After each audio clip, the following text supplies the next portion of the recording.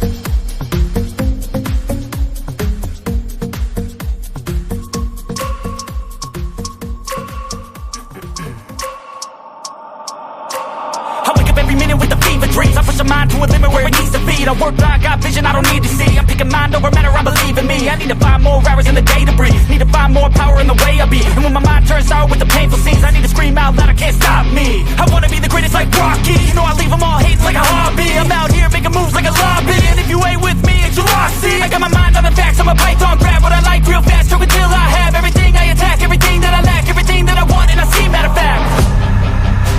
Cause I'm my own worst enemy. Only if I let it be. I can control anything if I can just think carefully. I control my destiny. Deep up in my mind I manifest it. Every morning I wake up obsessed, and everything I do the best. And deep within my mind, you know I'll always manifest it.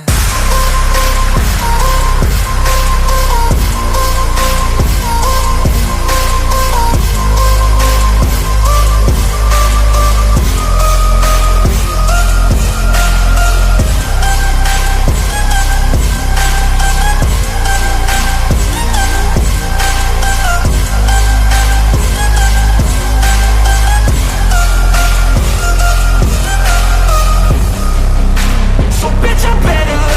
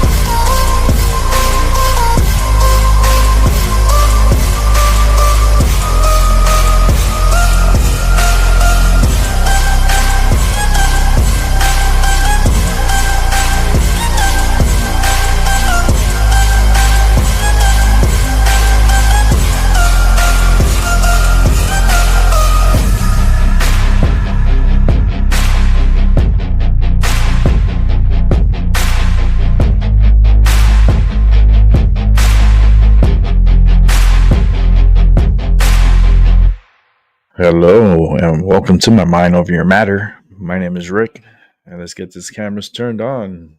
What a beautiful Wednesday morning here, September 10th, 2025.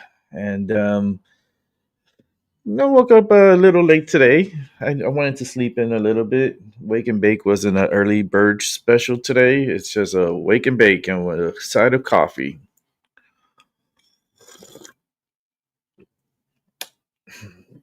Tastes so good. And I got my medicine here all ready and rolled up for us to smoke. Oh,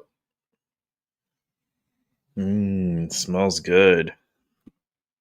And let's go ahead and light up a little piece that I had from yesterday. I have like a couple little pieces here that I want to smoke up, and we're gonna watch some news. I'm gonna have my breakfast here also. I have my breakfast here on the side. I'm ready to rock and roll this morning. We do got a couple of news to go through, and then I got 2 paranormal videos for us to watch at the end. I think it'll be a good watch. With that said, let me set this up for us to watch here. Give me 1 second while I put this together. Everything is a process. Yes, it is. All right, here we go. Each night, our Eye in America takes a look at the country. And tonight, we focus on one way it has changed. When the baby boom generation was coming of age, marijuana use was against the law. Well, now, in much of America, it's legal. And as Jim Axelrod reports, some boomers are making up for lost time. Don Searles is going to a party and doesn't want to show up empty-handed. Now, son, in goes peanuts. So he's making peanut brittle using an old family recipe With marijuana. with a modern-day twist. But now you got a new ingredient. Yeah, we had the marijuana. Yeah. Yay! The party Don's I do that attending too. is an old-school pot party. Make Although Right. this one has a new wrinkle. It's at the Trilogy Retirement Community, an hour east of San Francisco, where lately the golf course has a new competitor for popularity. This is the old style of rolling a joint. nice. I rolled my Crawley, joint the baby host of the too. party, is 74. I need to go to that and party. not at all surprised by some new numbers. Between 2021 and 2023, cannabis use among Americans 65 and older went up 46%. Yeah. Surprise you at all? No, Why not? because cannabis is a good solution to a lot of medicinal issues. And with cannabis now Yes. legal in 40 states for medical use and 24 for recreational, the stigma I'm is medical gone. right here. I've never smoked a cigarette, a joint. I When don't it comes to smoke his cannabis, Stephen Clark is strictly an edibles guy. You're in. You're a cannabis guy. What is it He's eating Rice about Krispie treat. cannabis that you're drawn to? That it does work on PTSD, pain issues, It does. relaxation issues, It does. brain disorders, Yes. heart disease. That's Cancer. his experience. But some medical lot of professionals stuff. think differently. If they are smoking marijuana, we can be pretty confident that they're harming their cardiovascular system. Professor Matt Springer at UC I don't San know about Francisco you, dude. has a warning. The active ingredient in marijuana may carry health risk no matter how seniors get it. Smoking it, Oh, gummies, Lord. even peanut butter. Here. Ooh, that People who looks get their good. THC through edibles, what does your study suggest? It suggests that they might be having an adverse, a harmful effect on their cardiovascular system. If they're eating THC, they're not without risk. But don't talk to Don Searles about risk. 5 Exactly. years after a motorcycle accident left him with chronic pain. Me too. He needs something. So there's a new study out. It shows a connection between cannabis use It helps. and cardiovascular disease. It doesn't surprise me. I go to my doctor and he says, geez, quit drinking milk. Stay away from the sugar. You know, what isn't bad for you nowadays? But despite Exactly. the warnings, these seniors are happy just the way they are, high and retiring. For Eye in America, I'm Jim Axelrod in Rio Vista, California. All right. Well, hi. Hey, listen, seniors out there. I know a lot of seniors that smoke and take in medicine, and they are like, they'll tell me stories about how they were growing up, and how it was illegal. It's like it was forbidden. Actually, families and parents were really strict about drugs back in the days, which is a good thing. It's a good thing. But one thing I never understood was marijuana, right? Because it was really big back in the early 1800s, 1900s. Um, they were using it. Shit, our Constitution of the United States is written on hemp paper. Hello. They just made it. They made it illegal because of the pharmaceuticals. They were going to lose out a lot of money because of marijuana, and not only that, but cotton. Cotton was a big deal because hemp. Because you can make clothing out of hemp, you can make everything out of hemp. And the fact that they just wanted to get rid of this competition, that's why they made it illegal, and they classified it as like one of the highest class of narcotics, and the rest is history. And now we're here at this turning point where we're fighting against the government to legalize marijuana and make sure that all those who need it can get it, especially medically wise. Like for myself, I suffered a severe accident that broke my neck 14 years ago, and I suffer from like super bad pain. I mean, it's beyond chronic. It's like it's punishing pain. And I smoke my marijuana. I take my medicine to calm the pain down. I'm actually have to see a surgeon to possibly have a second surgery on my neck. So there's a lot of things lined up for me for the future that I got to do surgically wise. But from the time I heard it to now, I've been smoking every day, almost religiously. There's times that I take a break, and I'll take a break for like a week, and then I'll come back to it, and I'm like, woo! I even get a bigger hit of medicine, and it makes me feel even more euphoric. But like I can live without it, and I can live with it, and I prefer to live with it and take breaks from time to time. I smoke. I measure everything out. I don't just roll it up and then just put it together and then just smoke a big ass thing. No, I have a scale. I have a scale here, and I scale everything out. You can see here. Yeah, I'll do a little zoom up. I have a scale, and I scale all my medicine to 0.5. So I have a little dish here with my scale. I put it on here, and then I put the medicine up here, and I measure up 0.5 grams. 0.5 grams, and that's what I use to roll up my medicine, and how to scale my medicine and track the amount of medicine that I'm putting into my system. I'm not just recklessly putting medicine together and just like if I could get this camera to work. I'm not scaling. I'm not just putting a gram or whatever medicine in and then rolling it and not know how much medicine I'm putting there, because factor price wise, right? Because medicine is not cheap. Okay. So the more you could get out of it, using a lesser amount, the better. Okay. So I factor in, this is me. I could roll up beautiful joints that look like this. Here, let me zoom it in so you guys can see better. Here you go. See, if I could roll out joints like this at 0.5 grams, this is more than enough to get me going. Now, if I want, I could do 2 of these joints. That will make it 1 gram of marijuana. So 1 gram of marijuana, it's enough. I do that on a nightly and a daily. I technically smoke between, I would say, 1.5 to 2 grams a day. And that's only smoking for like 3 to 4 joints a day. Every time I come on my show, I smoke about 1 to 2 joints, depending on how I'm feeling. And then that's how you break it down, because if you do the math, when you go buy your medicine from the dispensary, you only get like 3.5 grams. Okay. So 3.5 grams, you have to factor in, okay, damn, budget it out.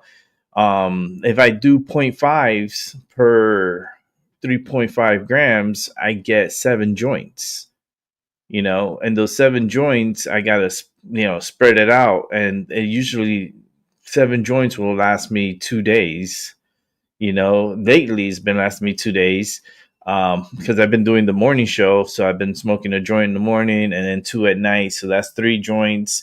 So 3, that's 2 days and 1 extra for another show because I only smoke during the show because it's when I'm talking and speaking and interacting while I'm smoking, the medicine gets more into my system and then I feel more euphoric, I feel like I'm inhaling more of the medicine than just smoking it on my own and not talking and just smoking it. I don't feel like I get the same effect as I do it on the show.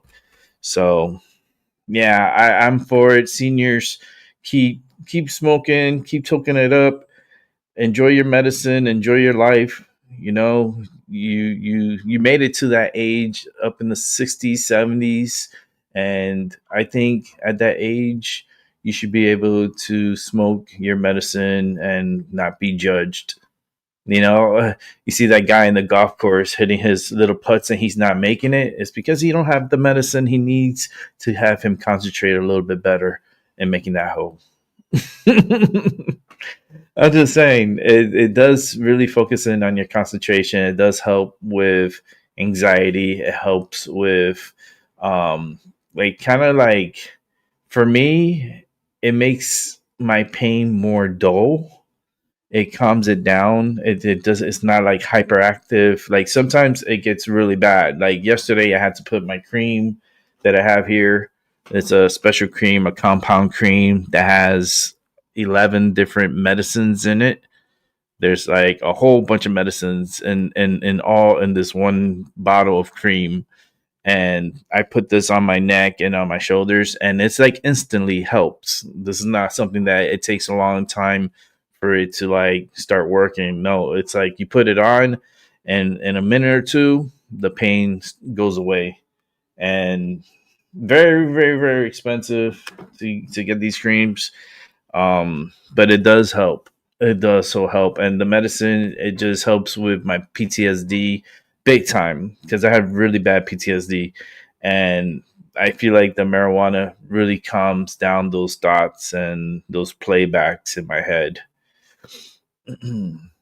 But with that said, what a great way to start off the show talking about marijuana. It is a wake and bake. I did classify it as wake and bake. So what a great way to start the show.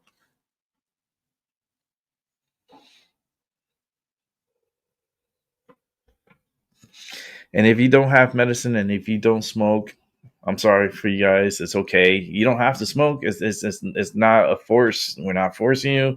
I would never force anybody to against their will on anything. But I just could only share my experiences with it. And for the past, oh my God, I've been smoking for over 20 years, easy. It's been very beneficial and helpful for me. And I'm going to keep smoking until the day I die. The only thing that sucks is the price, I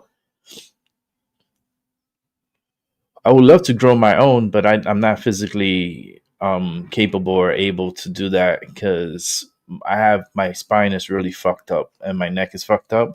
I'm lucky I could walk. I'm lucky I could sit here and talk and do what I'm doing. This is all like a miracle for me that I'm able to do this.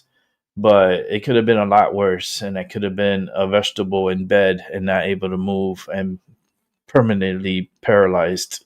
Would have destroyed my life.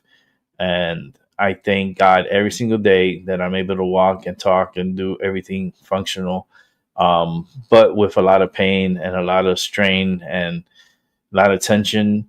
But at the end of the day, I'm happy to still be alive and I'm happy to still be functional.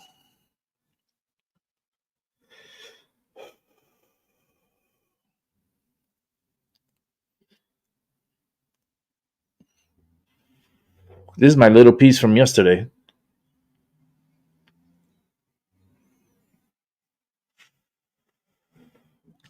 And I want to make sure to smoke it.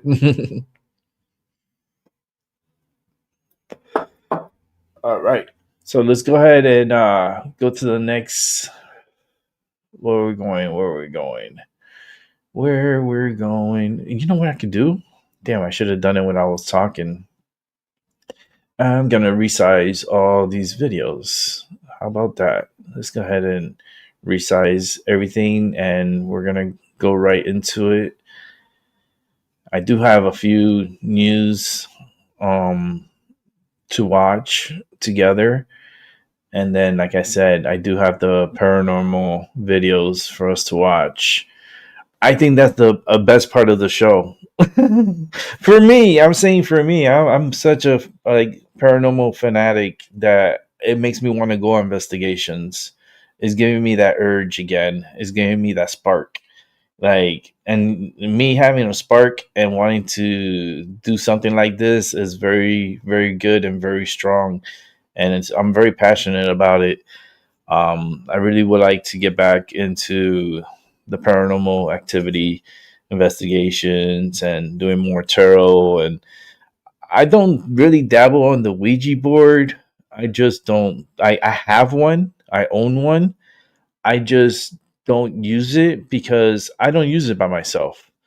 That's something that I wouldn't want to even entertain, using it by myself. I would like to use it with someone that's very trustworthy and someone I could get this, and it's always good to play with 3 people. I always say the Ouija board it's not like a 2-player thing. It's more like a 3-person thing, because you have the 2 players on the board, and then you have a 3rd person as confirmation and possibly writing down all the letters as it's spelling out. Yeah, it's a more of a group thing to do, and you have to play it with really trustworthy people. You can't just play it with anybody. But it's just not my thing. But we're gonna go ahead and did I get everything? Let me make sure.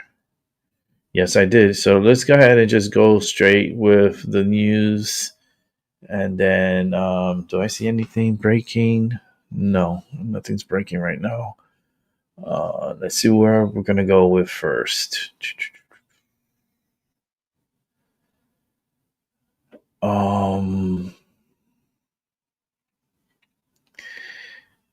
Okay, I got two entries for Tyson De La Cruz. I got some Fox News to go over. Let's go ahead and go to this one because I think this is more important, and we could just get the main stuff out the way. So let me set this up.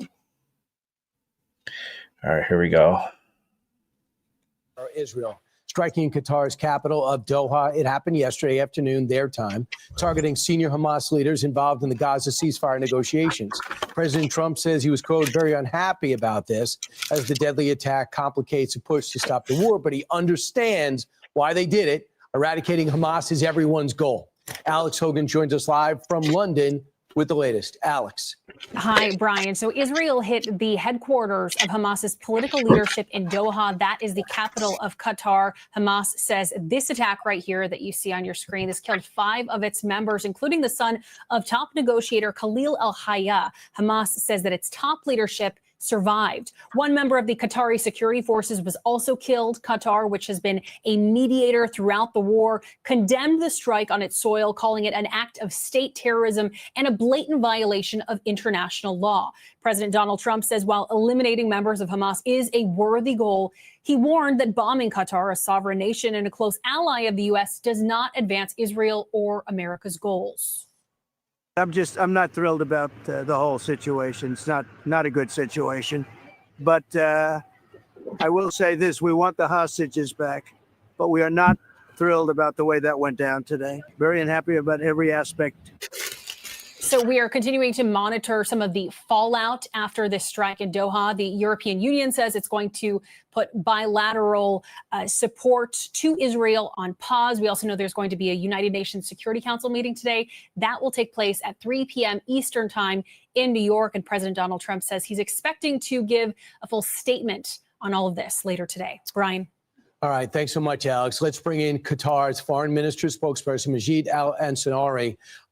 Thanks so much for joining us. Appreciate it, Doctor. What happens today with the talks that were scheduled for yesterday afternoon? Thank you, Brian. I'm very happy to be with you again. Let me tell you very clearly, President Trump had a plan on the table. He wanted us to convey that plan to Hamas, and this is exactly the meeting that Prime Minister Netanyahu decided in this rogue state behavior to attack in a sovereign state like Qatar. The attack came at a time when the Hamas members were discussing Trump's proposal, and it sends a very clear message to the partners of the U.S., the allies of the U.S., and to those who are negotiating with other parties that they are not safe even when they are discussing the plans for peace. Doctor, did you condemn the attacks on the bus station that killed 7 innocent people who had the audacity to wait for mass transportation? I think, Brian, when our country's sovereignty was attacked by a state actor like Israel, our main concern right now is with our own national security, our own sovereignty, and the blatant attack on our sovereignty taken by a state that is a member of the European Union, of the international community. But that group has had 2 years to negotiate after an attack on October 7th that you never condemned, to get their hostages out, innocent people starving to death. October. Your information is incorrect. Okay, Brian. October. Okay, so you have 20 people alive under the 7th of October attacks. We did condemn these attacks, and the blatant misinformation campaign by Prime Minister Netanyahu to try to put Qatar in the middle of this will not work. On the 7th of October, the leaders of Hamas were not in Doha. They were brought to Doha for the negotiations that were held between Hamas and Israel with the support of the United States.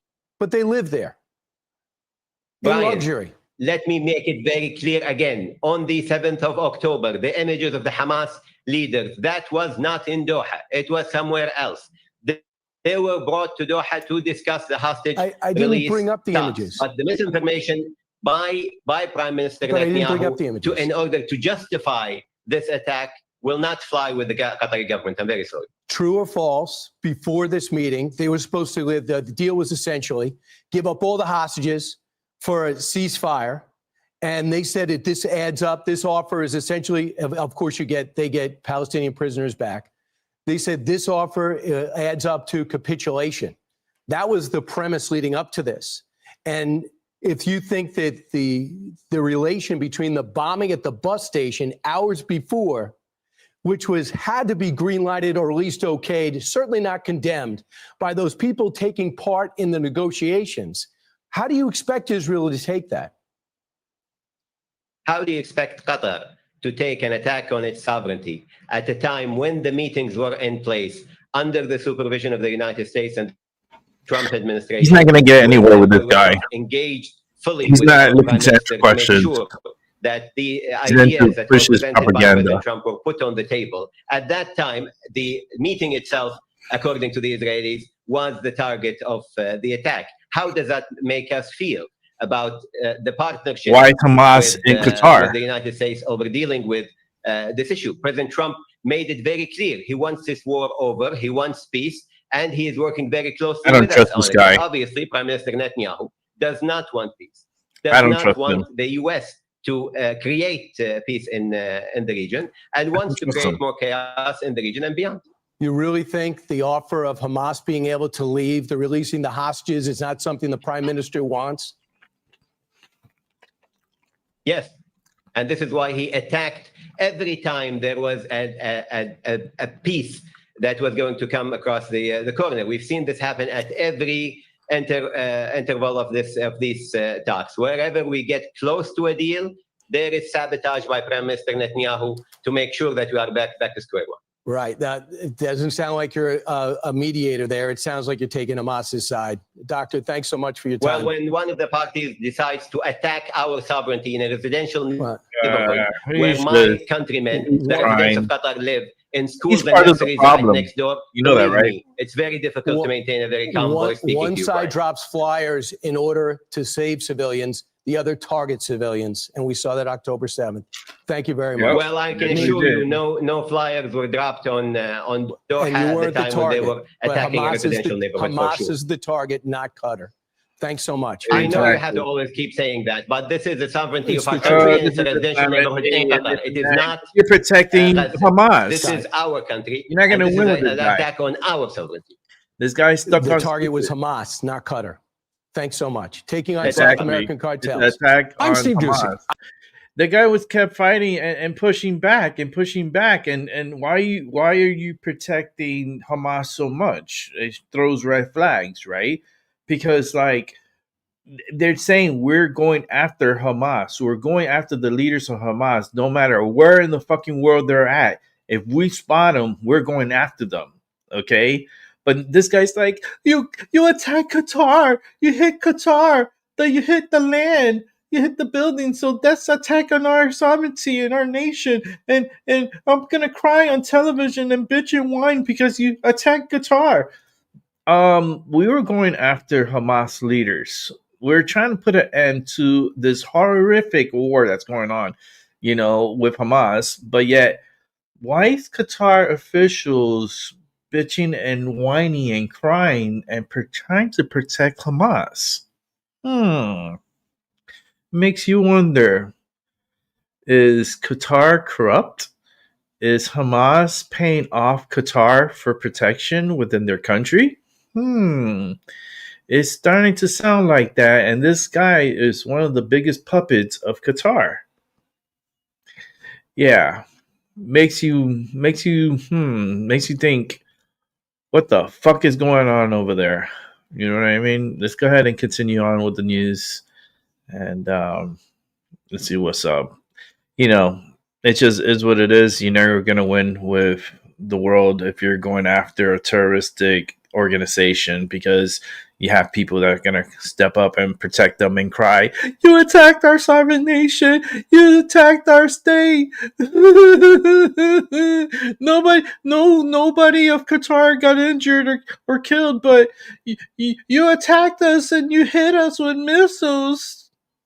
Man, fucking grow up and fucking, like, where's your big boy pants? Like, stop wearing your panties. Start wearing some underwears and fucking be a man.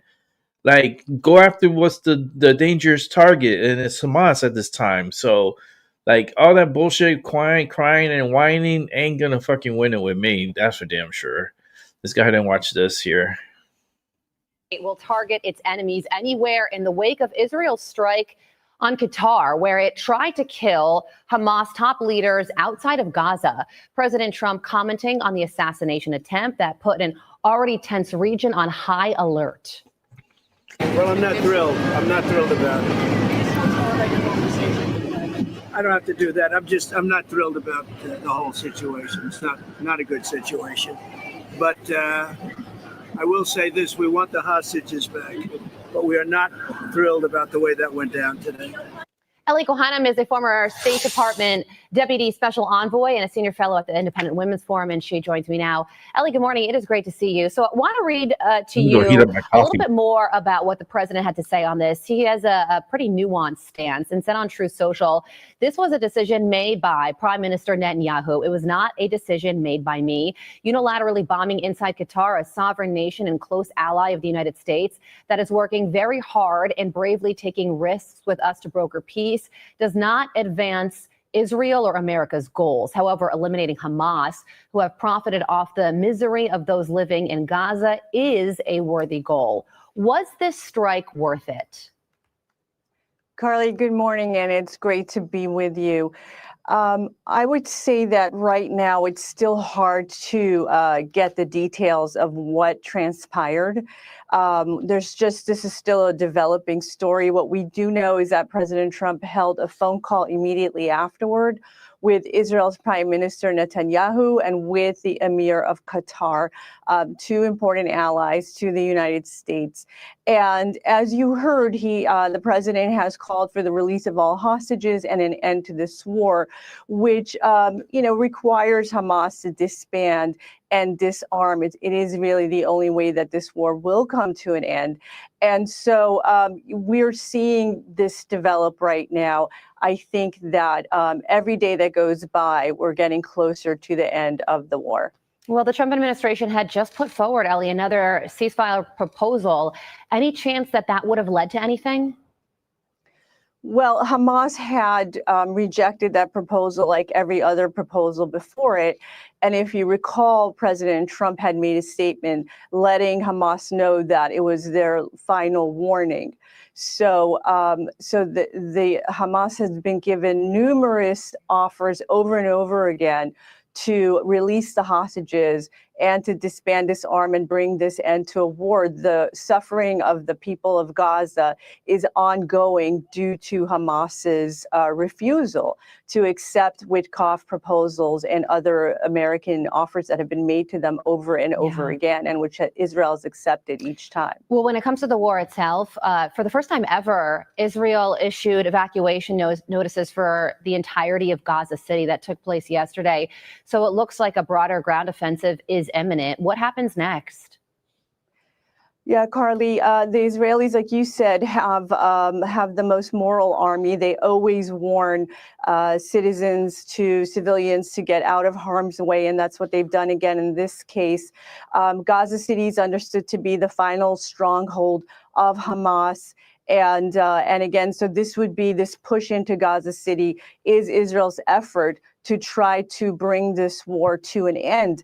But again, Hamas could bring the war to an end immediately if they were to release the hostages, disband, disarm. And these proposals have been made to them over and over again. So clearly Hamas does not care about the suffering of Gaza and of Palestinians. Oh, that's for sure. But what about the hostages, Ellie? You bring them up. What are the chances of them making it out of this and seeing their families again? It's been over 700 days now. Carly, it's really heartbreaking.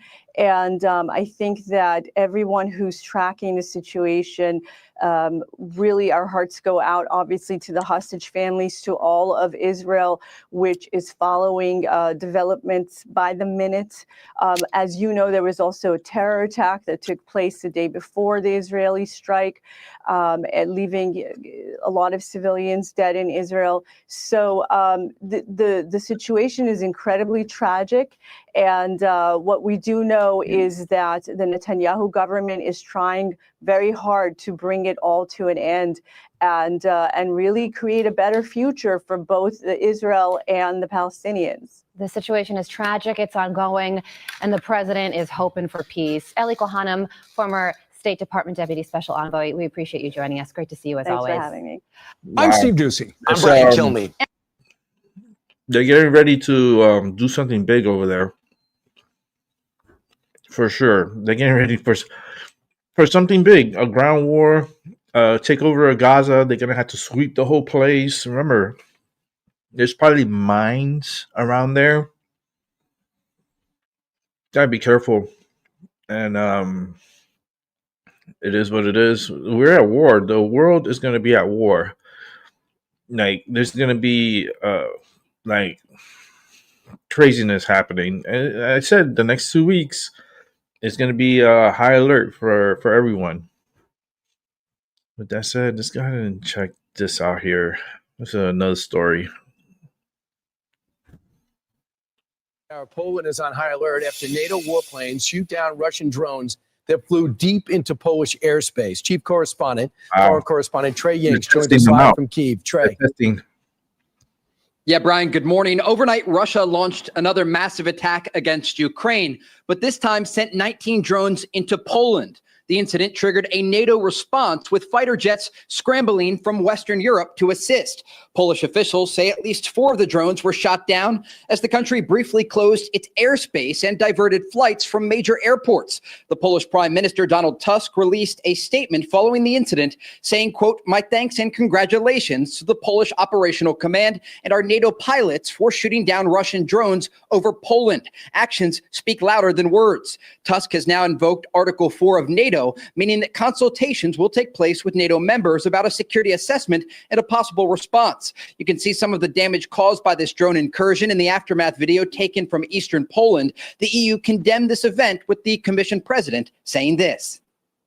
And just today, we have seen a reckless and unprecedented violation of Poland and Europe's airspace by more than 10 Russian Shahid drones.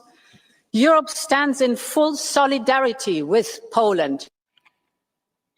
In addition to the events in Poland, Ukraine came under heavy bombardment with more than 400 Russian drones and 20 missiles. Brian? All right, Trey, that is amazing. They Trey. basically went after a NATO ally. It's going to be coming. I don't know how long we're going to sit on the sidelines with this. Right. Trey Yanks, thanks. Thank you. What That's does that what mean they're for the gonna other try to countries push that are involved, for including the broader United war. States? Can we get involved? You have to shit. Well, yeah. I mean, we could get involved. If they say that they're targeting Poland, that would trigger a NATO alliance to respond. There's something not right going on with Putin right now. He's escalating. You thought that the peace talks were heading in the right direction, and it looks like he's not taking the president's olive branch right now. This is what Poland was worried about. I'm Steve Doocy. Well, also there's a narrative they're trying to push here, and it's like Trump's trying to bring peace, right? Putin, he's been going at it with Ukraine for already how long? About 3 years, 4 years now. Probably a little bit longer than that. I understand, like, Ukraine used to be part of Russia, and a lot of their, like, the cricket people are in Ukraine, and they're Russian people that are in there. I never trusted Ukraine. I still don't. They're very, very non-trustworthy people, but yet they like to cry wolf. I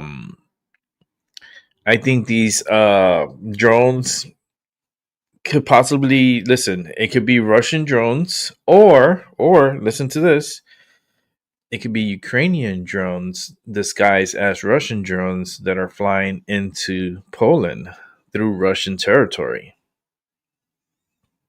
Could this be like the setup, like the Bay of Pigs? How Cuba, like the United States, sent out a whole bunch of planes, and they pretend that the planes were being attacked by Cuba, and it was exposed that the U.S. were the ones shooting them down. Yeah, that play could happen. It always happens. That's one of the go-to playbooks.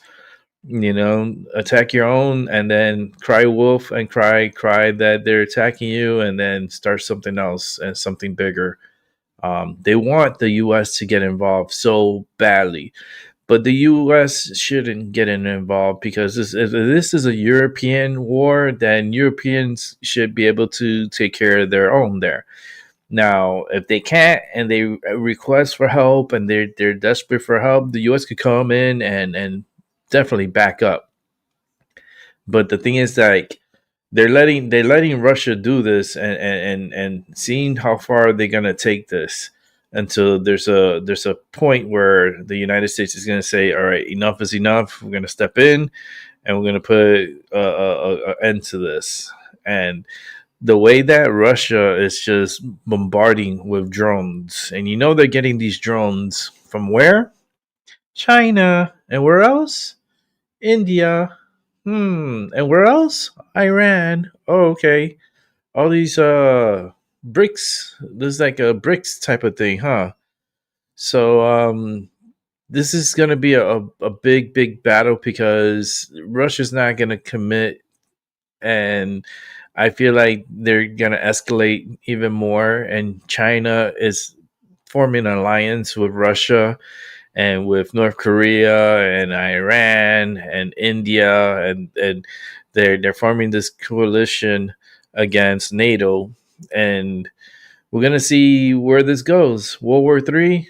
I would like to see it before I die because it's been prophesized, it's been talked about many decades, and it's in history books that World War III should be happening, and it will happen, and we are going to witness it, and a lot of people are going to die. And you see all these little reckless kids and doing all these street takeovers and having too much time in their hands. Guess what?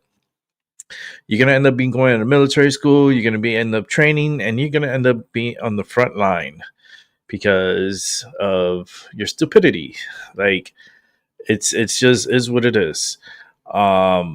Bring back the draft these young kids, put them in military, put them train, and you'll see how fast they'll start respecting this country and respecting the elders of this country, and and love this country. Because right now there's no love for this country. It's a lot of selfishness in this country. So let's go ahead and go on to the next topic here on the news. Let's see. I got 2 of the Tysons, but I'm not ready for the Tysons yet. We're going to watch these 2 here first. Let's go ahead and set this one up.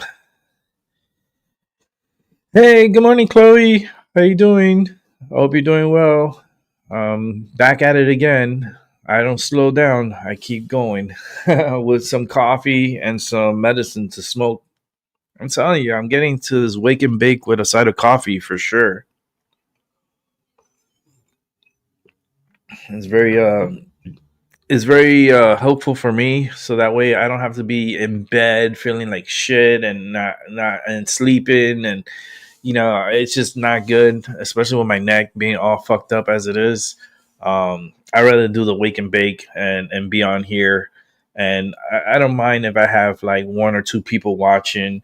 It's something for my health and my well-being, and at least I could produce something so others could watch down the line, But Chloe, when is your website going active?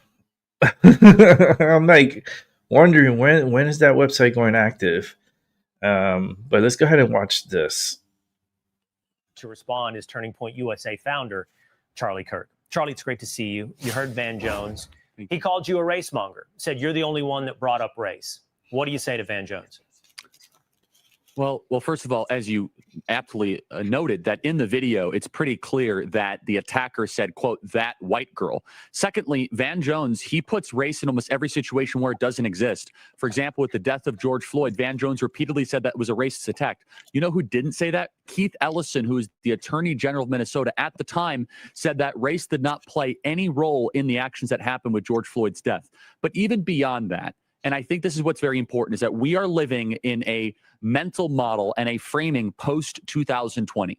The 2020 model is that the worst thing that could possibly happen is racial attacks. Remember, even before that, Jussie Smollett or the FBI being mobilized for even the slightest whisper of a hate crime. But now, all of a sudden, when we make the left live up to their own standard of rules, there is complete silence by the entire American media. And then Van Jones goes on television and calls me a race hustler for even I'm not letting you off the hook. and the specifics around this case. Now, you are on my hook, quite interesting, and I'm not letting you why go. is it the media was so quiet on this? You got to wonder, Will, because if the roles were reversed, and I tweeted this out, I will stand by it. If a white attacker was minding his own business and a perfectly law-abiding black individual was minding her own business, and that white attacker took out a knife and was relentlessly hacking a law-abiding black girl, you and I both know, Will, this would be national headlines, and there'd be more than 0 headlines, as you pointed out on your show yesterday. And so Van Jones, he wants to keep on trying to find racial motives that don't exist, and he ignores them when they're in broad daylight in front of him on recorded video and a horrendous attack such as this. The media doesn't care about this, and we should start asking why. What is the answer to that, Charlie? Why? I mean, it doesn't fit a narrative. This is my most charitable reading. The narrative that they have pushed forward in the last 10 years is that there is a relentless assault against black people on behalf of white people. And the data does not show that. You brilliantly pointed this out in your program yesterday. In fact, it's the exact opposite. White individuals are actually more likely to be attacked, especially even per capita, by black individuals in this country. The narrative that they have tried to force feed this nation post 2020 is that we are a systemically racist country to our core. We started to say the word racist more. We started to redesign our corporations. We started to teach things in our classrooms that were from the 1619 Project. And all of this has now been met with an appropriate backlash where people said, we're actually not nearly as racist as you say we are. In fact, we're the least racist country ever to exist in the history of the world. And in fact, if you want to actually talk about race-focused activity, why is it that you then ignore all the race-focused activity of black on white crime? Will, I want to live in a race-neutral country. I don't like talking about race all the time. But when I see it, and I see the left ignore it, and we try to make them live up to their own standard of rules that they force-fed us during the chaos of 2020, it really goes to show the destruction that this can lead to the entire nation. And the final thing I'll say is this, Will, is that this is more than just a semantic argument. This is more than just whether or not it's a race thing or not. Bad policing practices, consent decrees, opening up the prisons. As you say, $3.3 million is an outgrowth of a media narrative lie. So it's not just an innocent media narrative lie. Real policies get put into place when you don't challenge this nonsense in the public square. That's it. That's very, very well said, Charlie. Race is a part of this story, not just because of the media's lies of omission. Race is a part of this story, not just because of the potential words from the suspect on the light rail in Charlotte. Race is a part of this story because of the policies implemented by a racial lie post-2020. And that's what we need to remember today. These are a consequence of a lie that created policies. Charlie Kirk, well said, as always. Thank you. Hey, Sean Hannity here. Hey, click here to subscribe to Fox News YouTube page. Media likes to cover stories. Like they like to bury stories, not cover them, which they're supposed to be covering the story, but they think cover means don't say it, cover it, bury it. It's not that way. Media, I remember media was so different back in the 80s compared to it is now.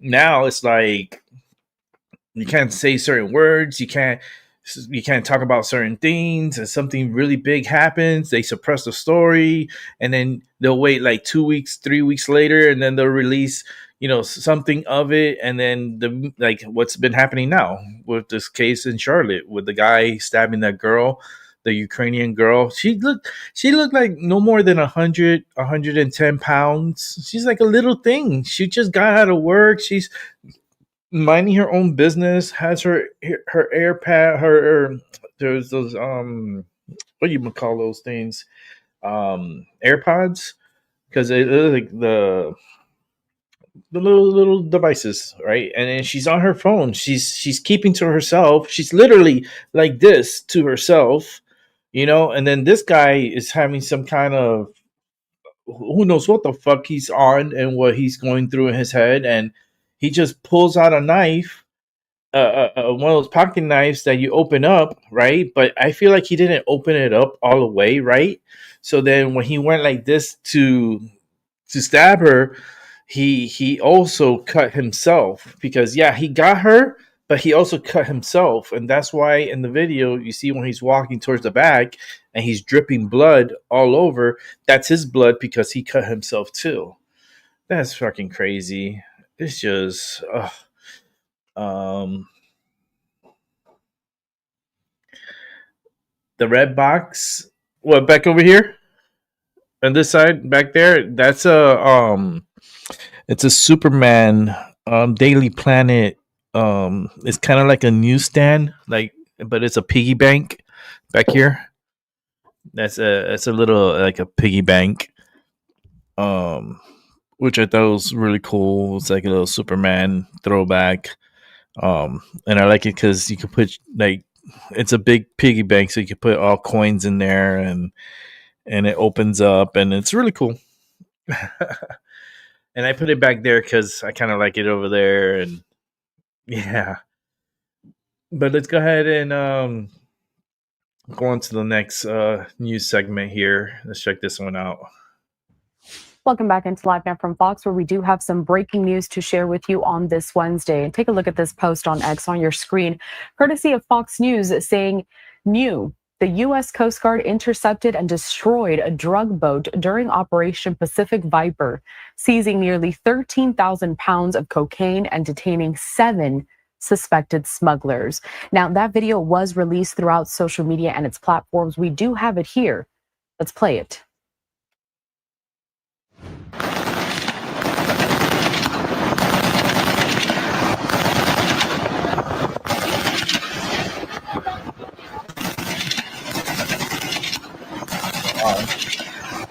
They blow that up. I don't think you need all that gunfire just to take down a little boat. I'm saying, damn. Right, so as you can see That's a there, little this ass is boat. You don't courtesy need all of that the Department gunfire of for Homeland that. Security Wasting through bullets. their official account on X. So the U.S. Coast Guard there capturing, burning, and sinking a suspected drug boat over the weekend, with video released on Tuesday Yeah, but I by think the it's a little department. overkill with all that It was part of gunfire. Operation Pacific Viper, and the U.S. Coast Guard conducted 3 interdictions in one night, in which nearly 13,000 pounds of cocaine were seized and 7 suspected drug smugglers were apprehended. I want to go back to another post here, courtesy of Homeland Security in their account on X, in which they say this: ASMR, U.S. Coast Guard captures, burns, and sinks a drug boat as part of their Operation Viper. And I want to continue with some more of this reporting, courtesy of Fox News. Which they also cite that last week the Coast Guard announced it had seized more than 40,000 pounds of cocaine in the eastern Pacific Ocean since Operation Pacific Viper was launched early last month, averaging more than 1,600 pounds They're interdicted burning per day. all the The cocaine sinking and of all this that boat comes after a marijuana. Marine strike on They're like September 2nd right next hit a to it, vessel and in they're the shooting southern at the Caribbean boat like, Sea while allegedly carrying members of the and they Venezuelan high as hell. gang Tren de Aragua, smuggling narcotics headed for the U.S. Chloe, you're funny. This also comes as the U.S. military is bolstering its Navy presence near Venezuela as part of President Trump's efforts to stop drug trafficking from the Latin American country. I do just want to go back briefly to this video one more time. Take a look at this once again here on your screen. Look at the overkill. Look, So you can see the moment They're when the burning all suspected that drug boat was drugs. intercepted there. This video courtesy of the Department of Homeland Security through their social media account Why do on they have to X, shoot that much? and also Fox News breaking this story earlier on today.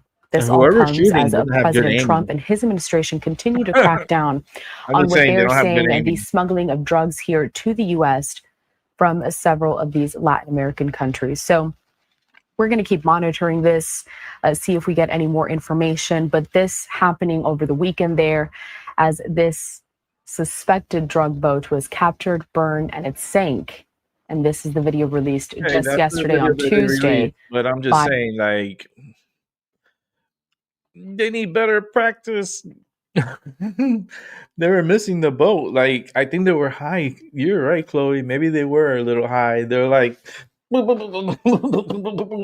like, dude, I can't keep it straight. I'm fucked up, man. This fucking shit. It's like all over the place. Oh no. Oh. Oh, that was funny. I'm just saying, I mean, that was a lot of shots that they took on a little ass boat. You know, you would think that was like a bigger boat that they had to take like so many shots. But I'm really like about the Ukraine and the missile stuff. Oh, well, the drone and shooting into Poland. Something keeps telling me in my head. There's a voice in my head that's telling me that it's coming from Ukraine. Look at the camera's going crazy. Like, that's how strong the energy is. I'm feeling this drones came from Ukraine into Poland. And I think they're trying to blame Russia and do another false flag, because they've done this before where a missile came from Ukraine and landed in Poland, and they try to blame it on Russia. And I think they're trying to do this again to give them the narrative and the story to go ahead and attack Russia because they threw drones at us. You know, if something's not smelling right, you question it. and I'm questioning the hell out of it. And I'm feeling the energy that this drones came from Ukraine into Poland. I don't think Russia sent drones into Poland. That's what the voices in my head is telling me. And I gotta listen to those. I gotta listen to it, but it's just there's something doesn't smell right. And let's take a look at this. And this is based on that story of the drones and pretty much flying into Poland. And in order to get into Poland, they have to basically from Russia pass through Ukraine, pass Belarus, and then get into Poland. That's something something just don't smell right on that. And you'll see what I'm talking about. Let's check it out here. Poland. The military there accusing Moscow of an act of aggression after Polish and NATO forces scrambled to shoot down How do they Russian know drones if it's that Russian? violated its airspace. Prime Minister Donald Tusk has confirmed a military response operation is underway following multiple airspace violations. Polish and NATO jets were scrambled following reports from Ukraine's Air Force that Russian drones were headed towards the country's airspace. During the incident, Polish authorities shut down several major airports, including Warsaw International, and urged its citizens to stay indoors. The exact number of Russian drones over Poland remains unclear. We're joining us now for more is CNN military analyst and retired U.S. Air Force Colonel Cedric Leighton. Thanks so much for joining us. You bet, Linda. Always good to be with you. So this marks the first time Poland has taken direct military action against airborne threats from Russia crossing into its territory since the war began. Just how significant is this moment? It's very significant, Linda. One of the key aspects of this is Chloe. the fact that the Poles felt compelled to shoot down at least some of the drones. Now, we don't know, as you mentioned, how many drones or even where they actually fell in Polish territory, but it's pretty clear from some of the postings that we've seen from Polish government officials that drone I think this is the false fragments flag. can be found on Polish territory. So the Polish authorities are looking for those drone fragments. They've asked people to make sure that they stay away from those fragments, but that they inform the police that those fragments are there and that they can actually be located. So the Poles are obviously a frontline state. They're clearly sensitive to this kind of violation of their airspace. And it really marks the first time that there's been a concerted effort, not by the Russians, to potentially take their drones into Polish airspace. It sounds like a but false also flag. a concerted effort by the Poles to respond with strength to these kinds of actions purportedly by the Russians. So it's a major change in the tenor of the basically frozen conflict that has existed between Poland and Russia up until this point. Yeah, exactly. This isn't the first airspace violation by Russian drones, but certainly the first time Poland has activated its air defenses, scrambled its fighter jets. From a military perspective, what does this reveal about Poland's readiness to respond? Well, what it looks like, at least right now, is that the Poles have a very heightened state of alert. And, obviously their alert phase has increased quite a bit because of the incursion of these drones. But the fact that they were able to respond so quickly indicates that they were already in a heightened state of alert. And that very fact Sounds like a false is, flag. I think, symptomatic of them being a frontline state, basically because they border both Ukraine and Belarus. Ukraine, of course, engaged in the war with Russia, Belarus, a Russian ally. And it also shows that with heightened tensions, there's an exercise that the Russians are going to be conducting with Belarus starting on Friday. That is going to also cause the Poles to have heightened readiness state and the heightened alert state. They've closed the border with Belarus, and that also indicates that they have been looking at this for quite some time from an intelligence perspective and, of course, from a force deployment perspective as well. So what's your perspective on Russia's objective? Is it deliberately provoking NATO, testing its rules of engagement? You know, when you look at the way the Russians have conducted these kinds of operations, you have to suspect that there is a deliberate approach that they're taking here.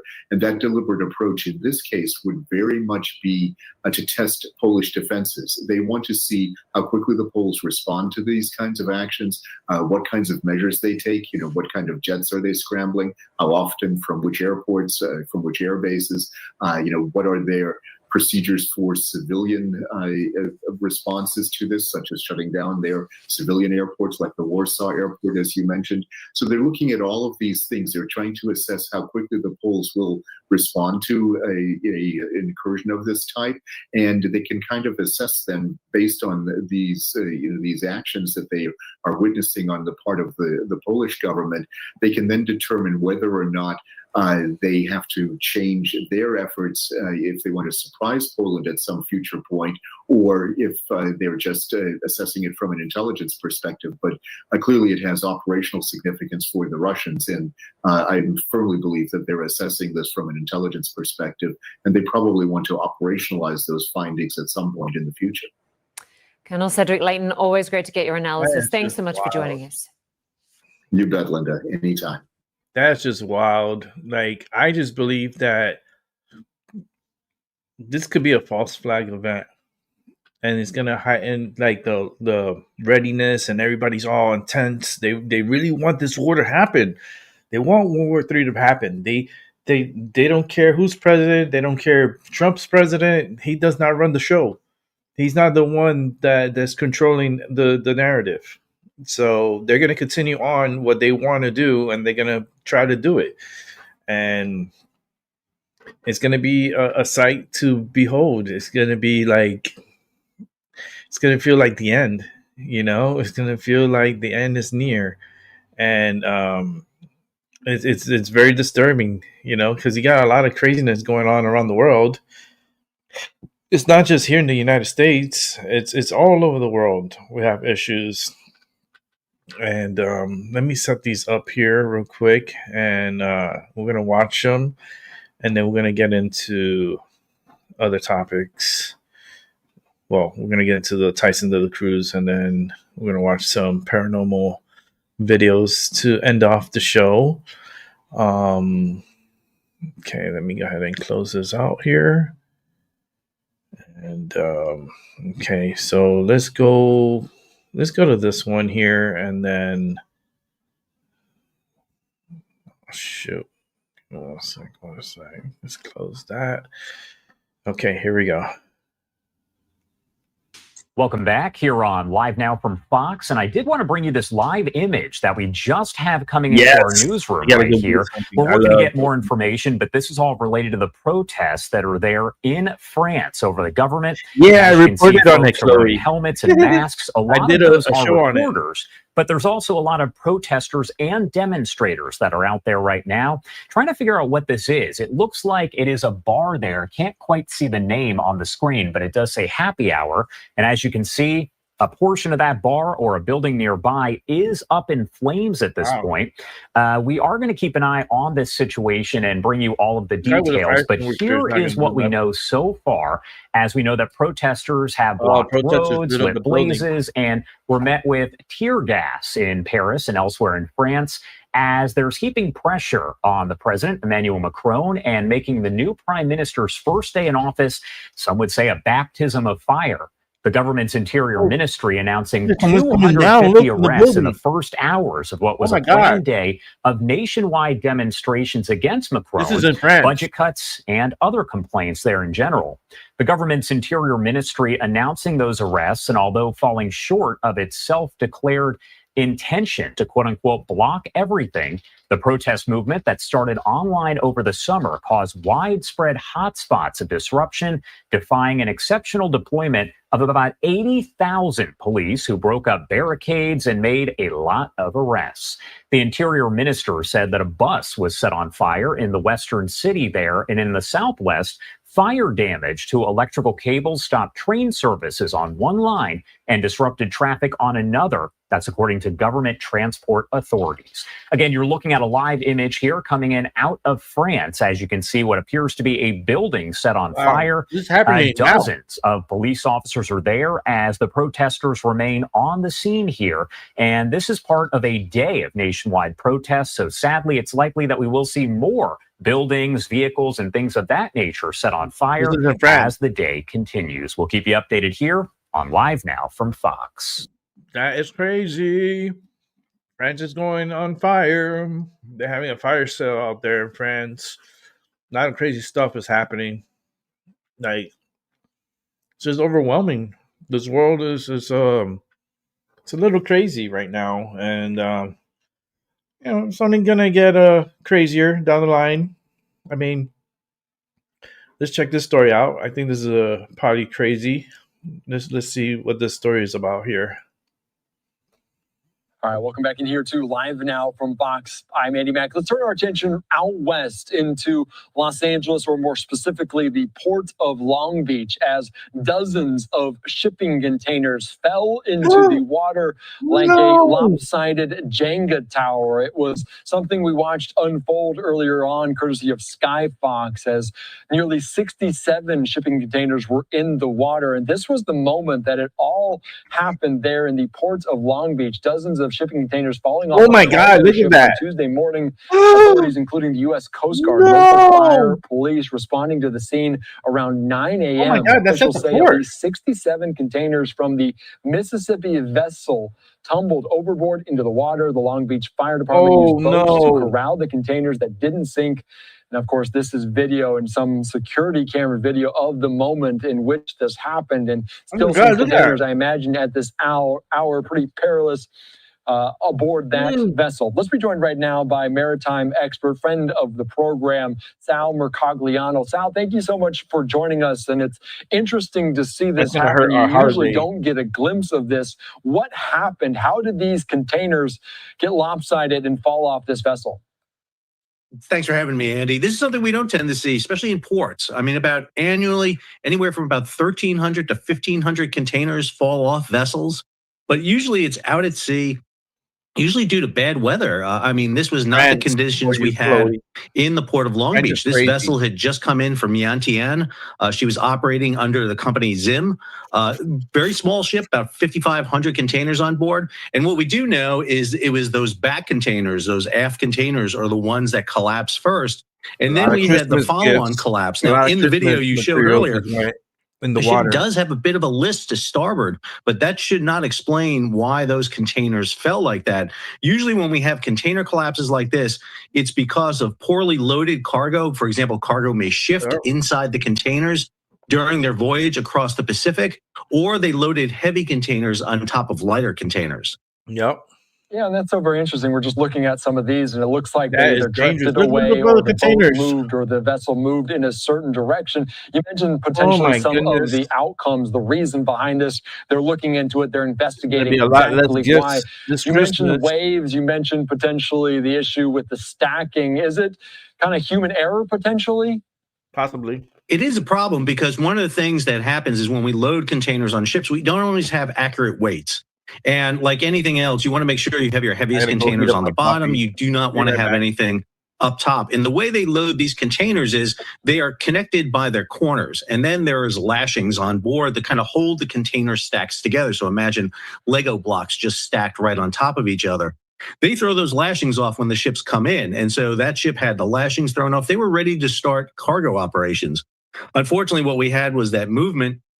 These containers go in the water, and I really want to compliment the Port of Long Beach, the Coast Guard, the fire department there did a great job in corralling these containers and making sure that it didn't sink, block the passage there. Did a really good job. We saw that second stack collapse on board the emissions barge. One of the things that California has implemented is a carbon capture off their vessels. So that vessel that was alongside was capturing that.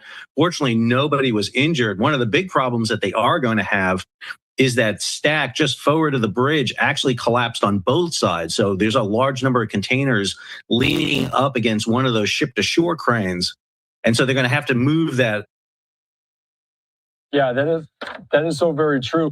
Sal, we talk about this in some 67 shipping containers falling into the water. This is a major vessel, the Mississippi vessel. How many containers potentially could this hold? Is it one of the bigger vessels out there? Can you give us any insight into that?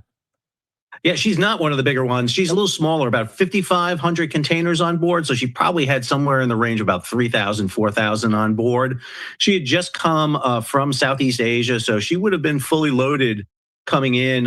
She was operating, got in that morning, would have started cargo operations. We know the ship-to-shore cranes were already working them that morning. Long Beach had 6 gangs scheduled for the vessel. So they were planning to work that. One of the things that's very unusual about LA and Long Beach is when ships come in, they tend to offload nearly all their cargo. So it works a couple of days in the port. This is obviously going to close down. There's going to have to be a big investigation into this. They're going to have to really identify what's in each of those containers, determine where those containers were on the ship, and most importantly, ensure that there's not an issue with further collapse in the offload of this vessel. Yeah, they got all the way to port and then this happened. So it's kind of unfortunate to see it happen in this way. You mentioned this happening, and obviously the Port of Long Beach is so very big. This happening at Pier G around 9 a.m. In terms of disruptions and how they manage it, how they strategically go around it, will there be any potential disruptions? Are we probably not going to see a big disruption? Cargo is starting to slow down coming into the United States right now. We're coming off the peak season right now. Just saw the numbers come in for August. We're heading downward, which is a typical trend we start to see at the end of the year.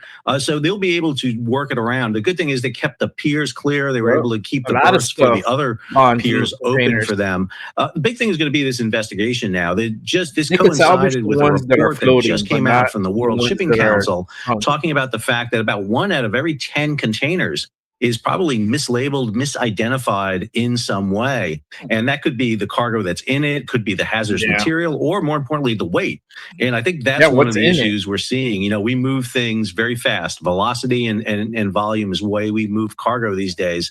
And so unfortunately, sometimes things slip through the crack. And I think that may be what we find out happened here on board Mississippi. Yeah, it's very concerning. And I do want to put up some more video because it's interesting. We say we don't get a glimpse into this very often, but if you think about it, it falls into the water there and it's kind of floating. Are these shipping containers, do they generally float or do they sink to the bottom, or does it depend on what's inside of them? Depends what's inside. No, they usually will be buoyant for a while. They're pretty well sealed. Unless vent holes are open on them to allow atmosphere in, they tend to be sealed so that you will get buoyancy out of them for quite a while. It's one of the reasons why you see them rushing very quickly to do it. One of the innovative things they use there is the Long Beach fireboat, and you see it using its water jets to actually kind of herd, almost like push the containers into this little cove right here so that they can get them out. They're now going to have to bring in cranes, look at some of the materials are coming out to start picking them up. They're going to eventually start to flood these containers.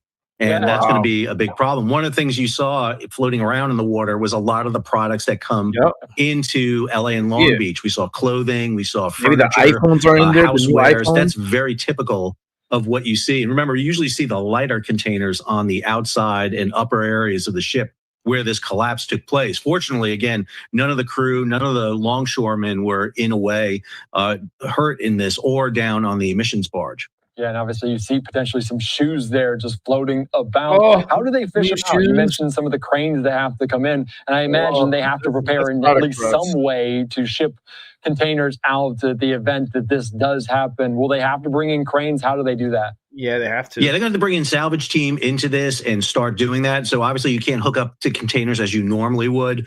Plus you'll have the added weight of water in them. So that becomes a big salvage operation. So I would envision either cranes from shore, but they may not have the reach, or a crane mounted on a barge.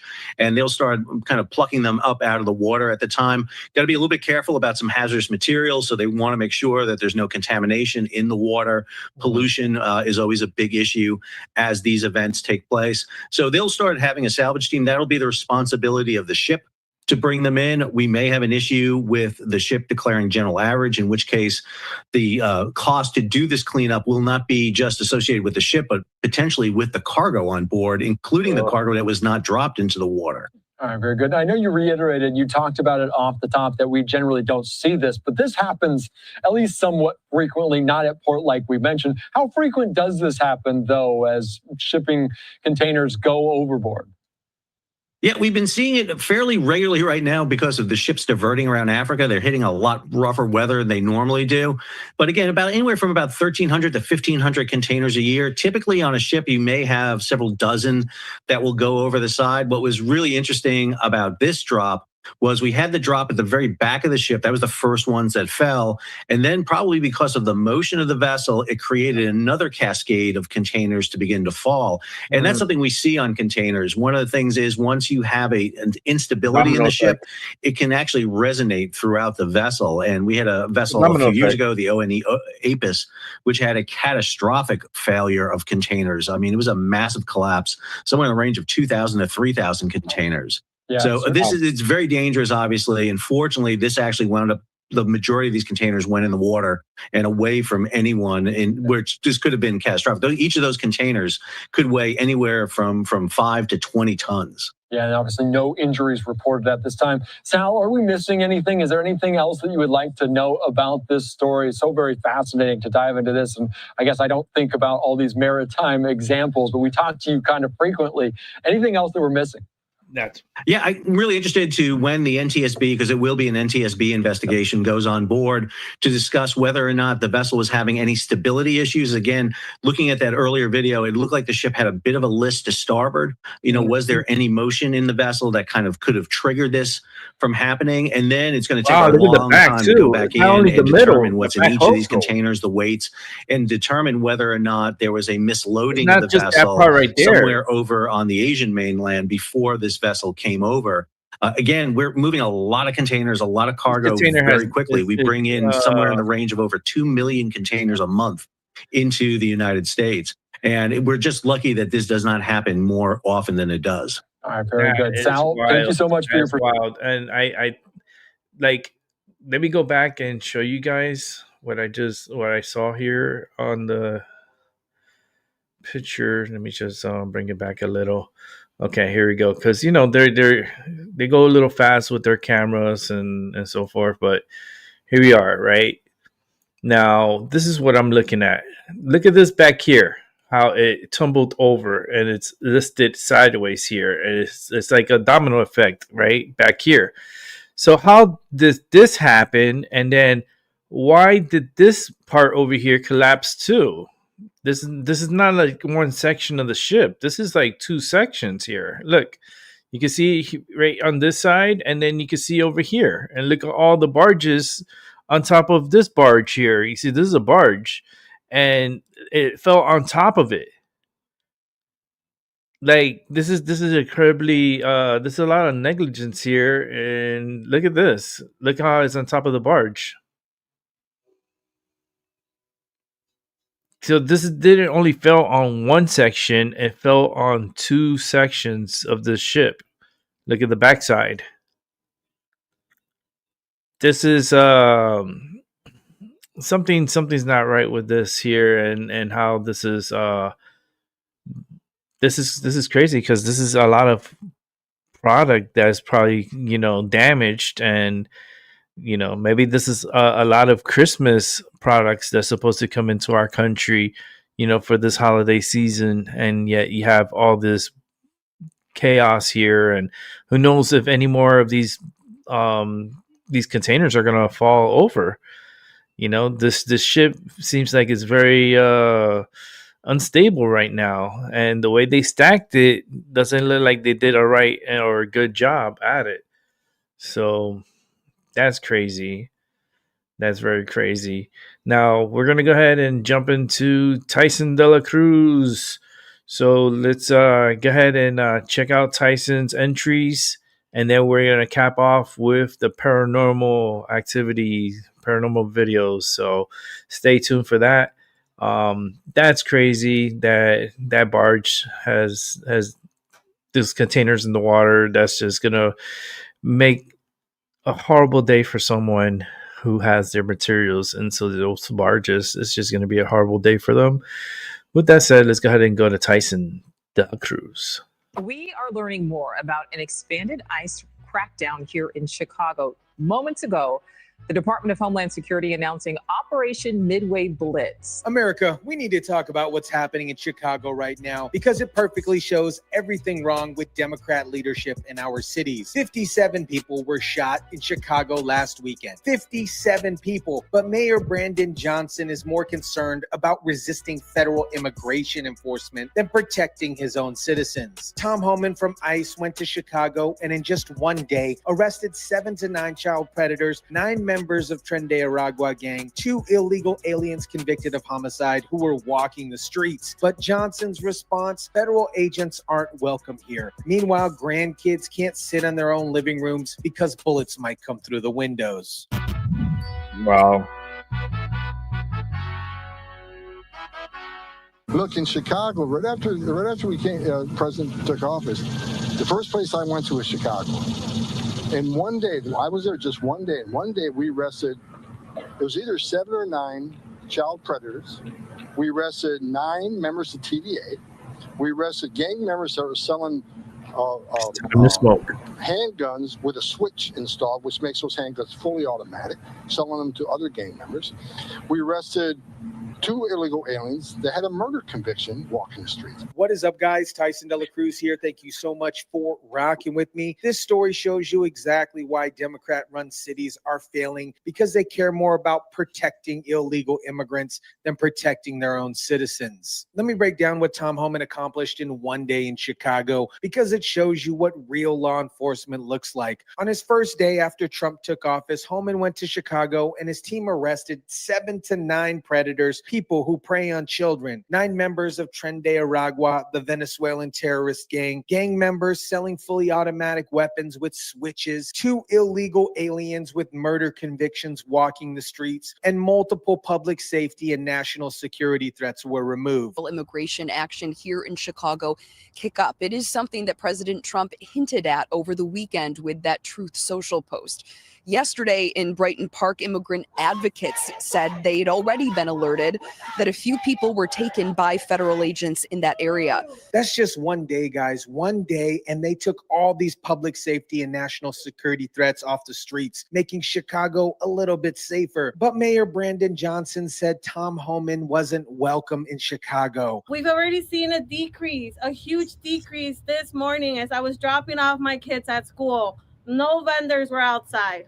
People are afraid. No vendors outside. They're not supposed to be there. People were detained on Sunday. Now they launched Operation Midway Blitz. It's a coordinated immigration and that means these vendors don't have licenses to be vending anything. And what's the response from local officials? Resistance, protests, and complaints about federal agents making their city safer.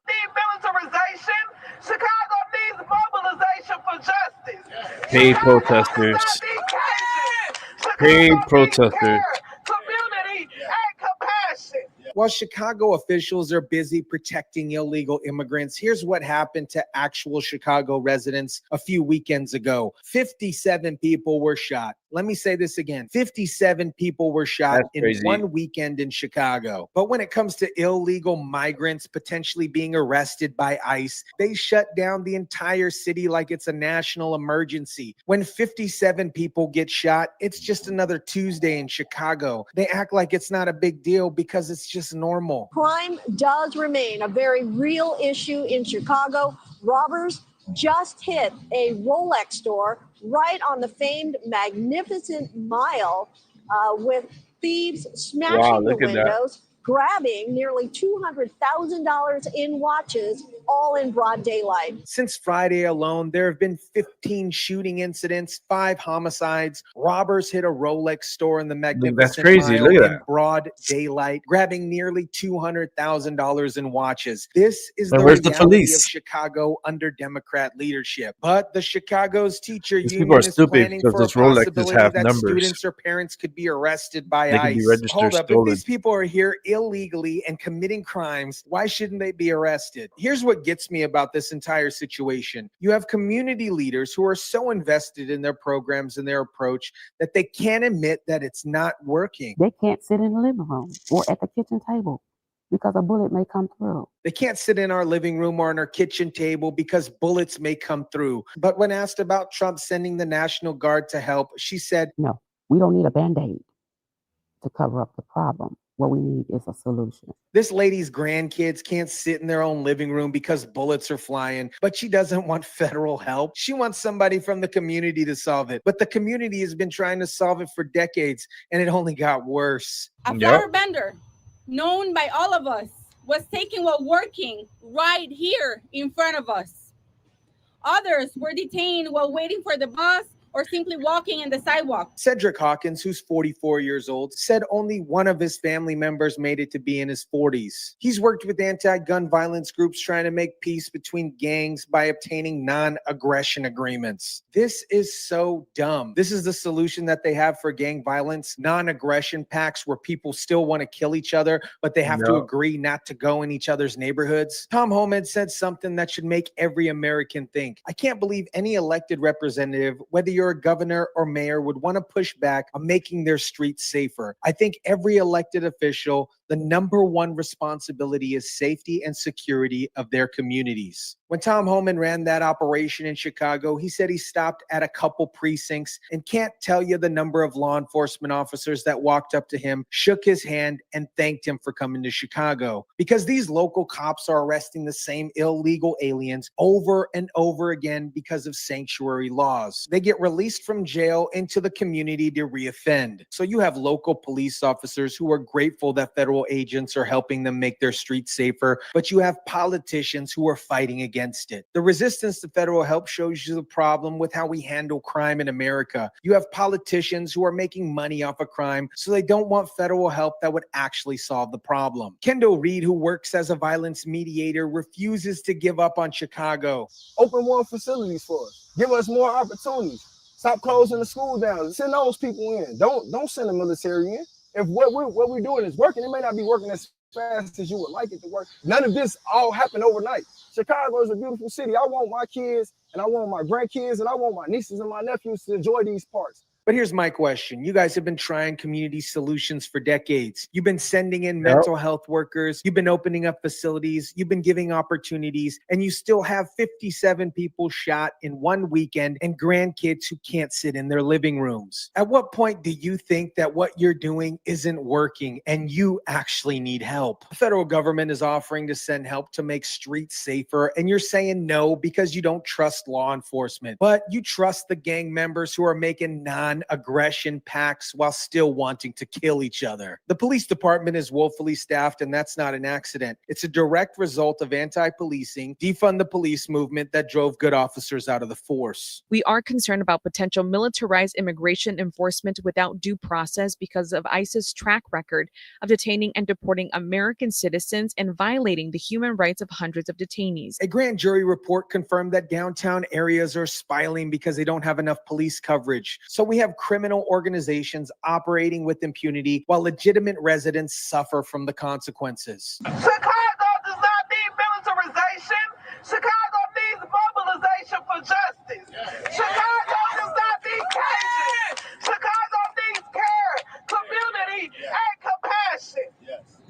They may try to meet our pain with policing, our cries with cages, and our hopes for handcuffs, but we say no. But what about the human rights of the 57 people who got shot last weekend? What about the human rights of grandkids who can't sit in their living rooms because bullets might come through the window? America, this Chicago situation perfectly illustrates everything wrong with Democrat governance. They create an environment where law-abiding citizens are terrorized by crime while criminal organizations operate with complete impunity. Tom Homan and the federal agents remove child predators, terrorists, gang members, and convicted murderers from Chicago's streets in just one day. The local police officers thank them for coming, but the politicians are fighting against it because they monetize on crime in their communities. Meanwhile, you have 57 people shot in one weekend, grandkids afraid to sit in their living rooms, and community leaders who want to send more mental health workers instead of accepting federal help to remove dangerous criminals. The solution, in my opinion, is simple. Let federal law enforcement do their job. Support the police who are grateful for help. Stop protecting illegal immigrant aliens over law-abiding citizens. Tom Homan said it best. Sanctuary cities are sanctuaries for criminals, and politicians who run them are more interested in protecting political ideology than protecting their own people. Let me know what you think about this.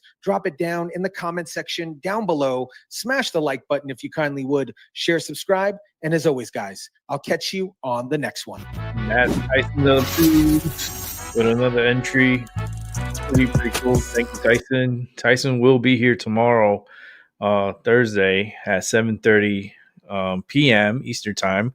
So come ready, come with questions. He does interact with the chat room, so it'll be cool if you guys were to come and enjoy a good show, a good debate between me and Tyson de la Cruz. And with that said, let's go on and jump on to the next episode here. Let me set it up. Okay, we're almost done. It's a couple of clicking here, clicky dares, and here we go. Over 90% of fentanyl seized by Mexican officials comes from these three states. America, we just got confirmation on something that should terrify every parent in this country. Mexico has crowned a new golden triangle of fentanyl trafficking, and it's pumping death directly into American communities through Arizona and California. We're talking about Baja California, Sinaloa, and Sonora, three Mexican states that now produce over 92% of all fentanyl seized by Mexican authorities. But here's the kicker. Roughly half of the fentanyl entering in the United States is coming through Arizona ports of entry, while 53% of guns recovered in Mexico were traced back to recent Arizona purchases. This isn't just drug trafficking. This is a death pipeline that's killing Americans and Mexicans on both sides of the border. That's wild.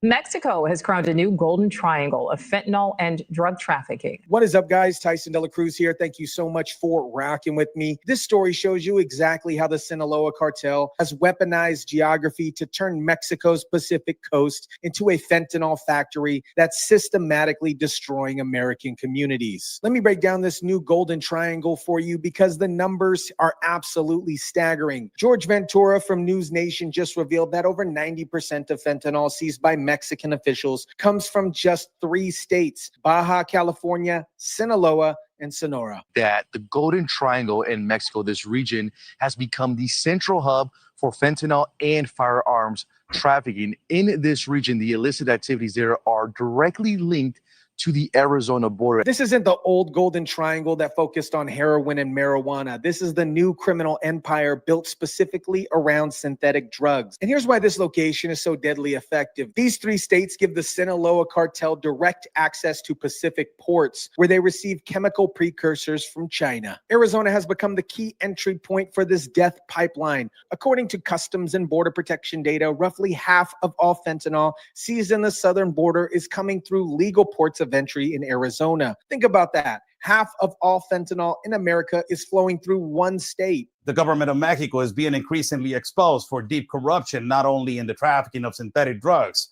but also in the massive theft and smuggling of gasoline. On the This guy Mexican doesn't even side, have a nearly neck. 92% What happened to of his neck? fentanyl seized by authorities is coming from these Golden Triangle states. When you have that level of concentration, you're not dealing with random drug dealers. You're dealing with industrial scale drug manufacturing. But here's where it gets really disturbing. It's not just drugs flowing north. There's a deadly exchange program happening at the Arizona border. Fentanyl goes north, guns go south. Both sides of the border are paying with blood. This is having a direct impact on what's happening on the Arizona border. According to Customs and Border Protection data, roughly half of the fentanyl seized on the southern border is coming through legal ports of entry in Arizona. And on the Mexican side, nearly 92% of fentanyl seized by authorities in that country are coming from Golden Triangle Mexican states. The gun trafficking numbers should shock you. Just between January and July last year, 57% of firearms recovered in Mexico were tracked to purchases in the United States less than a year earlier. This is a key indicator that these firearms were bought specifically for trafficking. trafficking.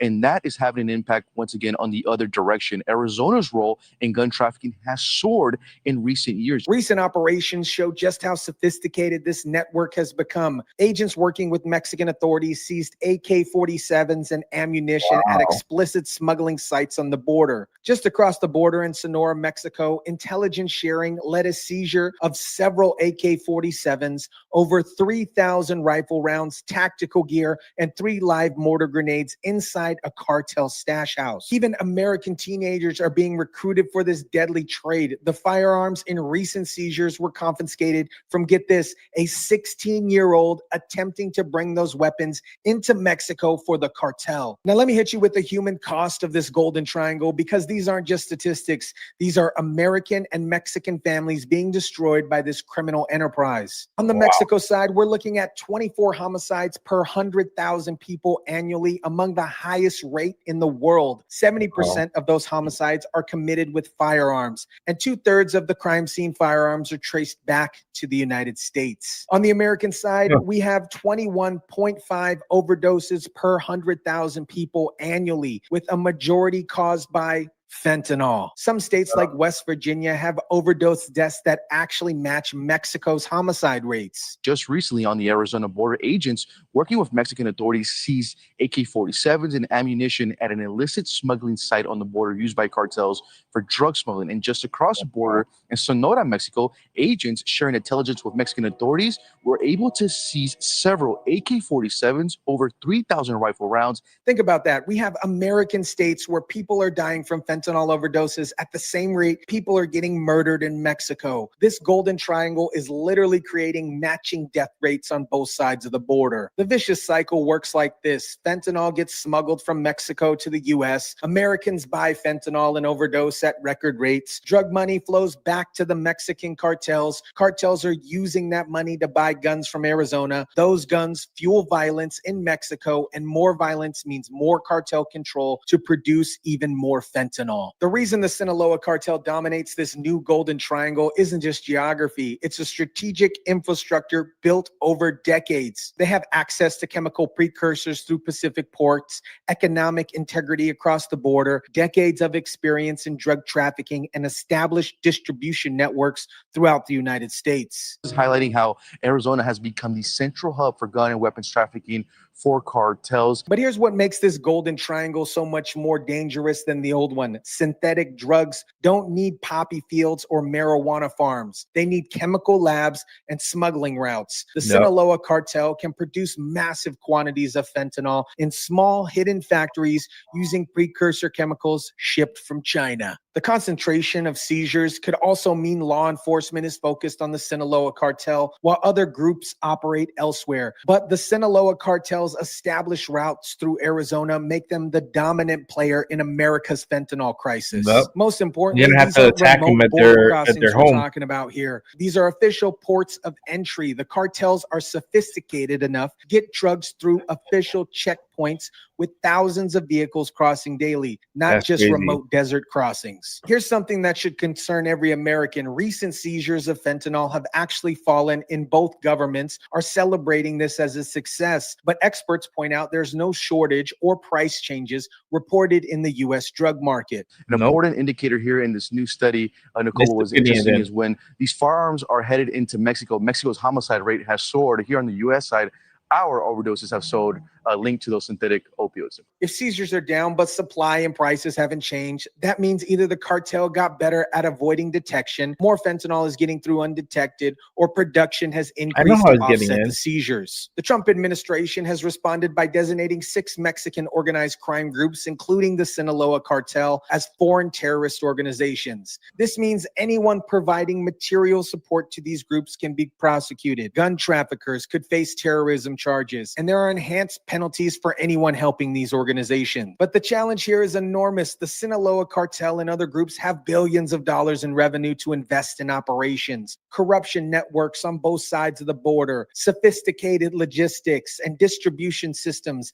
and access to precursor chemicals. What makes this golden triangle so dangerous is that it represents a regional crisis, not just a border problem. As researchers noted, narratives that place casualties and cost of the war on drugs predominantly in the Golden South South are inaccurate in context of synthetic opioids, and in particular, fentanyl. The results in the region, not just one country, with high levels of excess mortality. Arizona communities are caught in the middle of the death pipeline. Fentanyl flowing through ports of entry, gun shops being used for trafficking, violence spillover from cartel operations, Look at that. federal law enforcement Wow. operations disrupting daily life, and the economic costs here are absolutely staggering. Healthcare costs from overdoses in the U.S., law enforcement costs on both sides of the border, lost productivity from addiction and violence, and of course, tourism and business are impacted in border regions. But the cartel are making billions from this trade, while Americans and Mexican families pay with their lives. America, this golden triangle represents the evolution of organized crime in the age of synthetic drugs. When you have 92% of fentanyl coming from just 3 Mexican states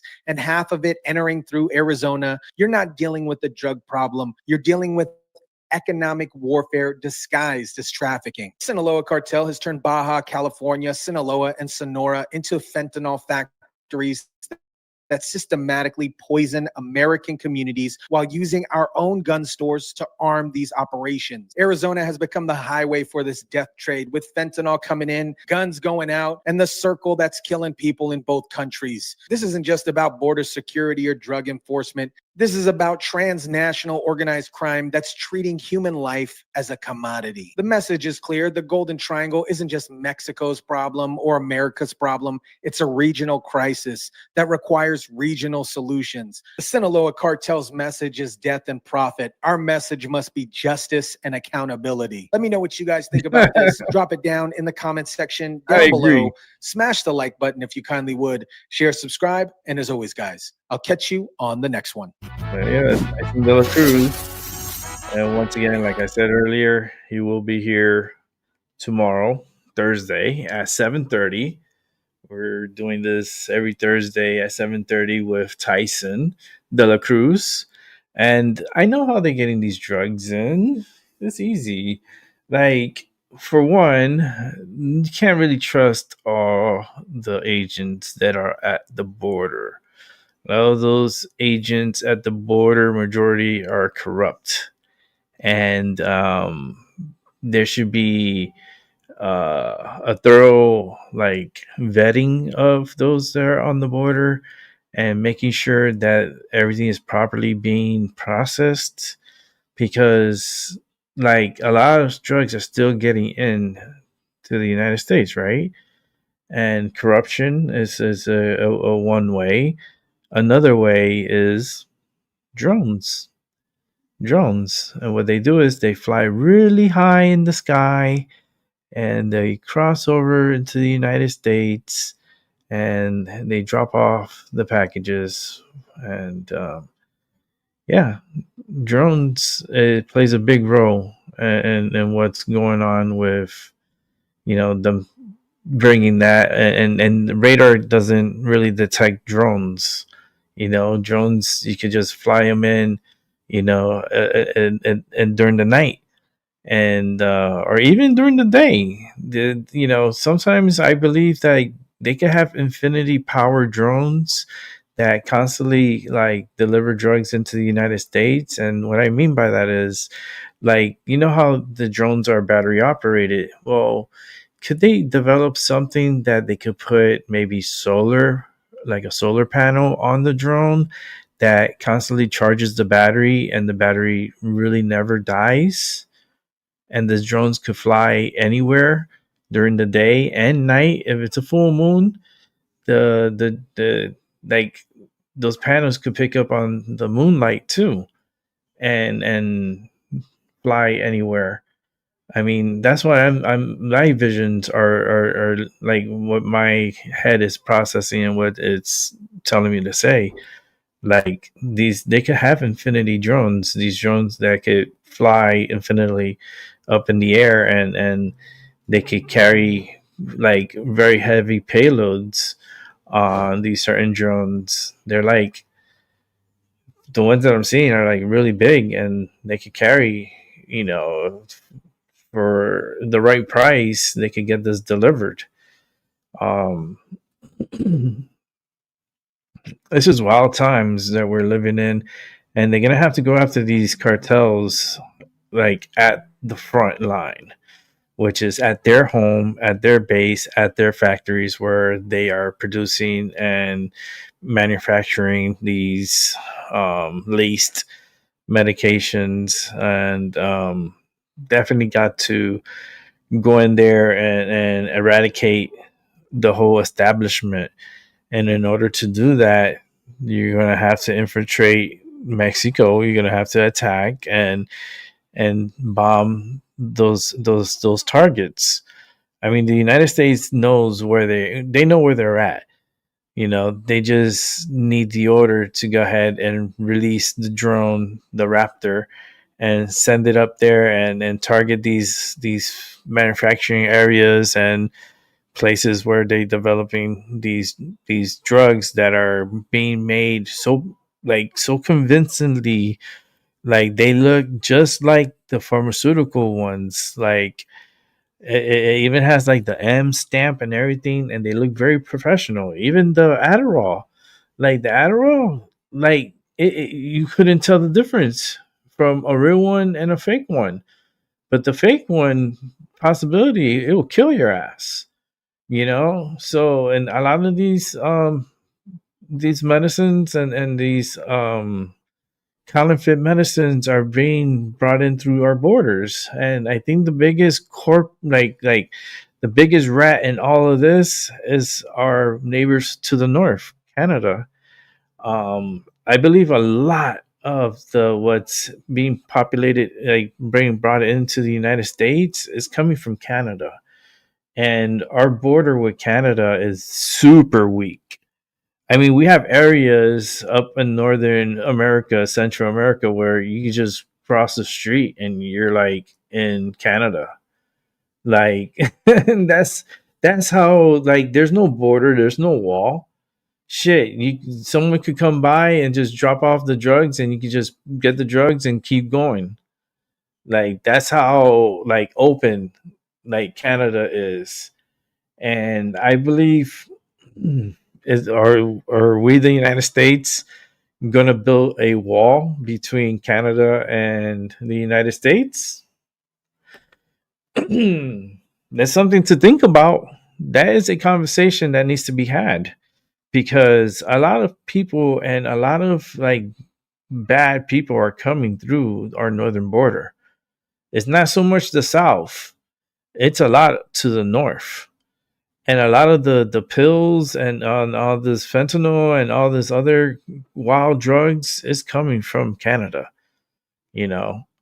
Mexico, yeah, is guilty of a lot of stuff. The gangs are really horrible out there. They're pushing a lot of craziness, and they need to be dealt with. And I think the U.S. will deal with them. But if they want to fight the fight, they're gonna have to fight Canada. And try to get them to fucking like clean up the streets and clean up this drug problem, because it's overwhelming. It is. It's just not good. And I'm gonna have this conversation with Tyson tomorrow at 7:30. So be here, and it's gonna be fun. It's always fun. It's unscripted. That's the best part. It's unscripted. So with that said, we're gonna get into the paranormal videos. So let me go ahead and set these up. I got 3 of them here for us to watch. So let's go ahead and just jump right into it. This is like the paranormal part of my show, that we switch over from the news and we go straight into the paranormal. And I'm a big fan of paranormal activity, paranormal phenomena, whatever you want to call it.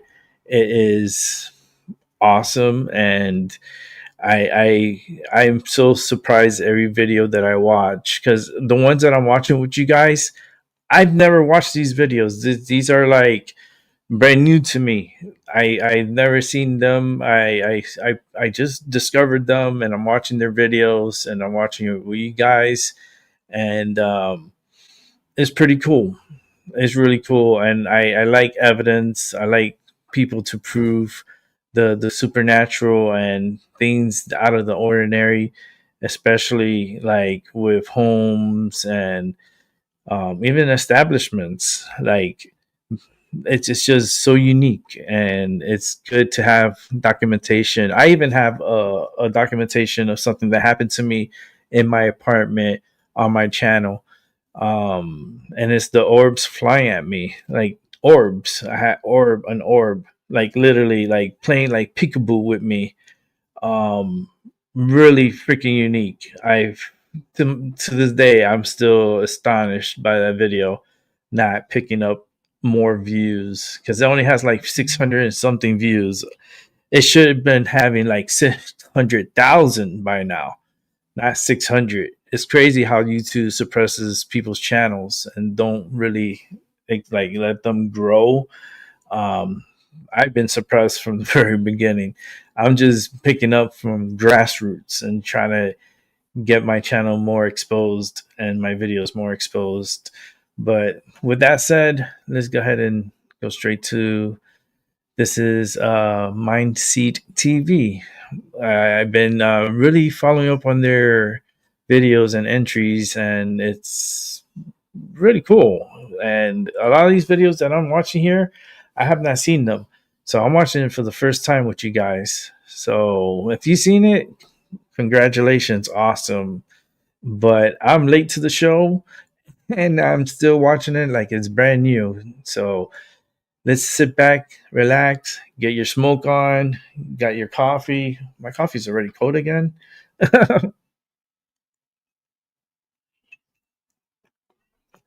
Still good. And let's enjoy the show.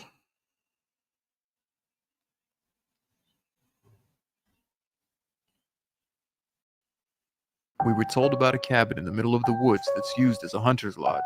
This cabin sits high up in the mountains and is built on top of rocks, giving it the nickname Cliff Cabin.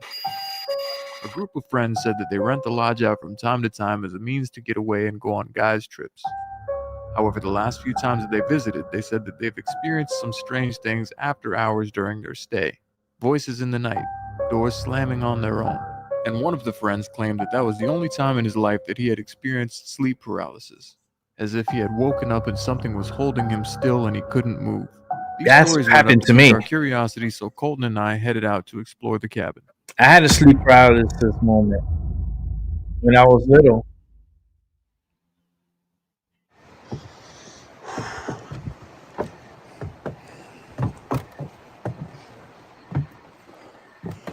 There's no way. What? This is the entrance? No. Or is there more walkway?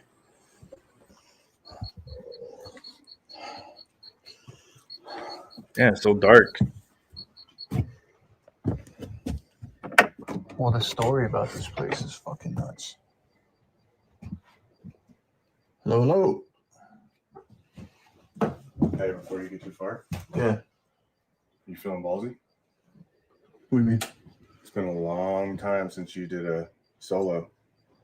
Like walk through, but like on my own? Yeah, just to see if something. Yeah, I'll do it. You know, some Yeah. stuff reacts to one person, some stuff reacts to a group of people. Yeah. I'll check it out.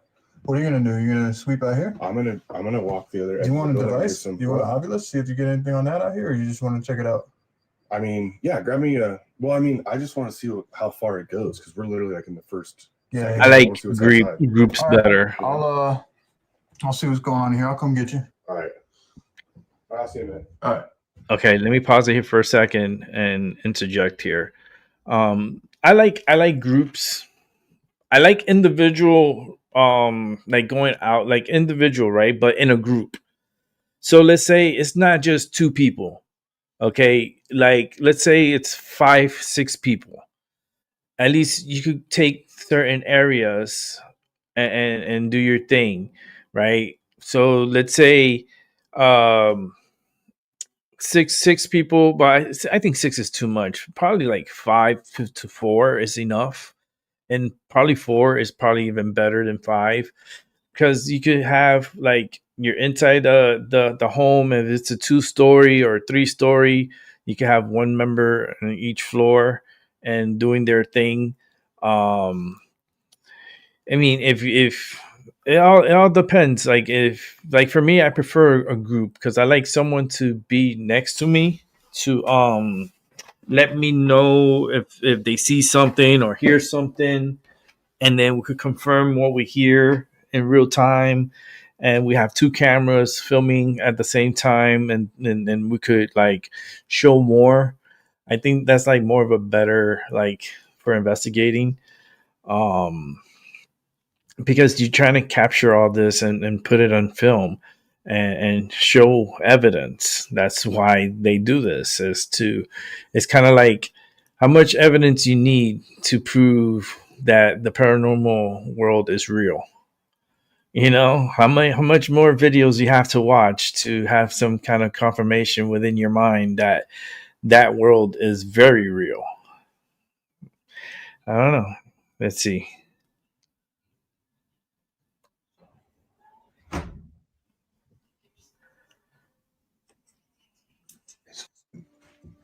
Dead silent in here.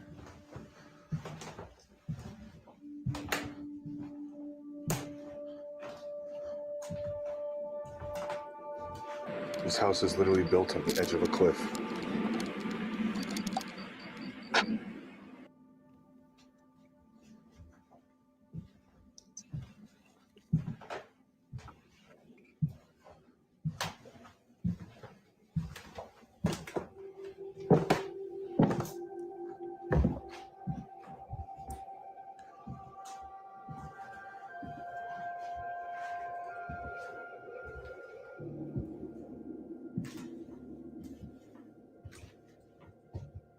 Holy shit.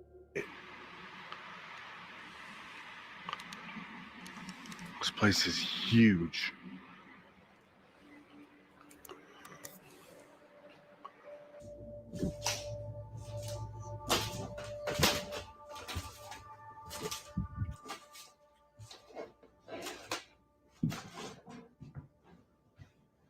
What the hell?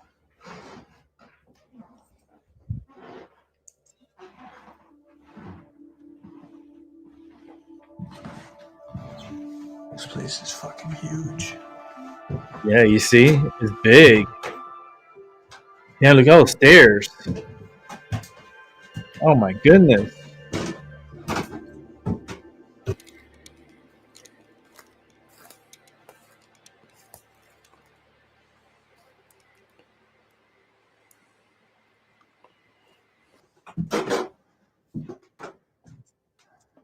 Wow, look at all the wood. Oh, this room looks weird. The wood looks beautiful though. This room has a really weird vibe to me right now. Wow. I heard it too.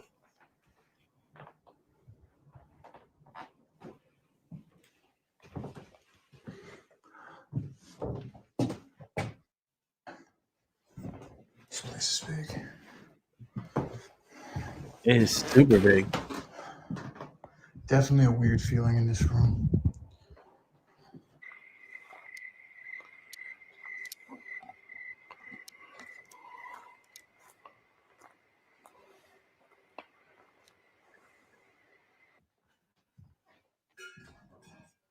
You heard that?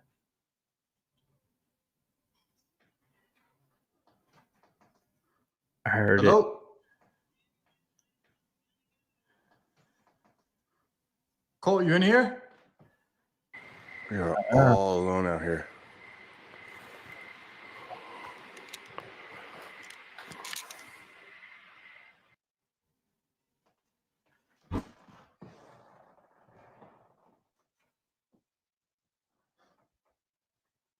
I know for a fact. Something. That up, there's like a bell or something that just rang in here. Yeah, I heard it too.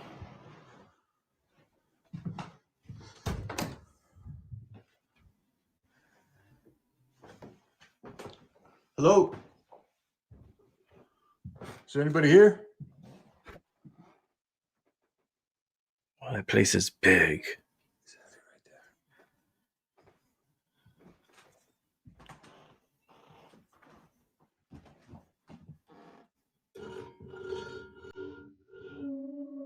Yeah, maybe it was that.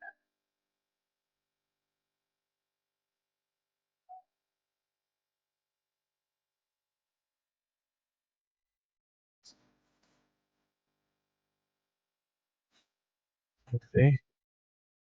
No, I didn't see it.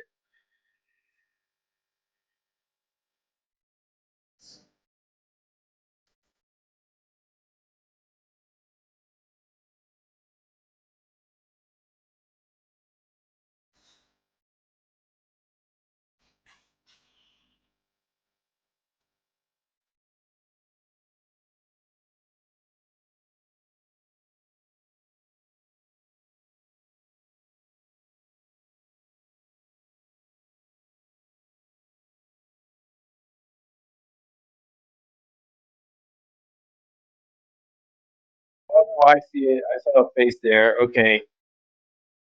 Yeah, now I saw it. It took a moment, but there it is. Right there. Right here. You see this right here? It's like something looking out right here. That's what he's talking about. Ooh.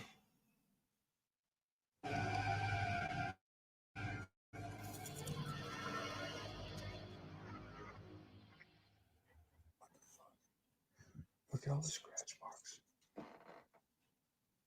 Man, this thing moves a lot. Or maybe when I was stepping on the wood, this floor is really, really creaky. Maybe something like offset it and it moved. I don't know. That was weird.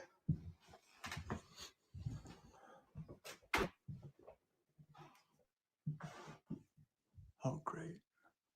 My fucking favorite.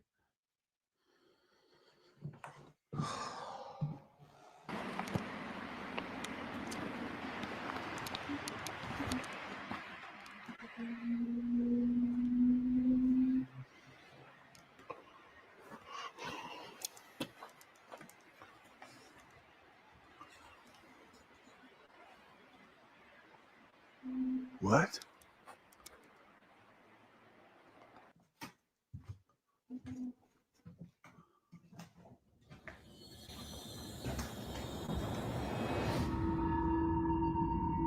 Mm.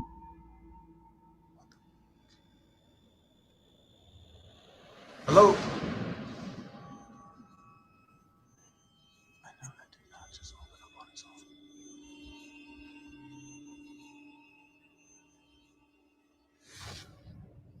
It just fucking moved again.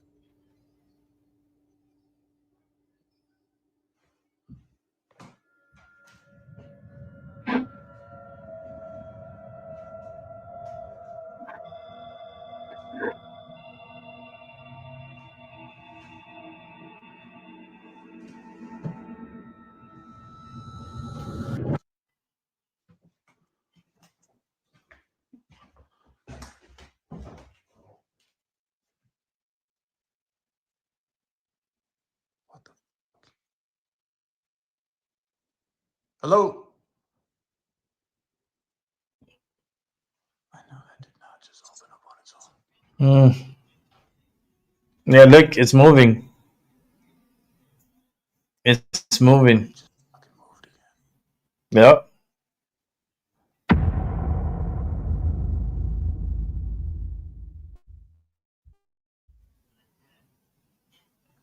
That could have been. That could have been for me walking, maybe. No, because it jerked. You were saying, Again. yeah, it jerked that way. Yep. Over here. That's fucking weird.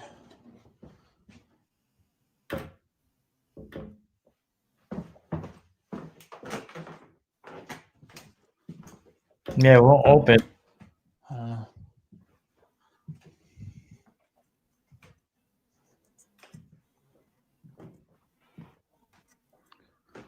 Yeah. Hey, Colt.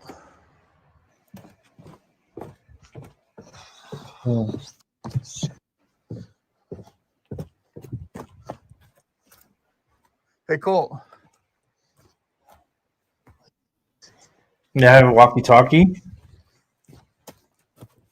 Colt. Hey, bro. There's shit happening in here. What happened? I didn't think, like, I thought maybe some of the shit I was hearing in there was like just old building shit. Yeah. We got to get the tests out. This opened up right? And I thought maybe it was like the offsetting of the floor, so I like walked back and checked it. And like if you look, I'm gonna show you. Like if this thing kind of has a little bit of leeway, it starts going, but look where it stops at. It went all the way here, and then when I was down there, it like went more, yeah, to the wall. And I came up here, I checked it. Also, there was a bell, like a cowbell, and that rang when I was going down there. I'll show you, but like, bro.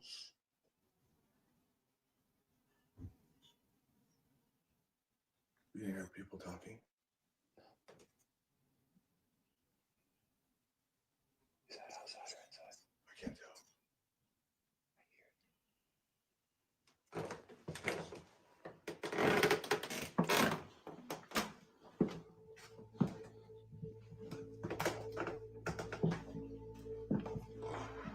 Right up here, there's actually a cowbell on the wall. Dude, this place is a labyrinth. It's, bro, you can get lost in here easily.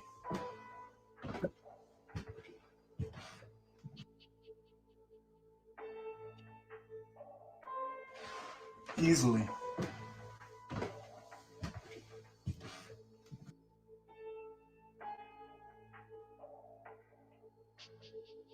No, that's true. When he saw the face there. See?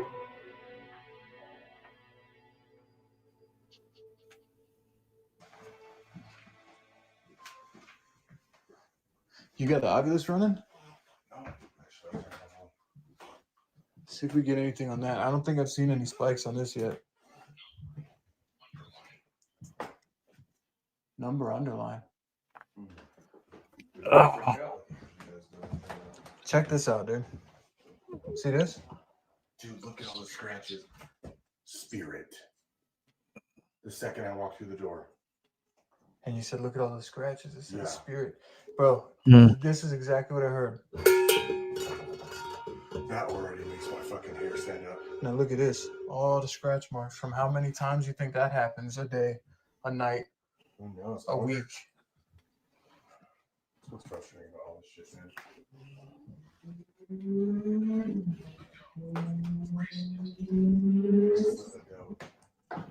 There's bunk beds in here.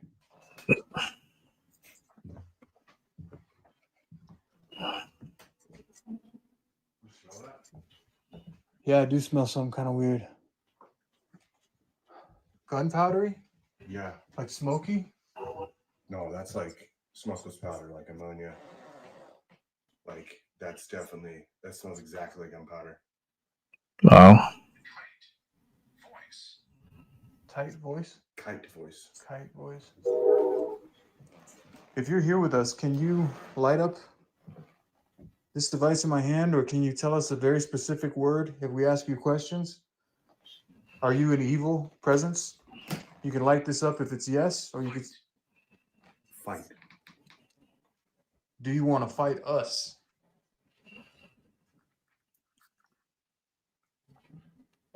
They should have the yes/no prism. If you're angry, tell us what you're angry about. What are you mad about?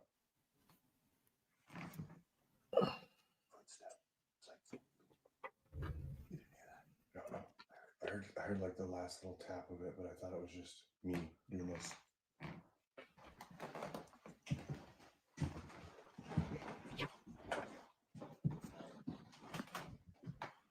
It says spirit, bro.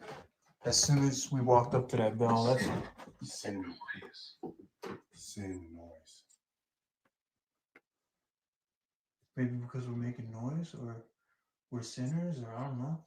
That's weird. You know how this thing works, man. Yeah, it says what it wants, but still, I would really like if I could find a spike on this EMF detector somewhere in here.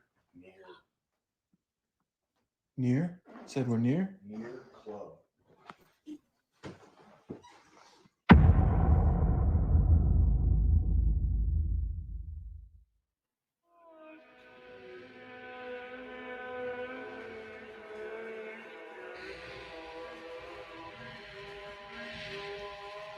Hey, dude. What's up? Look at this real quick. Come over here. That's like heavy stainage, dude. Look at all the drops everywhere. That's like in the wood. Look at that. Really look at that. It's red brown, oxidized red brown. Like it was scrubbed after it dried or something. And it's like into the wood. Look right here. Look, that's 100%, bro. Bro, just so we can. What's under the? That's wild.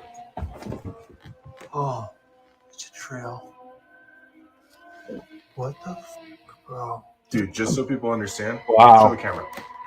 Show me, real quick.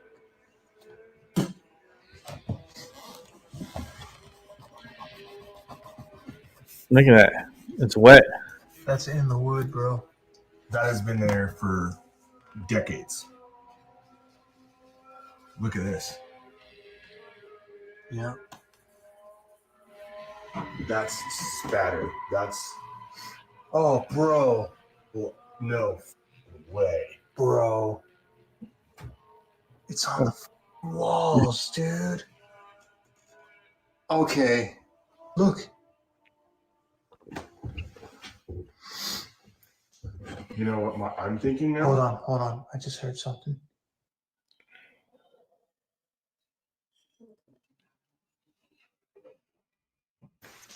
You know what I'm thinking now? Hold on. I just heard something. You know what I'm thinking now? Hold on. I just heard something. Yeah, I'm thinking like, I don't want to stay here now. Wow. Whatever it was. Uh-huh. Follow it back, yeah. I think that's it. How is that, bro? So, hear me out.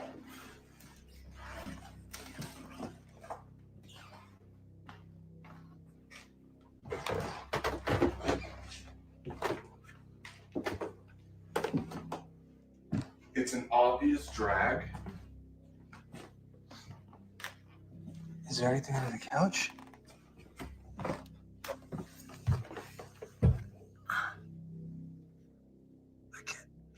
Yeah, maybe. No, I don't think there's anything there. But where's the most of it at, right? So like right here. Right there. Right Yeah. there. There's so much splatter. Like, I wouldn't be surprised someone like that, like right here. Yeah, this is sandpaper. This is not metal. Yeah. So there's no way that's rust. Yeah. This is wood. And then it goes from here, and it just keeps dripping. My mind right now is creating an image Yeah. of long ago there being Yeah, that was its own thing. long ago there being like another large huge. Oh, don't get, yeah, stay back.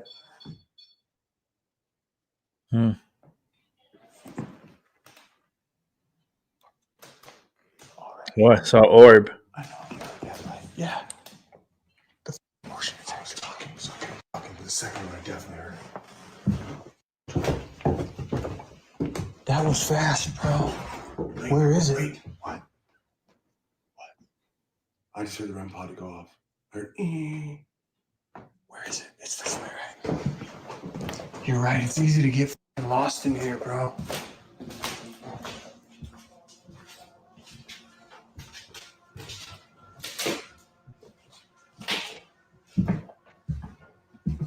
It's like a maze. Oh my God, dude. what the was that? The door just, it closed on its own when I was walking in there.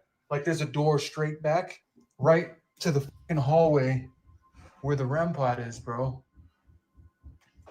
Why didn't the motion detector go off? I don't know, but that door right there just closed.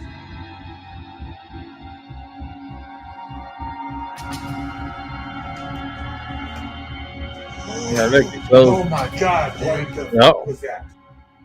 It surely did. It surely did. Look. Oh my God! What the was that? That door right there just closed. I got it on camera. I'm telling you, bro. That.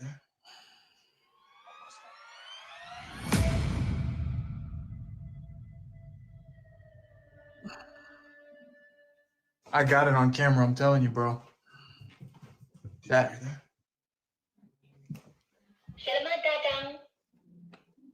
What? God. Yeah.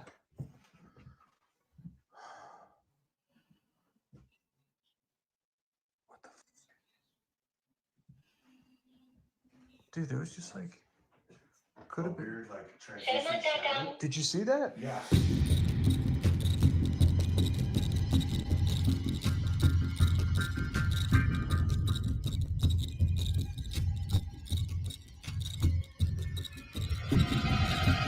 Oh yeah, you saw how it dimmed out? It dimmed. Right here. Yeah, I did.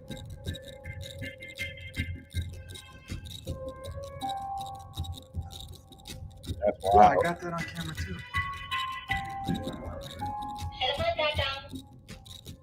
It is okay. Like a different shade of dark. I've seen shit like that before. Turn that thing for right now. You want to do a yes no in here? In this hall? Instead of the big room? I mean, we could do it in the big room too, but this is the spot, dude. This, if yes, no. This close, there's been footsteps. We heard the REM pod twice now. Something's here. Here. Why the fuck isn't that thing freaking out though? Like it was just a quick blip. Did something like pass by it?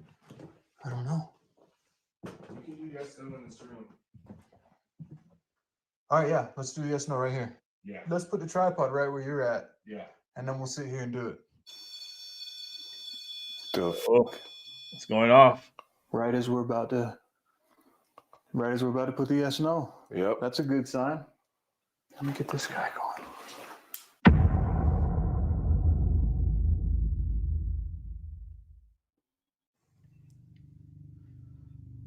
It seems like you really like this hallway. If you're here, can you come close to this glowing prism? If you go on the left side of it, it'll light up green. If you go on the right side, it'll light up red, indicating no. Green for yes. Are you here with us right now? And that going off right when we were about to start. Yeah. You got that on your camera too? The second it started going off, I hit record. Tight. So when we started setting up, you were making the REM pod go off.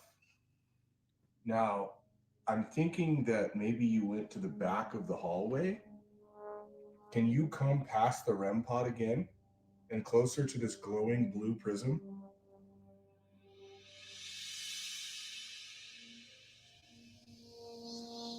Can you tell us anything? Are you upset that we're here? Huh? Hey. There it goes.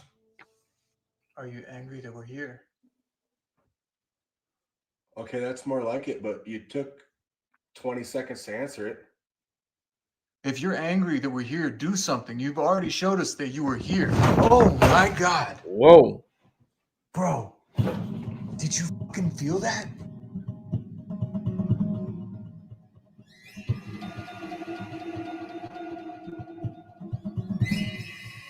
If you're angry that we're here, do something. You've already showed us that you were here. Oh my God. Wow. Bro, did you fucking feel that? Wow. That is strong If energy. you're angry that we're here, do something. You've already showed us that you were here. Oh my God. Wow. Bro, did you fucking feel that? It felt like a fucking blow dryer. That was like a fucking gust of hot air. Like right at us, bro. Dude, A gust of I've never hot felt air. that before. no way. Nothing moved. Wow.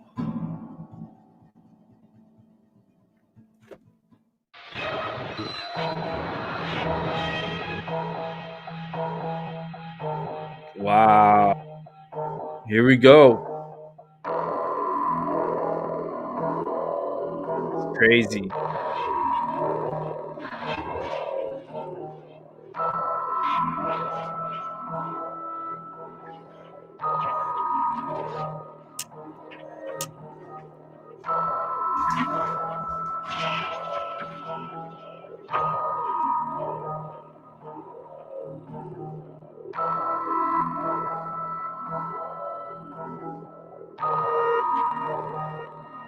That gust of like warm air. That's crazy.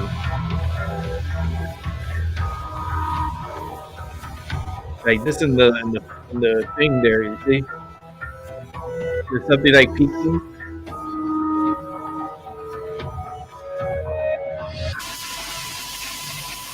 That is wild.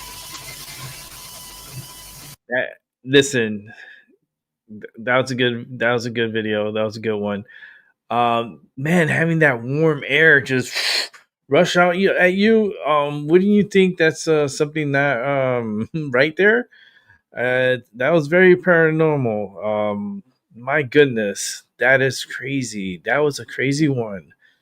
Wow, it's nice watching these videos, and it's for the first time, and it's like that's very strong energy to be able to do that. I know they just say fuck this shit, we're out of here. Like I would have been out of there too if that energy was that strong. And it was very intelligent, and it answered right away because it's like, oh, it took you a while to answer, and this and that. I guess the spirit took offense of that and answered a lot quicker the next round and threw like really warm air at them. That's wild. That's crazy. All right, we're gonna go to the next video here. Let me set it up for us to watch, and let's enjoy it.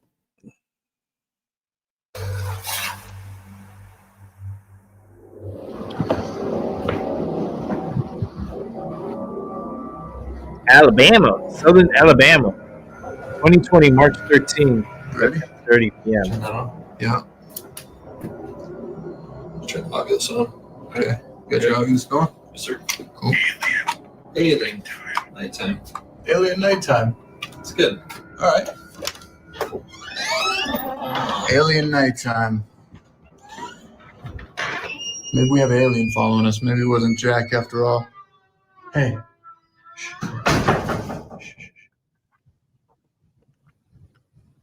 Did you hear that? Like a song? Like music playing or something? I don't know. I couldn't tell.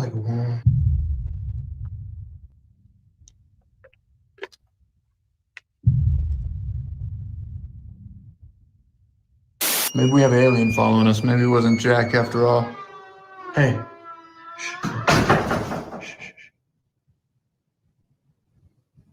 As soon as we came in, I thought I heard music playing. Like, immediately. It just stopped. Yeah. This room's just like a big dining room. Check out this room. What did it say? Month?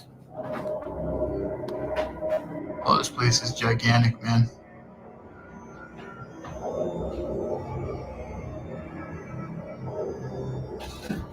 Oh, there's some weird shit going on over here. What's all this? Here too, man.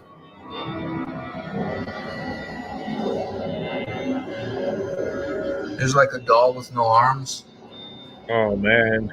Yeah, there's like weird dolls over here and stuff. Toys. Got all the photos of babies. A lot of kids' dolls, yeah. There's a baby photo over here. Like, look at this one on the third shelf down. Okay. And then look at weird baby stuff. A little photo of a little girl. Oh, that freaked me out. What's that? I saw the reflection of your flashlight in that mirror in the front. Yeah. It made it look like somebody with a flashlight was on the other side of the room.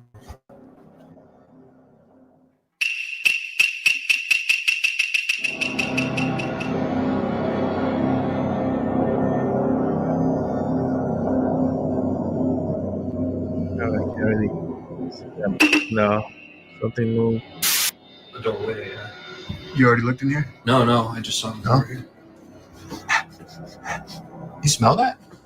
It's like old woman's perfume or something? Yeah. You smell it? It's really odd. Strong, too, right? What do we got over here? Some married couple.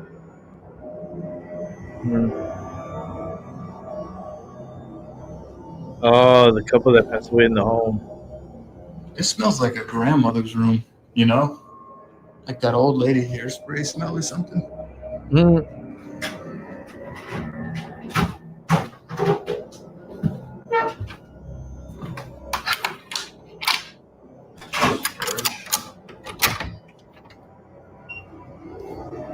Oh yeah, this is more storage over here. Oh, this is such a huge storage room. Wow, it's big. That's like a bedroom. A lot of stuff. They need to have a tag sale. Bank. That's what I'm saying. Bank. Banks. Banks? Elts. Stand. Creek. Huh. I saw a paper out there that said First National Bank. It was like an old document or something. Oh, and it said bank? Yeah. Wow.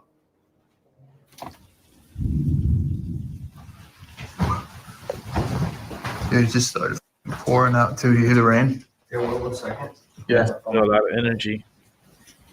Thunderstorms. It's pouring. Dude, it's like a monsoon.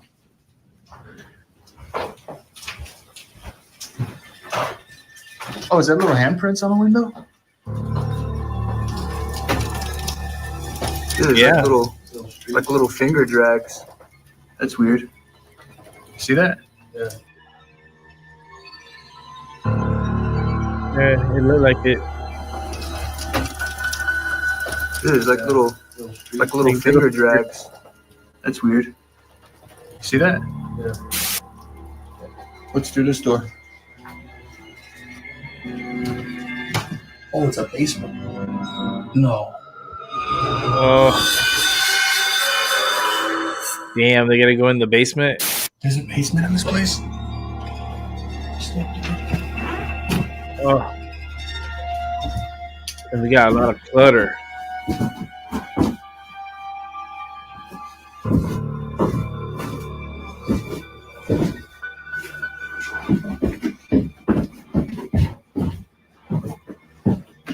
Look at a pitchfork.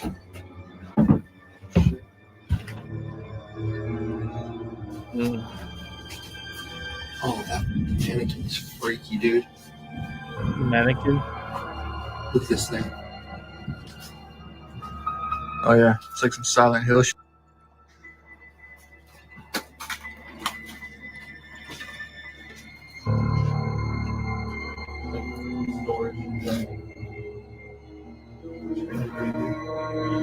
There's 2 rooms back over here.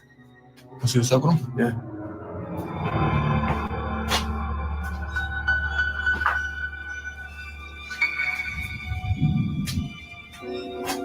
This place is big. You see this? It's like dust floating around and shit. Look at that. Yeah. Am I Yeah, lying? it's like dust. See it? Or like a smoke. Oh, I was hearing shit around too. Is that a mirror? That's a weird mirror. Oh, there's handprints all over it. Is there writing on it? What does it say? Dude, look at it. Shine your light down. It almost looked like help for a second. What does that say? Wow, that's a weird mirror. Can we make out any words out of this? Let me see. Hold on. Give me a second here. I don't know. It's like weird symbols, kind of, in a way. Manufacturing, yeah. I'm not I sure. don't know. What's in this door? It's just like dangling there.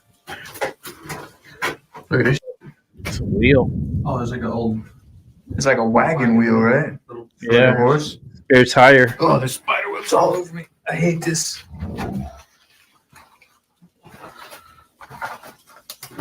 You got your Oculus running? You get anything on it?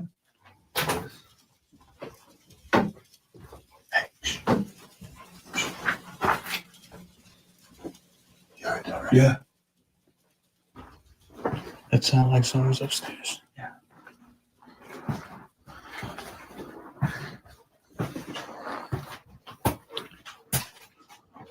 Keith. Yeah.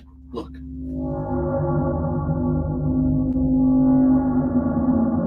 Did it move?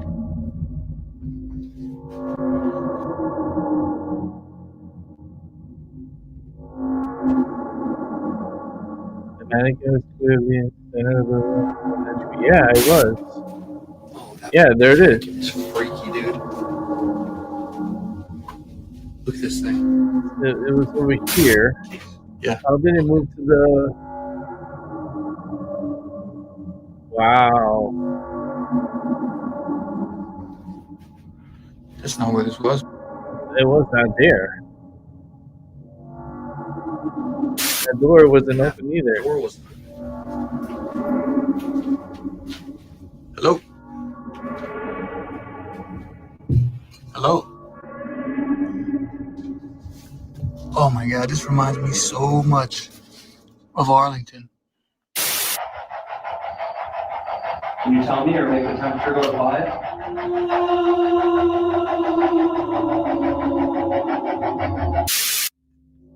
Hello? Arlington one and watch it. Hello? Dude, there's like box springs and shit.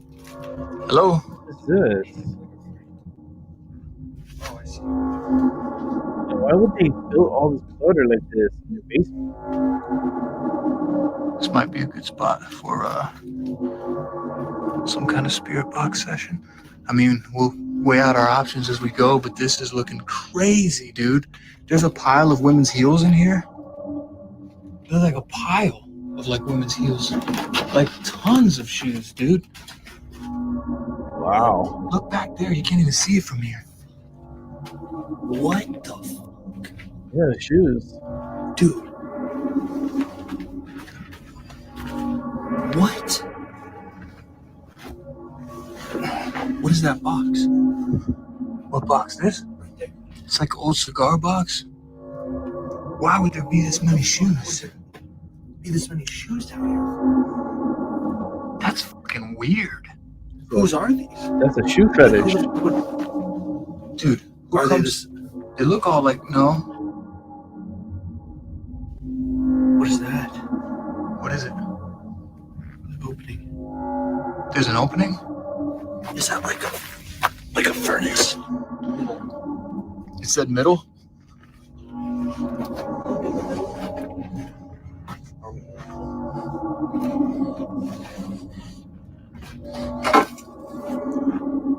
It's a furnace? Yeah, like, is there anything in there? Like burnt? Nothing? Like metal? What are these right here next to us? What are these boxes to our left? Are these cages or something? What are those? Dude, those shoes are fucked up looking. Yeah. Look at that. It looks like they were just taken off people and thrown in piles like all haphazard. I know. Haphazardly. You know what I'm saying? There's bottles over there of like some kind of chemical. Did you see it? No. What was it? Some kind of chemicals? Look. Can you get a little closer? Yeah. See what they are. There's some spider webs. Yeah, no. Yeah. I mean, there's no labels on them. They're just glass bottles. Yeah, I got spider web all over me. Doesn't smell good either. These shoes are like just the soles. They're like leather. They're all messed up. Yeah. What did it say? Beer. Beer? Is that what these bottles are? Fate. Befriend. Fate. Befriend a boy. Wish. Fate? It just went off. Befriend a boy wish? What the fuck was that? Please tell me that was one of the flashlights. Jupiter. Idle. Dude, I'm seeing shadow moving. Where's your flashlight? I'm not sure. Probably just period. Stretched period. You gotta give us something clearer than that. Something's trying to talk to us. Something's trying to come through. Is it the people that own these shoes? Looks like there's a way around right here, so we don't have to crawl underneath all this shit again. That's how I get it. I'm going around. I'm getting claustrophobic down here. And I feel like I'm breathing in all this dust. Oh, wow. Area slower. Oh. So it wants us to go slower in here? You should have wear a mask going into that. More shoes. What the f is that? Tanner. What? You didn't hear that? I heard something.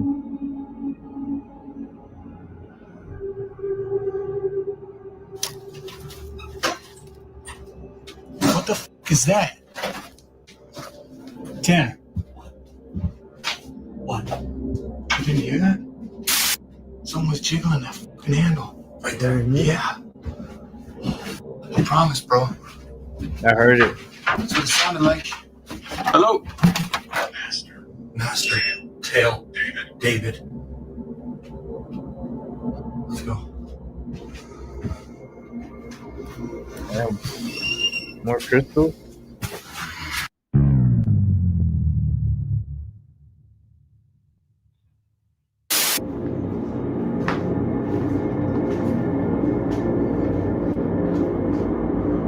You check out the upstairs? That statue's kind of creepy. Yeah, let's see what we got. What are the pictures? These are weird. Old as hell. Scam. Scan?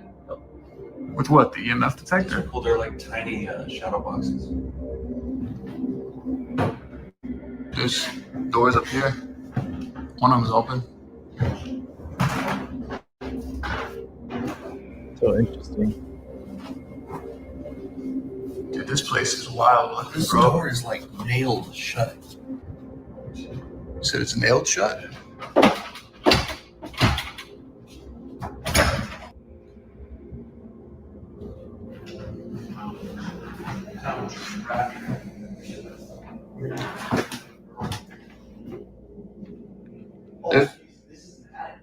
Yeah, I'm in a stairwell right now, actually. You said you got an attic? Hey, hold on. Shh.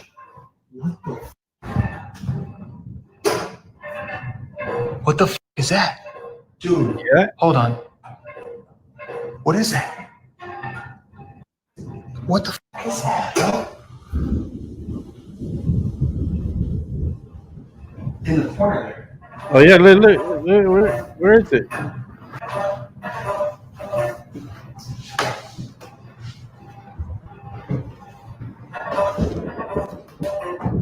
That's creepy as f. It's a record player. Hey, look. Yeah, how did It's this playing by itself. What?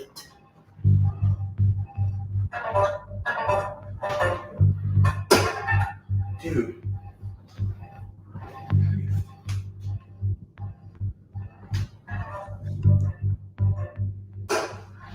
Dude, can you turn that thing off or what? I'm like legit panic mode now. That creeped me the fuck out. Hello? Hello?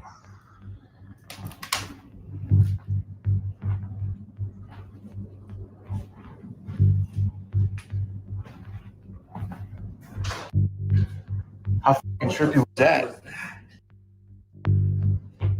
My heart's going. That was creepy as f. All right, let's take a breath. Get it together. God damn. What the hell? Dude, when I first heard that, I thought it was like someone sitting up here like playing a beat, like a banjo or something. I didn't know there was Remember when we came in, you said you thought you heard some music. Some shit. Yeah. What's in these rooms? Oh, you said it was an attic? Oh man. Oh, boy. I'm just gonna, let me just check these rooms because I want to show on camera that we're the only ones here. I don't want anybody like thinking any funny shit's going. Wow, there's a bed in here. Like, did you see this toddler bed? Look at this.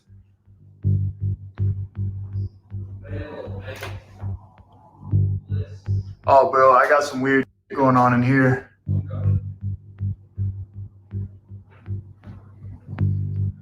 First of all, check out little girls on the wall.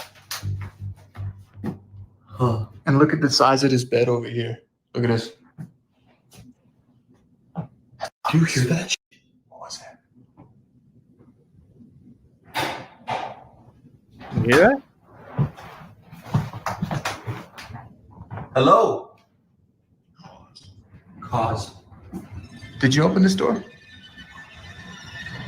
Did you open No, it? that door. And there's a light on. There's a light. Is there a light on?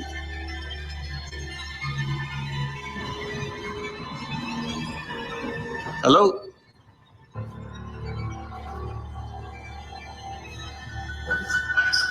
Last in the closet. Last thing.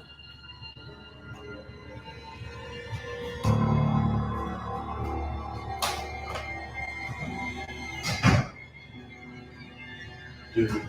Yeah. Yeah.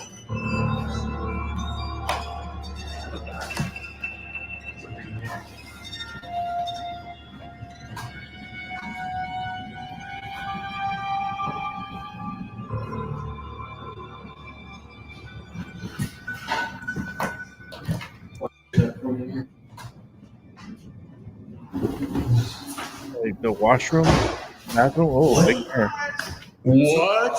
Surprise. What?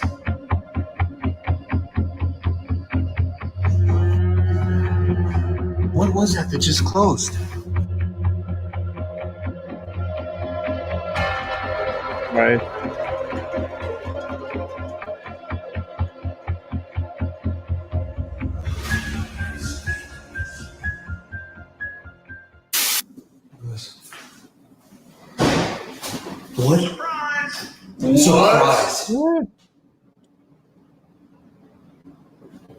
What?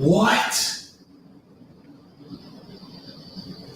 What the f is that noise? What was that? It just closed. Hey, did you close the closet here? Yes. You closed it? Yeah. Something just slammed shut, and I don't know what it was. It said surprise.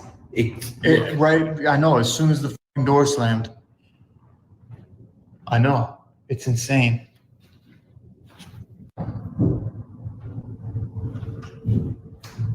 Does it sound like, oh my, do you fucking hear that?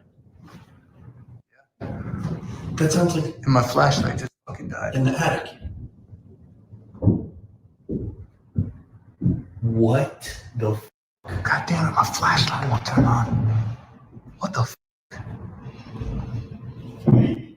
Mate, you scratch. I am not being left behind over here. Attic.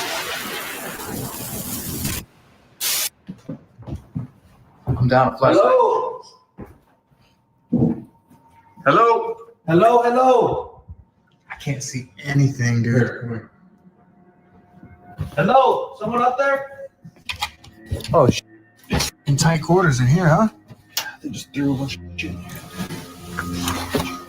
Oh, yeah, be careful. Hello? Oh, my flashlight turned back on. Yes.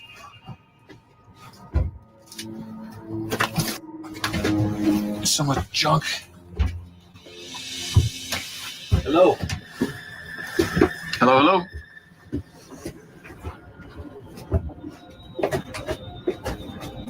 Ah, that's kind of not for tall people right there. Yeah, I'm good. I just smacked my head over there. What the f is up here? Carpet. Hello, hello. Yeah, who would be walking around up here? Where? Oh, you can't. There's nowhere to walk. Except for this. It's planks. Yeah. I don't even want to open up. Plank. Is that a pillow? Oh no. Hello?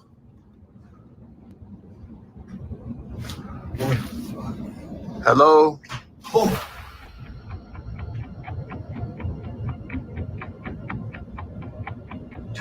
door just closed? Yeah. Did it have a lock on it? I don't want to be stuck up here the whole night, bro. No, that was the one that was like nailed shut.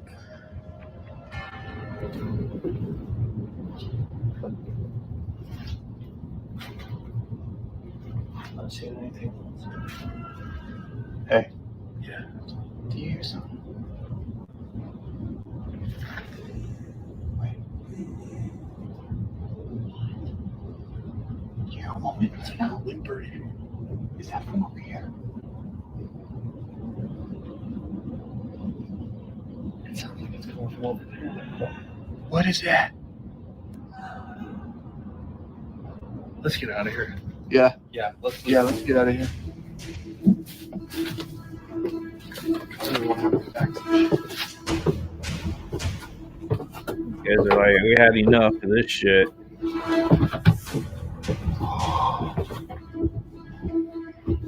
Yeah, it's a lot of shit.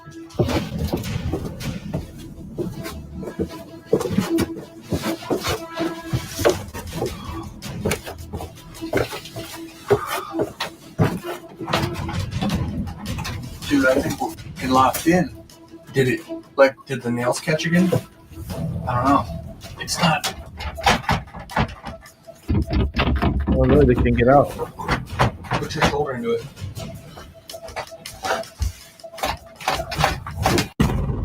Wow, it won't even let them out. That's crazy.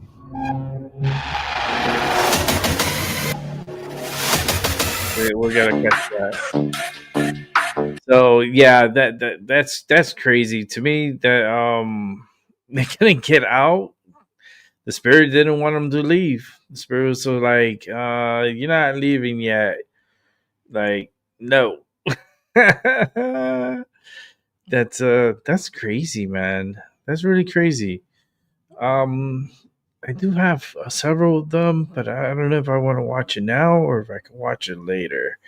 If I could go with one more, and then I could watch the other tonight. I think tonight will probably be good for that one. All right, let's go ahead and watch this last paranormal video, and then we're done for at least the morning show. Late morning. Now it's like early afternoon. Then I'll be back on later on today, and we'll continue the fun. So with that said, let's watch this together.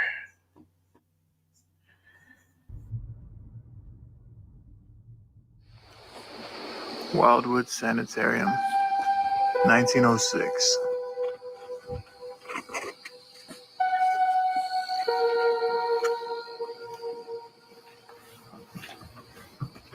Welcome to Wildwood. Let's see if they really got as much stuff going on here as they say they do.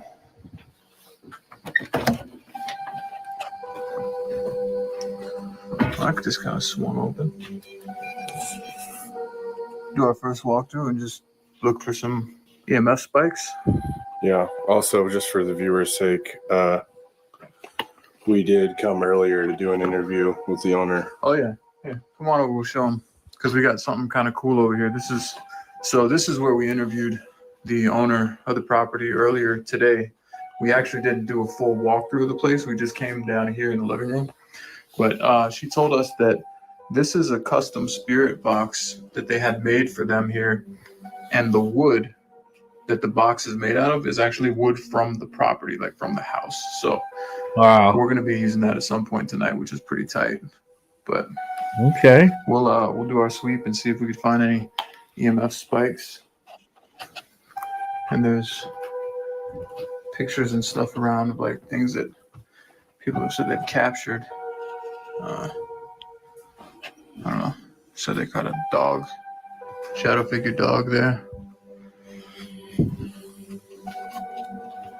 There's another capture that a paranormal team has got. So apparently there's a lot of activity, and the owner told us that, just like a week ago, like a group of like 15 caught a full body apparition. We got a basement. We haven't been down here yet. See what's going on with this.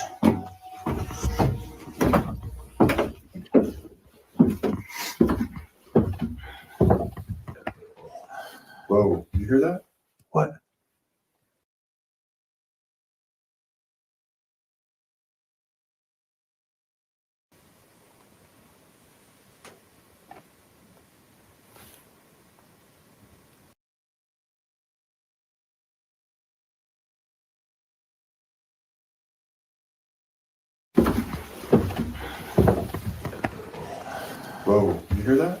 What? Whoa, you hear that? What? You could probably hear it on your audio. What's a trip? What's up with this table right here? You see this shit? What? It's kind of weird. Kind of weird. I mean, well, she did say that this place was used to treat sanitarium. Well, it's a sanitarium, but she said it was used as like a tuberculosis clinic too, like back Bro, in the day. that is an old IV drip. You should just pour medicine and saline water in there and let it drip into your body. Look at that. Ew. We were looking at this table. It was a very strange old IV drip table. And all of a sudden we just hear this bouncing noise. Same rubber grommet? Lick it.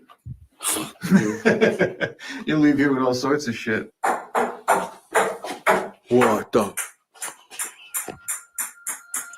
Whoa. A red As ball. I spin my flashlight, I see that there's like a plastic ball falling down a staircase in the room that's adjacent to us. What the?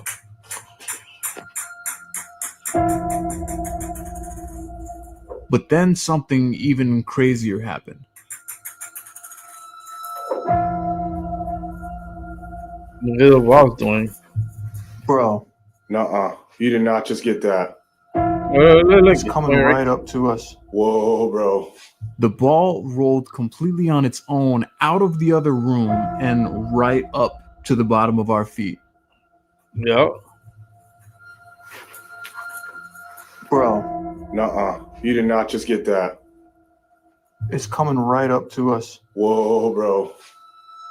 Like someone dropped like a cue ball on concrete, almost what it sounded like. And I look and he's kind of stopped and shocked, and then it rolls right to our feet. It's a tiny little red ball. What the?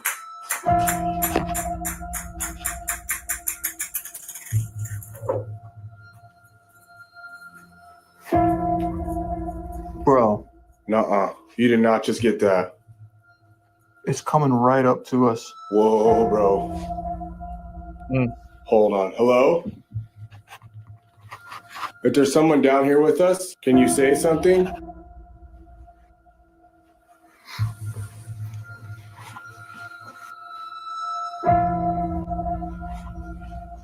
You gotta be careful. Bro. Instantly. Like, what have we been in here for a whole 5 minutes? What the fuck? Footsteps upstairs. Oh, this door is closed up here. What? Like, there's like, it's like cracked open. Oh, no, where does this lead to?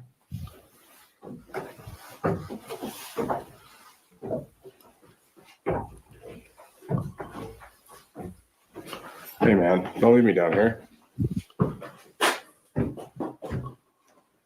Oh, no, it's just like, it's like a little storage room up here. Okay. Hold on. Oh, wait, there's more stairs. Where does this go?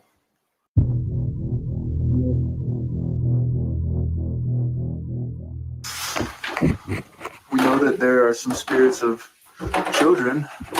Is Tommy here with us? Here. Yeah, can we talk to Tommy?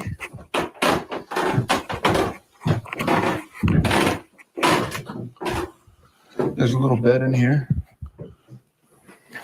Was this Tommy's room? Wow. We like this EMF detector up if this was Tommy's room. Creepy room.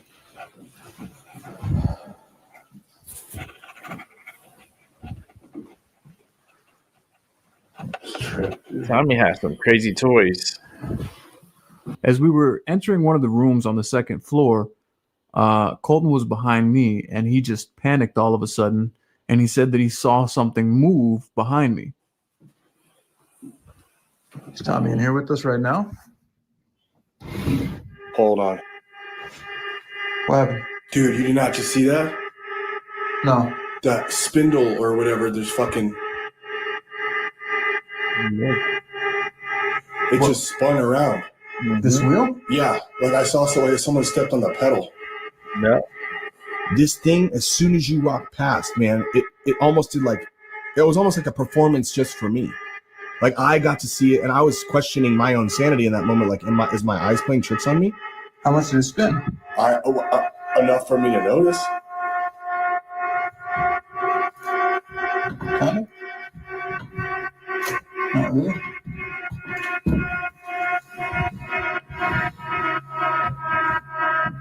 I guess it looks a little bit, right? Yeah, Did you do it on its own? Huh? Did you get it on camera? Yeah, for fucking sure. Let me see. We actually stopped the investigation. I wanted to see exactly what he had saw because he was so startled, and he played it back on his camera in that exact moment. And there was a wheel on like an old sewing machine that had spun completely on its own. Mm-hmm. Here, wait, let me get back to this.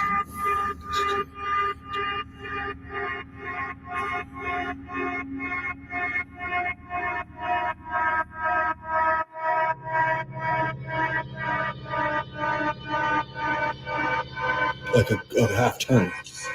Go back again.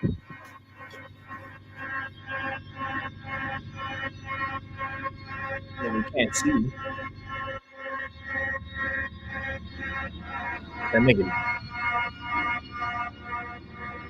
Oh, it definitely turned. What the fuck? I can't see it. You gotta watch it. There we go. Hold on. Yeah, I can't really see it. Yeah, I just happened to be following you, and it rotated. I guarantee, I knew my lens was pointing that way too. You know what? I bet you in post too, I could brighten that, whatever you just got. And you'll be able to see that clear as day spin. That's fucking wild. Dude, I want to like double check it almost. Like, does it just randomly? No, like, it's not like it's barely. What the fuck? I don't know. When it must have not rotated for a while because the string fell off the guide. Huh. That's a trip. Well, thank you for whoever is letting us know that you're here. We're going to pull out some devices pretty soon, and you can use those to communicate rather than just trying to scare us. Look at this thing here. It's This like is a kind of pendulum. tight. The pendulum. Is it completely clean? Wow, it is. Let's check your 3. What? The wall. The Ouija Oh, the board. Ouija board? It's not often you see places like this that are just cool with that type of stuff. Mm-hmm. This one just, why is there a framed card that says mom? Is that from Tommy? Oh, look. Well, why did they should not have written over that, but it looks like the pendulum spelled mom. And then they try to like show that it wrote mom. That's crazy. Huh. That's interesting though. Yeah. Oh shit. What? Fuck. What? The fucking mirror has like a picture frame in it. Oh Freaked me shit. the fuck out. Yeah. There's like a reflection of that picture over there. Yeah, it looks like a little girl, huh? Looking at you in the mirror. That's fucking wild. I can't believe you saw that with your eyes, bro. Why 2? Like you have one on the wall, you have one here. We've been places where like people aren't cool with you even like bringing one. And they just have 2 just sitting here. I wonder why all the activity keeps to persist, you know? Or continues to persist.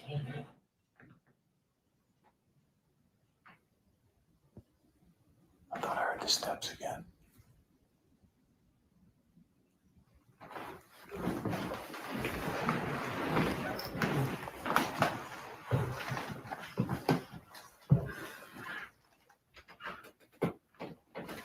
It's like a lot of weird trinkets and shit. What's this room? Oh, Fuck. the dog just fell. I'm ready to go. Yeah, what the fuck? Fuck is that, man. As soon as I went to enter the room, a doll falls off of the top shelf.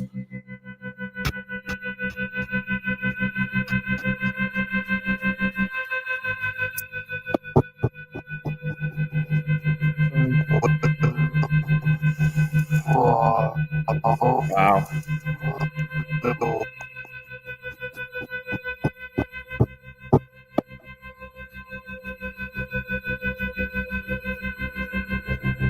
That's crazy. Explain that. It's been there for how long? Sitting there perfectly fine. And as Yep. soon as we turn the corner to this room, it falls off the shelf. That cannot be a coincidence. What the fuck? Nah. I'm ready to go. Yeah, what the fuck Fuck is that? that, man. The doll just fucking fell, like off that shelf right there. Yeah. I don't like dolls at all.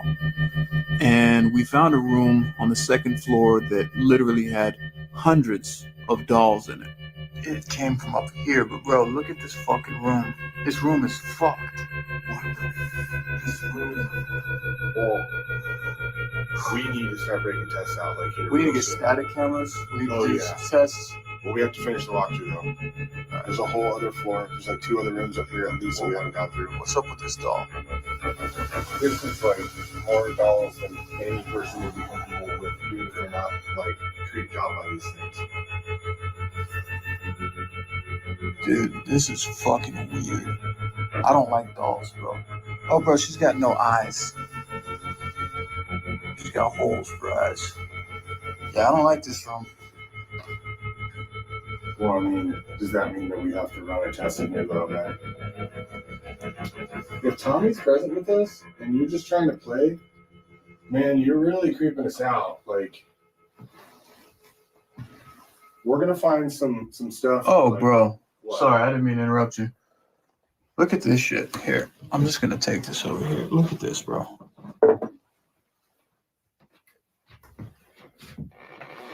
What the fuck is that? It's just weird. Dude.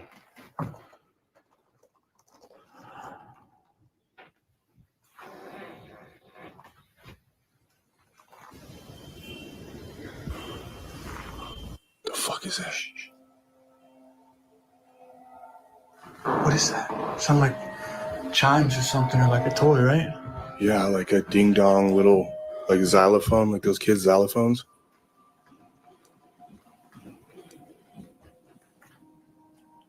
Look. What? That's what it is right there. That's moving a little bit. That's what that was. Hello?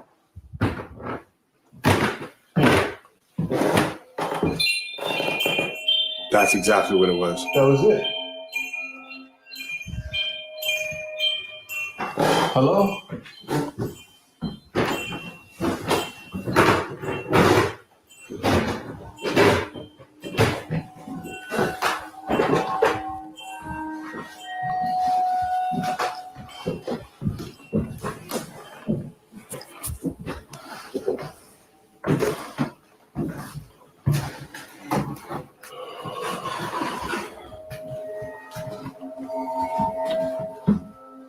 Yeah. Triage room, whatever you want to call it. My eyes are fucking with me, man. When I came in here, I could have swore I saw like a shadow in front of me. Weird. Man, I'm feeling very like I want to get the fuck out of here, up here. Yeah. I don't even really want to know. Well, man, we've got so much stuff going on right now. Like, are we doing? We should do static cameras, yeah. Let's do static cameras, but like, are we doing? So, are we doing like the house box in the doll room? Are we doing it in the basement? Like, where are we going? Let's just go get the box and figure out a room to put it in.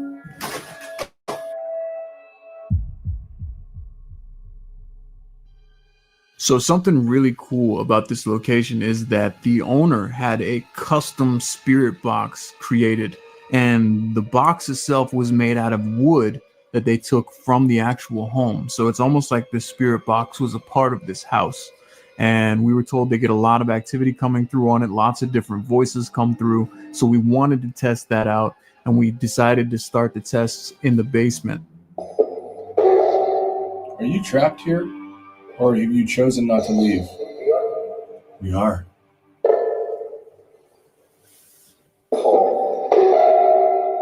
say Colton. Please don't fuck with me. Do you know my name?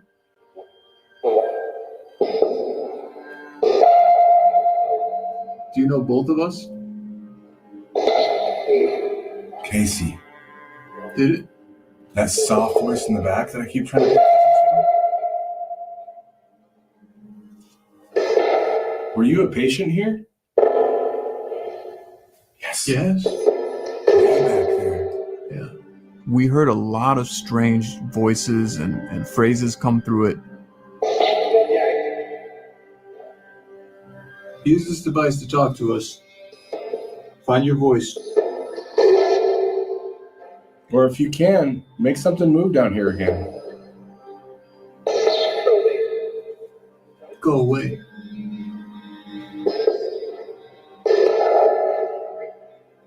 Why don't you want us here?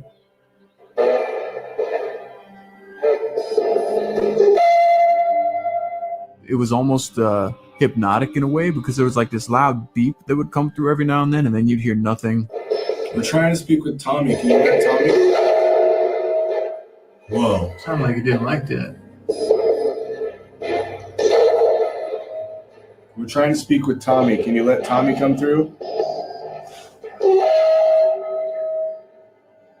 I just saw something like literally like walk past. No bullshit. It is pitch black in all corners, and I am seeing different shades of darkness move in front of the doorways. No bullshit. As we were listening to the spirit box, Colton just got really freaked out and he said, I am seeing things moving down this hallway. I'm seeing shadows moving past the doorway. It's all real. Dude. Fuck with me. You hear that?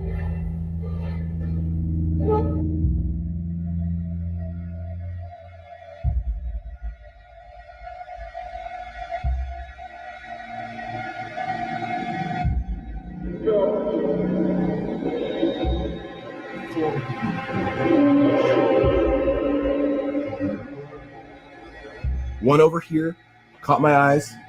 I immediately jerked my neck and looked that direction.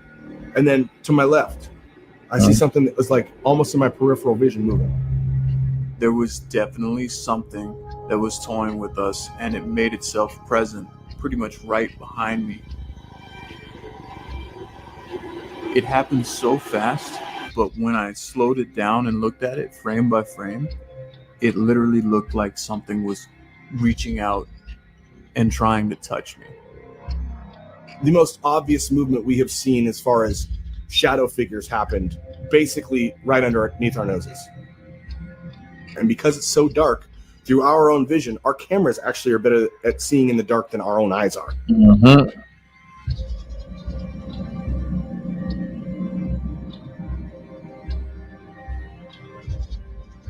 Wow, something moved there. Dude, these doorways are going fucking right now. I feel like I keep seeing something walk past.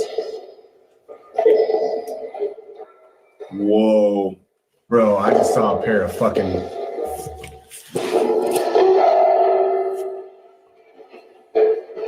Just turn it completely off. Hey. The fucking balls back, bro.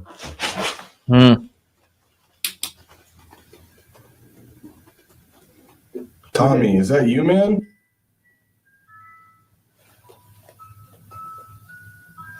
What the fuck is that? Music box. Is that ours? No, that's not our shit.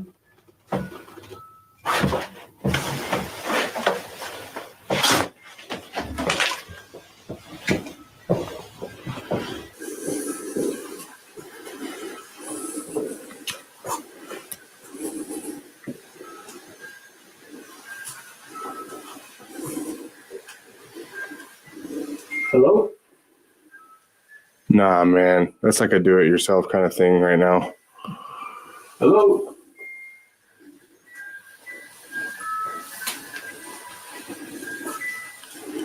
This is right where I saw it, too. What's in here? Where's that music coming from?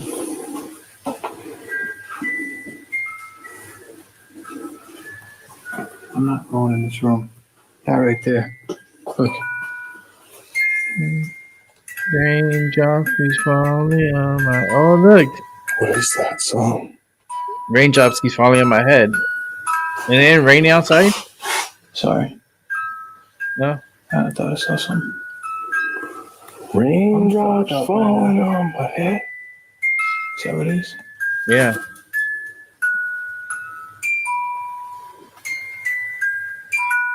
I'm good being down here. No, I don't want to be down here anymore. Bro. Yeah, let's get the fuck out of this basement, man. Yeah.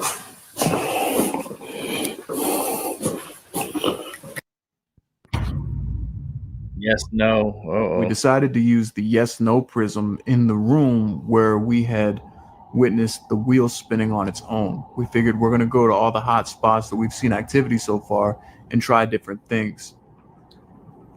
So you've given us a lot of really good activity so far tonight. And this little prism here, it's kind of like a toy. It won't hurt you. It's not here to harm you. If you get close to it, it'll light up. And on this side, the side closer to me, it'll light up green. The side closer to Colton, it'll light up red. And if you can get close to this device and answer our questions, we would really appreciate that. So my side is yes, Colton's side is no. We've seen you use your energy, at least one of you use your energy to move objects, so we know that you're capable of interacting with this device. Now my question is that I don't want to interact with this device. Okay, so you obviously are capable of interacting with this device. Are you one entity? Are you multiple people? Is there multiple people present with us?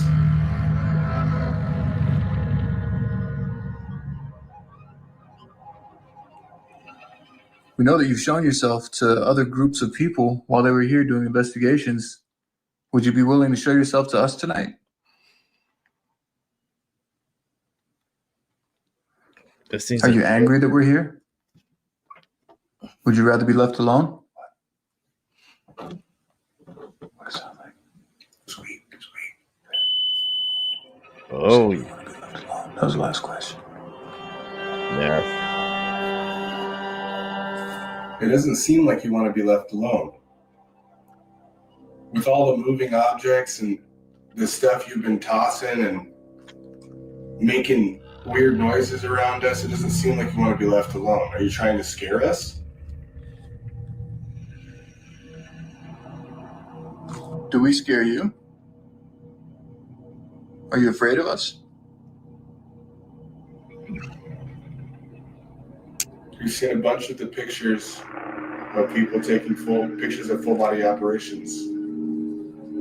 We know that you're here present. If we use the Ouija board, will you communicate with us? We feel like there's a lot of energy surrounding that.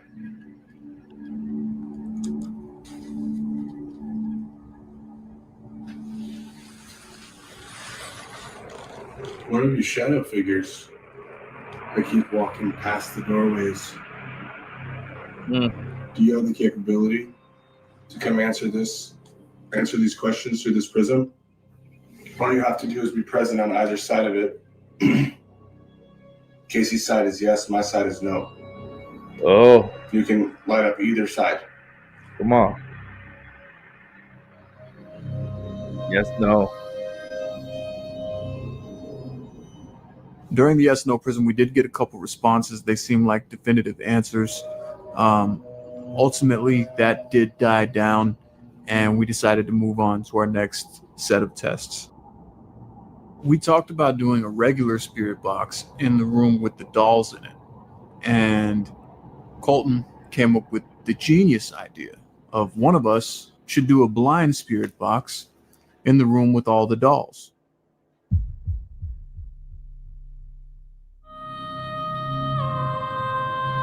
During the blind spirit box session, we were in separate rooms, completely separate levels. I believe I was a whole 2 or 3 floors down below Casey in the basement, and I'm asking the questions to the room he's in through the phone. Message. Earlier, when we were downstairs. Earlier, when we were downstairs, someone rolled a ball. Can you give us the name of the person that did that? Sincerely. 6. 6. Are you demonic? Are you trying to harm us? Maybe. Are you demonic? Are you trying to harm us? Maybe. Some of the phrases were a little bit too coincidental. They did match up, so I do think there was some form of communication happening between Colton and the spirit box. If this is Tommy, let us know somehow. Leave. As I keep asking these questions, I'm getting various responses. And then it's almost like as I continue asking questions, it goes from a pretty vague but direct response to a specifically direct response to my questions. And it was like 3 or 4 in a row there. Did one of you dancing shadows turn on the music downstairs?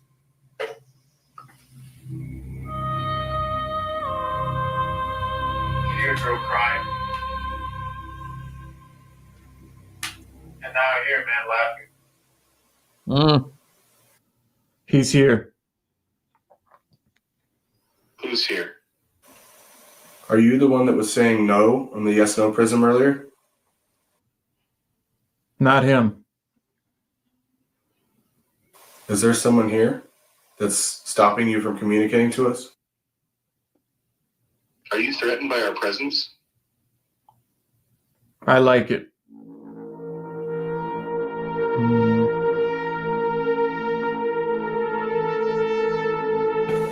It sucked a fucking fresh battery out of this. Let me see. Wow. It's literally blinking. Feel the battery. Yeah, look, watch. These right here that I have charging, Yeah. I pulled them off a second ago. These are only at 40, 50% right now. And this one was at the fresh 100? battery. This was the fresh one? Yeah. Hey, wait, let me get tight on it. Don't move. Oh, yeah, that was just at 100, yeah. Literally 0%. I can't really see it.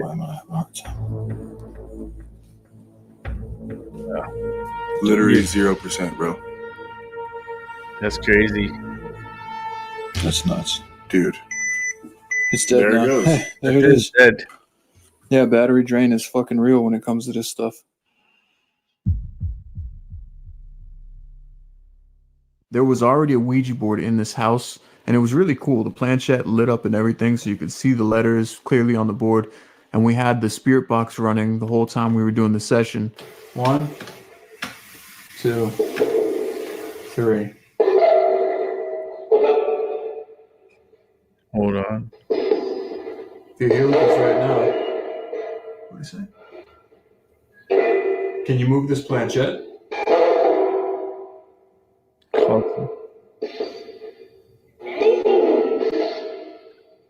What did I say? It was a kid's voice. I said my name. There was a kid's voice again. Is that Tommy? Watch finish.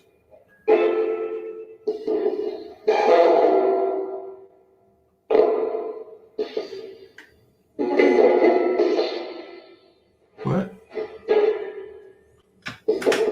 Have you ever used one of these before?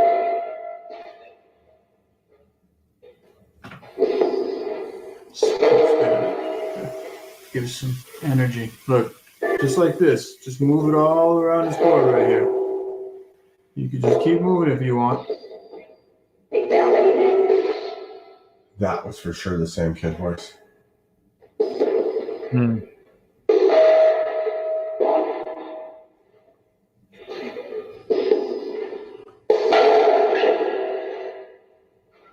I swear I saw that needle move a little bit. Can you spell your name?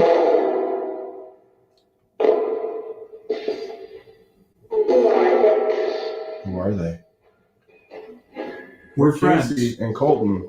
That's Casey. I'm Colton. We're friends. We're not here to harm you.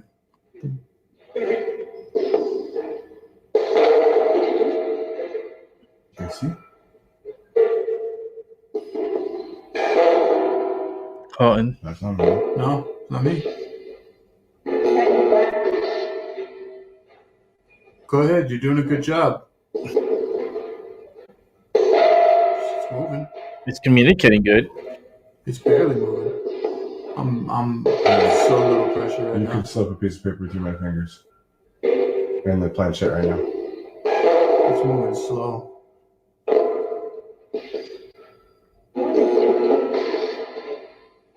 She said, "What is your name?" That's Casey. I'm Colton. What's your name? It stopped on the S, I think.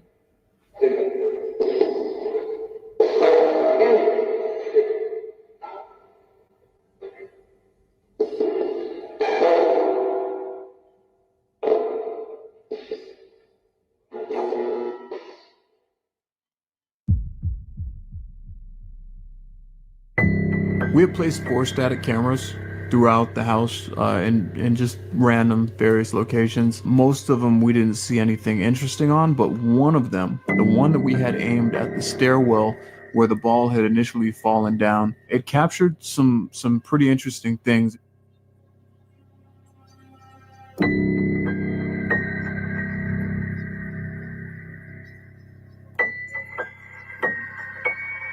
Oh, definitely on the rock.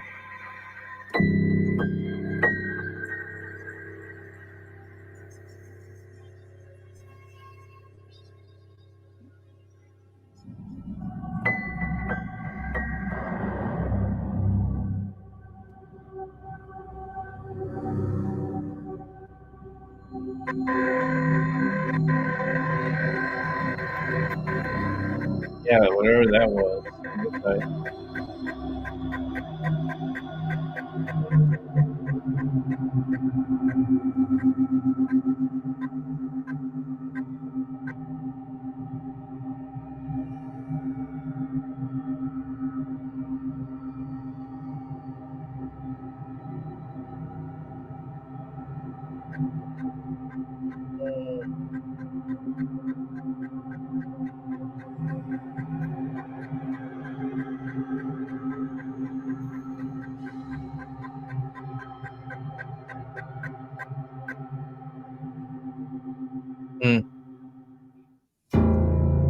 This location is haunted, no doubt in my mind. The things that were going on there. I mean, we've got hundreds and hundreds of other paranormal investigation teams that have gone there, captured evidence. People have seen full body apparitions there. The owners have seen full body apparitions. We might have captured one on one of our static cameras, so there's definitely some activity happening at the Wildwood Sanitarium.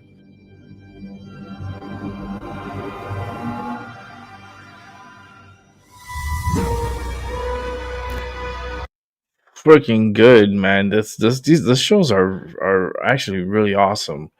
These paranormal shows, I get really into it. It's like each investigation gets like uniquer and more unique.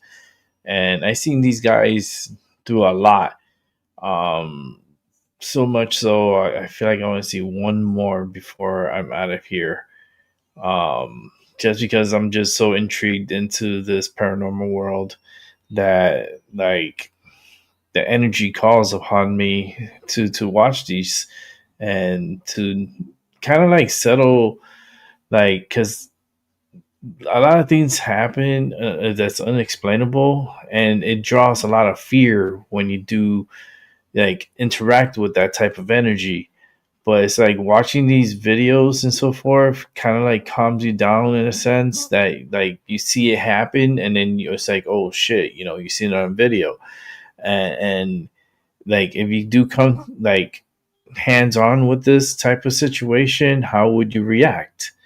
I'll be like, that's kind of freaky. It is freaky and it's weird, and as long as not like aggressive and possessive, I mean, these guys are going to like the most craziest, hauntedest, most disturbing homes in this country here in the US, and I wonder if they go abroad, to other countries and stuff to do investigations in places that are known to be very haunted. Um, but this is it's good episodes. They got a lot of good shows, and I'm very intrigued in that world.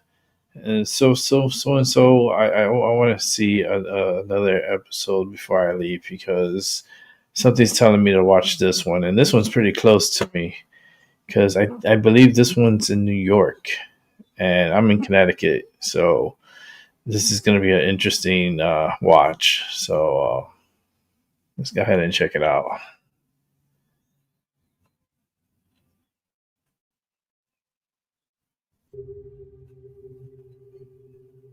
Mic's on? Yeah, mic's on. Cool. Everything's good. How long have you personally been dealing with this house? Since it happened in the 70s. It was in all the papers. This was a really unheard of thing in 1974. So even in the 70s, this was like well known to be. Oh, absolutely. It was so exciting because like these things weren't out in public at all. The initial family that lived here noticed all sorts of stuff going on, and they tried to have the house exorcised. Yes. Now I have been here and witnessed the house shake like it had its own We witnessed earthquake. We witnessed stuff like that Yeah. as well. The window in the living room was absolutely black with flies. Oh wow. No heat source, Crazy. no food source. They were dive bombing our heads. And we're like, how are these alive even? Do you ever feel like there's an evil presence by any source? A lot of people come in and say there is a negative spirit. He has attacked many people. Really? He said his name is Friedrich, and he plans on attacking a woman. If you look close, you can see scratches down her neck and choke marks under the necklace. This was a split second. This is up in the woods. The woods terrify me. I could There see was something. head, arms. Yes, there has been 3 murders Okay. in those woods. Here's where the 2 murders were, and then in the woods, the brother murdered his brother, shot and killed him. At the top of the path, there's the giving tree. People leave coins, crucifix, sage, dream catchers, all kinds of gifts for the Pukwudgie. It literally translates into creature that shoots poison arrows. You can see him peeking around the giving tree. He has very distinct. This is what his print looks like. I've seen the prints, 3 in a palm. So the woods are just creepy. That's really what I wanted to share. That's wild.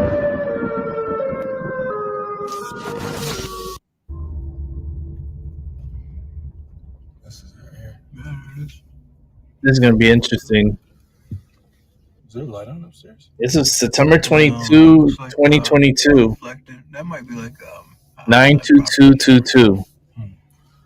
So when we pulled up to the house to start the investigation, we were reminded of the exact words that were used to describe it at night, which is absolute darkness. And it is absolute darkness up there.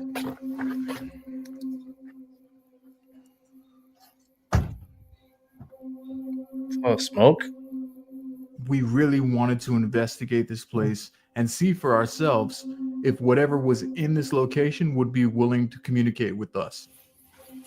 It's pretty chilly out. Yeah, it's definitely getting there. So if something does attack us, it's going to hurt 10 times more.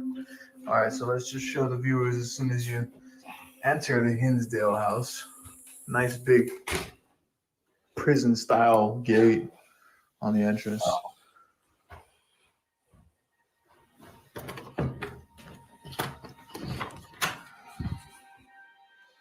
All right, my EMF is rolling.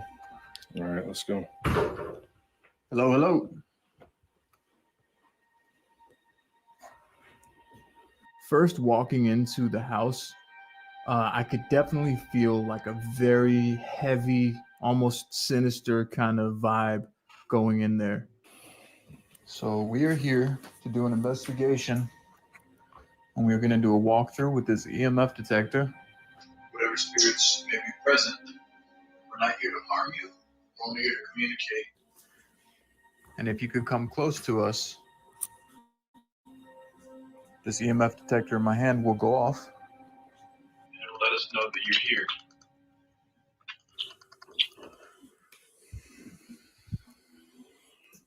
There's this one specific display case with a doll in it, glass enclosure, magnetic latch, and Casey says, it says do not open, do not touch. Oh, this is the section earlier that was mentioned with this kind of Annabelle type doll in the case.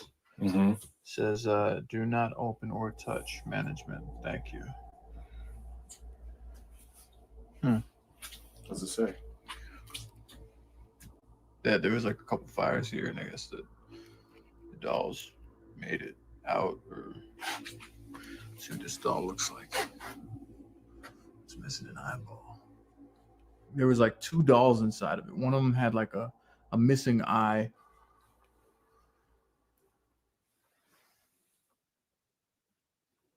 It's a trip. You think I should Him being him, he decides to open the door. I don't think that was a good idea. I was advising against it. You can even hear me on camera saying, I don't know, man, at your own risk. I mean, at your own risk. Oh, look. Is it open? It is.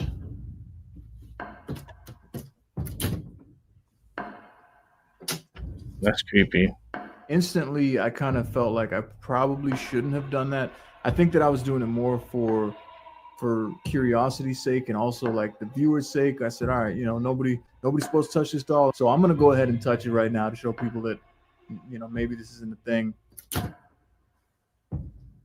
Yeah, it's a big mistake.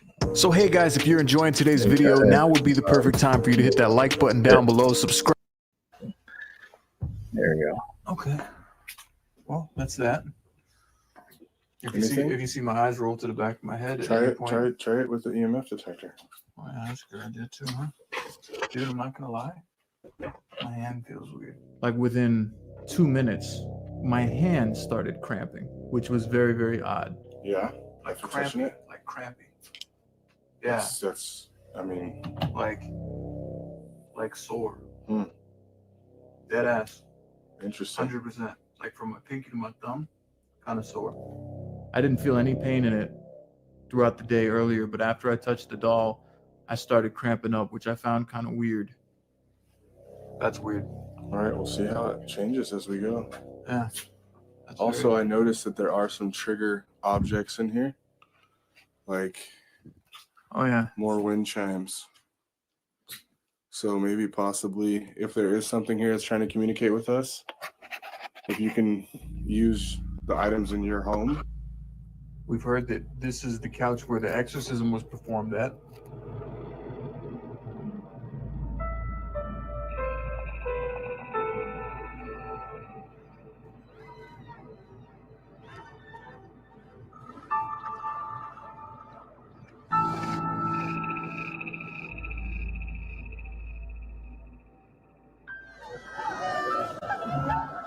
But look at this. Wow. Like from the back of the couch rubbing against the wall. It must shimmy like a lot, right? Yeah. Let's see. I'm gonna have a seat across from me. Sure.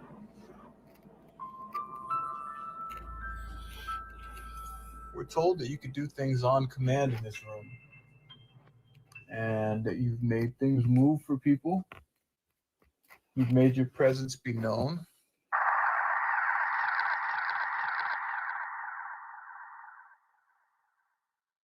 We were told that there was a toy ghost in the corner of the room just hanging from a string, and many people have witnessed the apparitions and the entities of this home actually moving that ghost on command. I heard that you could spin that ghost over there on command. Can you make that ghost start moving? It's 100% still right now. If you start moving that, if you could rotate that ghost, that would be incredible if you could show us that you're here right now. Even the slightest little movement or turn would indicate that you're present with us. Also,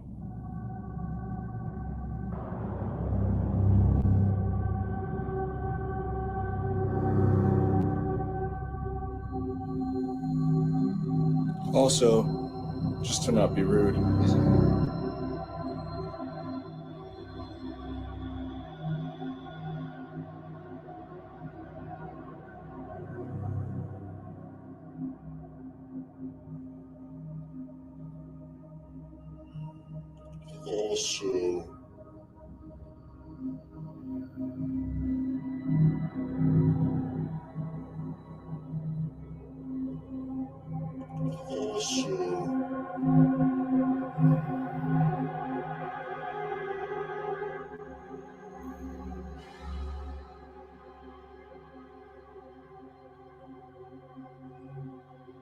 Also, if there's someone in here present, we would love to see you move this ghost in the corner. I don't even know that you can move that ghost in the corner.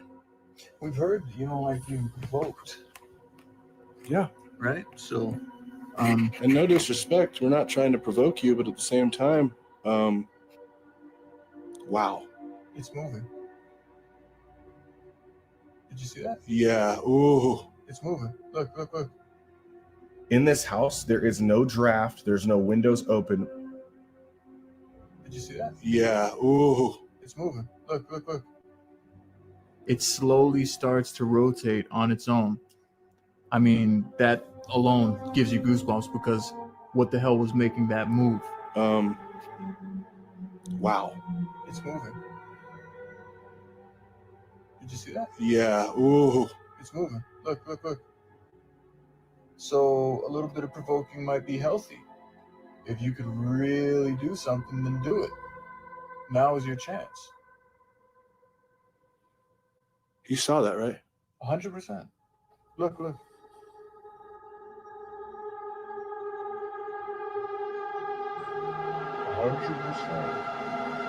More.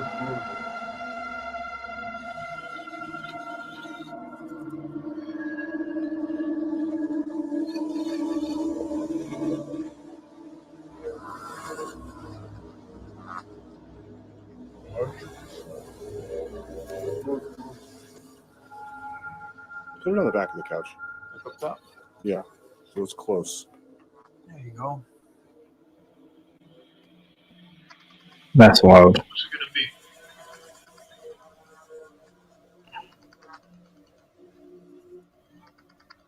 No, you saw the orb? Something to take note of, though. Yeah. Definitely moved. Definitely did move.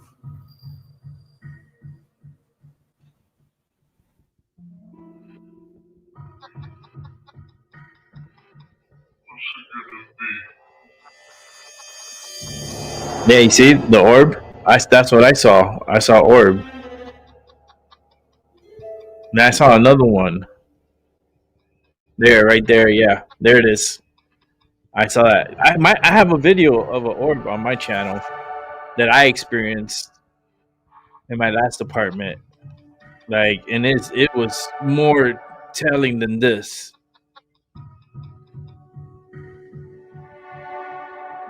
And then we heard footsteps from above us.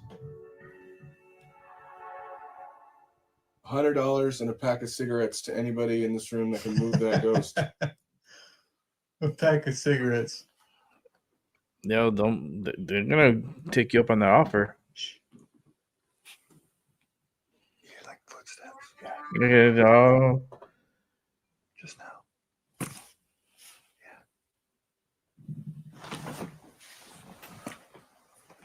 That's how we collect. you guys got to check out my orb video on my channel. Is that the toy? Like a jingle? What orb? Like a little tiny like ball or something, right? If that's you making noise upstairs, can you do it again? Can you do it down here?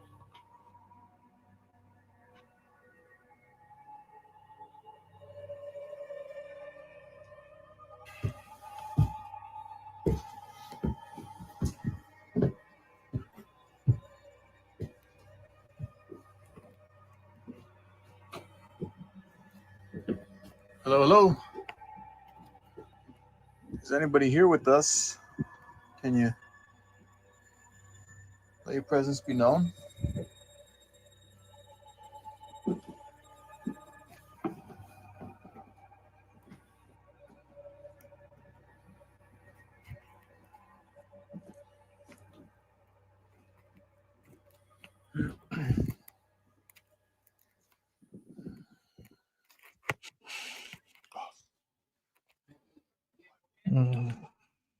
Right below my feet. Keep making noises if that's you.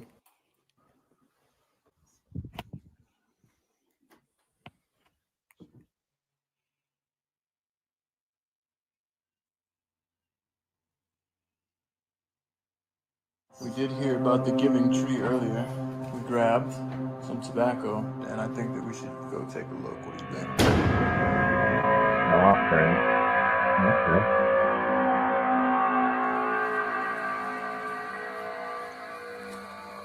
Yep. Here we fucking go. Dude, you can't see shit. No, it's so dark out here. Shit. And middle of the woods. That's crazy. 12 o'clock at night.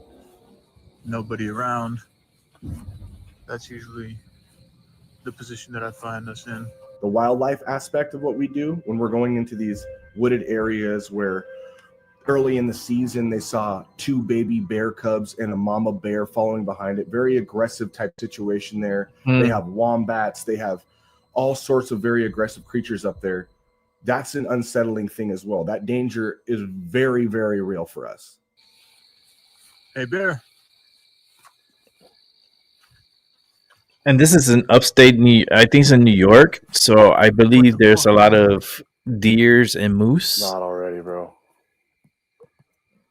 Did you hear that? I did. What the fuck was that? Not already, bro. Not in the mood. We were shocked when we went up there and it went from absolute silence to sticks and bushes breaking and rustling noises all around us. Wow. If we encounter a bear while we're out here, I'm never doing another video that involves woods. Yeah. I'm done with it at this point. Keep your ears peeled.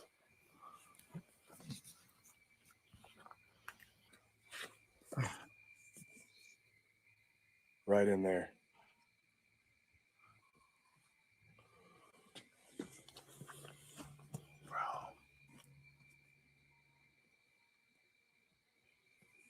I'm tripping, bro. Me too. Oh, I see the giving tree. Do you? Yeah, there's a chair up there with a bunch of shit hanging off it.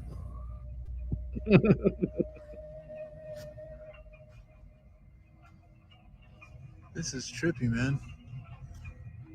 Now, I'm very sensitive to a lot of emotional and energy changes and switches. And going into the woods, it almost felt like we were stepping into another paradigm again. Like this is where the darkness resides.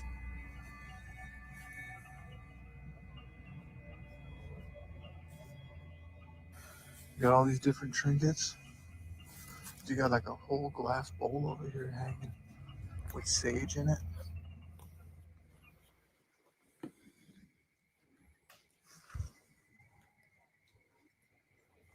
I hear sticks like clapping together.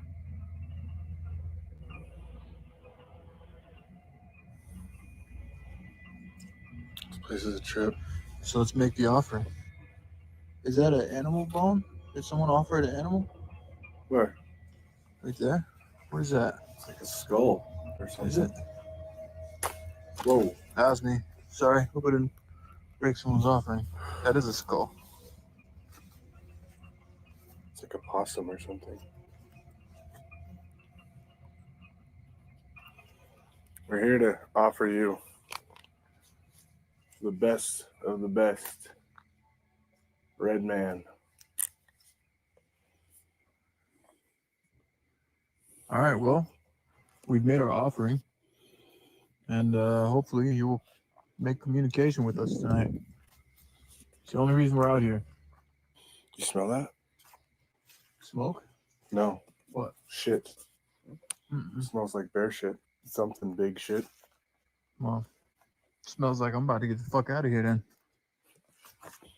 It's literally so dark, like even my flashlight is not really showing up on camera. That's dark. So we should go for sure while we're out here then. Just check out that pond. Oh, the one next to the house? Yeah, the one on the property. Colton told me we should definitely check out the lake because there were some bodies that were found in the lake. I wasn't really big and keen on the idea after the last experience that we had. I felt like I didn't really want to be near bodies of water or be close to the lake. You sure? Yeah, I mean, like, at least over near it. She's saying the apparitions are seen. They have those pictures out there. The body parts that are found in there.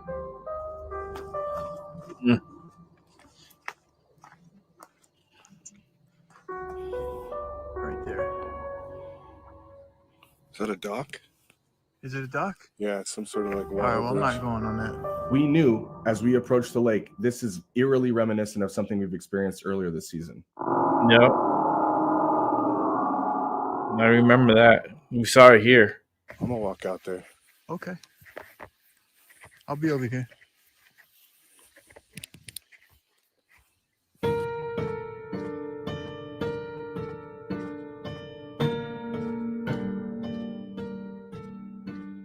Steamy aqua plants. Plants, agua, steamy. It said plants, aqua.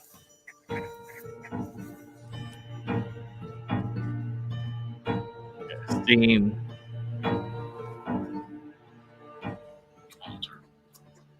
Altar. Haunting. Altar Wow. haunting. Look at the steam. See the steam?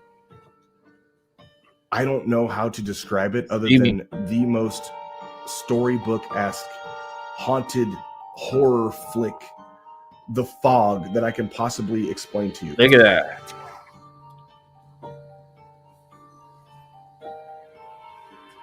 If there's someone here that's present in the pond. Just so much fog. You could barely see the water. Wow. This fog. That fog is thick. Look how it's just popping up. We know. You smell that?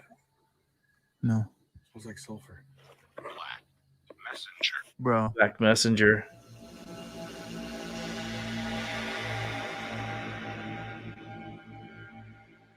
We Black. know. You smell that? No. It smells like sulfur. Black messenger. Bro. Hmm.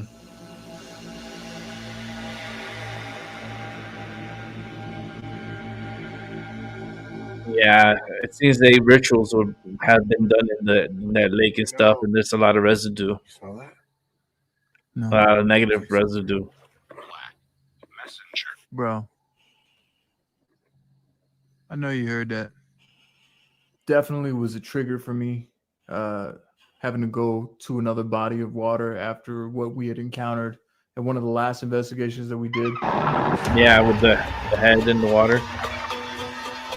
Yep.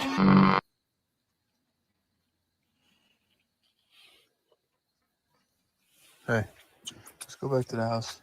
Okay. We decided to go back into the Hinsdale house, and as we had entered the living room, I noticed something absolutely horrifying.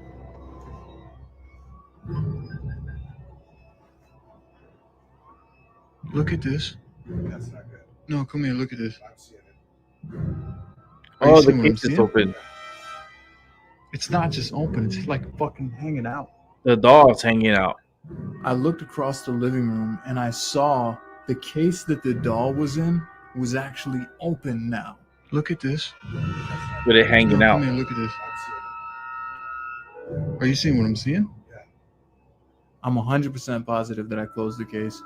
You did. Looking at it, it's opened and the doll was moved. Yeah, like halfway out. Was that close? It was 100% closed. I closed it. And that doll was way further back in there, bro. I have goosebumps all over my body. Bro, it feels like I have pins and needles sticking in my arms.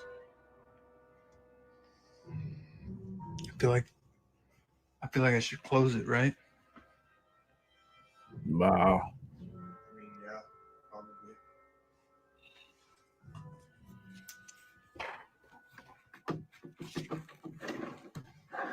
That shit was all the way out.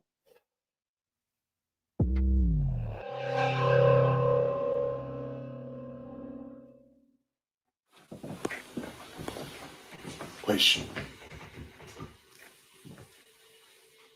Is that coming from there? Is that the fucking door in here? No. I think it is, bro. Oh shit, yeah, it just did it again. That is that fucking door right there, bro. Give it a second. Wait.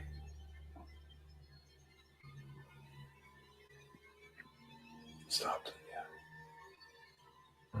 The second we said go down there too. Do you want to open it? Not really.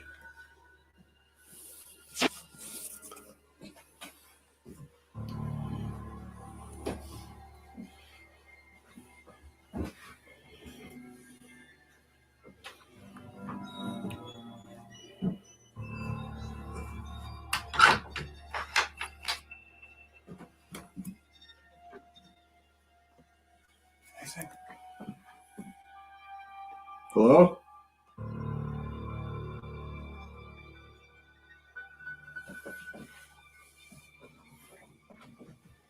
I'm coming down. Dude, I don't know what it is about down here, man.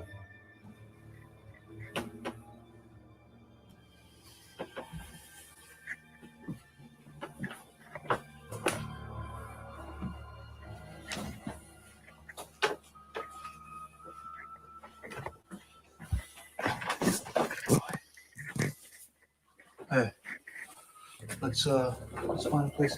Maybe we could put a static camera over here. Mm-hmm. Aim this way.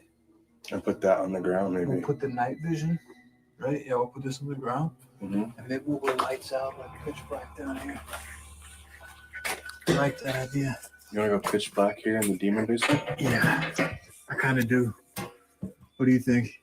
I mean, yeah. As long as I'm not down here by myself. It was definitely a very strange and uncomfortable feeling. We cut off all the lights. We can't see anything. Can you show us that you're here with us, please? I know we've been a little bit, did you hear that? Yeah. Something just went over there like a click. If that was you, can you please join us and show us that you're present?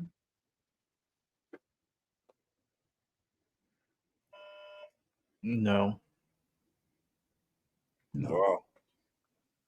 So, my name is Casey, and this is Colton. We're here to be friends with you. We're not here to cause any problems or stress you out. Is it okay if you light up the other side for us? Can you light up the green side? If you step on the other side of the device, it'll light up green. Can you show us that you can actually communicate? Were you the one upstairs that was moving the ghost?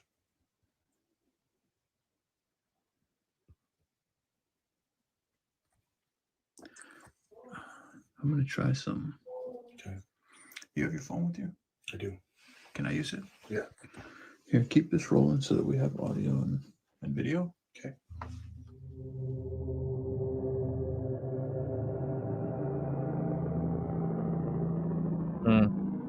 I take pictures of them. It came out on my when I recorded it, like the orbs.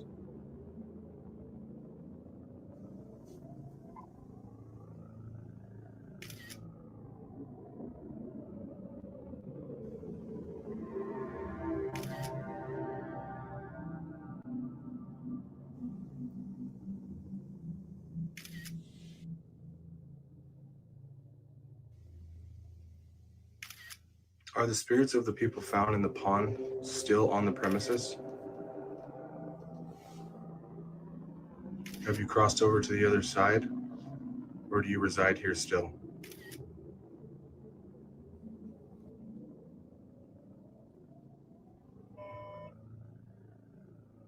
No. What did you just ask? I said, are the spirits of the people that were found in the pond?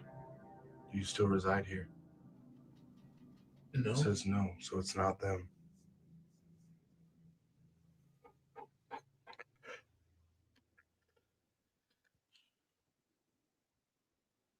One of the owners of this place mentioned that there might be a demon that lives in the basement.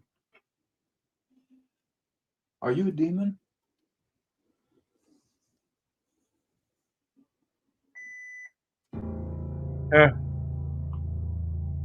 Green for demon. Are you an angry spirit?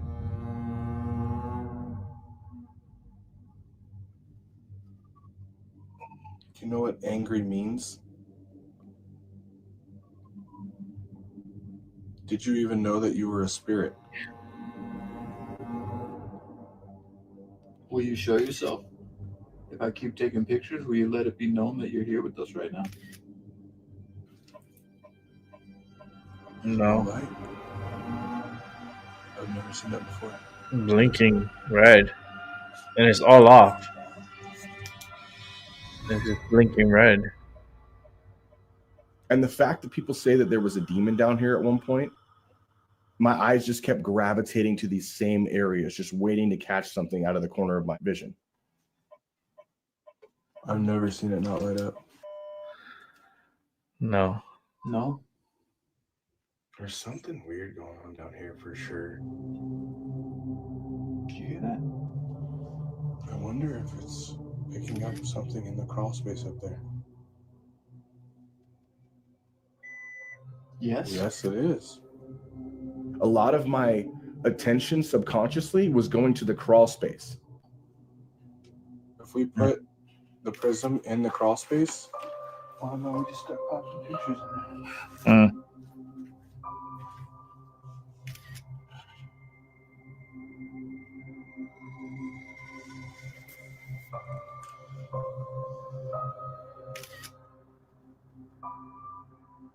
Damn, that's a horrible cross space. Up in the crawl space.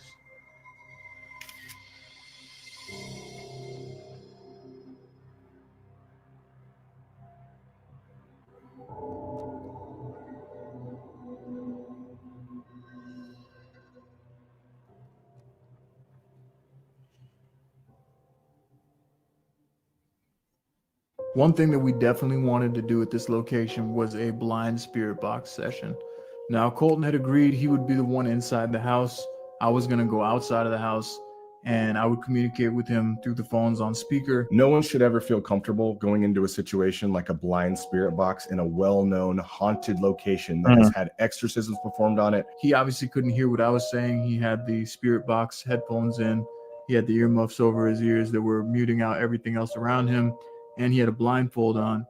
Not only that, but I actually left him in pitch black darkness. Are you ready to be in pitch black?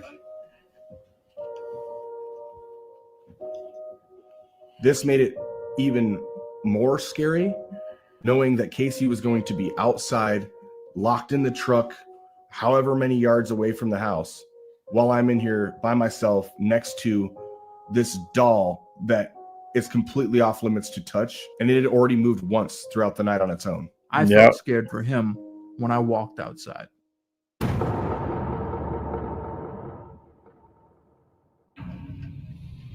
Is whatever spirit is present what is moving the ghost in the room.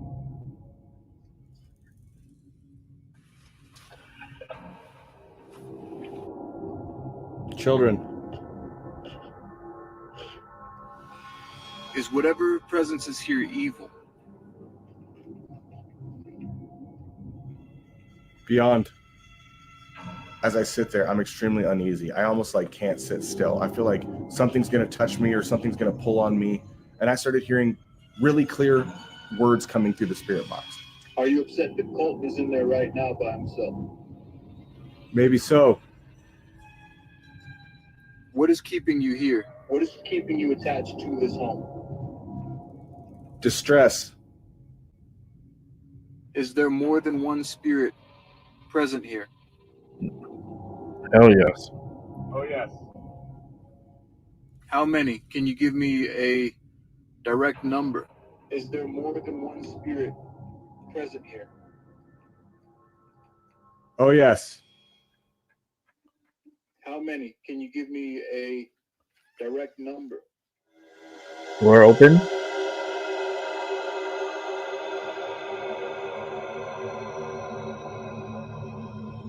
Yeah. How many? Can you give me a direct number?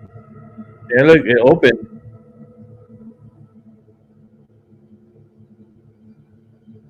Last thing. Had I known that that case had opened next to me, I would have probably bolted out of the building. How many? Can you give Look, me it opened. a direct number? Yeah. Last thing. Do you want us to leave this place? Hey, welcome back, Chloe. Hasty. It opened the case. That's crazy. You would like us to leave this place hastily. Out of. Give us a sign. Show us something clearly. Let's go see. Let's go get them. Backward. Let's go get them. Oh, no.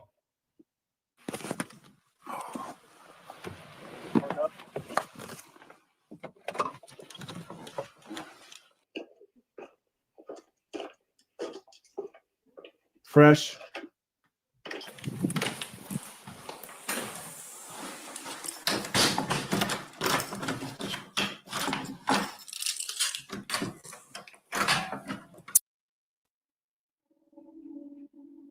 Wow, it's locked.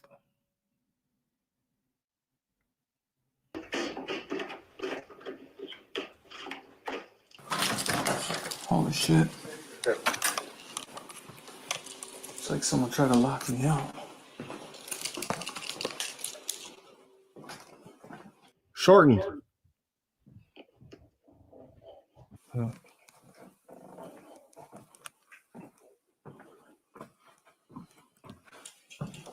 Hey, bro. Great. We're good. Dude, that always fucks me up. Sorry, bro. I felt the fucking ground move before you touched me, like this split second. This place was cerebrally horrifying here. for me. There was this on-edge feeling going into it the entire time carrying through. There was no safety or like safe area that we could find in the house where we felt comfortable. We did do a lot more tests while we were at this property, and it seemed like the main things that we were able to capture while we were there was a little bit of movement. We watched that ghost move on command more than one time, and we know that there's something going on with that doll in the living room. To anybody that does go to this location and tries to do an overnight investigation, I would highly recommend maybe don't open that case. I'm not sure if what we did while we were there may have caused some type of disturbance, but we're there to get evidence. We're there to get proof. We're there to capture some kind of activity. Every now and then we're willing to do what we have to do to go the extra mile to see if we can get something on camera. I definitely think this place is haunted. I recommend it to anybody that's interested in this field and wants to catch some legitimate activity. Man, it's that's not just one area. That's of not this far home from that me. has got this crazy energy going on. It's literally acres, hundreds of acres of property. Wow. I feel like this home is definitely haunted. There's things happening there that can't be explained, and I feel like ultimately it paid off. Wow, that's wild. I mean, it's not far from me. I'm in Connecticut. New York is our neighbor. Imagine if I go to that house. See, I wouldn't want to do it alone though. See, I would have to go with a group and investigate it, and ask the questions and have different devices and I think it would be very interesting. Um, that doll case opening up, that's pretty wild. And the spirit was like, "Let me play with that doll. I want to play with that doll." They no, don't do it. It's wild. It's that's wild energy. That's strong energy. But we seen a lot from this group, Mindseed TV, and I mean, very good, as far as like putting out like proof and so forth, but pretty aggressive energy. And I don't know. I don't know. That's in New York. Imagine going over there and checking out that house, you know, and the energy is just, it's a very devious one in that house. And the fact that you have the lake back there, and that lake was the way the fog was developing on that lake, it was so wild. It's as strong as the fog that I used on my show. That's crazy.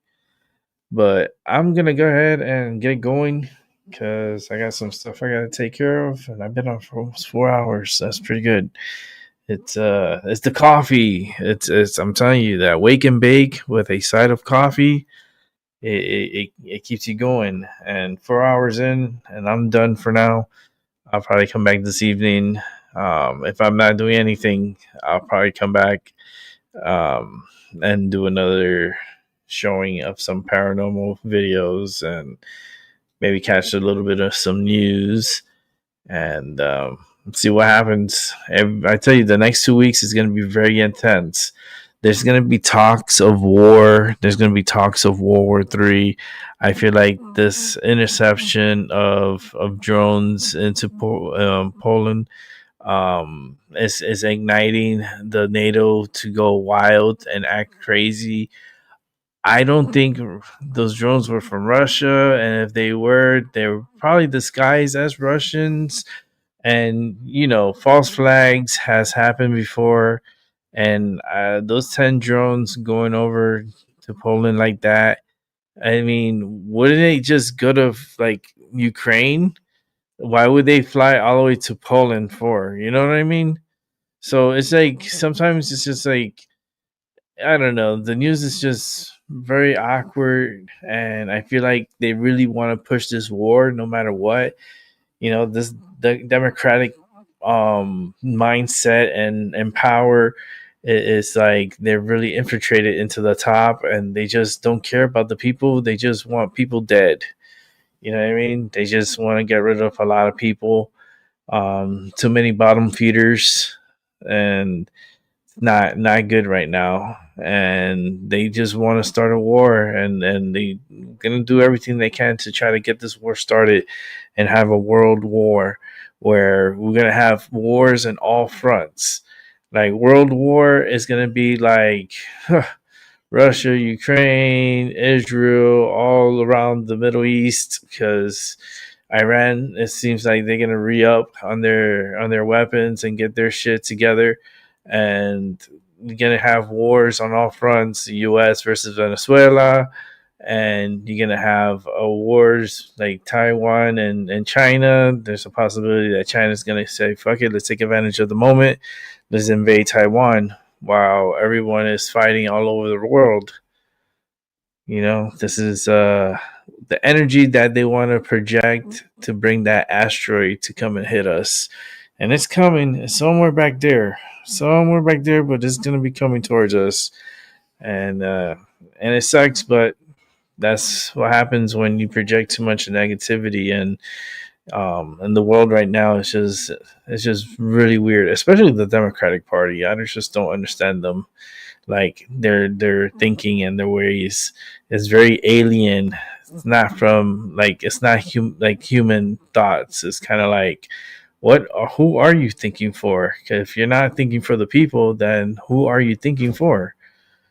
But we'll talk about that tonight. And yeah, continue having a good day. Have a good morning, good afternoon, and good night wherever you're at. And I'll catch you on the flip side. And I will definitely be coming back on here possibly tonight. I'm hoping. let's see how things work out because I got to get some things done. So once I get these things done and I come back and let's see what happens. With that said, I'll see y'all later. Thanks for watching. And yeah, definitely come back tonight because there's a good possibility I will be here. All right. All right, guys. Take care. Peace.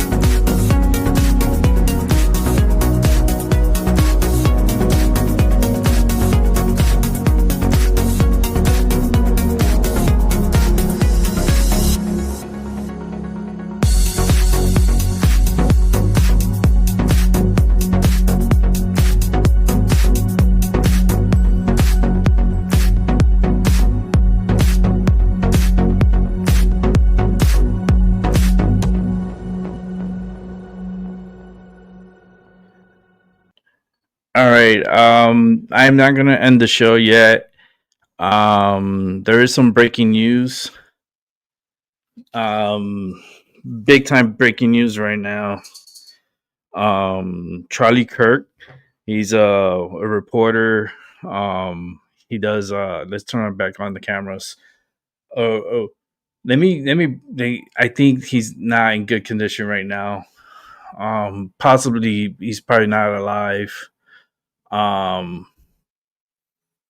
Give me 1 second. I'm trying to figure out what's going on here. Let me go to Benny Johnson real quick, and we're gonna go live to Benny. So give me 1 second. Actually, no, that's not it. Give me 1 second. I gotta find it. But there's some breaking news. Just give me a second for me to check it. Check. It's just breaking right now. I was literally about to pop off the show, but there's like this news is starting to break. He may not be he may not be with us. Let me see, who's this right here? This is Matt Morris TV. Give me 1 second. Let me go and put this guy live.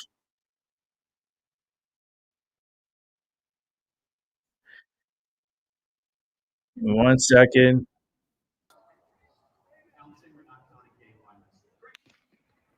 So you can. Oh my God! Wait, go run! No shooting. This is when the shooting happened.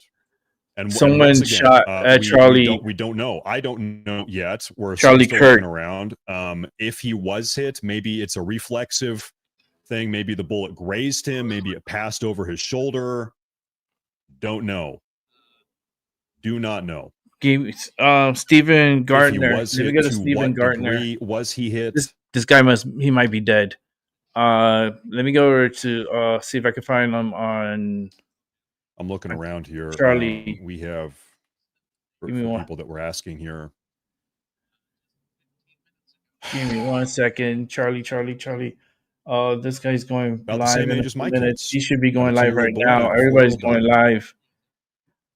Oh, Almost shit. exactly the same. You can tell just about. Charlie Kirk, he's shot. He might be dead.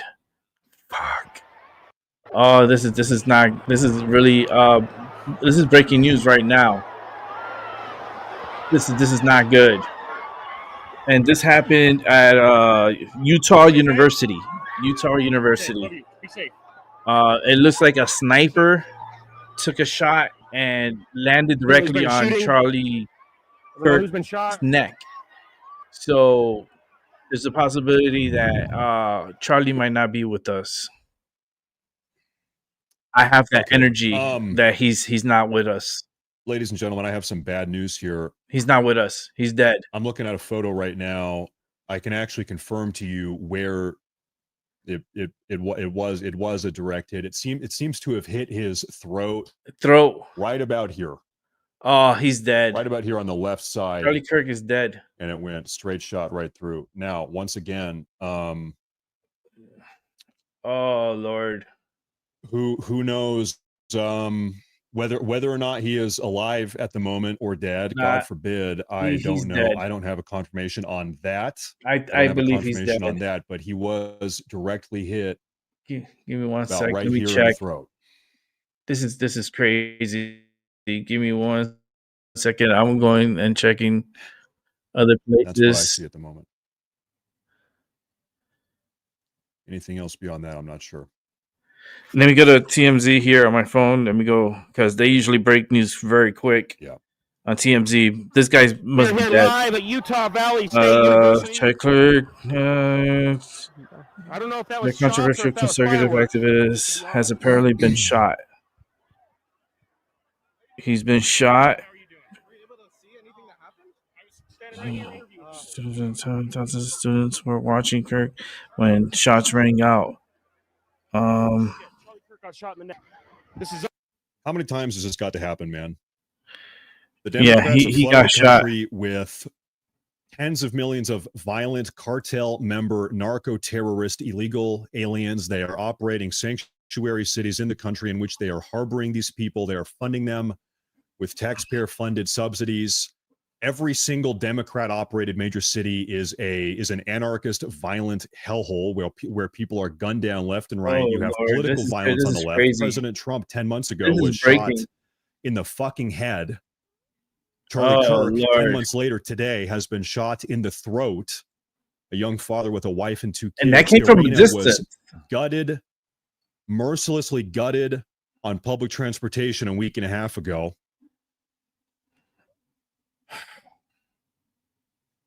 I am fucking sick of this. I am so sick of this. What's got to happen? Do we need what? Do we need martial law? Like, what do we need? Do we need the National Guard deployed in every fucking city in this country? Yes. What do we have? What is it going to take? What did Charlie Kirk do? He's not even a politician. He's a right-wing commentator, no different than me on the internet. Exactly, and me too. He's just expressing his opinion on the internet with a webcam and a microphone. What Yep. did he do? What? He's guilty of what? Using his First Amendment rights? And All see, of this- us are there guilty of has that. to be You're live. guilty of that right now. I What's it think going to he's dead. take? I have this feeling he's not with us. Oh my god. This is not good. Okay, I am. We'll see if I'm there's looking a for more big updates here. news I agency here. want to know if he's alive. That's what I want to know. Yeah, I don't think he's alive. That's what I want to see. I feel the nerves. I feel so nervous Prayers for right now. Charlie Kirk. That's right, because right now it is. He's not alive. It's Something's not keep looking telling good. me that he's not alive. Nervous, not alive. This is where the shooting happened. This here. is So if I had to a guess, I mean, tipping you can point. take a look at this Not alive. situation. Looks like the shooter was probably perched up in one of these windows across the. This is what pavilion here, up on I'm the listening in my balcony, up head. on the I'm repeating rooftops what I'm here. hearing in my head. And so this would But be not about, I don't know, alive. like an 80-yard or maybe 100-yard shot. And I'll tell This you was a what, long distance shot. if Not anybody has alive. ever been out shooting with an AR-15, it's not exactly a long it's shot. breaking news. So right now we are praying for Charlie Kirk. Charlie Kirk, I don't believe he's alive. And of course, on top of everything I mentioned ago, now we've got. I don't think these, he's alive. We're gonna go over to Sky News. Oh boy. Give me 1 second. Okay, folks. Okay. I just saw the video. I just saw the video. I just saw the close-up video. Oh, he's not alive. He's not with us. He's dead. He's dead. They assassinated Charlie. Oh Lord. Charlie Kirk is not with us. He was assassinated at Utah University. He's dead. Oh, this throws. I feel so sick right now. This is really bad. Really, really, really bad. Charlie Kirk is. I mean, I'm not going to show it. I probably can't show it on dead. YouTube. We're on YouTube here. He's dead. It's bad. It's really bad. He's dead. It's really fucking bad. Like He's I said, dead. he got shot in the neck right here. Yeah. About right here. It is It's breaking news right now. it is about as bad as it could be. Yeah. Yeah, he was hit. He was. Oh Lord. Let me see if there's any more videos. Give me 1 sec. It's just breaking. So I was gonna end the show. I literally went through the end cycle of my show to the very end, and then it broke news on my phone, and everything started What's breaking insane on my is that for devices. years now, we have all been told that we are the ones that are a threat to the country, threat to I the feel like- Constitution, threat to democracy, I feel like threat he's to American dead. freedom. like nervousness. Is anyone on the far right? Is anyone on the right? On the middle right? On the center right? Are we the ones doing this? Are we the ones going to political events, assassinating political commentators, trying to assassinate political candidates? President Trump got shot in the fucking head 10 or 11 months ago. Or is it the left? Is it the far left? Now it's the transgender school shootings, the Charlie Kirk shooting. It's the President Trump numerous attempted assassinations. It's the lax on crime, far left policies in the inner cities, resulting in people like whatever his name is, something Brown, DeQuarius Brown, or whatever the fuck his name is, that slaughtered that beautiful young woman on the subway the other day. How many more people have to die, man, before we recognize what is going on? What is the problem in the country? These people are insane. They are radicalized. They are violent. Very clearly. Okay, let's go over to CNN News. CNN News real quick. Let's transfer over to CNN. Let's go ahead and put out the volume on this. One would have thought that there would have been some kind of screening for participants prior to the event unfolding. Most certainly. And in this climate that we're now living in, you would hope that it's the case going forward. Sam Vinograd, thank you. I want to bring in Raydon Desheen. She was at the event right now. She saw the attack. She's on the phone. Raydon, I hope I'm pronouncing your name right. If you could tell us where you were, what you saw, what happened. He was shot right in the neck. Yeah, so I was clear up at the front. So they had like the tent set up for where Charlie was going to be. He's probably and then they had like the cattle grade set up with a walkway for the people that were going to debate him. And then I was the grate right behind it. So I was right by the walkway. So I was right up front. And then what happened? When the actual shot was fired, where were you? What did you see or hear? So I was, he was just talking to the second debater. And ironically, it was about the transgender shooter. And, they're talking about, not allowing them to purchase firearms. And he was talking back and forth with the guy. And then all of a sudden I hear up top, I see Charlie. I think it got his carotid. I just saw him grab, it looked like his neck. And there's just blood pouring out everywhere. Oh, God. And his eyes kind of rolled back. He's dead. At that point, I kind of looked up because it sounded like it came up from behind me up the hill. He's dead. And it was just one pop. And then we all dropped to the ground. Lord, this is not and then good. they told us all to run. So we all ran out. Yeah, I'm imagining pandemonium at that point. This is crazy right medical now. Personnel attend to him, and what happened after that? By the time I looked up, he was already off. He was already out. He was already out of the tent. There were some police officers up there. There was his security. There was no metal detectors or anything for us to go through. They didn't even check our tickets. What about the gunman? Any sense of what became of the person? I don't know if it's a man or woman. The person who fired the shot. Nope, I didn't see anything. I just dropped when everybody else dropped, and then I ran when they told everybody to run.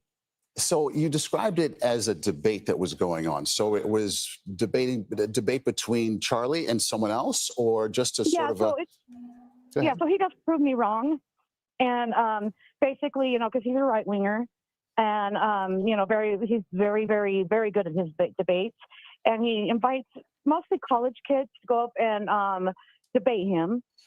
And, a lot of them were, had a lot of the same views, but there was something that may be a little bit off that they don't quite agree with. So they're just trying to, debate him back and forth on their views versus his. So it sounds like people from all points on the political spectrum. What about the atmosphere, the mood? What was it like leading up to that?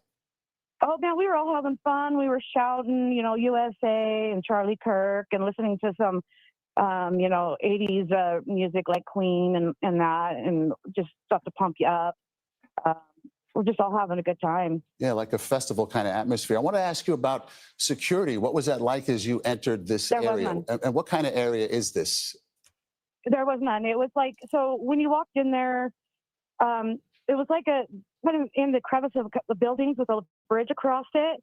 And then behind it was like a grassy open area with a little bit of sitting that's kind of in a stadium seating. But it was like a little hill. And this is on the campus of Utah Valley University. Yeah. Yeah. Are you a student there, or do you have an affiliation with the university?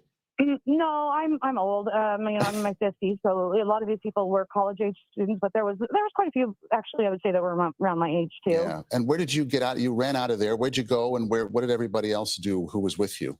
We all just ran to our vehicles, and I don't know where everybody's scattered. I don't know if some of them were students that had to catch a bus or whatever. But the ones that have cars, we all ran to our cars. I mean, I parked a little ways away, so it was a little bit of a trek, but it was fine. But again, interesting, as you point out, no security, open area right there at Utah Valley University. Wild. Radon Dasheen, I really appreciate your insight and your telling He's us not your with story. us. He's He's dead. dead. For that. Let's go back to Ed O'Keefe. Ed, what you're hearing now is that there was no security at an event, a political event here in the United States. And he debates people. That's all he does. He debates people, and people get rubbed the wrong way. And so expertly described it. This is meant to be sort of a public gathering in a public square Crazy. kind of event, right? That this kind of violence wouldn't necessarily happen. And she But this was from a described quite well distance. also how the prove me wrong format works. That people come This up, was a long they distance raise an shot. issue with him, they debate it for a few minutes, and the crowd watches and enjoys the exchange, as raucous or policy driven as it may end up being in that moment. Maurice, we're obviously, given that Kirk is a character and a leader and a creature of the digital space, it is no surprise that we're seeing pretty swift reaction from all sides. We heard from the president, of course, asking for prayers, the vice president, the defense secretary, Pete Hegseth, whose nomination was buoyed by support from Kirk and his movement. But we're also hearing very quickly from Democratic leaders, the governor of California, Gavin Newsom, who hosted Kirk on his own podcast earlier this year, very quickly, moments after this happened, on X, said that the attack is disgusting, vile, and reprehensible in the United States of America. We must reject political violence in every form. Hakeem Jeffries, who of course is the House Democratic leader, very quickly saying political they're not violence going is to say it right never away. acceptable. My thoughts and prayers are with Charlie Kirk and But his family. that was a notably, long distance Gabrielle shot. Giffords, the former Direct Arizona shot to the Democratic neck. congresswoman, herself a survivor of an assassination attempt and a advocate This for is worse than like Trump. stricter gun laws in this country, said she's horrified to hear that Charlie Kirk was shot in an event in Long Utah. distance Democratic shot. societies will always have political disagreements, but we must never allow America to become a country that confronts those See if I can find disagreements that video. with violence, Watching something she myself. obviously would know very well. So the reaction will continue to pour in. But again, I think the eyewitness there described very well what it is that Kirk has been doing for years now in person with like-minded conservatives and those that want to take him on, and how he uses those events to buoy what he does online. He also hosts a radio show and is, again, a pretty frequent collaborator and ally of the president and those in his administration. Yeah, excellent points there, Ed O'Keefe. Thank you. I want to bring back Robert Costa. And Bob, you sit here and we're talking about another political shooting in America. You just can't help but wonder, how did we get here? What is going on? At one hand, there's an event where it's debate me. They're debating the issues in a civilized fashion, back and forth. And then you have this. What has happened here? Maurice, it's hard to understand how and why any person would commit a horrific act of violence, especially in this political setting. And we're still trying to gather more information here at CBS News about what exactly took place. What I can speak to broadly as a reporter who has covered Charlie Kirk and his political movement is that he is someone who has carved out a space as someone who is a major ally for President Donald Trump. He is also someone who has espoused conservative views across the board, and he is proud of those views. He does not in any way take a back seat to participating in the public debate. He welcomes debate. He goes to campus after campus, has event after event. I have covered some of his Turning Point USA events, and they in many ways echo Trump rallies. And they cover the full spectrum of issues that have become important to the Trump movement and to the conservative movement. They do have a suspect Charlie Kirk in has long custody. counted himself a part of, and those include cultural They do have issues, someone that in includes foreign custody. policy. He has spoken out about A single what is shot going was on in fired Europe on with campus Russia's war for the against visiting Ukraine. He has speaker. spoken out Police about are different investigating cultural now. debates in this country. He has Suspect in spoken out custody. about President Trump and all of the challenges he has faced politically and legally. So when you, if The you police don't have know not Charlie Kirk, revealed the understand this is suspect's someone who's identity in the yet. trenches The footage and from the enjoys scene being in the showed trenches. officers Whether taking an someone old does not man like Mr. into Kirk and his custody. views or An loves older Mr. man Kirk and his views, has been I have taken seen into Charlie Kirk custody. up close so many times, have fun with the process. He has called himself a happy warrior who embraces the idea of a political fight. But a political fight in no way means violence. It means a healthy debate. And this is someone, though, who has been in the arena. And some people in this day and age retreat from the arena, worried about violence, criticism. Kirk is someone I have covered again and again, go right into that arena, whether it be in an arena or a college campus, and say, let's have the debate, let's have the discussion. And that's why he has so many admirers on the right, inside the Republican Party. They see him as a rising star. This is not good. And it's notable to me that even within the I just past have a 5 or feeling 6 he's not with months, us. I was having conversations with top Republicans who said Charlie Kirk down the line, among other names, is someone they considered a future presidential candidate. He was seen as someone who had a real political future, whether it was running for elective office or being a political activist, maybe working in the administration at some point. But he has always said to his allies and friends, he likes being on the outside. Oh, no, he I likes just saw being the on these video. campuses, having the direct back and forth. Oh, Lord. And he was shot today doing what he loves the most, which is engage I don't think with he's people with us. in a roaring debate, Right after I just in a saw this rally video, setting. I don't think he's with And us. some of those cultural issues, including a quote like this one from Charlie Kirk. What is going on with women and not wanting to prioritize family? And, you know, a quick search will show you that he is seen as one who wants women to have babies and work less. Things like that. He relished that kind of thing, being a provocateur, getting people to think and debate. And that's probably what he was engaged in right there, Bob. I think about his family. I know many of Kirk's friends in text message right now are talking about his family more than his political views. He has a young family. He has spoken openly at recent public events about how much getting married and becoming a father has meant to him as a man in a younger part of his life.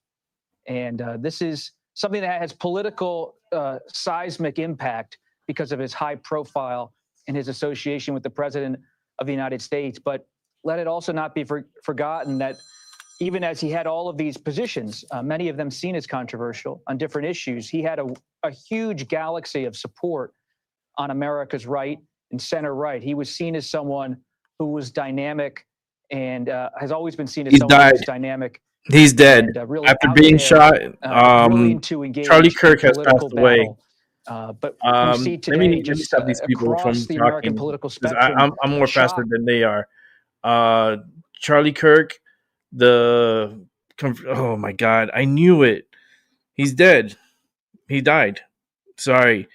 Charlie Kirk, the conservative, controversial conservative, has died after being shot in the neck on a college campus. He has passed away at the age of 31.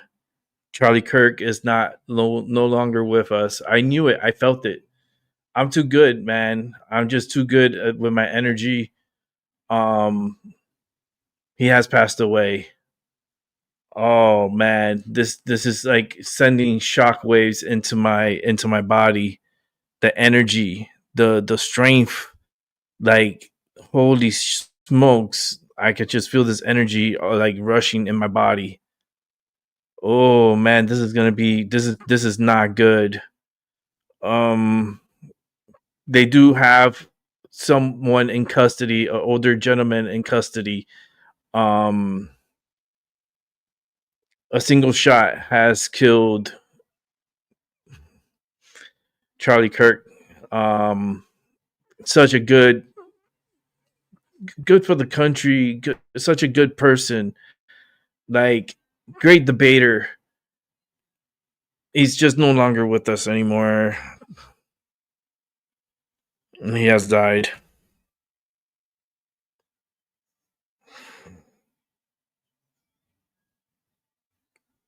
Not good.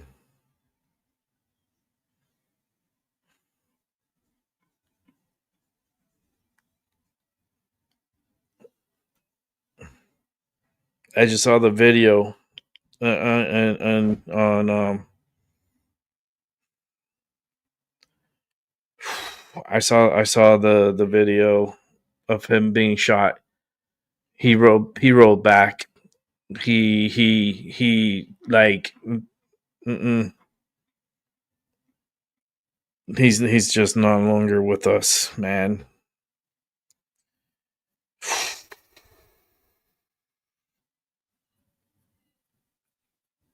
Mm-mm-mm. I wonder what's gonna happen to his show. I wonder what's gonna happen to his show.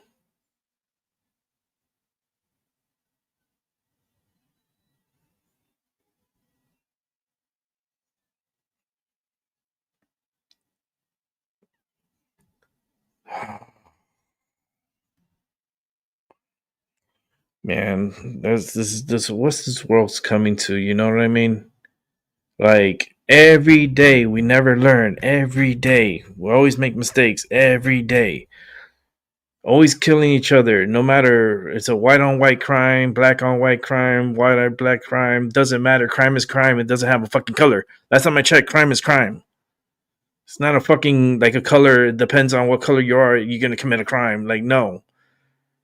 Like crime is all colors. It doesn't matter. It doesn't matter what color you are.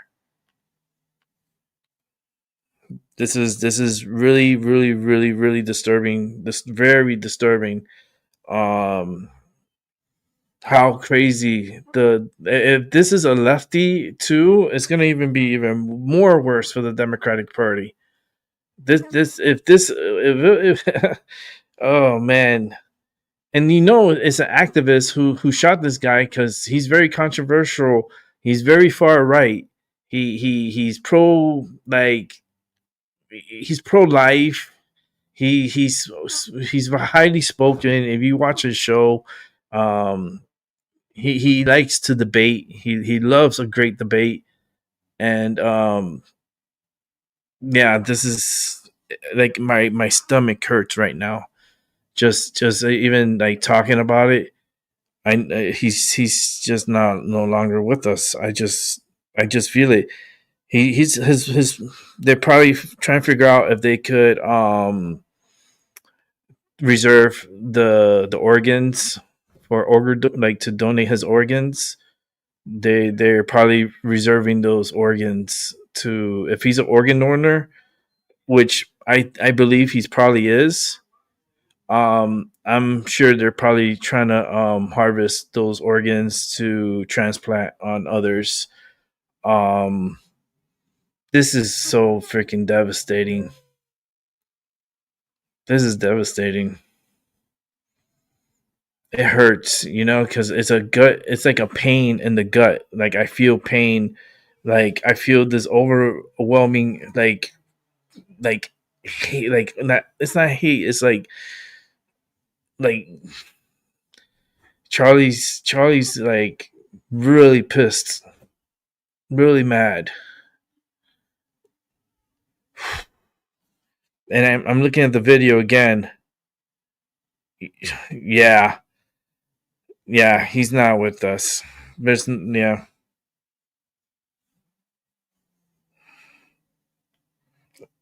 This is really disturbing.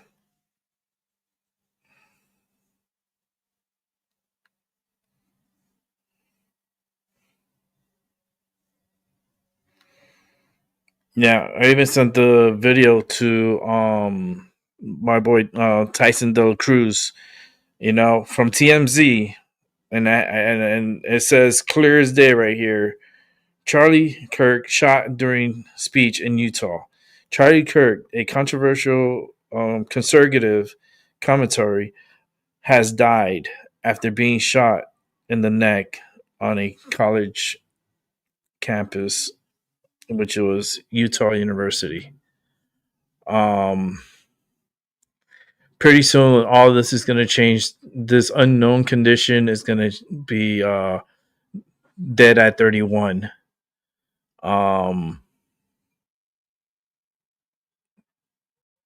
That's so scary, man. That's bad.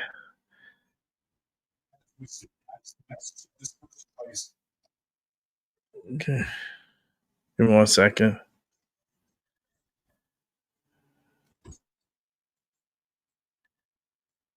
It's a massive super chat. Thank you very much. Let's check this out for a second over here. You can't have a safe nation, a safe, productive nation with these people. Thank you, Angie. Thank you. Prayers for Charlie. Thank you very much. We're in a cold civil war. Sometimes it feels like that. Thank you very much. God and Jesus are with Kirk. Yep. Thank you very much. Thank you. Yeah. Thank you, folks. Thank you, everybody. Okay, let me bring over here. Let me pause exactly this over here. To say the least. Well, from Let what I'm me hearing, pause this if it lets me. Hello. The guy who got shot Come was a pretty big on. influence in It don't let me pause it. I'm pausing it. It keeps unpausing. What the fuck is going on here? I keep hitting pause and it keeps unpausing. It's like, what's going on? Like, I'm trying to go somewhere else with this.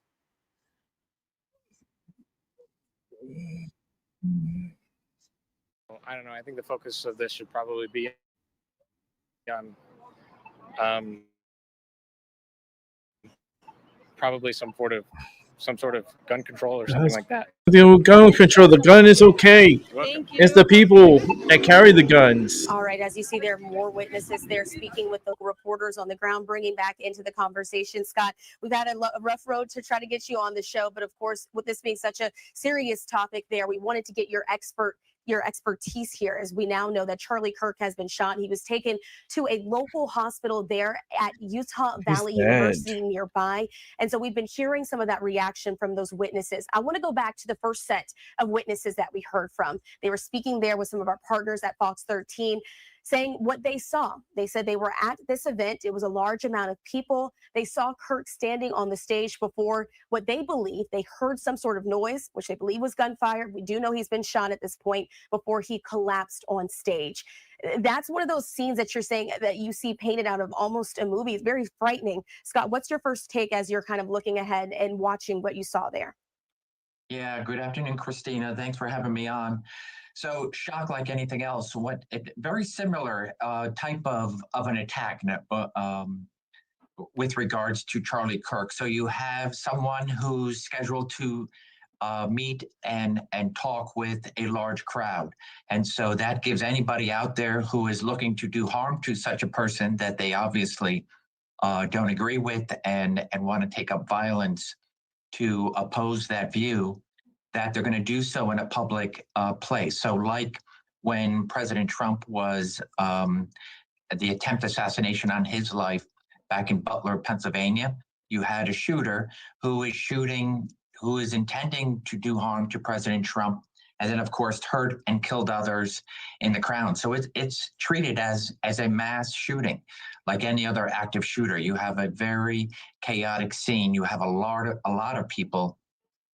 So not only the bullet itself that is fired, but then you have the chaotic scene of everybody fleeing that scene to get to safety, and so you have all the domino effect of injuries and whatever may happen as a result.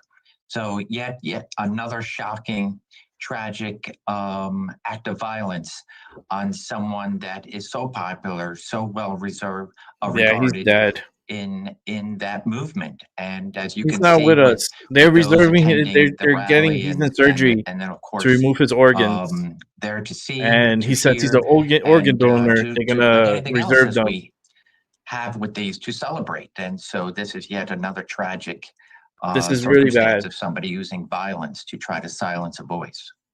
And so, Scott, as we're watching here, we do know that the school officials said that those gunshots were fired from the top of the Lucy Center on campus, which is approximately 200 yards, I should say, from where Kirk was speaking. I have to ask you, does it matter when you're being shot from a certain vantage point what that action looks like? Do we know any insight into how that investigation looks, being that it wasn't point blank. It wasn't right in front, Scott, at this time. So when we're looking at what this looks like for that investigation, does this mean that there are going to be multiple locations that folks are paying attention to, law enforcement? Yeah, so the distance does mean it first and foremost the sheer training that I would say goes into anybody that's going to take a long rifle here in this regard, and to be able to execute their plan and hit their target. I mean, I'm a from a trained law distance. enforcement officer, having spent many years in local and in the FBI. I train a lot. I wasn't a marksman. I wasn't a sniper, but I trained both with my sidearm and long guns. And I can tell you, for someone who trains regularly, that a 25-yard and a 50-yard is difficult. And so if the reports are correct that shot came from in excess of that and possibly 200 yards, you're talking about someone who has a tremendous amount of training, and to be able to have hit their target is just astounding. And then, of course, what does that do? That everything from the point of the shooting to the end, all that is a tremendous amount of area to cover, to secure, and not good. and secure that crime scene. And I was going to ask you, Scott, because you and I have talked about this in the past, but when we talk about responding to a situation like this, as you said, it's chaotic. You have different agencies that are responding. The call comes out. When crews are headed out there, when law enforcement is headed to a location like this, do they do anything differently if they know exactly what's happened, or if they get a call that, could be a hoax call? Because as all of these calls are coming in, you have witnesses here who are saying, this is what happened, here is the victim. That's not always the case. Yeah, especially in light of the hoax calls that we have seen, very much like the swatting calls, and then to see as in close to me, the Villanova University hoax call, what that does to everybody that's involved.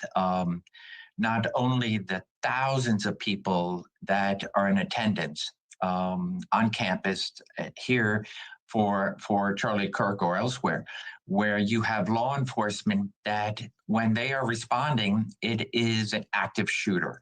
And so thereby, like anything else, whether it be in a school, a business, they are heading to neutralize that threat. And when that threat, if the reports are correct, is at such a distance, and that is a good distance. That is not your typical individual that's going into a crowded area and indiscriminately shooting because their goal is to do the maximum amount of harm in the shortest period of time. And so here it looks like it'd be interesting to see what was the lie in wait aspect. Was this person able to get into what is probably an outer perimeter? No doubt in my mind, between knowing that Charlie Kirk and has some level of security, probably not only personally, but obviously campus security, being mindful that somebody is coming onto this campus and there's going to be opposing views. And so thereby there is that standard security, just kind of watch the area, the perimeter close to the stage. When you're talking 200 yards, that is probably not secured, especially in a situation like this where we're not talking about an individual like the President of the United States, where that they're just waiting to change it to he's dead. He's not with us. Is secured. So it will be very telling to see how long this person was able to be in their position, lie in wait, and then ultimately where were they caught if those reports are true about a subject in custody, or at least for questioning. And I was going to ask you that, Scott, when it pertains to what's next in this investigation, I want to ask about a few things that happened in the direct aftermath. As we could see from that vantage point that we have outside of the hospital, we've seen police tape around the area and really just such a huge response. Is this going to affect how normal operations are for the town at this point in time? And also to add to that, we know that the FBI director, Kash Patel, said there are agents on the way. How long does it take for them to get on scene, assess, and do they take the lead in that investigation over from some of those local partners who were already directly there to respond on scene? So a couple of things there, Christina. So the FBI, I imagine, will be in an assist role. And when I say assist, that means they're doing everything in their power as if they were the lead agency. So, but they are going to be in an assist role, not only offering their resources for the evidence response team, as because then you could bring in agents and analysts who are on these evidence response teams from all over. So ultimately, it's securing that scene and ensuring that that scene remains undisturbed until the proper authorities, that is a CSI and evidence response teams, our teams are called ERT, evidence response team, arrive and then be able to do the painstaking, methodical crime scene search and securing of all pieces of evidence. And so thereby, the local authorities, I imagine, would be the forefront, the lead agency, and the FBI and other agencies assistant, but the FBI here in particular. If we can determine, that is, the investigation can determine that there is some sort of federal nexus here, where you have Charlie Kirk, who is not who's responding, traveling in from another state. Everybody knows that schedule, and then potentially the shooter also traveling out of state. And so ultimately, there are a few things that will be in place to determine if, in fact, this goes to an FBI-led investigation, because those interstate aspects are quickly determined to be involved. And so thereby I see definitely a joint investigation, and then this could very well turn into be a federal and FBI-led investigation. Scott, one question I thought about here, when you're talking about an event like this that is attended by so Trying to many get more people, news we've on here. seen I'm looking all at of the videos news. that are circulating on social media very quickly, but you have gunshots. A lot of people take off running, so you don't have as many witnesses that are sticking around. Does that make it difficult at all for investigators to track down certain witnesses? Does that matter at this point? Yeah, and that's where I would say the FBI is able to offer additional assistance, so they can set up a tip line. Ultimately, what is the job of law enforcement is to get in and secure the scene, neutralize the threat. Once that threat has been neutralized, it is now an investigation, and of course dealing with any injuries other than that of Charlie Kirk being rushed to the hospital. Who else on that ground is injured, has some sort of evidence of blood and so forth, falling, whatever it may be. And so thereby people do what they are trained to do: get out of that situation, save your life, and get as far away as possible. Then once that is considered, hey, it's secure and no additional threat remains, then law enforcement wants to speak to those people who are ideal witnesses, who might have been able filming with their phone, and so have pieces of evidence captured on camera that might not otherwise have been captured by anything that is on campus. And so this is where the FBI, through their tip lines, can say, hey, if you were there, we would love to have your camera footage. We would love to speak with you. And so thereby it's going to kind of backtrack, getting everybody that they can, that will volunteer, return back to the scene. If not back to the scene, definitely setting up interviews with the FBI and local law enforcement at a soon but later date. And for folks who are just joining us, we do want to kind of reset here and go over all of the details of what we know, because if you're just joining us, essentially you just know that Charlie Kirk has been shot. I do want to go over the details of what we know so far, coming in from Fox News and other sources here, as Charlie Kirk, who is known as the conservative activist and founder of Turning Point, shot there, and the suspect is in custody. This all happening here at Utah Valley University, and they've released some very limited information. The Associated Press actually just putting out here seconds ago via sources that it appears that Charlie Kirk is listed there in critical condition after being shot at that event. Again, the Associated Press just putting that out. I don't believe the Associated Press. I believe he's dead. Statement was released over to Fox News saying, quote, Charlie Kirk has been shot at Utah Valley University, condition unknown. No. I have a The feeling he's Associated dead. Press here just reporting he is in critical condition. Video posted from that event appeared to show Kirk being shot as he spoke to the crowd from under a white pop-up tent. And in those videos, after the shots fire, the crowd runs away, and onlookers there are heard screaming, "Run, run, run." Now, in a statement to Fox News, the Associate Vice President of Strategic Communication Management at Utah Valley University said the shooting happened sometime around 12:20 p.m. local time. So we're talking here maybe an hour and a half ago at this point. A lot of the information still developing, and we're getting reaction coming in from a lot of folks there. The statement that came in from the school said, quote, "We had a speaker, Charlie Kirk, who was invited by a student group, Turning Point USA, who was speaking on campus today at noon. At about 12:20, shots were fired from a building about 200 yards from the speaker. To the best of our knowledge, the individual was hit and taken away immediately by..." Let's check this out over here.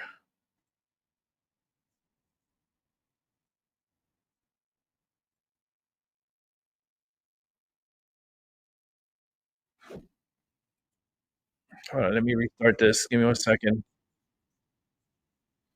Let me fix this.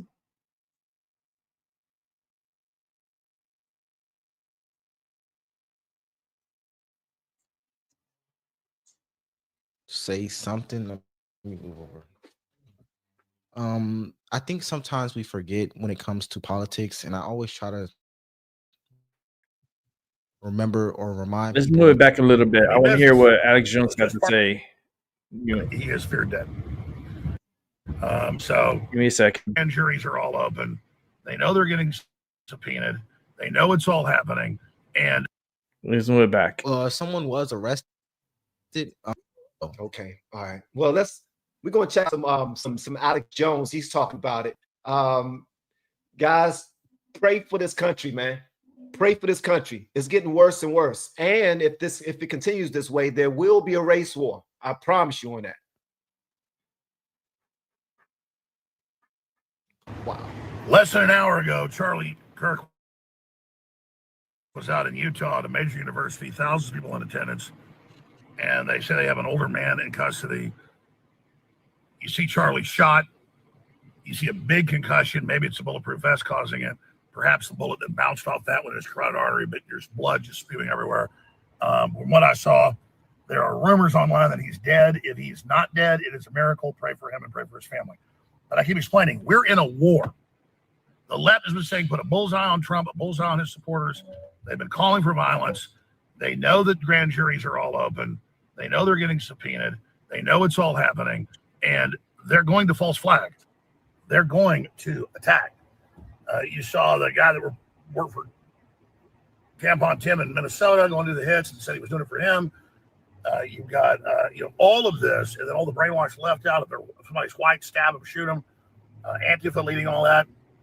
This is a plan. So we're in a war. The globalists know what they're doing. And Charlie Kirk, we pray he lives, but if he doesn't, I think they're dead. He is like a Viking king dying with a sword in his hand of information war. Going out to all these places, having these great debates. People say, oh, he's not hardcore enough. He's there to get people to wake up, get them registered to vote Republican. That was his role, and he was a champion, and Trump wouldn't have gotten reelected without him. And now he's definitely fought for his life. And when I saw the footage, he's probably made the jump into hyperspace, but I'm not saying that's 100%, but he is feared dead. I'm not scared to be killed when I do public events and things, but I can do so much more digitally or hit and run just popping up in public. I have no doubt I'd probably be dead or been shot, at least wounded, if I announced things that Charlie did. That's why I strategically didn't do it. And not out of fear of getting shot, I just was like, I can do so much more writing and covering things and videos. Because when you're in this clown of the left, they kill everybody. They're shooting up Catholic churches and stabbing white girls and because they're white, all the rest of it. This is dangerous. This is a war. This is a war. This is a war. This is the war. The woman that spits on Ed Martin and says, I hope you die or whatever. That's who people are. And they wound up a bunch of crazies. So That's what Podesta called for in August 2000. If Trump was won, they were going to stage civil war. And then when Trump won again, they said, okay, we're going with it. The no kings, all of it. So this is it. Get ready. They're terrorists. They mean business. So the Justice Department's got to move hyperspeed to arrest the leadership. That's the main focus. Not Trump getting sucked into this false flag on Russia with the drone. Okay. So I do want to say something. Let me move over. I think sometimes we forget when it comes to politics, and I always try to remember or remind people on my channel that the entire purpose of political It's crazy is to improve America. Everything is for the betterment of the United States. And I think when it comes to a two-party system, we forget that. And I think this is showing in all of these mass shootings and these mass crazy events that we have. Charlie Kirk is seen as a Republican. He's seen as a MAGA supporting Republican.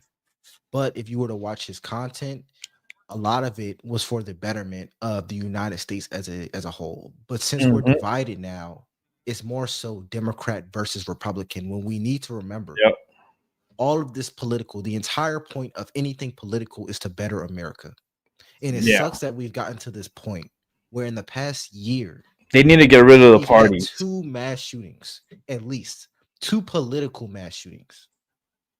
It's sad. I'm a little shocked. That's why I seem so calm. But I don't know how we can really move on from this without it escalating even more.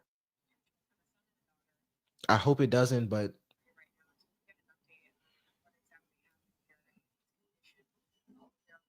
from the looks, He's not with us. Yeah. He's not with us. I have a feeling he's just not with It's going us. to continue to get worse. I hope not. It's going to continue to get worse. I mean, like they tried to take Trump the same way. They didn't. If somebody got an idea to take out Charlie Kirk, they're going to try to have the same idea to take out whoever's up next to speak against liberal ideology, whatever bit of propaganda that they want to put out, whatever agenda that they have that they're trying to press forward. This is just the beginning, man. It is, and let's continue with other news here. Give me 1 sec, because this is breaking news. I So also want to note that you have folks on both sides of the aisle that are showing their concern. They're asking for prayers there for Charlie.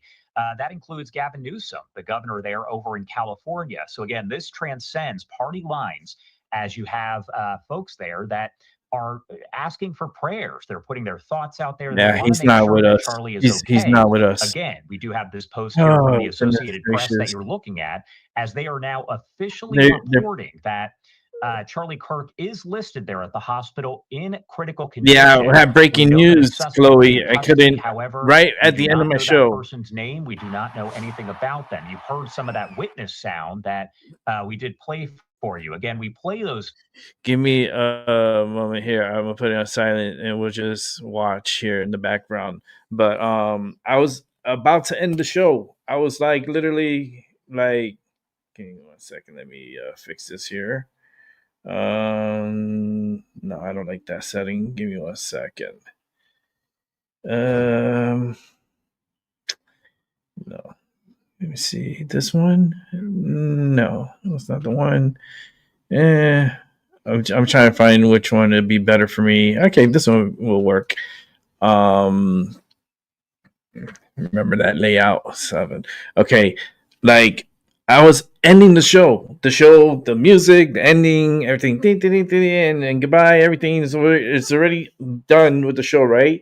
So as the song is playing, right, halfway towards the ending of the song of the show, breaking news. Breaking news. My phone starts going crazy. I'm like, what the fuck is going on? I'm looking. It's like Charlie Kirk has been shot at Utah University.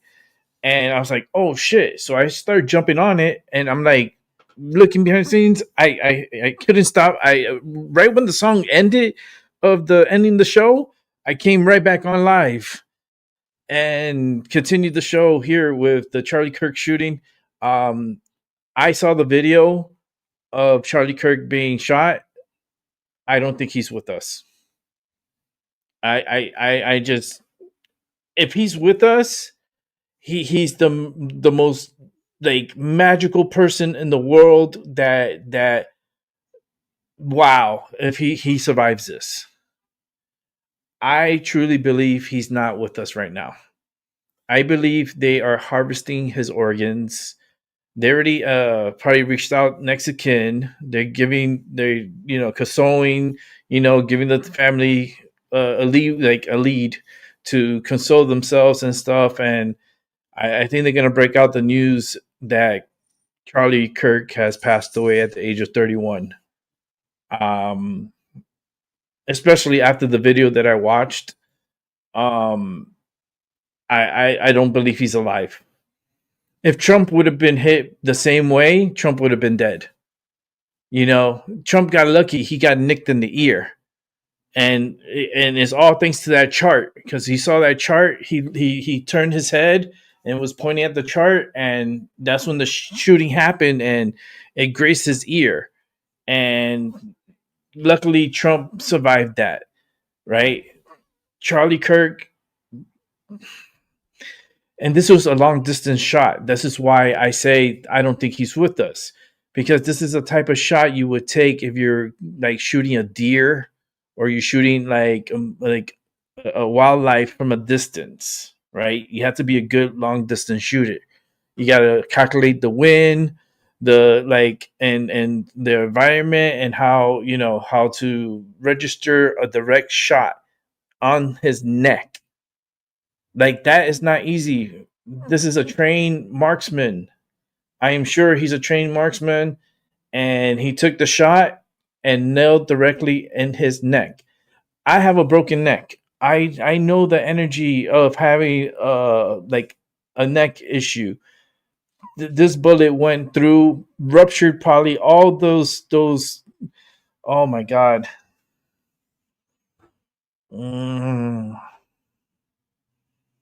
Charlie Kirk. Who's Charlie Kirk? I'll show you who he is. Give me a second. Give me 1 second. He is. Give me one more second. I'm trying to see if I can bring up a picture. Give me. Okay. This is Charlie Kirk. You see him? And he's a conservative politician, activist. He loves debating people. Let's listen in here to CNN here. Let me be clear. Political violence has no place in America. I condemn this act, and we must all work together to ensure this does not lead to more violence. See, Turning Point USA, Charlie Kirk shot in the neck, condition doesn't look good. Condemning this act of He's dead. political violence. We are still waiting to I find felt out it. what I Charlie felt the Kirk's nerves. condition is at this point in time. I'm not sure if control room we have Vice President J.D. Vance's post, but he also included a photo that he had with Kirk and Don Jr. And the caption of that said, "Say a prayer for Charlie Kirk, a genuinely good Yeah, guy they got and a a suspect. young father." They do have a suspect, Chloe. Quite a bit of feedback coming They in take from in a all suspect. corners of the political spectrum, we should say. And you've been watching live coverage of this story that does continue to develop from Utah. As just in case you were joining us, conservative political activist Charlie Kirk shot during an event at a campus, Utah Valley University in Orem, Utah. Our coverage continues now with CBS News 24/7's Julia Goodrich. Okay, so we can move it a little bit forward down here. To CBS News 24/7, breaking news out of Utah. We continue this developing story at this hour. Turning Point USA founder and CEO and right-wing activist Charlie Kirk has been shot during an event at Utah Valley University. Now, Kirk was at the university as part of Turning Point's The American Comeback Tour. So for background, Charlie Kirk, he's a conservative political activist and podcast host. He co-founded Turning Point USA. It's an organization that advocates for conservative politics in high schools and colleges. He has more than 5 million followers on X and more than 7 million on TikTok. He is an ally of President Trump, who spoke at a Turning Point USA conference in Arizona. Now, 2 women who were in the crowd at the time of the shooting describe what they saw when the shooting occurred. One said she heard a man shout, "I'd do it again." I saw him just go over to the side, so everybody then dispersed and ran into the buildings. We're all over, but so I went toward Charlie, and then pretty soon they got somebody. The police arrested someone. They were dragging him all the way down. Older man, white hair, blue shirt. So I hope that was him. I hope they got him. And you all are physically okay? I mean, I know what you experienced was certainly very traumatic, but you're physically unharmed? Yeah, the man who, after they took him down, he yelled, "I'd do it again." New information coming into CBS News 24/7. I want to turn now to Anna Schechter, senior producer for the CBS News Crime and Public Safety Unit. Anna, what have we learned now? Well, we know, as you just heard those eyewitnesses say, that a man is in custody. Charlie Kirk was taken to a hospital. Eyewitnesses said he was bleeding from the neck. A representative from Turning Point USA says it does not look good for his survival. And law enforcement tell me that this was a very vulnerable position there. Generally, at these types of events, they lean on campus security, but eyewitnesses who have spoken to CBS News have said they didn't even have a metal detector. They were barely checking tickets. This was a large open area, hundreds of people. Kirk was at a lower position, and the spectators were on sort of a grassy area with a higher elevation. So actually very difficult location to secure. So I think people are going to be, after this, taking a look at security for an event like this, letting people come in the hundreds of people without having people go through a metal detector or at least check their bags. But still a lot of chaos, a lot of unanswered questions. I think we should be very careful about speculating about a motive. We do not have one at this time. The person who was in custody is certainly being interviewed, I am sure, at this time. A series of events will kick in. The in-person interview will occur, reaching out to people, family members, associates, co-workers of this individual. They want to make sure that there is no other threat, and they also want to make sure that they know of any red flags that might have led I saw the video again.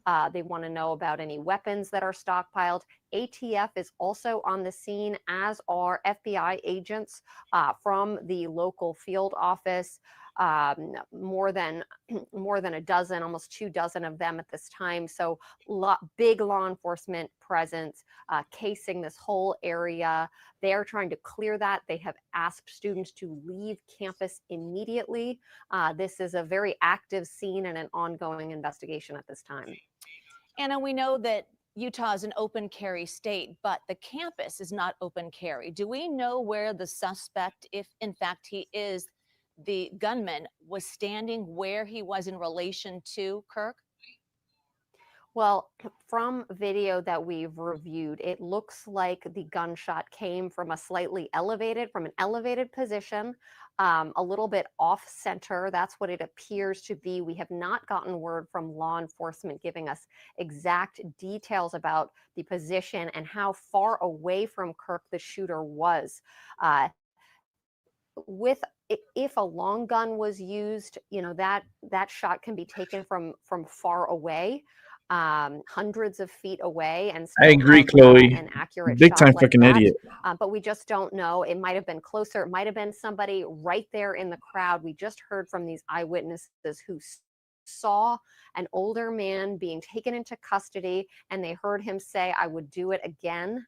So police are going to be investigating eyewitnesses to see if anyone else heard or saw anything in the immediate moments, minutes, and the hour leading up to the shooting. As we know, Kirk is a conservative political activist, a podcast host. Given that environment, are you surprised there wasn't more security? And what kind of security was in the immediate area around him? Do we know? Well, his own personal security team was there with him, but we don't know what kind of a periphery they had secured. Eyewitnesses told us there were no metal detectors, that they just walked onto the field essentially to watch somebody come up and debate Kirk, which was the point of the event. So very minimal security. Now, that campus does have a security team in place, but it's unclear if they did a security check a week and a day, a week before, and then another No, one they a day didn't. before to I don't sort of think so. clear it, case it, make a security plan. From my review of the videos that are out there at this time, I don't see any security on any rooftops of surrounding and nearby buildings. So I think in hindsight, they're going to be looking at this. Somebody with such a big following who would draw such a big crowd, they're going to reevaluate the level of security. In this instance, we saw people, students able to Let's just see if we got anything come live right in on to Fox. this open area, which is Give me very 1 difficult second. Let me to go to secure. I'll Fox. just remind our viewers, an event like this poses a huge challenge. And if a law enforcement agency and security teams are under-resourced, they don't really have much chance to keep somebody like Kirk in that position at a lower elevation safe. Anna Schechter. Anna, we'll let you I gather don't more see anything information. We'll live, but I circle do back with you. see Appreciate that a latest video here. information. Our station in Salt Lake City, CBS2, KUTV, has been on this story since it broke. Here's some of their breaking news coverage. Let's take a listen. UVU sent out an alert not long after this happened. It said Utah Valley University sent a report to the students, and this is what it said. Quote, a single shot was fired on campus toward a visiting speaker, who was Charlie Kirk. Police are investigating now, and a suspect is in custody. There were thousands in the arena for this rally. Conservative political activist Charlie Kirk. It was his American Comeback Tour, where he challenges students to debate him. Prove me wrong. It says it right there on the banner on the tent he was under. Prove me wrong. And they get in line to come up and challenge him. And he's known for being an incredible debater and proving his points and arguing with people who might have different views. And a very powerful voice with the conservative political scene these days. And in fact, he is considered maybe a candidate for vice president down the road. They were talking about that. But more importantly, right now, the president has been briefed on that. He did send out a tweet on social media a little while ago saying that God bless him. He is a great man from head to toe. And I am tracking the situation at Utah Valley University closely. Please join me in praying for Charlie Kirk and the students gathered there. And we also heard CBS coverage was talking to someone who was there who said it looked like they heard one pop and it looked like he grabbed back and it was fill out rush to the house. We do have Leslie Duarte at the hospital. We'll be hearing from her in just a few moments. Brian Malahy is en route.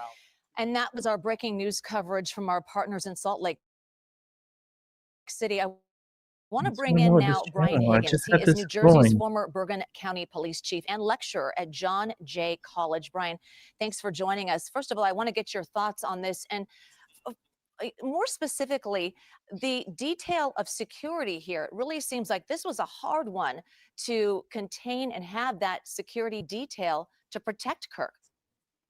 Large crowd events in the open are extremely difficult, probably one of the most difficult events to secure.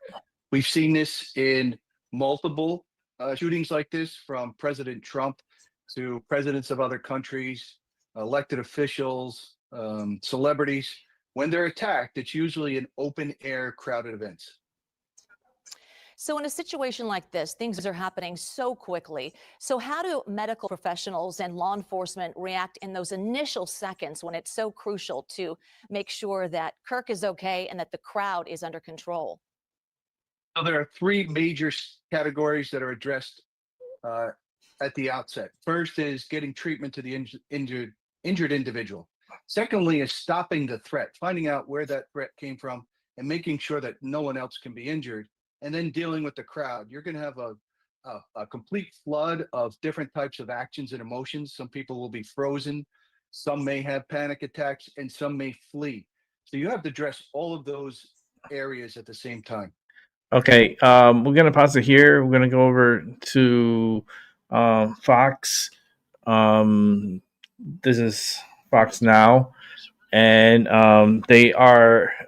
This is coming from JD Vance. Dear God, protect Charlie in his darkest hour. This is not good news. This is really bad news. If Vice President JD Vance is tweeting out, protect Charlie in his darkest hour, and he's directing it to God. So this is not good. I have a feeling he's not with us. My head tells me this. My stomach told me this. The energy, the fear I had at that moment when I initially got the news drew so much fear inside. Like, he was really mad. He's just, you know, this sucks. But let's listen in. Actually, it's tragic act of violence on someone that is so popular, so well regarded in that movement. And as you can see with those attending the rally and then of course there to see, to hear, and to like anything else as we have with these to celebrate. And so this is yet another tragic circumstance of somebody using violence to try to silence a voice. And so, Scott, as we're watching here, we do know that the school officials said that those gunshots were fired from the top of the Lucy Center on campus, which is approximately 200 yards, I should say, from where Kirk was speaking. I have to ask you, does it matter when you're being shot from a certain vantage point what that action looks like? Do we know any insight into how that investigation looks, being that it wasn't point blank, it wasn't right in front, Scott, at this time? So when we're looking at what this looks like for that investigation, does this mean that there are going to be multiple locations that folks are paying attention to, law enforcement? Yeah, so the distance does mean it first and foremost, the sheer training that I would say goes into anybody that's going to take a long rifle here in this regard, and to be able to execute their plan and hit their target. I mean, I'm a trained law enforcement officer, having spent many years in local and in the FBI. I train a lot. I wasn't a marksman. I wasn't a sniper, but I trained both with my sidearm and long guns. And I can tell you, for someone who trains regularly, that a 25-yard and a 50-yard is difficult. And so if the reports are correct that shot came from in excess of that and possibly 200 yards, you're talking about someone who has a tremendous amount of training, and to be able to have hit their target is just astounding. And then, of course, what does that do? That everything from the point of the shooting to the end, all that is a tremendous amount of area to cover, to secure, and secure that crime scene. And I was going to ask you, Scott, because you and I have talked about this in the past, but when we talk about responding to a situation like this, as you said, it's chaotic. You have different agencies that are responding. The call comes out. When crews are headed out there, when law enforcement is headed to a location like this, do they do anything differently if they know exactly what's happened, or if they get a call that, could be a hoax call? Because as all of these calls are coming in, you have witnesses here who are saying, this is what happened, here is the victim. That's not always the case. Yeah, especially in light of the hoax calls that we have seen, very much like the swatting calls, and then to see as in close to me, the Villanova University hoax call, what that does to everybody that's involved. Not only the thousands of people that are in attendance on campus here for Charlie Kirk or elsewhere, where you have law enforcement that when they are responding, it is an active shooter. And so thereby, like anything else, whether it be in a school, a business, they are heading to neutralize that threat. And when that threat, if the reports are correct, is at such a distance, and that is a good distance. That is not your typical individual that's going into a crowded area and indiscriminately shooting because their goal is to do the maximum amount of harm in the shortest period of time. And so here it looks like it'd be interesting to see what was the lie in wait aspect. Was this person able to get into what is probably an outer perimeter? No doubt in my mind, between knowing that Charlie Kirk, I think my boy Tyson's going to go live some level on his channel. probably not only personally, So but, I think I'm going but to obviously jump campus over to security, his live being and show it here. mindful that somebody is coming onto this Oh my campus. God, this is going to be so and crazy. there's This going to right be here is opposing crazy. views. And so thereby there is that standard security. Just kind of watch the area, the perimeter close to the stage. When you're talking 200 yards, that is probably not secured, especially in a situation like this where we're not talking about an individual like the President of the United States, where that wider perimeter is secured. So it will be very telling to see how long this person was able to be in their position, lie in wait, and then ultimately where were they caught if those reports are true about a subject in custody, or at least for questioning. And I was going to ask you that, Scott, when it pertains to what's next in this investigation, I want to ask about a few things that happened in the direct aftermath. As we could see from that vantage point that we have outside of the hospital, we've seen police tape around the area and really just such a huge response. This is not this going good. to affect how normal operations are for the town at this point in time? And also to add to that, we know that the FBI director, Kash Patel, said there are agents on the way. How long does it take for them to get on scene, assess, and do they take the lead in that investigation over from some of those local partners who were already directly there to respond on scene? So a couple of things there, Christina. So the FBI, I imagine, will be in an assist role. And when I say assist, that means they're doing everything in their power as if they were the lead agency. But they are going to be in an assist role, not only offering their resources for the evidence response team, because then you could bring in agents and analysts who are on these evidence response teams from all over.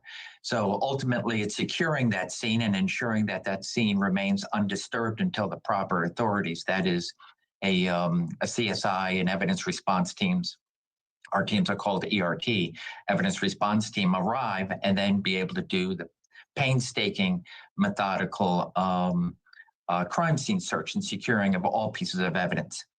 And so thereby, the local authorities, I imagine, would be the forefront, the lead agency, and the FBI and other agencies assisted, but the FBI here in particular.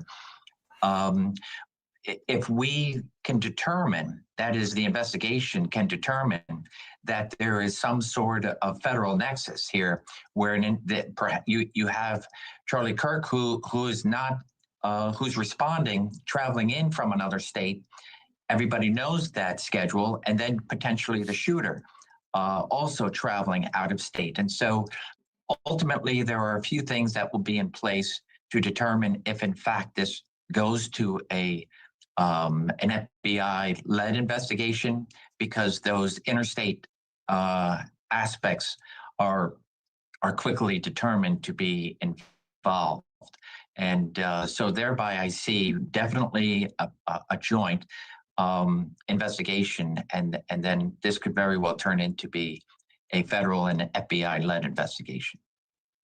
Scott, one question I thought about here, when you're talking about an event like this that is attended by so many people, we've seen all of the videos that are circulating on social media very quickly, but you have gunshots. A lot of people take off running. So you don't have as many witnesses that are sticking around. Does that make it difficult at all for investigators to track down certain witnesses? Does that matter at this point? Yeah, and that's where I would say the FBI is able to offer additional assistance so they can set up a tip line. Ultimately, what is the job of law enforcement is to get in and secure the scene, neutralize the threat. Once that threat has been neutralized, it is now an investigation. And of course, dealing with any injuries other than that of Charlie Kirk being rushed to the hospital. Who else on that ground is injured, has some sort of evidence of blood and so forth, falling, whatever it may be. And so, Okay, we'll come back to here. Give me 1 second because I'm trying to set up over here for Tyson to see, because Tyson should be coming on any moment now. This is very scary. It's scary for America, and it's scary for all of us. This is just not right now. He just made us subscribers only, so that's great. I'm just waiting for him to pop on. Tyson De La Cruz is going to go live. Tyson hasn't gone live in over 4 months. So the fact that he's going in live is a pretty big deal. It's crazy. So I want to listen to Tyson break down everything live.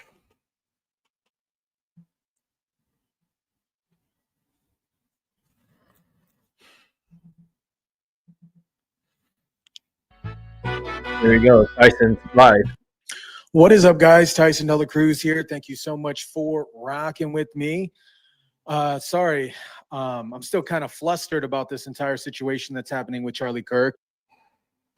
And shout out to everybody jumping in on the chat. And I was just kind of refreshing my screens and all this other stuff. I'm still kind of in shock and awe about what happened. And then also I was I was a little apprehensive about going live about this situation, because I wanted to give some grace to the family member and Charlie as well.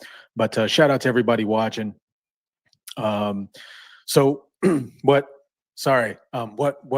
we're going to jump into is we're going to jump into some news feeds that I'm looking at. And those of you that aren't familiar with it, we'll jump through these different news feeds and we'll talk about it and we'll see what's happening.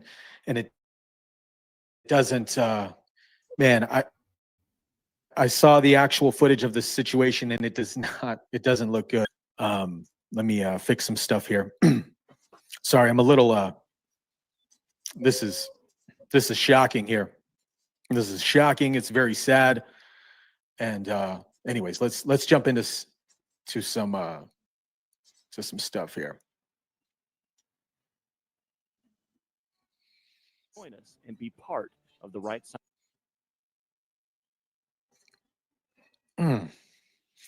Man, so earlier today, Charlie Kirk was shot at an event in Utah, and it looks like the individual that shot Charlie Kirk has been apprehended.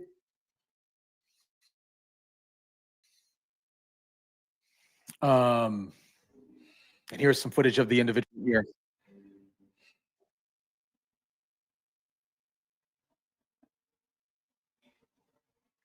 So allegedly, this is the individual that shot Charlie Kirk at the Utah event. Here we go. Shoot me!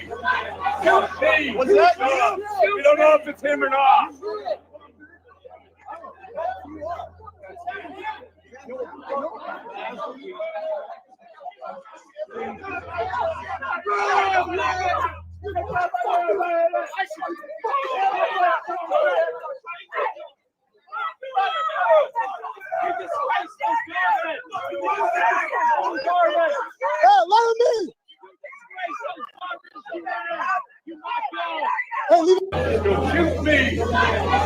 You know what, guys? This is super sad. This is so incredibly sad.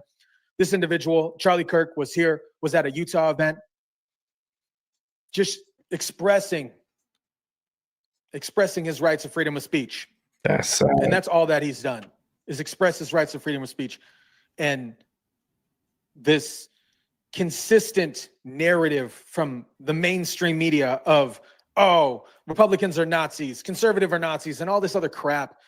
This is what happens. This is what happens. Individuals with some mental disorders or whatever the scenario is, they push back and crap like this happens. And it's super duper sad because Charlie doesn't deserve this.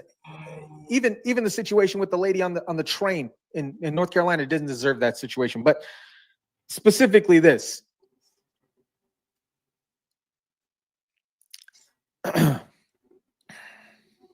Sally says he's not the shooter. Let's see what else is. I want to give you guys some full coverage on some stuff here.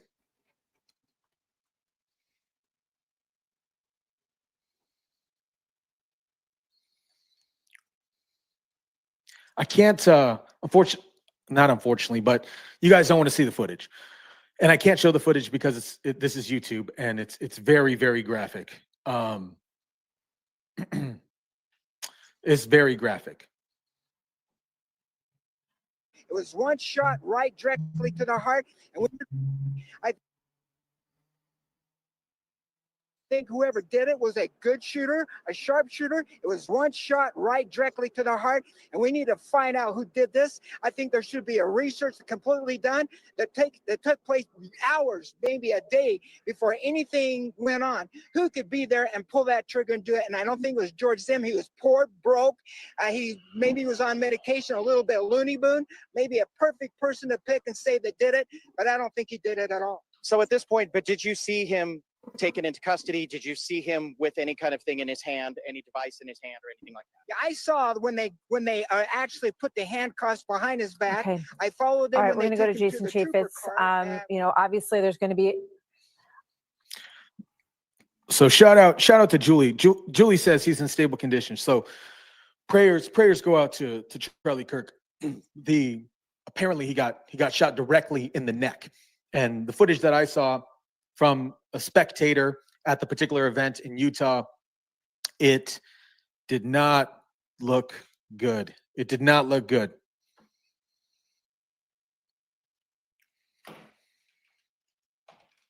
I don't believe he's alive.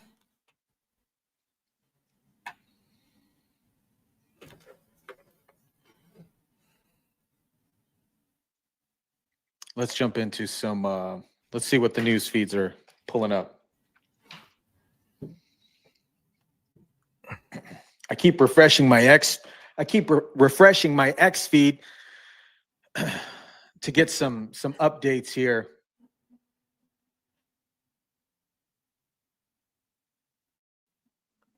Let's make Tyson bigger here. No.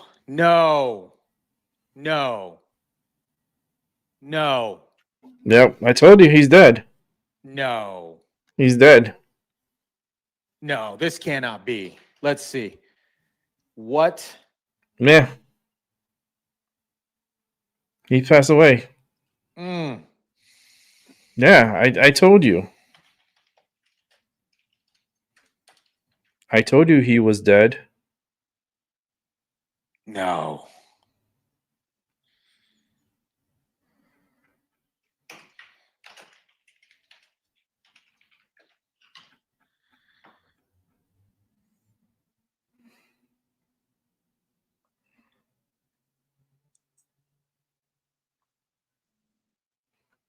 I am looking to see what the scenario is here. Yeah, he's no longer with us.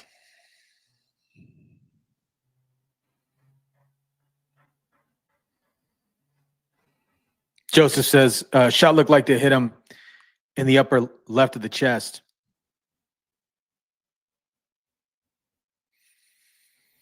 Mm.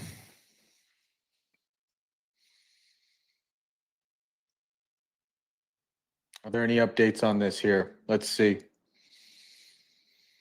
That was from Leading Report. Leading Report has posted something. Yeah, he's not alive. I'm getting reports that he's He's not alive. I still got to keep updating. So 30 minutes ago from the Vigilant Fox, shout out to the Vigilant Fox on Twitter. Fox News is confirming AP reports Charlie Kirk is in critical condition after the shooting on I campus don't in think Utah. he's with us. This is why That the was media 30 minutes is ago. so The leading toxic. report was a little bit Just earlier. report the fucking news. He's dead. He's dead. If he's not, he's not. But they're reporting that he's dead. Is reporting that he's in critical condition. So we're waiting for more Is that killer- details, and our prayers are with Charlie Kirk and his whole family. Continuing coverage. Report that the hospital in Orem, Utah, is reporting that he's in critical condition. So we're waiting for more I don't think details. he's and alive, our man. prayers are with Charlie Kirk and his whole family. Continuing coverage. I don't believe he's I got alive. the goosebumps because this makes me sad. This makes me sad and angry at the same time.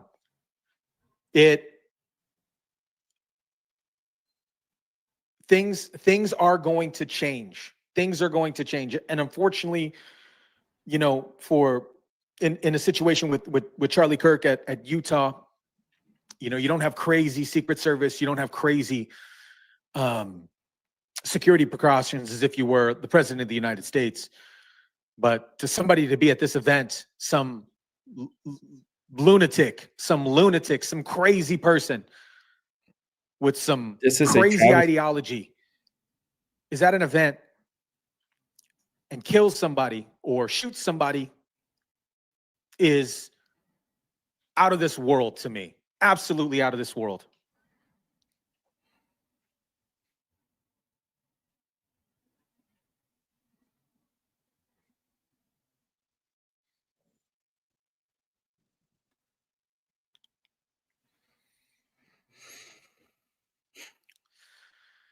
Let's see what else pops up here. I want to give you guys some updates on the situation. It is a travesty. I don't think he's with us, man. This is guys.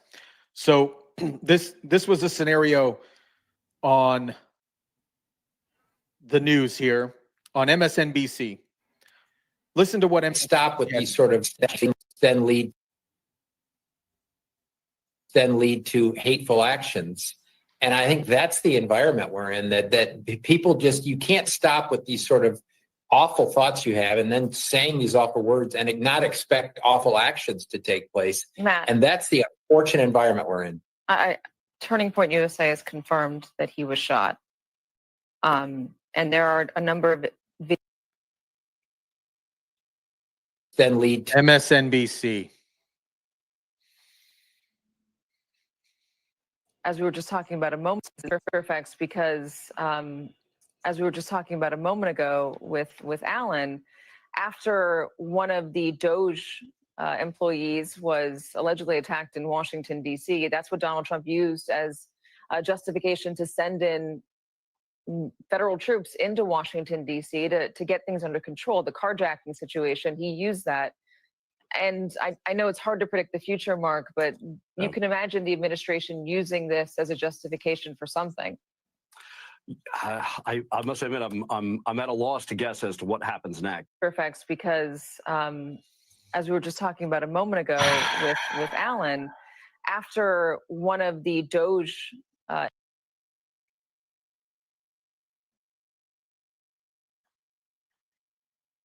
Let me see what's going on the other media sources here. Give me a second, guys. Yeah, he passed away. I felt the energy. I'm telling you, I broke the news when I came onto my show. You go back, you see Next news.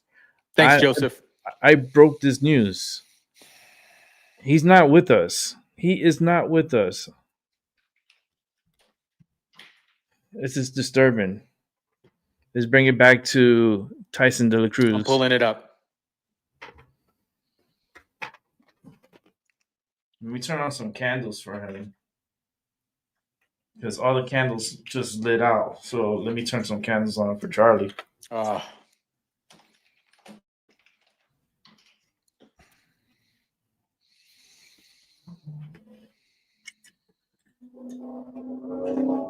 This is a sad day. Sad day for America. You know, someone who really cared about America and he just went out the way he did. That's wild. That would be absolutely horrible. Next news just advertised Charlie passed away. Who does this to another human being? You're absolutely right, my mind. You are right.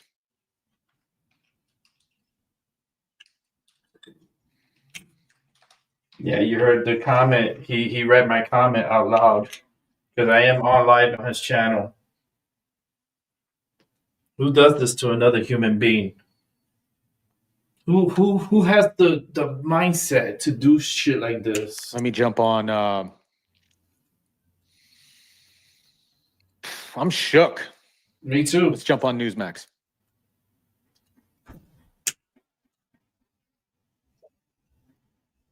Turning some candles on for Charlie. I'm hopeful that it's wrong, but the reports have been grave, from the very minute that the shooting happened. But I think probably the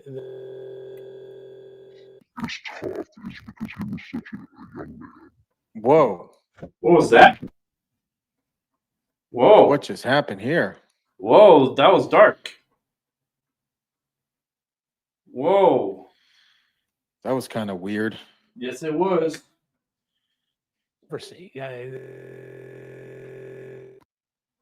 Wow. It's weird what's going on with my TV. Tyson, what's up there, man?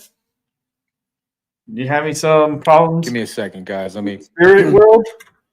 I can help you with that. What a tragedy. Yeah, it is a tragedy. I'm nervous. Yeah, demon voices. That's what it sounded like to me, Starseed. I feel so nervous. That was weird. This has always been war. The right just never admits it.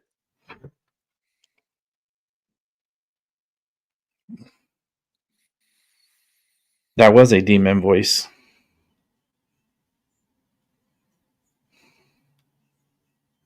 That was reiterate this. Look, I think I'm looking at a trail of outrageous violence and I have no idea what's going on with this. Let me try to reset this here. Wow. That's not sounding good over in Tyson. Demon voices coming through my Steam. They're trying to get us. They ain't gonna get us today. Tyson, I can help you with that, brother. I won't let them fuck with you. That's for sure. Shit, I'll fly to Nevada the next day or help him if I had to. Stop, because that is what they want. I said this during the election. Charlie Kirk will go down as one of the most influential men in the history of this country. His courage to me is so inspiring and incredible because he doesn't have to do this. He doesn't have to go into the lion's den every single day and take on really the hatred long before today and be gone from his family and his wife and his kids. But he chooses to do it because of who he believes this country is and what our potential still is and what he wants his children to be able to live in and how he wants them to be able to live.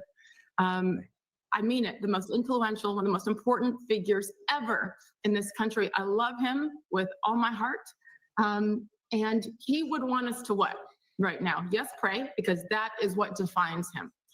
But also, okay, let's get our heads together. And we cannot let evil change us and make us run back. And he's done too much work for us to run away. Yeah. Sage, thank you.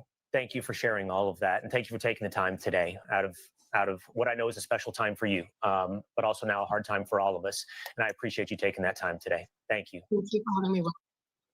Okay. Charlie Kirk, according to the Associated Press, is in critical condition at a hospital. He's dead. Utah after He's being not shot with at a college us. campus I felt there the energy for of one him Turning Point passing. USA events. I felt Thousands it. of I kids felt the gathered nerve. in Utah to I watch felt it as they're immediately. often done in colleges across this country. I felt it.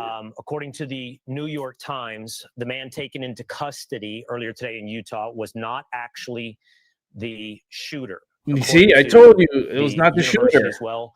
The Oh, suspect I even wrote at that this to point Tyson. in this shooting is not in custody. Our next guest joins us on the phone. He's Greg Schaefer, and he was the head of security for Turning Point USA for 7 years and can speak to the security protocol around events like these as Utah Valley University. So just to run it back real quick for the audience, that individual that we showed earlier when we jumped on the live stream was not the individual that shot at Charlie Kirk.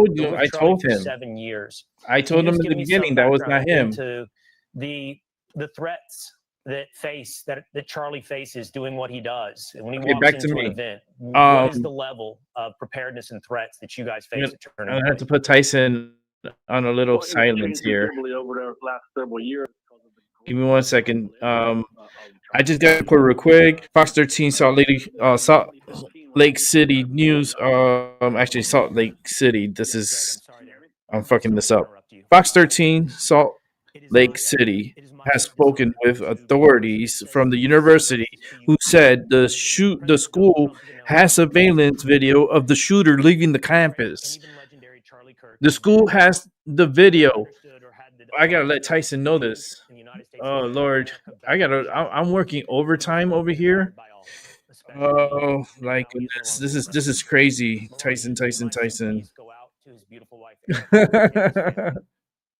Charlie, we love you.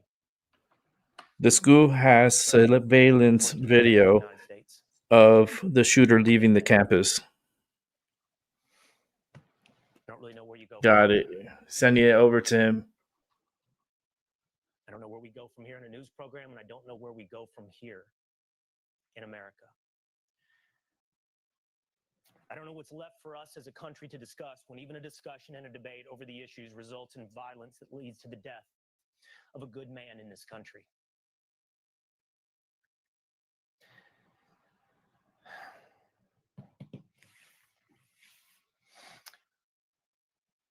I believe Greg is still on the phone with us now. Greg, who served with Charlie for 7 years at Turning Point USA in security detail. Before we go back, I just sent the message over to Tyson. I'd love to get your reaction. I have no words to describe what I'm feeling right now. He's dead. It's confirmed. Trump confirmed it. He's dead. He's dead. Trump confirmed it.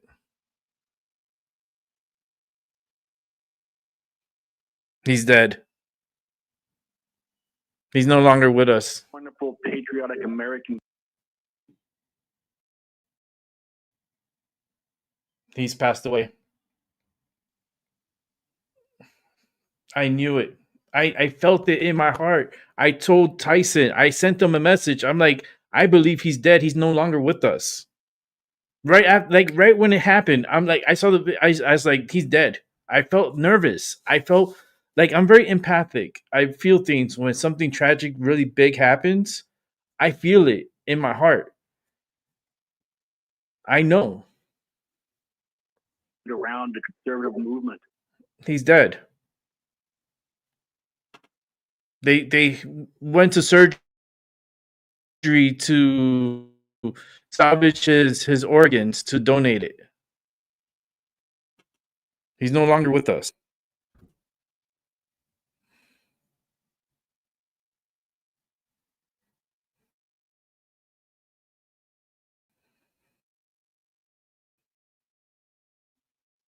Very sad.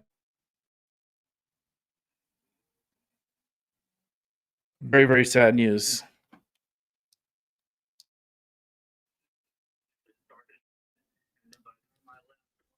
Let me put it up.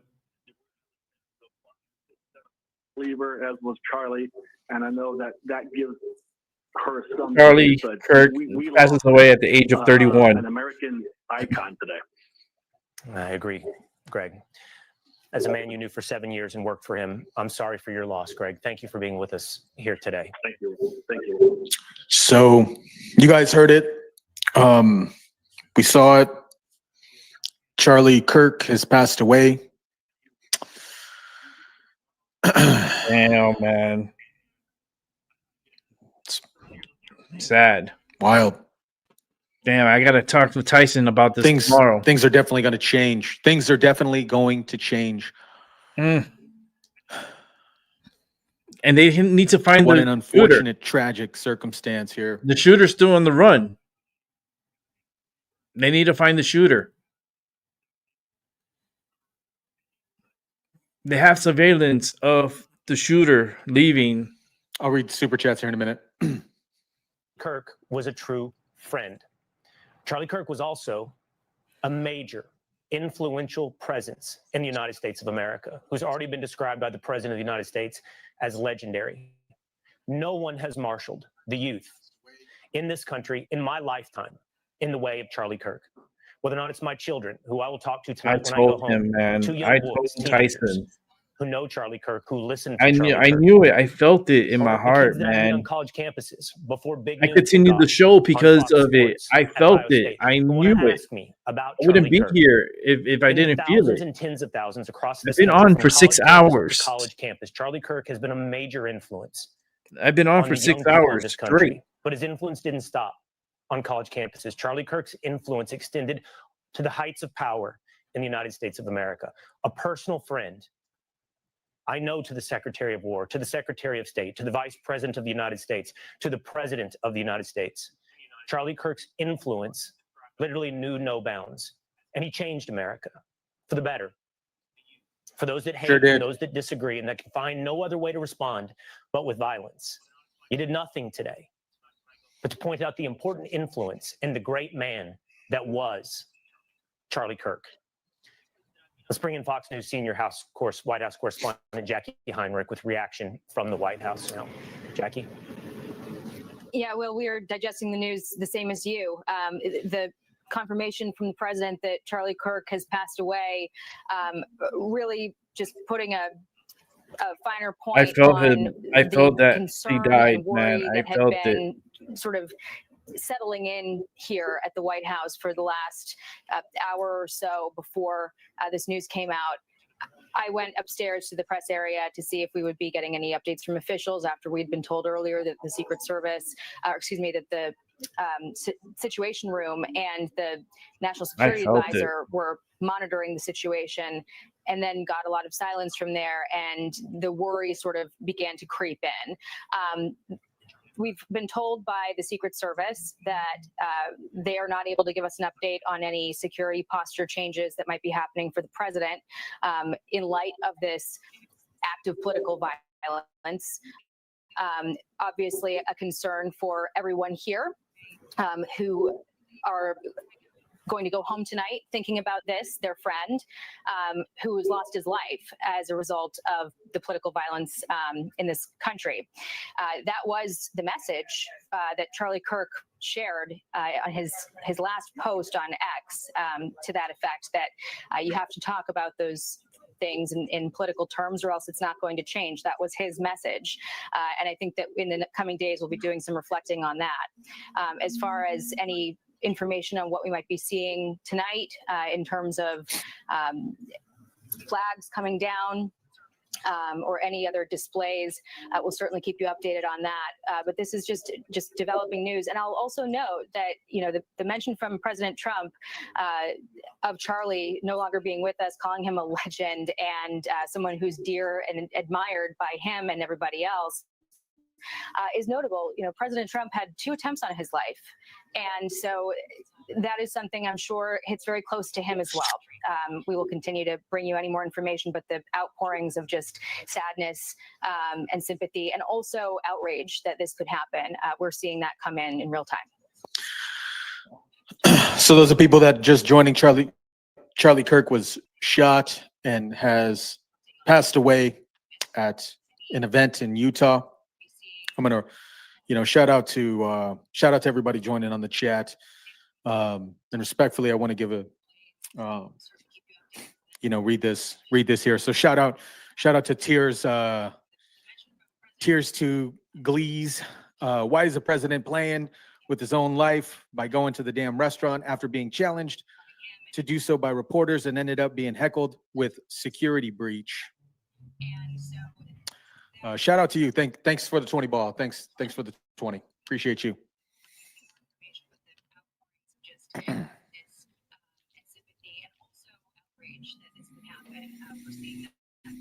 This is this is very unfortunate. This Charlie Kirk has been on the ground doing a lot of things since he was 17 years old. 17 years old. This man got a lot of new voters, especially during the last election. He inspired a lot of young individuals to get out there and vote. Opened up many young individuals' eyes on different perspectives. And it is a very unfortunate day here.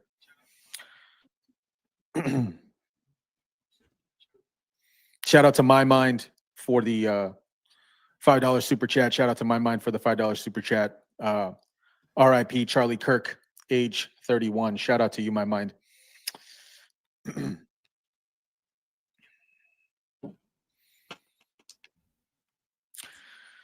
Yep. A lot of things are going to change. This is going to this is definitely going to change the dynamic of the situations that are happening across the United States. I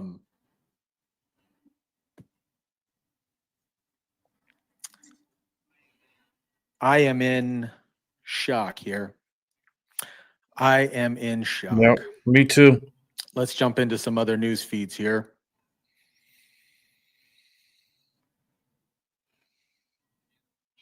Again, unfortunately, I cannot share with you the actual footage that I saw during this event. It was horrific.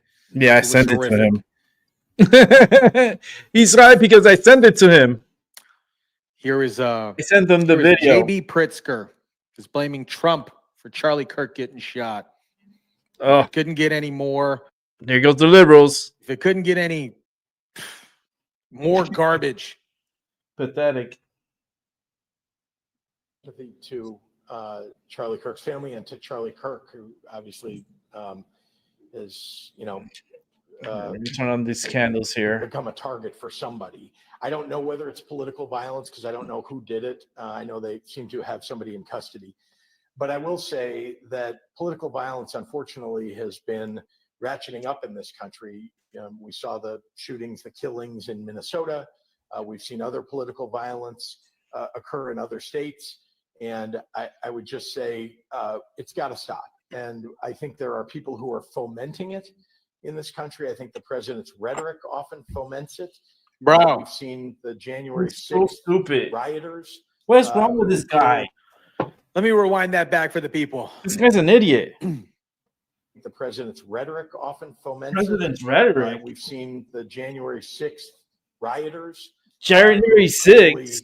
Are you kidding me? Have all the bark whistles? A new era of political violence. My sympathy to. These guys have lost touch on what's actually going on here. I'm sorry, if any but this guy is if any a fucking poor idiot. piss political rhetoric, it's coming from the left, just at least in my personal opinion. Turning Point USA founder Charlie Kirk, 31, has been confirmed dead after today's attack.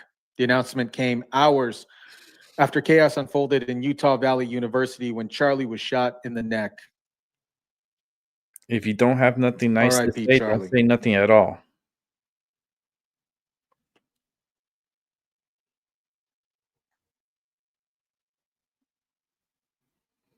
Yeah, John Solomon's reporting on Just the News that he's passed. Yes, is this what I'm hearing? Yes, can I get here? Yes. Yes. Wow, right here, we're having this moment, guys. Let's go around the horn, Gino. You were continue on the horrendous news that Charlie Kirk has passed. Well, my prayers are for Erica, for her children, for his family. This is beyond devastating, Eric. I've known Charlie, as I said, since he was a child, running around, coming to conservative events. Wow. John Solomon's reporting on Just the News that he. Yeah, sure is, John. Sure is, John. Just wait. Just wait until later tonight, until some of these news outlets to spin this scenario in a way that fits their particular narrative. Exactly. We saw that recently with the situation on the train in North Carolina. There weren't any reports about that scenario. 0 reports about that scenario. Where were all the flag in bio individuals about that particular situation? Where were all the Ukraine flag in bios individuals talking about that scenario that happened in North Carolina? Nowhere to be found. I found this post about Oscar Blue. Oscar Blue put this. Shout out to Oscar Blue, by the way. Oscar Ramirez. What a travesty.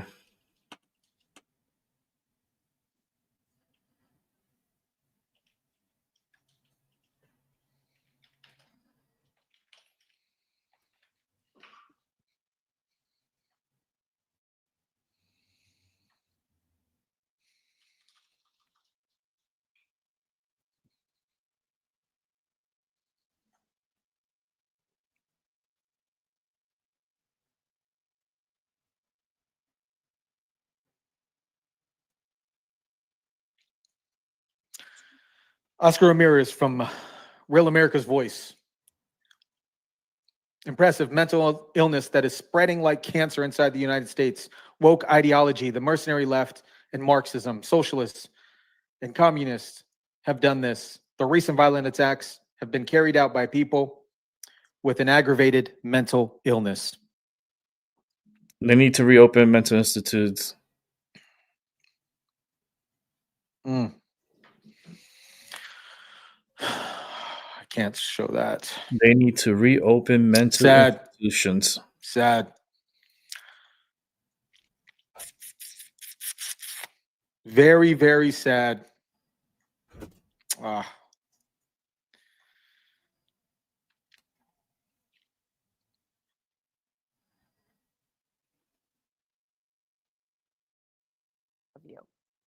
You will have everyone on the Five's reaction in just a moment, but let's get you caught up on the news with the latest. Jonathan Hunt joins us now. Hi, Jonathan.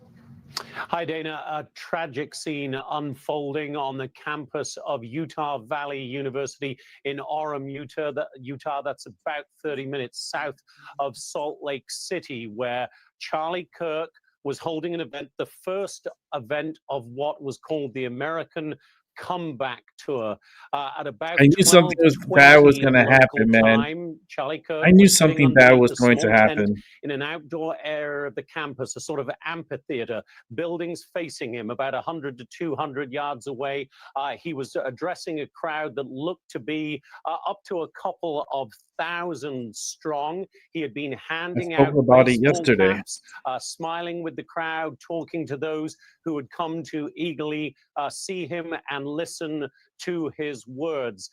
And then in video we have seen, but are not showing for very obvious reasons, you hear as after Charlie Kirk sits down behind a desk underneath that small tent, you hear a single shot ring out. It appears to be from some sort of high-powered rifle, clearly shot from a distance. And then in one particularly gruesome video, you can see the bullet strike Charlie Kirk. It appears to hit him directly in the neck. You see a gush of blood. And then obviously, as you can imagine, the crowd running in every direction, absolutely terrified.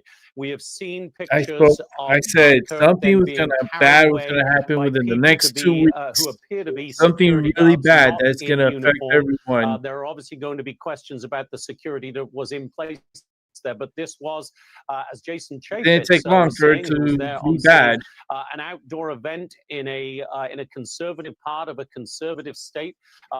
It's a very crime-free city, Orem. I know it well personally from family connections there. And nobody expected anything like this. Wow. It is a dreadful scene there now.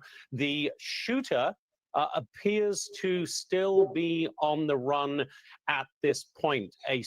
Somebody was taken into custody earlier. We saw that on video. Appeared to be a more elderly gentleman. As we understand it, Dana, that man has now been released from custody and had nothing whatsoever to do with the shooting. So there is obviously very much now an urgent manhunt underway to find whoever carried out this shooting. And from the way it played out, the way it was set up, Dana, you have to think that this was very much planned and carried out by somebody very familiar with and competent with the use of a high-powered rifle. The ultimate outcome of all of this, Charlie Kirk dead at 31. Dana? Thank you, Jonathan. And Whew. Whew. Yeah, my mind. You were spot on with it. It's tears to giggle. I gave $20 super chat. I'll come back later. I want to know why the president of the United States is playing with these demonic entities. You got to ask him, man. You got to ask him. I can't speak on that. I can't speak on why, or if that's the scenario.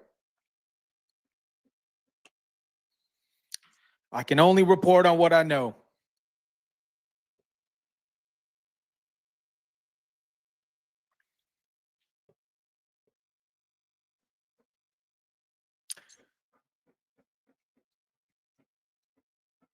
This is so disturbing, man. Thanks, Stephanie, for sending that over. I appreciate that.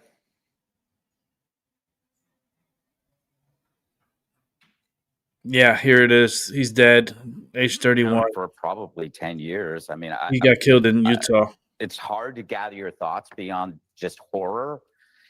So instead, I mean, you know, Charlie was such a force of nature. He was brilliant and he was funny, but what scared people was his persuasiveness. The only way to take him down, because he could persuade you so strongly, was to kill him. You know, and the shock and despair that we are feeling, and I mean we as in shared by everyone at home and around this table and in this building, it's a testament to the impact of Charlie's friendship and his bravery and his character. And it's so deep a wound that we all feel. It's because it feels like he's one of us. He's part of us because he was such genuinely a patriot and a great person. So how do you work through this stuff? You know, it's not about him or me. It's us, the viewers. You are us. What do we do? Well, you still do what you always do, but you do more of it. You stand up, you speak up, and you share the risk. Right now, you are recoiling, but you have to come back and return stronger, more fortified, and more resilient. What is ironic, fittingly, I guess, is that this is a turning point. You know, if you believe in Charlie, you got to believe in yourself because he believed in you. You know, this isn't over. This is the beginning. And Charlie's power just got released in all of us. He's going to be bigger now than he ever was on this chaotic planet. He made us all bigger. So I think that if you're at home and you're feeling I was not right. I was not wrong about what was going to happen, man. I told you something big was going to happen within the next 2 weeks, and it's going to have the whole world in awe. Jesse, before I go to you, Very good. President Go watch Trump yesterday's has show. announced that the flags will fly at half-mast for Charlie Kirk until Sunday evening at 6 p.m. I know you knew him well, too. Yeah, we're sick, we're sad, we're angry, and we're resolute. And we're going to avenge Charlie's death in the way Charlie would want it to be avenged. He was such a beautiful boy. He was an American boy. And he was incredibly positive. He was full of energy and life. And he made politics fun. You see it at his events when things blow up and the music plays. And we haven't had that in a very long time in this country. Every time he did a hit on my show, he would text me afterwards, "Thank you, Jesse. I really appreciate having you on." And my daughter loved him. I mean, she's 13 years old. This is a man who touched an entire generation of Americans and electrified them and made them patriots. And this is not a controversial person. This is not a polarizing guy, a He divisive spoke person. truth. This is like a guy that you He spoke have a truth. barbecue with at your summer house. This is the kind of guy, if you came back with your daughter, you'd say, thank God, we got a good one. He's a great athlete. He's a great Yep. person. He's a great Christian. You see his family out there. He had his kids not facing the photos because he wanted to protect them, because he knew how evil people were. So when he goes out to these college campuses, he's not provoking anybody. He's like Socrates. He asks questions. Yep. And he Yep. does it with a That's all he does. Yep. Spot on. Spot on, Joseph. Spot on.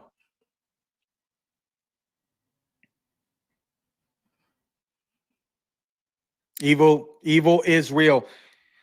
I'm getting crazy text messages.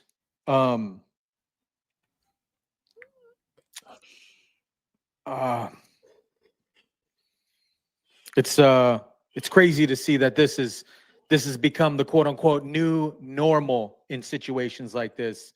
And it's saddening, angry. I'm sad, I'm angry, I'm upset. This is very unfortunate. My prayers go out to Charlie Kirk and his family. So those of you that are just joining, Charlie Kirk has passed away after a shooting, after being shot at a Utah event. Yeah, definitely, Steph. A very, very important figure and leader in the community. And this is a tragic situation. I'll recap this later on the show, on a briefer video, but shout out to everybody joining. I got to gather some thoughts. I got to gather some information and get some stuff out to you guys. But I really appreciate you guys joining me. I know this was a little impromptu live format, kind of all over the place. My head's everywhere. This is shocking. My prayers go out to Charlie's family, and shout out to everybody in the chat. I'm going to jump on out of here. Much love to you guys. Really appreciate you guys. I'll catch you guys on the next one. That was Tyson. We'll bring it back to live.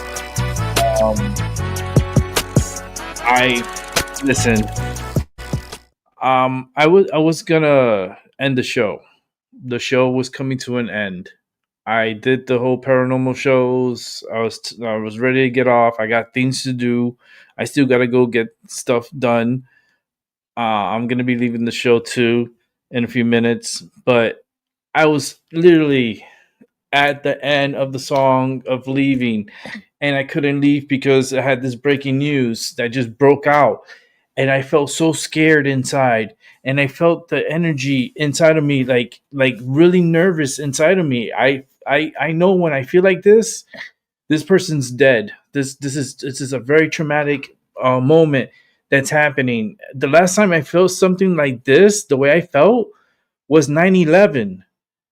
9/11 in 2001, when the planes hit the World Trade Center and my mom woke me up. I woke up scared, like in that fear. That's the same energy I felt right before I was going to end my show. And then something told me to stay on, and I just continued, pushed through right after, like, trying to finish the show. And you guys going to see, you go back, you can even watch it. I went through the whole final, like the finale of the show. And as soon as the song almost went, I just barged back in and breaking news, and I stayed an extra almost 2 hours more, I believe, give or take. Because I know it was like 4 something when I was going to get off, for like 4 hours in, and I'm already like 6.5 in. Charlie Kirk, I even text Tyson, like, I was the one who when he said he saw a video of this gentleman, Charlie Kirk, being killed. I sent him the video. I sent him the confirmation. Even I have documents here. It's on the phone that states, like, my belief and what's going on. Like I wrote to Tyson. Here it is. I wrote I wrote to him at 3:19. I go, breaking news: Charlie Kirk shot at Utah University. I believe he's dead. And that's when I already had barged into my show and started doing my show, and then I say, oh shit, let me send Tyson the note. So I send him a direct note, and then Tyson writes back to me, I hope not. And then just saw the footage because I sent him the footage. And he saw the footage. And then I wrote to him, he's dead. I feel it in my bones. Charlie Kirk shot during speech in Utah. So I wrote this message to him. I felt this in my bones. I knew he was dead. I sent this hours before they claimed that they just say now he's dead. But I knew when it happened. I felt it inside my heart, man. I felt it in my bones. I wrote to Tyson. I wrote to his Discord, right? And I wrote on his channel that I'm live on YouTube watching because of what happened, but I've been on the whole time. I broke in. I actually didn't finish the show, and I just kept going. And when you guys go back, we have a false ending on my show because I continued with this news, and real quick, you hear I'm like, I believe this guy's dead. I feel it in my heart. I kept saying, no, this guy's dead. The energy was telling me this, and I felt the anger of Charlie. Like I felt like the nervousness of Charlie. Like I felt when something you witness and you feel like holy shit, and you feel like this nervousness inside of you. That's what I felt, and I was like, this guy is dead. This guy is dead. And then when I saw the video on TMZ of Charlie being shot and his body goes back like that, and he's like, I knew then he's not going to make it. It was a kill shot. It was a shot that came from a far distance. It came from a far distance, and that was premeditated. Remember the air, the distance. You gotta understand. You gotta calculate it with the air. Make sure because when the bullet travels, a little gust of wind could push the bullet and so forth. But this guy went direct right into the neck, and it was a kill shot. And I knew it was a kill shot the moment that I felt when I heard the news that Charlie's been shot. I knew automatically he was dead. And I let Tyson know that too. Like tomorrow we're gonna talk about it. Just be here tomorrow at 7:30.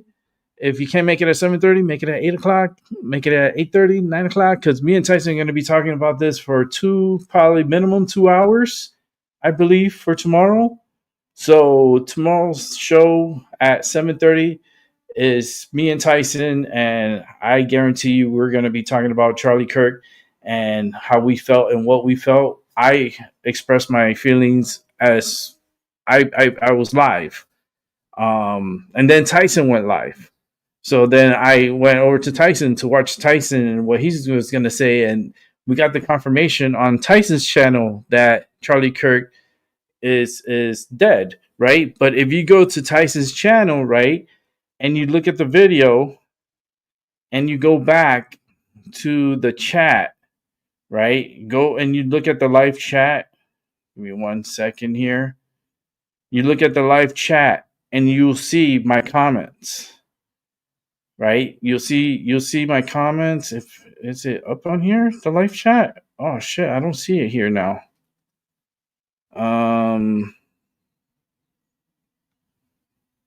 I don't see it on here. That's crazy. But Tyson, he'll tell you. He'll definitely tell you.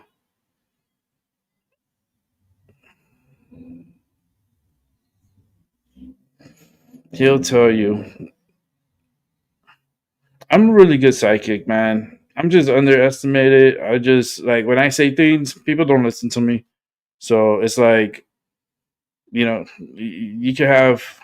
I have all these messages, and it's just sad, man.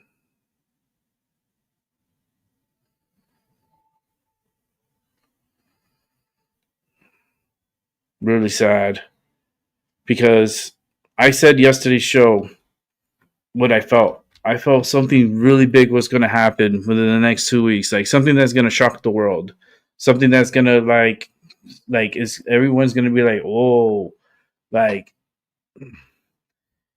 and sure enough, something happened today. A very important figure of Trump's being reelected, Charlie Kirk. You know, I seen a lot of his videos. I seen him debate a lot of people, like especially college students. Like he would go into the college, you know, and debate the students, and you had a lot of liberal kids come up, you know, and speak their mind, and then he just comes across and just put them in their place and speaking to them with knowledge, not aggression, but with facts. And sure enough, he's not with us anymore, man. That sucks. Hey, Seven, how you doing, man? It's just 6 hours in, 6.5 hours in. I was supposed to be done 4.5 hours ago. Actually, 2 hours ago. The show was supposed to be over, but we had breaking news as soon as I was gonna get off, and decided to continue. I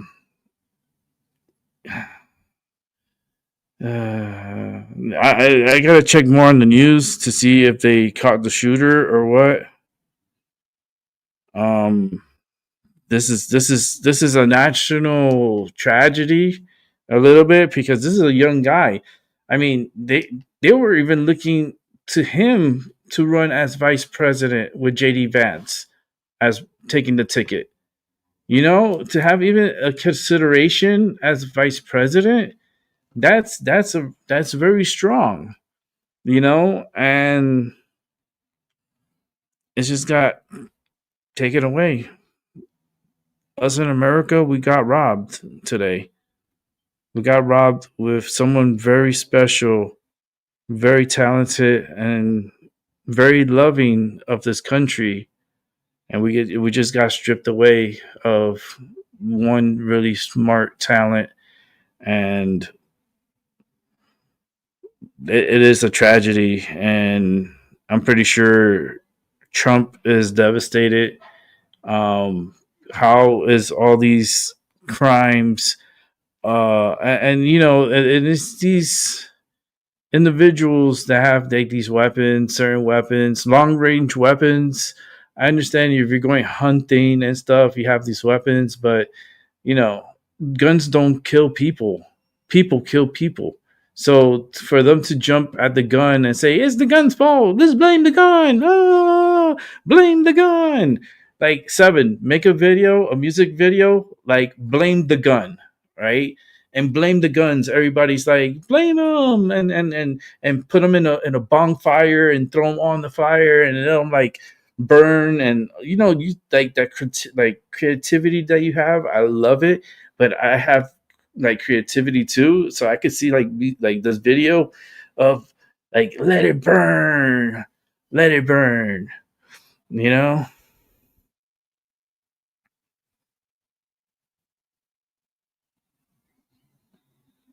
I don't know why Billy Joe is playing in my head. We didn't start the fire. It was always burning since the world's been turning. Like, literally, those words just came right in my head, super clear. Wow. You know, ever since I started these paranormal videos and getting back into the paranormal world, my mind has been opening up more and more and more and being more sensitive again. And hearing things, seeing things again. I feel so many people crying right now. Like, I feel like that energy of people, a lot of people crying. Like his family, his immediate family, his wife, Like she is in, like, she's just lost right now. Like, if y'all don't feel that energy, I really do. I do feel. That's how empathic I am. That's how I feel things and see things and know things. Wow. And this is the thing, right? Because there's going to be copycats, right? Because they've been trying to go after Trump for the longest. They've been trying to come after him like forever, and they got really, really, really, really like bad people out there, and a lot of them are not here. Like, they're not from here. They came through the border, and they're gonna cause nothing but terror. And I expect more of the future talents to be eliminated. I see others, being eliminated. And the fact that this guy was actually going to these schools and to these campuses and speaking knowledge and debating, and it was it's friendly until they push the narrative, and then he just corrects them on their narrative and and pinpoints facts. It's a lot of people can't handle the truth, and it's the truth. We cannot handle the truth because we get emotional. When you have emotions in the way, you can't really handle the truth.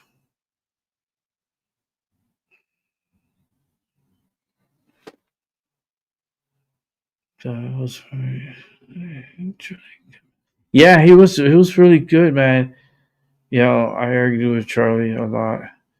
We're not going hard enough. Yeah, I wish he would go harder. But the fact that he was respectful is just what made him like a truly good man. Yeah, he was. He was always compassionate when he debated the left. Yeah, and was kind to them. Yes, he was, and they killed him. Yep, they ain't going to like what comes next. And I feel it won't be as nice as Charlie in the future. Yeah, I believe this is what needs to happen. You ready for this? The elimination of parties. No more parties. No more left. No more right. We are united as one people. Okay? This is the United States of America. We're not the divided states of parties in America. We are the United States of America. There should not be no left and there should not be no right. There should just be unity. That's it. All of us have a voice. We all share our opinions and we vote upon our opinions and our feelings and so forth. But we should not be associated with any party anymore. There should not be no right and there should be no more left. That's it. We are one as people of this nation under God, for which it stand. One nation. That's what it says. Always says one nation under God. Like, we are the United States. I don't get it. Like, Chicago's a sanctuary city and Boston is a sanctuary city. You sound stupid. Shut your mouth. And that Polisky guy, whatever that idiot is, shut the fuck up. You make zero fucking sense. Like, you are the problem. This is the reason why mental institutions need to be opened up again. If I get the chance, I'm gonna talk to Tyson about this tomorrow, about mental institutions being reopened again. They need to reopen them again. It's just we have the patients on the loose and they can't handle and they are killing people. Look at the girl that happened in Charlotte with the train situation that stabbed her to death. Now you got Charlie Kirk being shot to death. It's like when like every day we keep making the same fucking mistakes and we don't learn. And I feel like that's why all this negative energy is attracting something coming towards us, and it's going to fuck us up. You know, you guys are not just, it's just nobody listens, so it doesn't give a fuck what I say. You know, what a sad day today. What a sad day.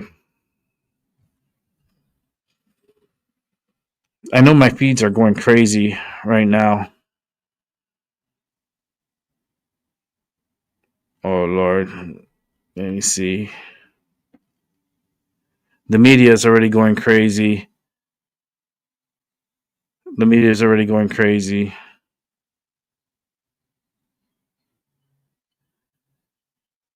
Let me see if I can find that while I'm here.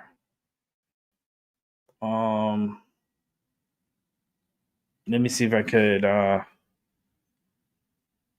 give me 1 second.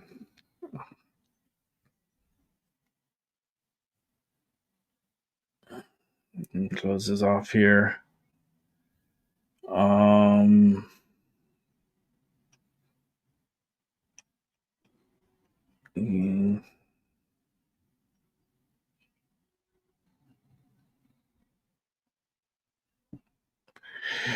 How's your day going? Shooter not in custody. I repeat again, Charlie Kirk shooter not in custody.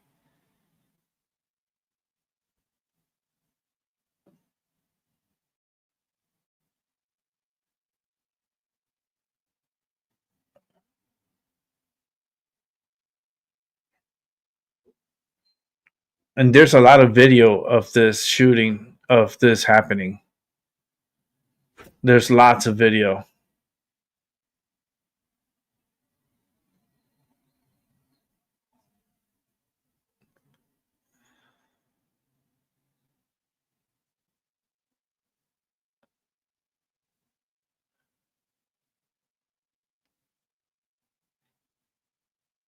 Man, this is not good. And the kids ran from there. And Charlie got shot and killed, man. What a horrible way to die, man. Let me see. Yeah, they saw Charlie go limp after being shot. We'll watch a couple of news here on this. Because this got to continue. Trump needs to go full-fledged against crime. Let's get back to a war on crime. We need to eliminate the crime. Let me see if I can find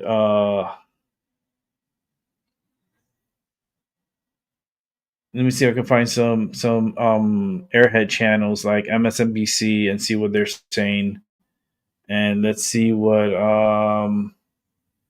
let's see if there's any more.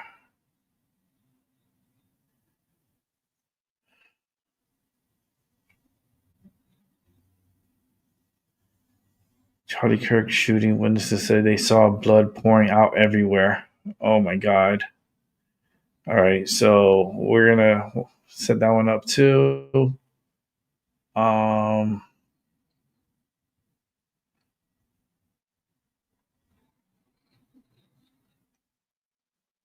Let's see, I'm trying to see more. Charlie's dead.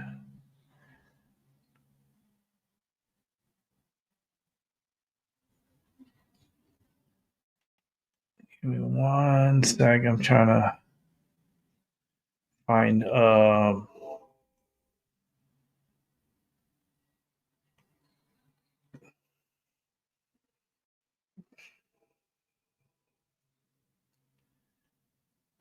okay. All right, let's go ahead and move up here. I'm just was looking at a whole bunch of different articles here, but damn man, this is so sad.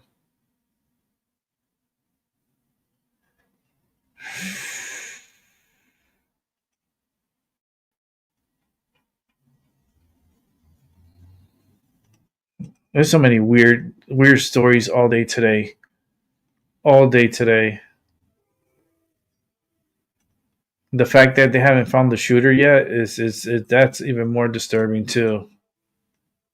It's very, very disturbing. Okay, so let me see. Let's open up this one here. Okay. Okay, let me fix this up because I'm doing this again. Like I said, I'm doing it on the fly. Let me see if they have anything live here. They do have someone speaking here, so we could always go back to there. Damn, there's so much.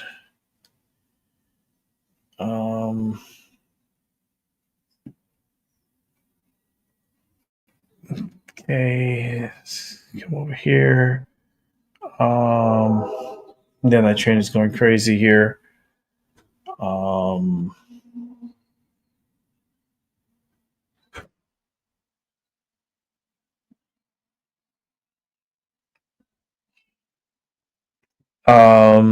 There's going to be a vigil tonight for Charlie Kirk at the Utah State Capitol Rotunda. So at the Rotunda, they're going to have a visual tonight for Charlie.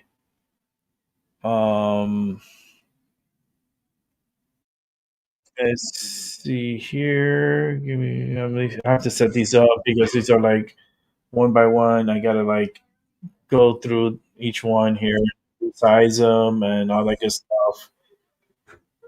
So these are just like news that is just breaking. That happened earlier today. Charlie Kirk, age 31, has been shot and killed at Utah University as he was starting a debate, I believe, with some of the students there. I just feel the sadness, you know. I feel like a lot of people are crying, you know, like a lot of people are crying right now. It makes me feel sick.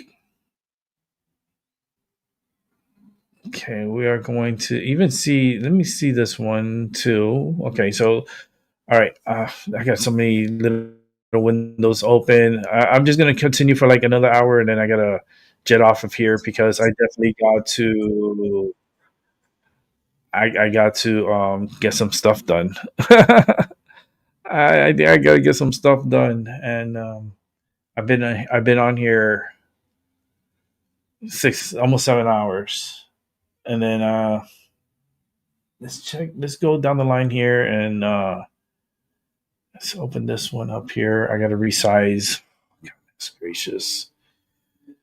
This is the first fun part of doing lives is that you get a lot of like you get to see what we do behind the scenes because it's not easy setting everything up and then producing. It's a lot different than recording. Recording is like you can edit all this stuff out and it looks nice and clean. But I'm saying I'm not clean. I do things raw. Let's see. Okay, got that set up. That one's set.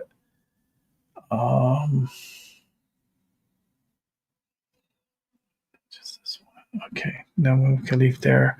Okay, so let's go ahead and let's start here. Okay, I'm sorry about that. So let's go ahead and start. I want to bring in Raydon Desheen. She was at the event right now. She saw the attack. She's on the phone. Raydon, I hope I'm pronouncing your name right. If you could tell us where you were, what you saw, what happened. Yeah, so I was clear up at the front. So they had like the tent set up for where Charlie was going to be. And then they had like the cattle grade set up with a little walkway for the people that were going to debate him. And then I was the grate right behind it. So I was right by the walkway. So I was right up front. And then what happened when the actual shot was fired? Where were you? What did you see or hear? So I was, he was just talking to the second debater. And ironically, it was about the transgender shooter. And, you know, they're talking about, you know, not allowing them to purchase firearms. And he was talking back and forth with the guy. And then all of a sudden I hear up top, I see Charlie. I think it got his carotid. I just saw him grab, it looked like his neck. And there's just blood pouring out everywhere. And his eyes kind of rolled back. And at that point, I kind of looked up because it sounded like it came up from behind me up the hill. And it was just one pop. And then we all dropped to the ground. And then they told us all to run. So we all ran out. Yeah, I'm imagining pandemonium at that point. Did you see medical personnel attend to him? And what happened after that? By the time I looked up, he was already off. He was already out. He was already out of the tent. There were some police officers up there. There was a security. There was no metal detectors or anything for us to go through. They didn't even check our tickets. Wow. What about the gunman? Any sense of what became of the person? I don't know if it's a man or woman. The person who fired the shot? Nope, I didn't see anything. I just dropped when everybody else dropped, and then I ran when they told everybody to run. So you described it as a debate that was going on. So it was debating. He didn't hear no gunfire near her. Someone else? That means the fire came from a distance. Yeah, so he just proved me wrong. And basically, you know, because he's a right winger. And, you know, he's very, very, very good at his debates. And he invites mostly college kids to go up and debate him. And, you know, a lot of them were, you know, had a lot of the same views, but there was something that may be a little bit off that they don't quite agree with. So they're just trying to, you know, debate him back and forth on their views versus his. So it sounds like people from all points on the political spectrum. What about the atmosphere, the mood? What was it like leading up to that? Oh, man, we were all having fun. We were shouting, you know, USA and Charlie Kirk and listening to some, you know, 80s music like Queen and that, and just stuff to pump you up. We're just all having a good time. Yeah, like a festival kind of atmosphere. I want to ask you about security. What was that like as you entered this area? And what kind of area is this? There was none. It was like, so when you walked in there, it was like a kind of in the crevice of the buildings with a bridge across it. And then behind it was like a grassy open area with a little bit of sitting that's kind of in a stadium seating. But it was like a little hill. And this is on the campus of Utah Valley University. Yeah. Are you a student there, or do you have an affiliation with the university? No, I'm old. You know, I'm in my 50s, so she's like I'm old. We're college age students, but there was quite a few actually. I would say that were around my age too. Yeah. And where did you get out? You ran out of there. Where'd you go? And what did everybody else do who was with you? We all just ran to our vehicles, and I don't know where everybody's scattered. I don't know if, you know, some of them were students that, you know, had to catch a bus or whatever. But the ones that had cars, we all ran to our cars. I mean, I parked a little ways away, so it was a little bit of a trek, but it was fine. But again, interesting, as you point out, no security, open area right there at Utah Valley University. Radon Dasheen, I really appreciate your insight and your telling us your story. We thank you for that. Okay, so I do have more. I want to go straight to. Give me 1 second to set it up. Jesus Enrique Rosas. He is the body language guy, I believe. Yeah, the body language guy. We're gonna take a look at his video entry. The despicableness of the Democratic Party. That party needs to be abolished. They need to get rid of that party immediately. Let's go ahead and watch this real quick. We're still waiting for updates on Charlie Kirk's condition after he was shot at a Utah campus from 200 yards with a rifle on the neck. So it doesn't look good, but it seems that he is, according to reports, in critical condition, but has been stabilized. So we are praying for him. I need you to watch. We know the news. The He passed way away. that some of this evil media saying that basically Charlie Kirk deserved to be shot. You absolutely need to listen to this, because this is outrageous. It is outrageous. Not even 1 hour has passed, and this is what they are saying. Talk to me about the environment in which a shooting like this happens. Yeah, and again, to emphasize what you just emphasized, we don't know any of the full details of this. That we don't know if this was a supporter shooting their gun off in celebration, or so we have no idea about this. We don't know if that was a supporter shooting their gun in celebration. It's like, oh, there were the same people who were rooting for Charlie Kirk, that were listening to Charlie Kirk. There was one of them with a gun who just was shooting. This is insane. This is insane. But this is the worst part. So we have no idea about this. But following up on what was just said, he's been one of the most divisive, especially divisive younger figures in this, who is constantly sort of pushing this sort of hate speech or sort of aimed at certain groups. And I always go back to hateful thoughts lead to hateful words, which then lead to hateful actions. And I think that's the environment we're in, that people just, you can't stop with these sort of awful thoughts you have and then saying these awful words and not expect awful actions to take place. Matt. And that's the unfortunate environment we're in. So this is basically, they were taken for granted that, like, since Charlie Kirk has those opinions, it was obvious that he was going to get shot. It's like he deserved that because he is this toxic personality who has this push for the Second Amendment. And don't get me started with the same MSNBC saying that, oh, this will be used by Trump to do something about like he did in Washington, D.C. It is incredible that we still don't know if Charlie Kirk is going to make it.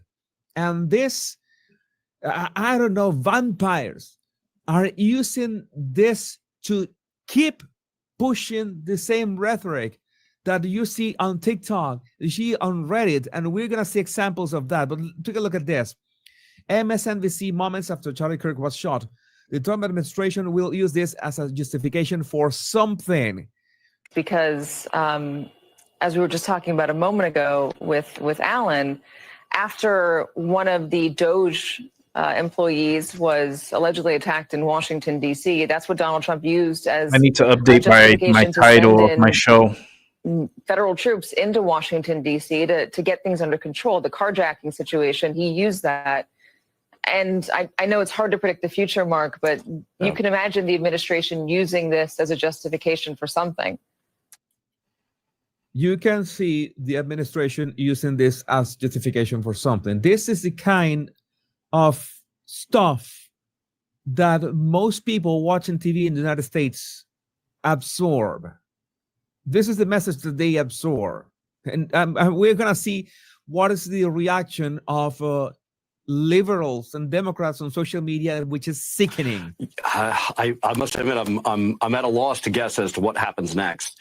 But we have this, for example, pro-gun, racist, misogynist Charlie Kirk dead by gunshot, and a gif of Kamala Harris celebrating. Charlie Kirk got shot with the same guns he was advocating for, claiming all the yearly deaths from gun violence is worth it to keep the Second Amendment.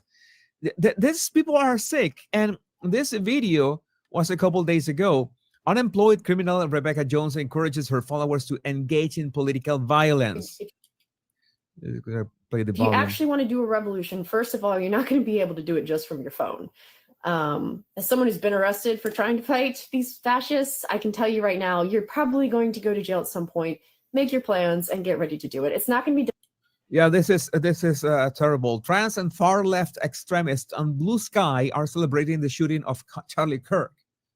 That's why I'm asking you. That's why I was asking you in that other video. What is this is not unexpected. The amount of violence, not just verbal violence, hate speech, which is nonsense. No, actual violence with guns. I wish the bullet that hit Charlie Kirk a very pleasant day. These people should be shamed. All this and-ons and all. Yeah, I could be in a supporter. Oh yeah, you remember that? Not long. It's like yesterday, September 9. Van Jones was saying we don't know why that man did what he did, and for Charlie Kirk to say we know he did it because she's white, when there's no evidence of that, is pure rage mongering. This was people already pushing for things against Charlie Kirk when Charlie Kirk was only saying the truth. I'm not just going to share with you this is Reddit. You know how Reddit is. That is a cesspool in so many ways. It is so people celebrating this.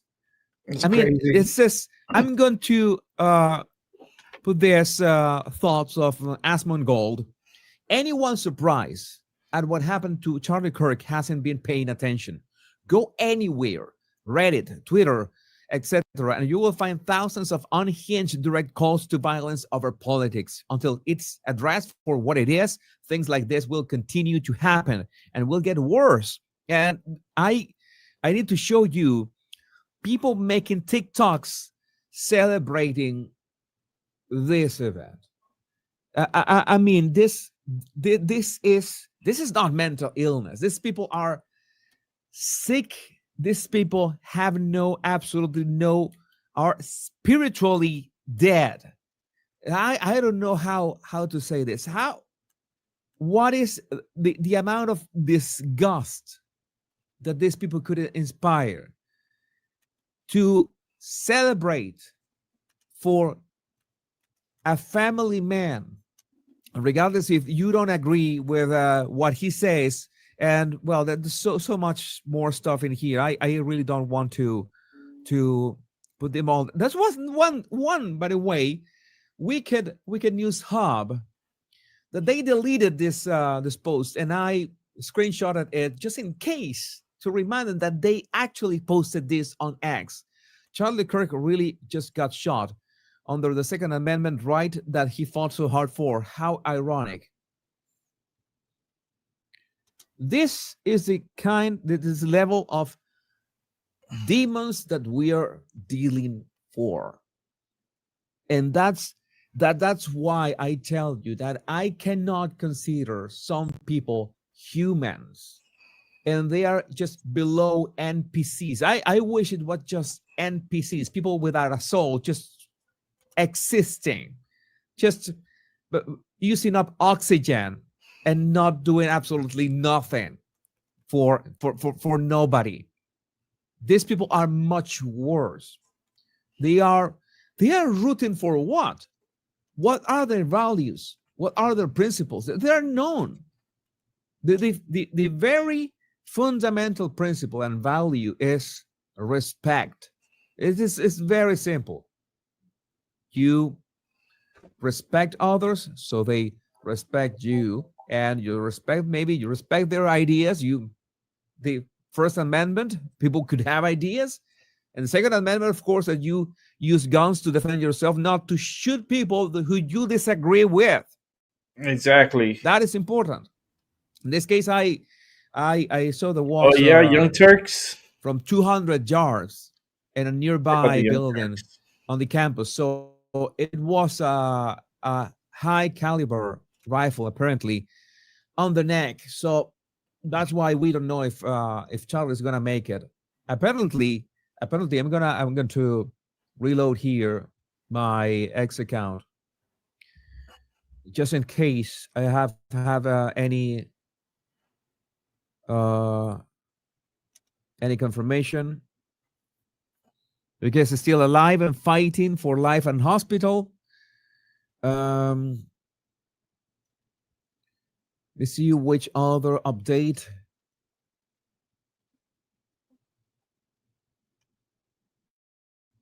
No other updates yet, but again, still no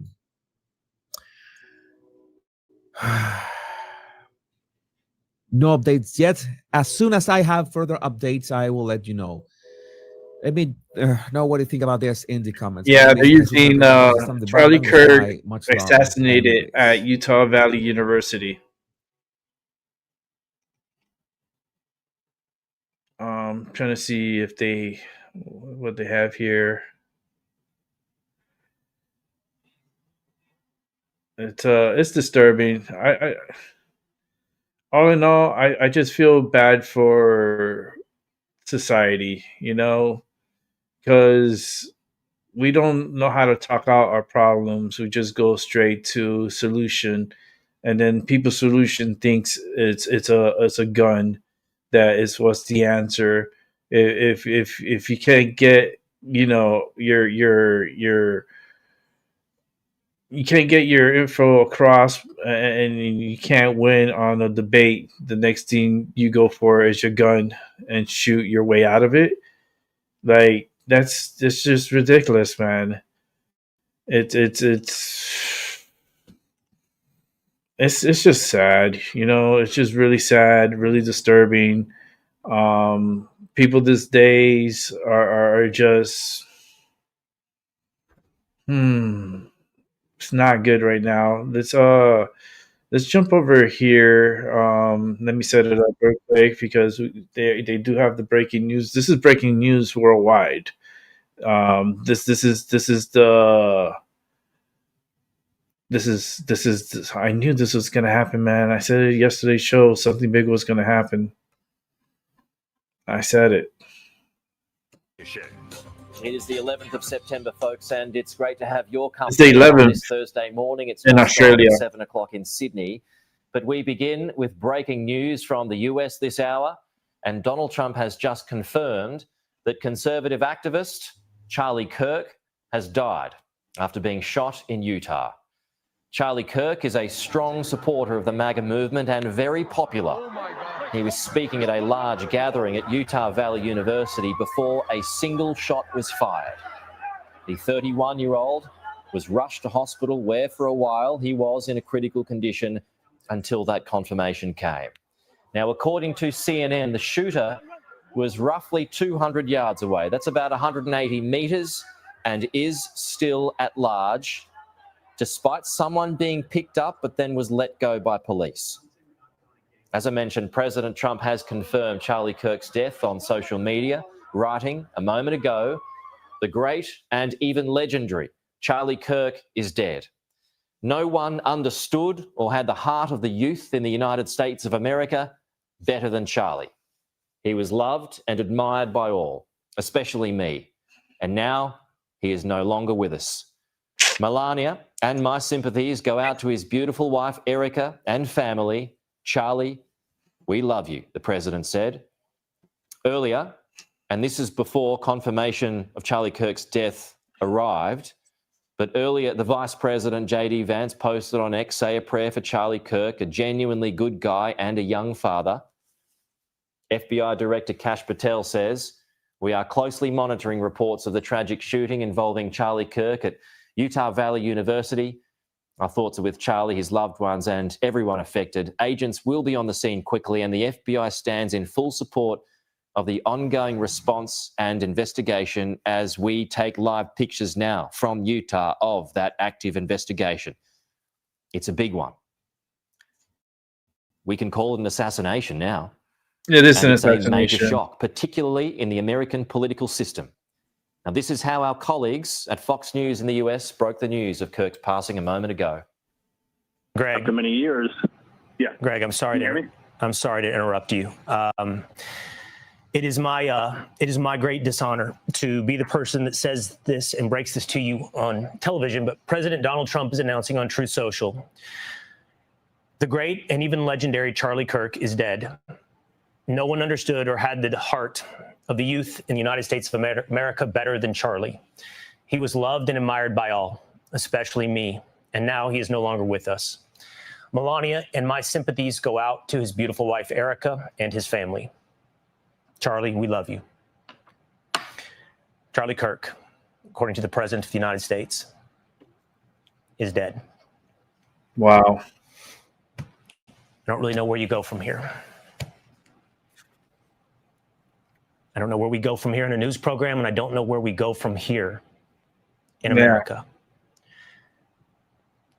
I don't know what's left for us as a country to discuss when even a discussion and a debate over the issues results in violence that leads to the death of a good man in this country. Stunned silence, wasn't it? Well, thousands of students were in attendance to what was the first stop of a nationwide tour. Students have recounted the shooting moments after it happened. It was just a lot of love and joy and kindness, you know? And then the next person came up and it almost felt like a cue to me because they talked about transgender gun violence. And then as the guy said shooting or shooters or something like that, you just hear the gunshot and I'm sorry, you just see his neck just like open up and there's just like so much blood that just came out. It was horrible. And all I felt was like everybody bringing me down to the ground. And I was, sorry. All I hear is screaming and I see people running and I'm like, it's not safe to run. It's not safe to get up. It's not. And all I'm saying is, please God, please God, please God, because I don't want to die. I don't want anybody else to die. And I think I just saw a guy die, you know? The second student to get up was talking about transgenderism and how gun violence has been very frequent with that community, and that is when it happened. Pretty ironic. Right after, during, right on that topic. Yeah, it's when he got shot in the heart. Yeah. What did you all Well, see? not You the were heart, joining it us. was in the What neck. did you see? Well, I was about to enter the building. I heard what I thought was a gunshot, and I hurried and took cover. And then I saw the students running out, and I saw her. She was panicking. I thought she's having a panic attack. So then I grabbed her, and we ran through the tunnel, and then just brought her to my car over here to get her to calm down. That's just wild.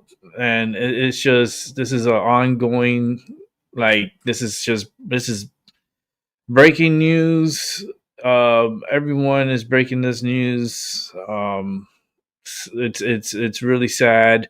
Here, I could bring it over to this here and let's make this, let's bring it over. Give me 1 second. Set this up here. Okay. Let's watch.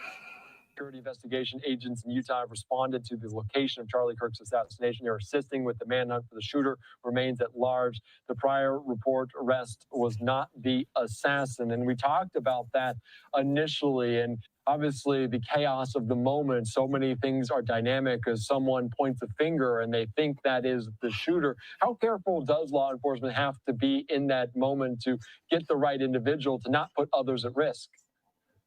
It's enormously important. And I don't know if you saw the clip, as that there was an individual, older gentleman with gray hair who was being dragged off, who was initially identified or believed to be the shooter. And there was a large crowd that was gathering and following behind and, like, you know, cursing at him and screaming. And one of the cops holding them said, "Hey, we're not sure. You don't know. We don't know if he did it." So there was at least there was some appreciation of the fact that it's a fluid scene. We're not for certain sure that this is the shooter. And guess what? Turns out it wasn't the shooter. Yeah, that's a very good point. I do want to ask you about the security on hand for this, because Charlie Kirk is a very popular figure, but he's not an elected official. He doesn't have, say, Secret Service there at hand. And we heard from reporters on the ground that there were no metal detectors. They weren't even checking tickets for this event. Does that complicate things for law enforcement to really have no presence, to go there on hand, kind of going blind into this? Well, I mean, to some extent, if we accept what's being reported thus far, and really, I have no other basis of making any sort of conjecture. If it's true that the shot was from distance, you know, say an overlook in a building 200 yards away, having metal detectors to screen the event would not have helped in this situation. I have no doubt that the security detail around Mr. Kirk, who apparently reacted very, very quickly and appropriately, their concern, without a doubt, was someone rushing the stage, a person who would either lunge at Mr. Kirk or draw a weapon, and so that was that close quarter danger. With respect to like, you know, with the president, and by the way, a complete failure at Butler, you have to consider how vulnerable would the president be, or any speaker, if someone was in that building on the roof, or in a particular out of a dormitory window. So 200 yards, if that's an accurate number, is not a particularly difficult shot for anyone who has any facility with a firearm. How do you know that? Well, in the U.S. military, soldiers in the Army are qualifying at 300 meters, and the Marines are qualifying at 500 meters. So it's well within the, first of all, the gun. And by the way, just looking at the video, my guess was initially the first. I thought a couple things. Number one, small caliber, high velocity round. Unfortunately, as soon as I saw that video, I thought that's a non-survivable wound. But the effective range, and the question is, it's hundreds of yards. Yeah. And the question is, in civilian security, what can you do about it? Well, there are a few things, but what you can't do, you can't put counter snipers on roofs. You can't do that. You can obscure vision, for example. Like when Charlie was in that like kind of canopy area. If you're worried about elevated position, you could hang banners, you could hang screens, or even an American flag just to obscure the view. You could shoot through that, but you wouldn't have a clear target. So that's one possible thing that it could have done. Very interesting, and that is interesting just to show the capability, especially from the military background.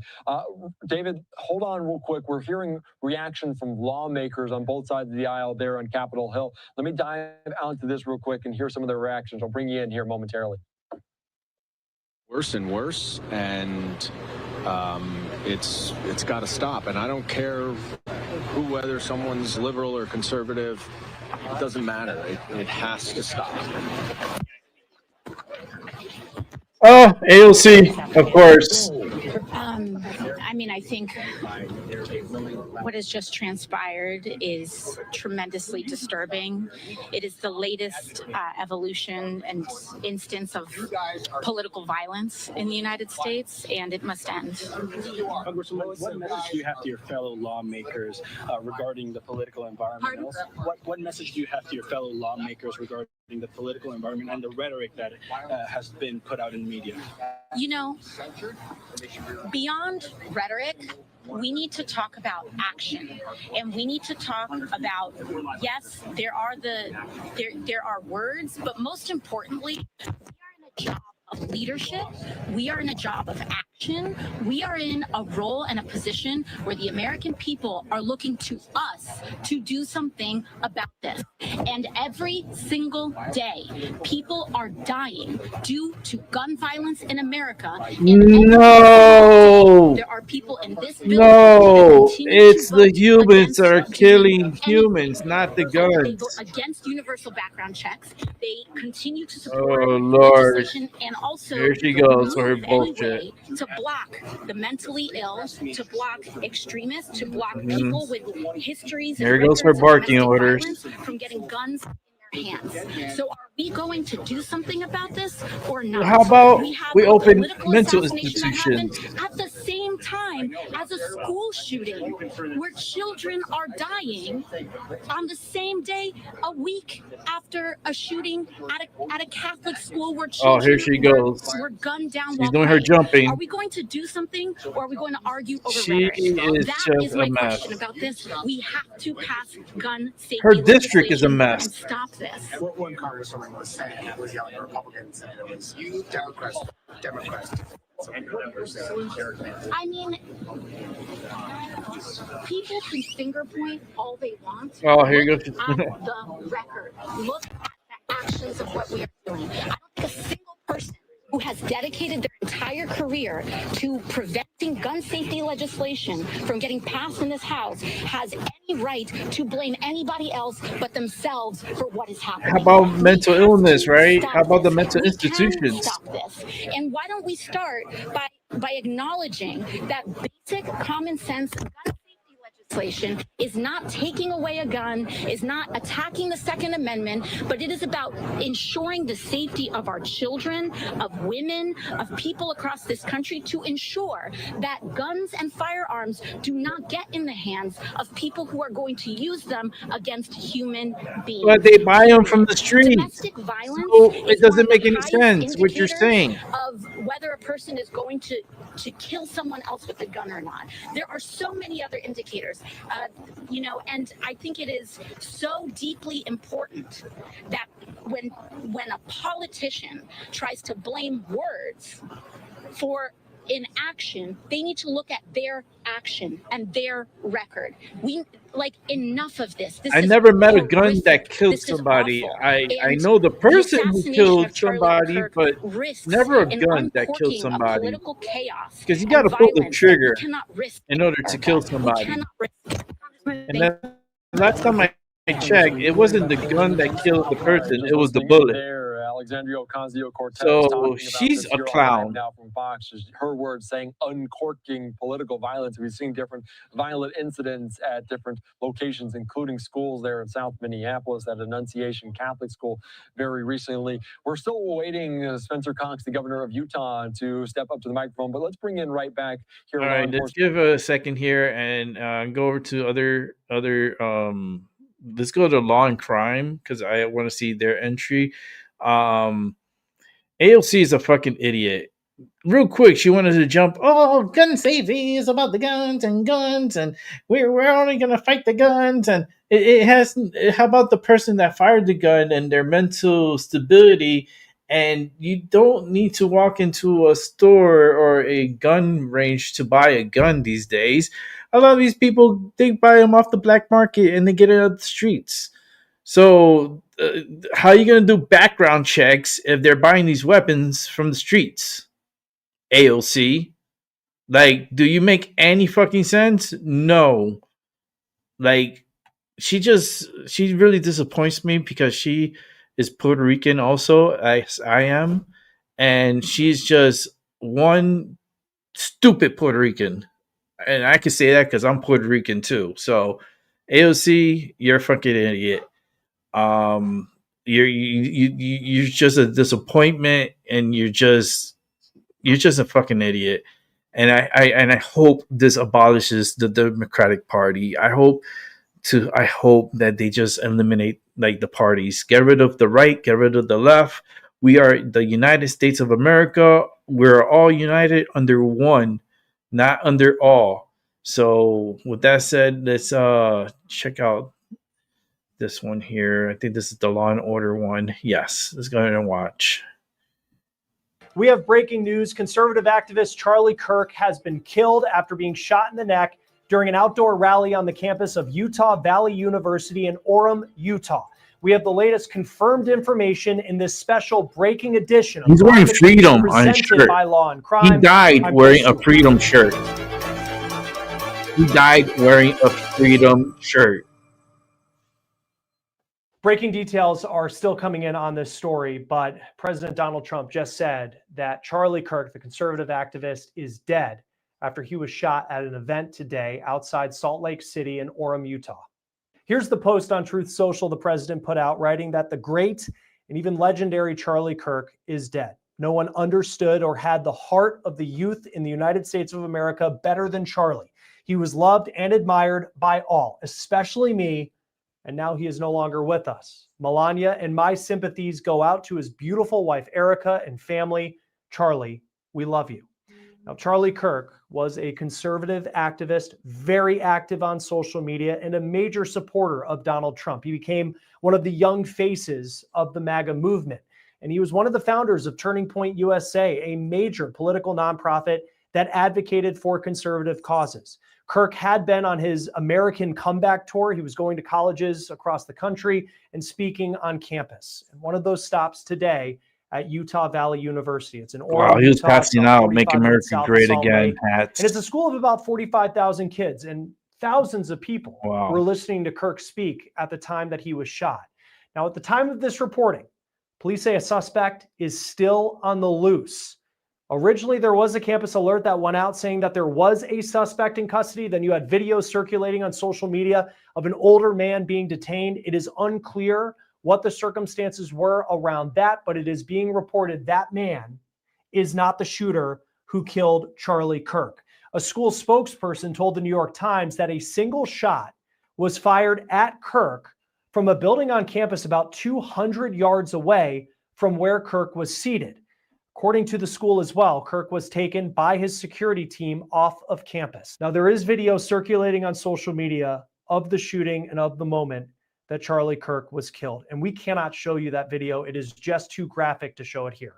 It is incredibly disturbing, but in that video, you can see that Kirk is hit. He reacts to being shot, falling out of his chair. You can hear that single gunshot being fired. You also see the bullet hit Kirk in the video, and you see blood leave his body. Then there's just chaos of the thousands of students and people who came to hear him speak, running for safety. Now, one of our employees here at Law and Crime has a family member who goes to Utah Valley University, and here are the text messages that they sent to each other in the moments after this shooting. You can see that she says that she's okay. Quote, "I'm hiding right now. I love you." She explained there was a shooting and that she was okay, but she also said that the school was now on lockdown and that she was in hiding with other people. Earlier today, right as this news was breaking, I spoke to retired FBI agent Colin Schmidt. We spoke before the news broke that Kirk was dead. And at the time, it was being reported that a shooter was in custody. And we talked a lot about what this investigation will look like going forward and what charges a shooter, if and when they're arrested, what they could face. Here's our conversation. Joining us now is retired FBI agent Colin Schmidt. Always great to have you on Law and Crime, and thanks for being with us as so much information is developing right now. We know that there are students that are in lockdown right now on this campus. For those who are responding to this now in law enforcement, what are they doing at this point in the response? Well, from what I understand online, they may have already have a suspect in custody, but one of the big problems when you have a shooting in an outdoor venue is you have self-deployment and lots of law enforcement showing up to the scene and basically having to be organized. So most likely the Utah State Police already set up a command post to bring the people to the one spot where they can organize their crime scene investigators. And then they're going to basically span out, start interviewing people and determine whether he's a lone shooter or there's more people involved in a conspiracy. And that was going to be my next question is the, and I know law enforcement trains for this, but there's just that chaos of so many people that were in this like college quad, they're running. This one person, it appears, we don't know his identity at this point, is in custody. How do you make sure in all of that chaos that there isn't someone else who is part of this? Well, you really can't. When you have, it looks to be about 5,000 to 10,000 people running in all different directions. The only thing you do is you got to start at the source, which is the shooter. They have him immediately identified. It looks like he may have made the shot from within the crowd, and the people, probably it's going to come out that people around him took him into custody, so to speak, or held him. But then the next step would be to do a logical investigation in terms of interviewing him, get his cell phone, do some cell phone analytics, and then talk to the people around there. And then frankly, to determine if there is somebody that financed him or put him up to this, or if he's just a lone shooter. So all of this is just for people who are watching this. I mean, this story broke probably for us within the last 10 or 15 minutes. So it's really within the hour. It appears that this has happened. How quickly do you start asking questions of that suspect? Well, they're going to have to be careful because you don't want to prompt him to lawyer up, so to speak, even though that is his right. You want to get some professionals there, or get him in a car, get him aside, and basically start talking to him immediately to get a confession, so to speak. He's in custody, so it'll be an interrogation, so he has to be read his Miranda rights. And basically the most important thing for them to find out is was he alone, or is there more people? From the pictures online, if that indeed is the suspect, he looked to be about 65 to 70, white male, older gentleman. So I suspect he's a lone shooter, and this has been something that's brewing within him for a long time, and then they're gonna find all those things out. Because I also think too, because I saw that same picture, and we're not showing it at this point because we don't know officially if this is the person. And we've seen in some cases, I remember, I think the Kansas City Chiefs Super Bowl parade shooting, that there was someone who actually wasn't arrested for it. So that picture is going around on social media. And if he is the person, I think for law enforcement, it would be a challenge where here he is on the ground and you have people who you want to almost get away so they aren't. I could understand they would be really angry at this person and would want to go at them, and you want to make sure you have your suspect. Then at the same time, these could be witnesses. How do you handle the chaos of that moment? Well, the first thing is to ensure there is no chaos. So they're going to radio in lots of support. More officers are going to, uniform officers are going to get in there. They're going to do crowd control, and then they're going to interview the people that most likely put their hands on him or were around him, because they're going to be around, because ultimately it's kind of just common sense. They're going to say, hey, does anybody know what happened? And being that event is very partisan, there's going to be people that are going to be happy to talk, happy to cooperate with law enforcement.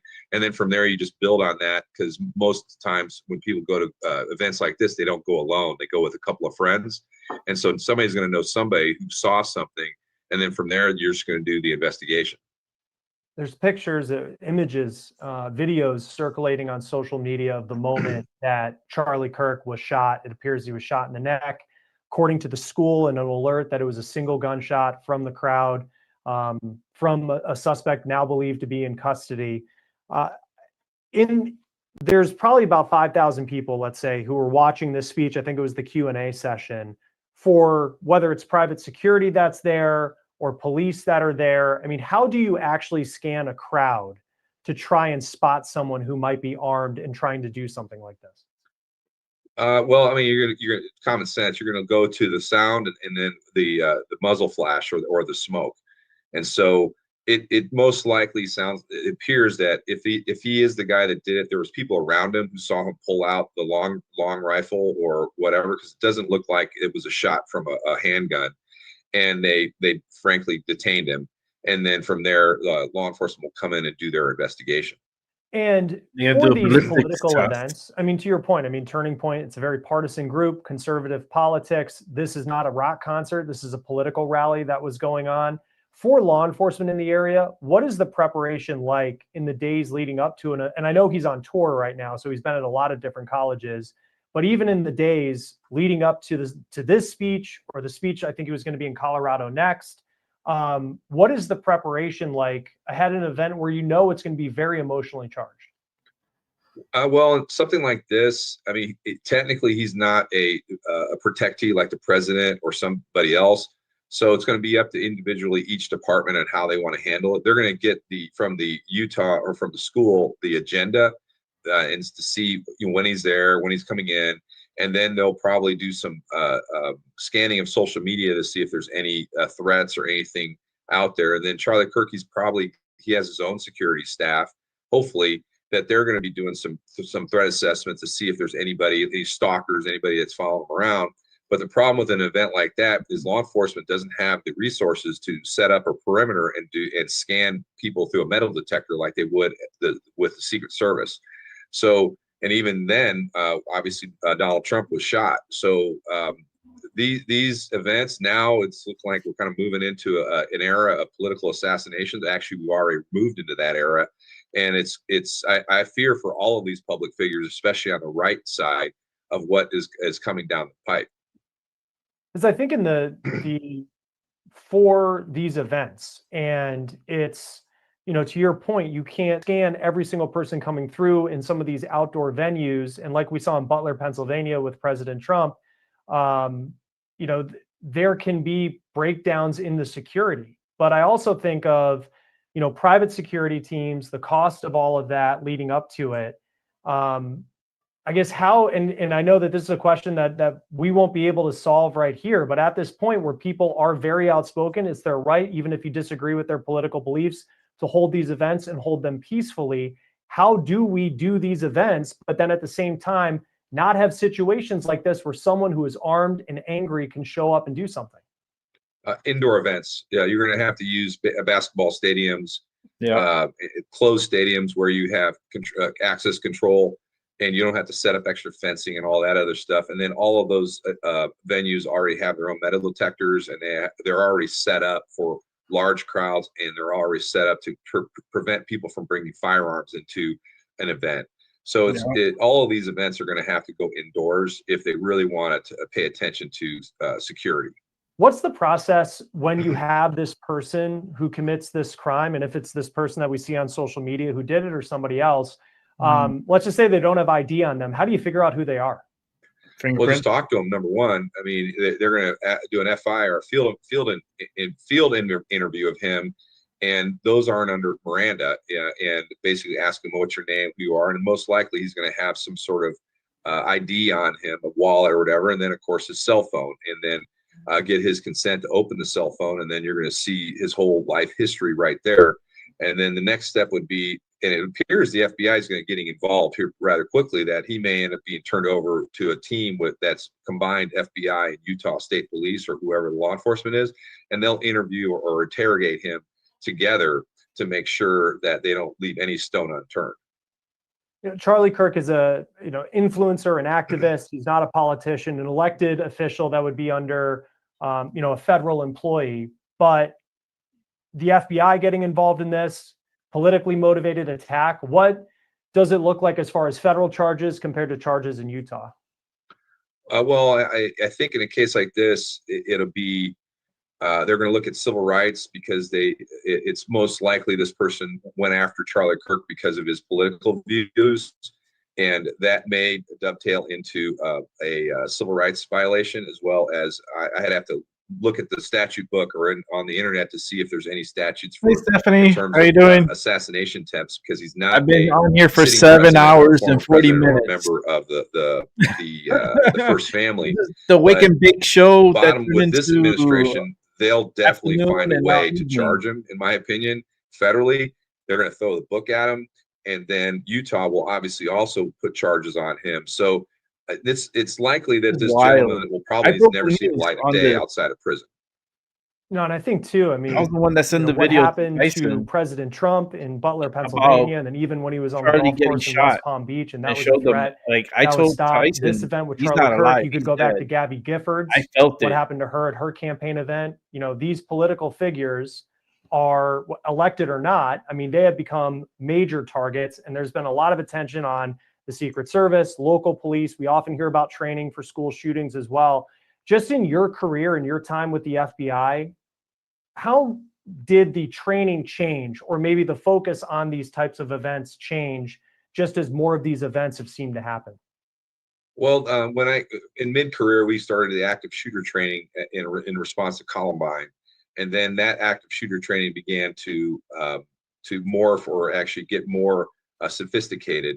So each agent has active shooter training, whether it be in the academy or when they get it into the field. So that's the biggest piece, where even, it used to be FBI agents weren't the ones that were going to be responding to this stuff. Now they understand that any law enforcement, any state, federal, or local, has to be prepared for an active shooter, which is what this gentleman was, and be trained on how to neutralize that threat. What are some of the pieces of evidence that you need to collect? Because there's going to be a ton of witnesses who have seen this guy do it. All that evidence is there. Likely they have the weapon that was used. But what are the other pieces of evidence you're going to need in this case? Well, it's going to be anything in his pockets. They're going to put a timeline together from basically when he shot, and then go back most likely 48 hours or 72 hours. And then every minute of his life they're going to endeavor to, for the last 72 hours, they're going to try to identify where he was and who he was speaking with. And then that will be another subset of the evidence that they're going to collect, is the interviews of anybody he interacted with prior to the event or online via social media. And then that's the other one, is most likely this guy's going to have a big viewing history of political events. And that will also go to the evidence of whether what his intent was, and frankly, the intent is basically where the federal law and the state law, for that matter, will really come into play, and what they can charge him with. And with I think of Miranda rights, and, if he's making statements before you give him his Miranda rights, maybe he had something he wanted to say when he did this. Where does it come into the line when you're searching someone, where you're allowed to search him, take those things off of him? And then at what point does it become something where your access to this suspect is cut off because maybe he lawyers up and it's after you've given your Miranda rights to him? Well, you're talking about spontaneous admissions, and most of those cops, if not all of them, have body cameras. So if he did do that, it's going to be recorded. And then in terms of his pocket litter or what's on him, per Terry or the Supreme Court Terry stop, you can search him for public safety or law officer safety. And then at that point, anything that's on his body will be brought, will be put aside. But to search the phone, unless he gives consent, they're going to have to get a search warrant for that phone, which won't be a problem. And then the next step would be get search warrants for anywhere he lived or where he's been in the last 72 hours. Then if the FBI is involved in this and they're looking into his history, you have the local campus police, you might have Utah State Police that were involved in this. And when it comes to interrogating him later today or whenever that happens, who is the person who would be sitting across from him in the room? Well, the FBI can't just walk in and take over. That's something from the 70s in the movies. They have to be, right. They already have a relationship with the Utah State Police as well as the campus police. And many times in my career, those are some of my best friends were the cops that I work with. So they're gonna ask can they participate, and it's up to whoever is in controlling the prosecution to determine who's going to be in that interview room. Now, if the U.S. Attorney's Office or the federal government takes it over, well, then they could insist on when the this FBI, wraps up here, I'll talk to you, but Stephanie. I can almost guarantee there's going to be a local law enforcement officer in that interrogation room, along with potentially an FBI agent and also the ATF. They're there as well, and they have a seat at the table. And we'll see how all of this plays out. A lot of this story still developing right now out of Orem, Utah. Retired FBI agent Colin Schmidt. It's always great to have you on Law and Crime. Thanks for being with us. All right. Thank you. Okay, that was the end of the Law and Crime. Yeah, Stephanie, I was doing a show. I'm gonna have to turn on the lights because the screen is coming down. It's like I went from morning to early evening now. I've been on for almost 8 hours. I'm 15 minutes away from 8 hours. I did my morning show. I was wrapping up the show. The show was already with the music and everything and the whole background ending. I got my phone blew up with a message and I was like, oh no. So I was reviewing it real quick and I saw the video real quick and I was in shock to see he got shot. And automatically I was like, I have to come back on my show. I sent out a message to Tyson and I mark my words, it's time stamped and everything. I sent to Tyson. I was like, breaking news, Charlie Kirk shot at Utah University. And I wrote, I believe he's dead. I wrote that to him at 3:19 p.m. And then Tyson writes back to me, I hope not, just saw the footage, right? And I write back to him, he's dead. And that was at 3:22. I knew already. I felt the energy inside of me. I was so nervous inside. The last time I felt this nervous that way was 9/11 of 2021 when the planes hit the towers. That's how I felt, like scared for this guy, and it hit me hard, and I was like, oh my God, I gotta come back live. And sure enough, once the music was over, I was already coming right back on.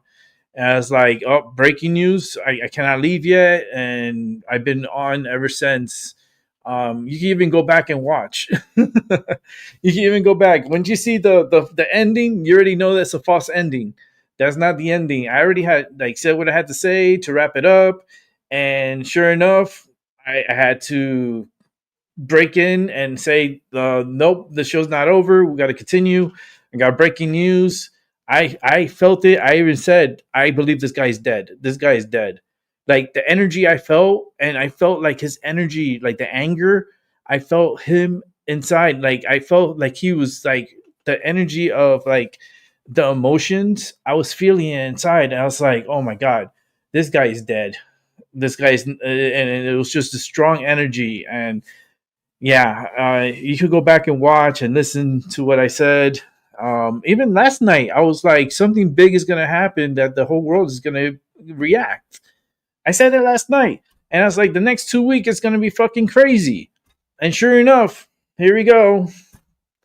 I'm too good of a psychic, but I'm not known, so I get zero like audience, zero attention. But maybe I'll hit the right person that actually believes in me and will see what I'm capable of and expose me for who I am. It's a good psychic, and I can see things before things happen, and I felt the energy of something like tragic was going to happen. I felt it, man. I felt it. It was just as clear as day. Oh, let me see I have to see.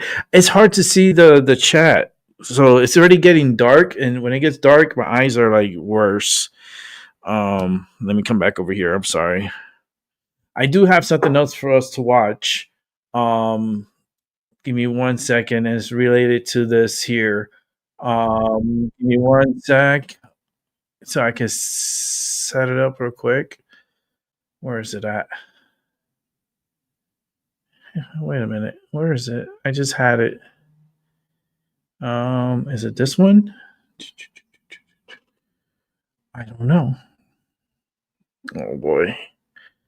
Okay, it's right here. Okay, let me just set it up so that way we just go right into it. And then I think this is going to be the last video before I have to leave because I have to run an errand. So my evening show is going to still take place, but it's going to be a little bit later because of the circumstances that we just went through right now. But let me pull up the chat here on my phone, which is taking its sweet time. I can't see.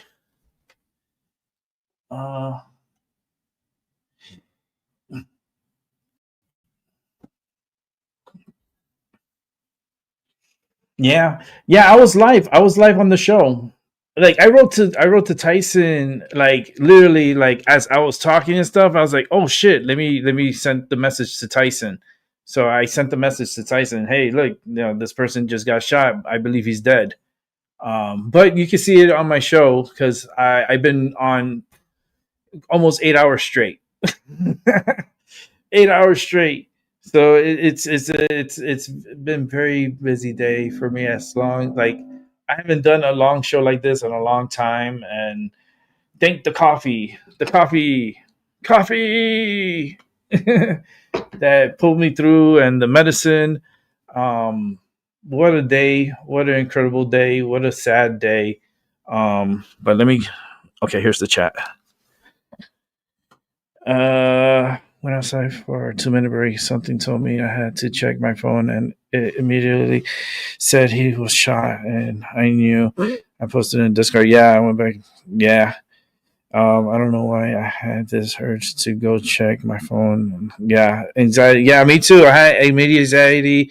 I felt like something weird inside. I felt so nervous inside, and I was like, I was telling Tyson, like, I believe this guy's dead. This guy's dead. And everybody's reporting and doing all this, bullshitting around. And I'm like feeling the energy of him dying. Like I could feel his energy in me talking. Like that's how I'm an energy reader, like spirits, all those like dead people. I get messages. I hear messages. That's what my channel's always been about. I deal with a lot with the paranormal, psychic, all that good stuff. That's what I do here. And this week, recently, because of the Conjuring Last Rites, got me back into more in the psychic world and started dabbling into what I do best. And that's energy reading and feeling and hearing messages that are coming through my head. And I just relay it. If people listen, they heed the warning. If they don't, it is what it is. I can't force people to listen. But it's interesting. I just saw the House of Representatives trying to have a moment of silence, and the Democrats protested and interrupted it. Oh my God! I'm telling you, these Democrats, this is going to be the beginning of the end. Though it's already been the beginning of the end, but I think this is going to head to an end with the Democrats. Like I said, I walked outside. Yeah. Wow, that's wild, Stephanie. Yeah, the energy doesn't lie. I was thinking immediately. Yeah, I like you go watch my false ending. When you watch my false ending and you see when I come in, you can hear inside like how I'm feeling. I was like really nervous and I felt like he's dead. Like automatically it just came to my head like he's dead. Like and it was just so fear. Like they called me and they told me that he's dead, you know, like the energy called me and like his wife, you know, receiving that phone call that her husband is dead, like that deep feeling of sadness and sorrow and crying, that energy I was feeling, it was so unique too. So let's go ahead and check this out here. This is from Steve Jason A. He just put a quick video, so let's watch together. President Donald Trump is announcing on Truth Social, the great and even legendary Charlie Kirk is dead. No one understood or had the heart of the youth in the United States of America better than Charlie. He was loved and admired by all, especially me, and now he is no longer with us. Melania and my sympathies go out to his beautiful wife, Erica, and his family. Charlie, we love you. Charlie Kirk, according to the President of the United States, is dead. Wow. No security checkpoints. It's a very open campus. It's very much a commuter campus. Come on, Orem, Utah is one of the safest places on the planet. And so we just don't have these types of things. We don't have murders, let alone shootings, let alone something of this magnitude. And like I said, there was a light police presence. I'm sure, I hope, there were some undercover people. Charlie has his own a bit of security, but not to deal with, you know, a couple thousand people that were there to see Charlie. They had microphone challenges because there were so many people they couldn't get all the volume It's that sad. they wanted. People But were the having a sickles hard are time going hearing, crazy but celebrating. I It's think when so the story horrible. is written, I don't think it was a coincidence that the shot rang out when he got a question about transgender mass shootings. That maybe, hopefully I'm wrong. People, I'll probably get criticized for jumping to conclusions, but I'm just telling you, in the 30 minutes or so, I thought, wow, I don't think that's a coincidence, but we'll see. Wow.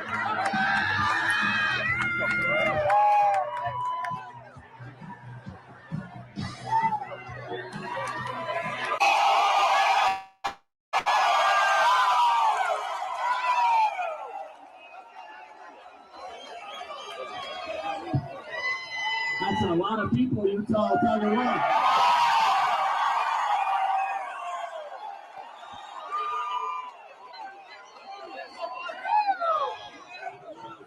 All right, we're going to get started, everybody. You know how it works. Question and answer. Also, thank you to Lane from YRV5. That was great. Really appreciate it. And we're going to be here for a couple hours.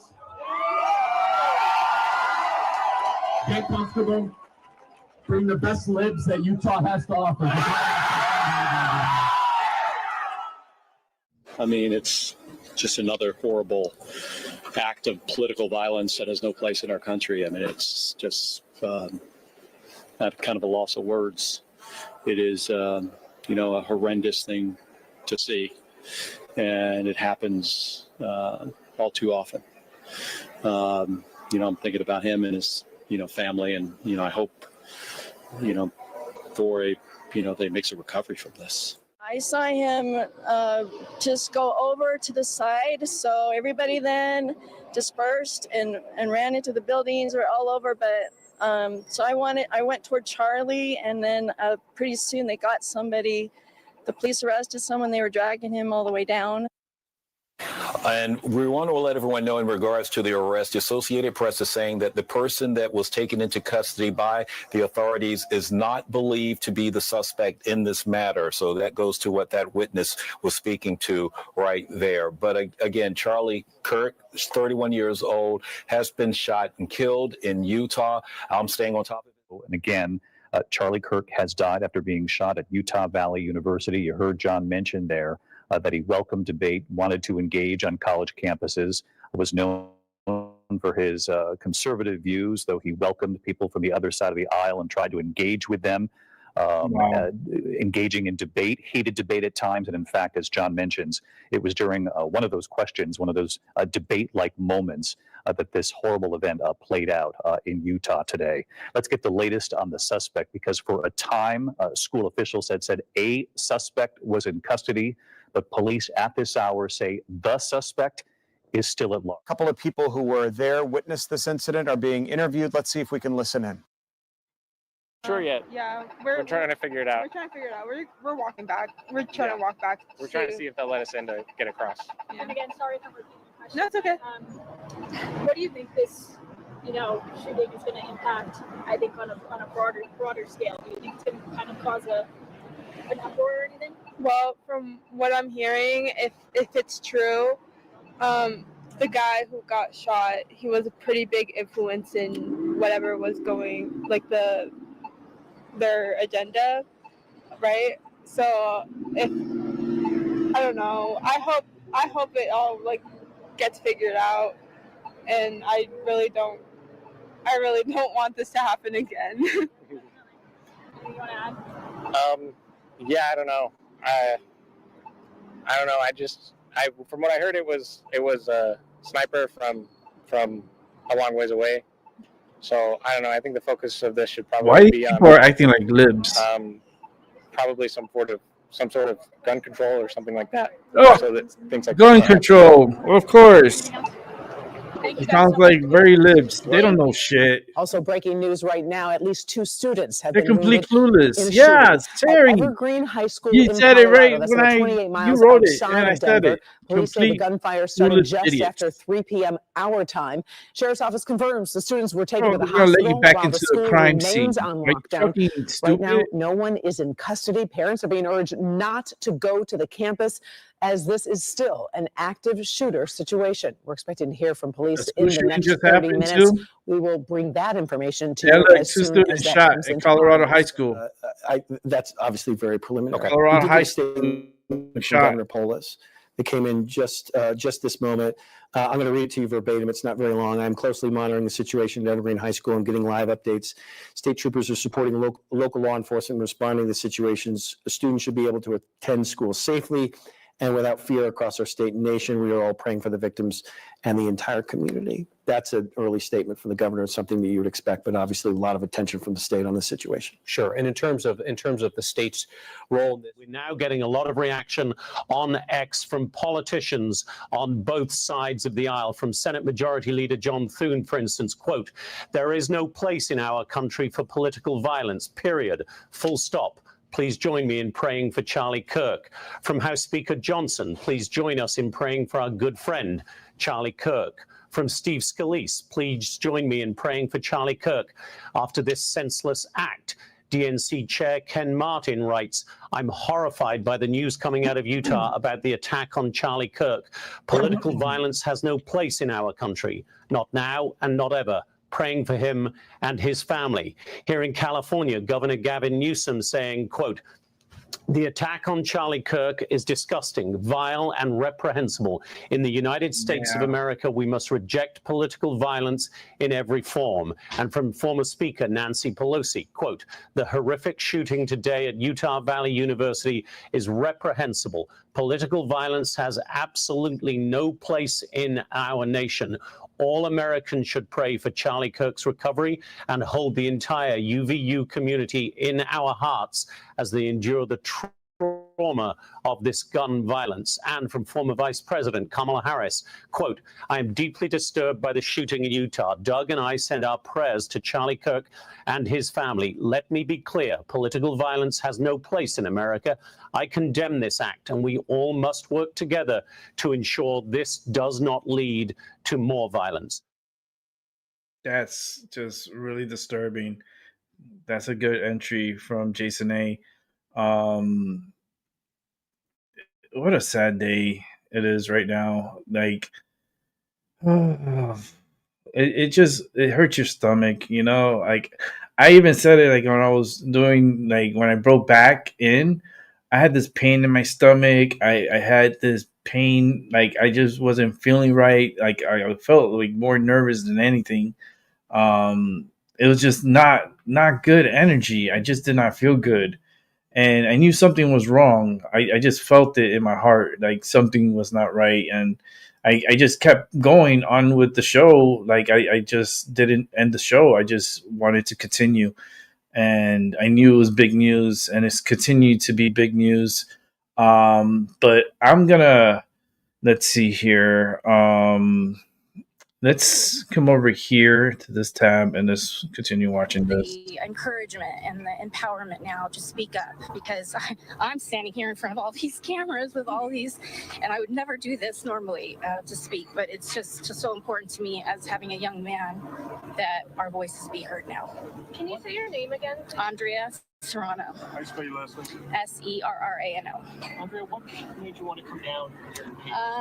Just because of my son, to be honest with you, because of how he spoke up for our young men, and my son's in college, and these views, he believes in these views as well, and it gave him a voice to say, yeah, that what he was learning in high school and in some colleges right now is not the view that he had, and it just empowered those young men. And so my son, I'm just grateful for his life, for Charlie. I mean, this happened on a college campus. Your son's in college. Yeah, I worry about it, but we can't live in fear. We have to be able to get up like I am doing right now, and we have to be able to speak. We have to say what we believe, because what they want us to do is not say anything. And that's just not the way life is. We're here in America. We have free speech. We can say what we believe, and we shouldn't be afraid to say it. We should be able to have the strength and be able to, otherwise we're not going to have a free country. We're not going to be able to do anything, which is exactly what they want. So. Your name again? Andrea Serrano. Spell it, just Serrano. Okay, thanks. We really have it this time. Thank you. Just listening in there as they're continuing to gather the sound outside of the Turning Point USA, the headquarters in Phoenix, Arizona. So you see kind of them zooming in on this scene as they talked about the empowerment that Charlie Kirk brought to so many people that potentially it felt like just a number, just a statistic. So obviously a very dark day there in Utah and beyond. A live picture right now in Orem, Utah, as we're still watching a manhunt underway. A lockdown is in place there at the Utah Valley University following this unfortunate incident. So just a few live pictures, including in obviously Arizona Turning Point headquarters, in Washington, D.C. at the White House, as flags being flown now at half staff atop that building, that federal building, as you will see that soon be lowered in other locations, other regions, other communities. Talking about this, President Trump confirming the most recent. And obviously this goes beyond just the United States, as different world leaders, different dignitaries are speaking out about this political violence, including the Prime Minister of Israel, Benjamin Netanyahu, on social media, commenting Charlie Kirk was murdered for speaking truth and defending freedom. A lion-hearted friend of Israel, he fought the lies and stood tall for Judeo-Christian civilization. I spoke with him only 2 weeks ago, invited him to Israel. Sadly, that visit will not take place. We lost an incredible human being. His boundless pride in America and his valiant belief in free speech will leave a lasting impact. Rest in peace, Charlie Kirk. Also coming in, Donald Trump. I love you, brother. You gave so many people the courage to speak up, and we will never be silenced. That coming in from Donald Trump Jr., quoting his father. Also, Speaker Mike Johnson saying, I'm utterly devastated. Charlie was a close friend and confidant. He will be sorely missed by so many. Every political leader must loudly and clearly decry the violence. Our prayers go out to his wife and young children. May he rest in peace. And we're also hearing from Speaker Mike Johnson just a little bit ago. Again, just part of this. Yeah, it's a lot, Stephanie. Yeah, I'm definitely good. I'm gonna step off. I'm gonna step off of this. I'll probably leave the show running with the news, and I'm gonna go step off and do what I gotta do. And their two Because beloved I gotta children get dinner and all that feel stuff. more keenly than any of us can, and our So, first duty is to man, this pray is both such for sad soul news. and for their peace. And as I was mentioned, we heard from Speaker Mike Johnson. He held a moment of silence, a moment of prayer on the floor there at the House of Representatives. Let's take you out to this quick sound. This was prior to the initial confirmation, as they were just getting in those reports of the shooting that ultimately turned fatal. Let's listen in. We just want to make a brief statement here, and I'm going to go and ask my colleagues to join me in a moment of silence for our dear friend Charlie Kirk. We ask everyone to pray for him and his family. I'm just going to state the obvious here. This is detestable, what's happened. Political violence has become all too common in American society, and this is not who we are. It violates the core principles of our country, our Judeo-Christian heritage, our civil society, our American way of life, and it must stop. We need every political figure, we need everyone who has a platform to say this loudly and clearly. We can settle disagreements and disputes in a civil manner, and political violence must be called out, and it has to stop. Again, we ask for prayer. I'm going to go lead the chamber here in a moment of silence, and we hope for the best for Charlie. Thank you. All right, just listening in there, that was Speaker Mike Johnson holding that moment of silence news that Charlie Kirk was fatally shot on the campus at Utah Valley University, speaking to different members of that community, to different students there as well. So, of course, we do have a couple pictures there in Washington, D.C. of the White House, as Charlie Kirk was a close ally of the president. So you can see this here on Live Now from Fox as talking about this, honoring the memory of Charlie Kirk, a live picture right there in Washington, D.C. at the White House. Also, you can see the giant flags, the big American flags there just north and south of the White House as he orders them for half-staff, as he has also released a proclamation honoring the memory of Charlie Kirk, saying, as a mark of respect for the memory of Charlie Kirk by the authority vested in me as President of the United States by the Constitution and the laws of the United States of America, I hereby order that the flag of the United States will be flown at half-staff at the White House and upon all public buildings and grounds, at all military posts and naval stations, and on all naval vessels of the federal government in the District of Columbia and throughout the United States and its territories and possessions until sunset of September the 14th. I also directed the flag shall be flown at half-staff for the same length of time at all the United States embassies, consular offices, other facilities abroad, including all military facilities, naval vessels, and stations, in witness whereof I hereunto set my hand this 10th day of September in the year of the Lord, 2025, and of the independence of the United States of America. So obviously flags being flown at half-staff for Charlie Kirk, a live picture closer of that here very closely. And we're getting different images in from different locations there, as the suspect still very much at large at this point. So no new information, no press conferences as of yet on what's going on that campus in Orem, Utah, just down the road from the Capitol there in Salt Lake City. We are getting just this, a live picture one more time. As you can see, the fire department also on hand for this. The scene police, they're going to see plenty of law enforcement from the federal, state, local, city, all providing support. And of course, Charlie Kirk, the founder of Turning Point USA, he obviously made his mark in so many locations, but the headquarters in Phoenix, Arizona, already the flags being flown and half-staff. Let's take you out to other members of the community speaking out. She says, Mom, guess why I'm calling you right now? And I couldn't think of anything specific other than bad news, right? And that's when she said Charlie had been shot. So we followed that on social media for a bit until right now. And when she finally let me know what the final word was, I said, you know, I'm right down the street, so I'm going over there. And my head's in a place of anger right now for his loss. And my head's also in a place of the evil that it took to take his life, the hatred and evil, all in the name of, I don't agree with you. That was all. Just, I don't agree with you. And that's not a reason to take someone's life at all. There's a lot of people I don't agree with, but I'm not out there shooting them, you know. I'm not sabotaging their life in any way. But that's what this was about. It was about, I don't agree with you. I hate you to the point that I'm willing to kill you. That's what this was about. You said that it was your daughter who told you about this. What did Charlie Kirk and his work mean to you and your family? My oldest daughter is a veteran of the Navy. She was a doc at Camp Pendleton for 3 years. So to have conservative commentary that supported our military and believed in what we did in America as Americans means the world to her. And to have someone like Charlie to speak up, not just for veterans, but for unspoken Americans everywhere, as well as the privileged and the underprivileged. Because Charlie's message was all about faith and belief and patriotism, okay? And your First Amendment is your First Amendment, but you have to be sure of what you believe in, and you have to be willing and ready to share that at a moment's notice, because people are going to question you on what you believe. And Charlie believed it, and he knew it, and he was always ready with a good answer, with the right answer that he knew.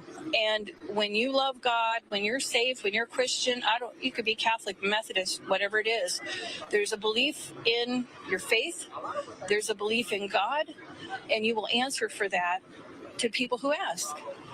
But people didn't want to hear Charlie's views. They didn't want to hear what he had to say. There's all kinds of ugly on the internet right now about that, Lord knows. And he died for what he believed in. And the only thing I can say is they hated Jesus too. They killed him for it. But Jesus rose on the third day.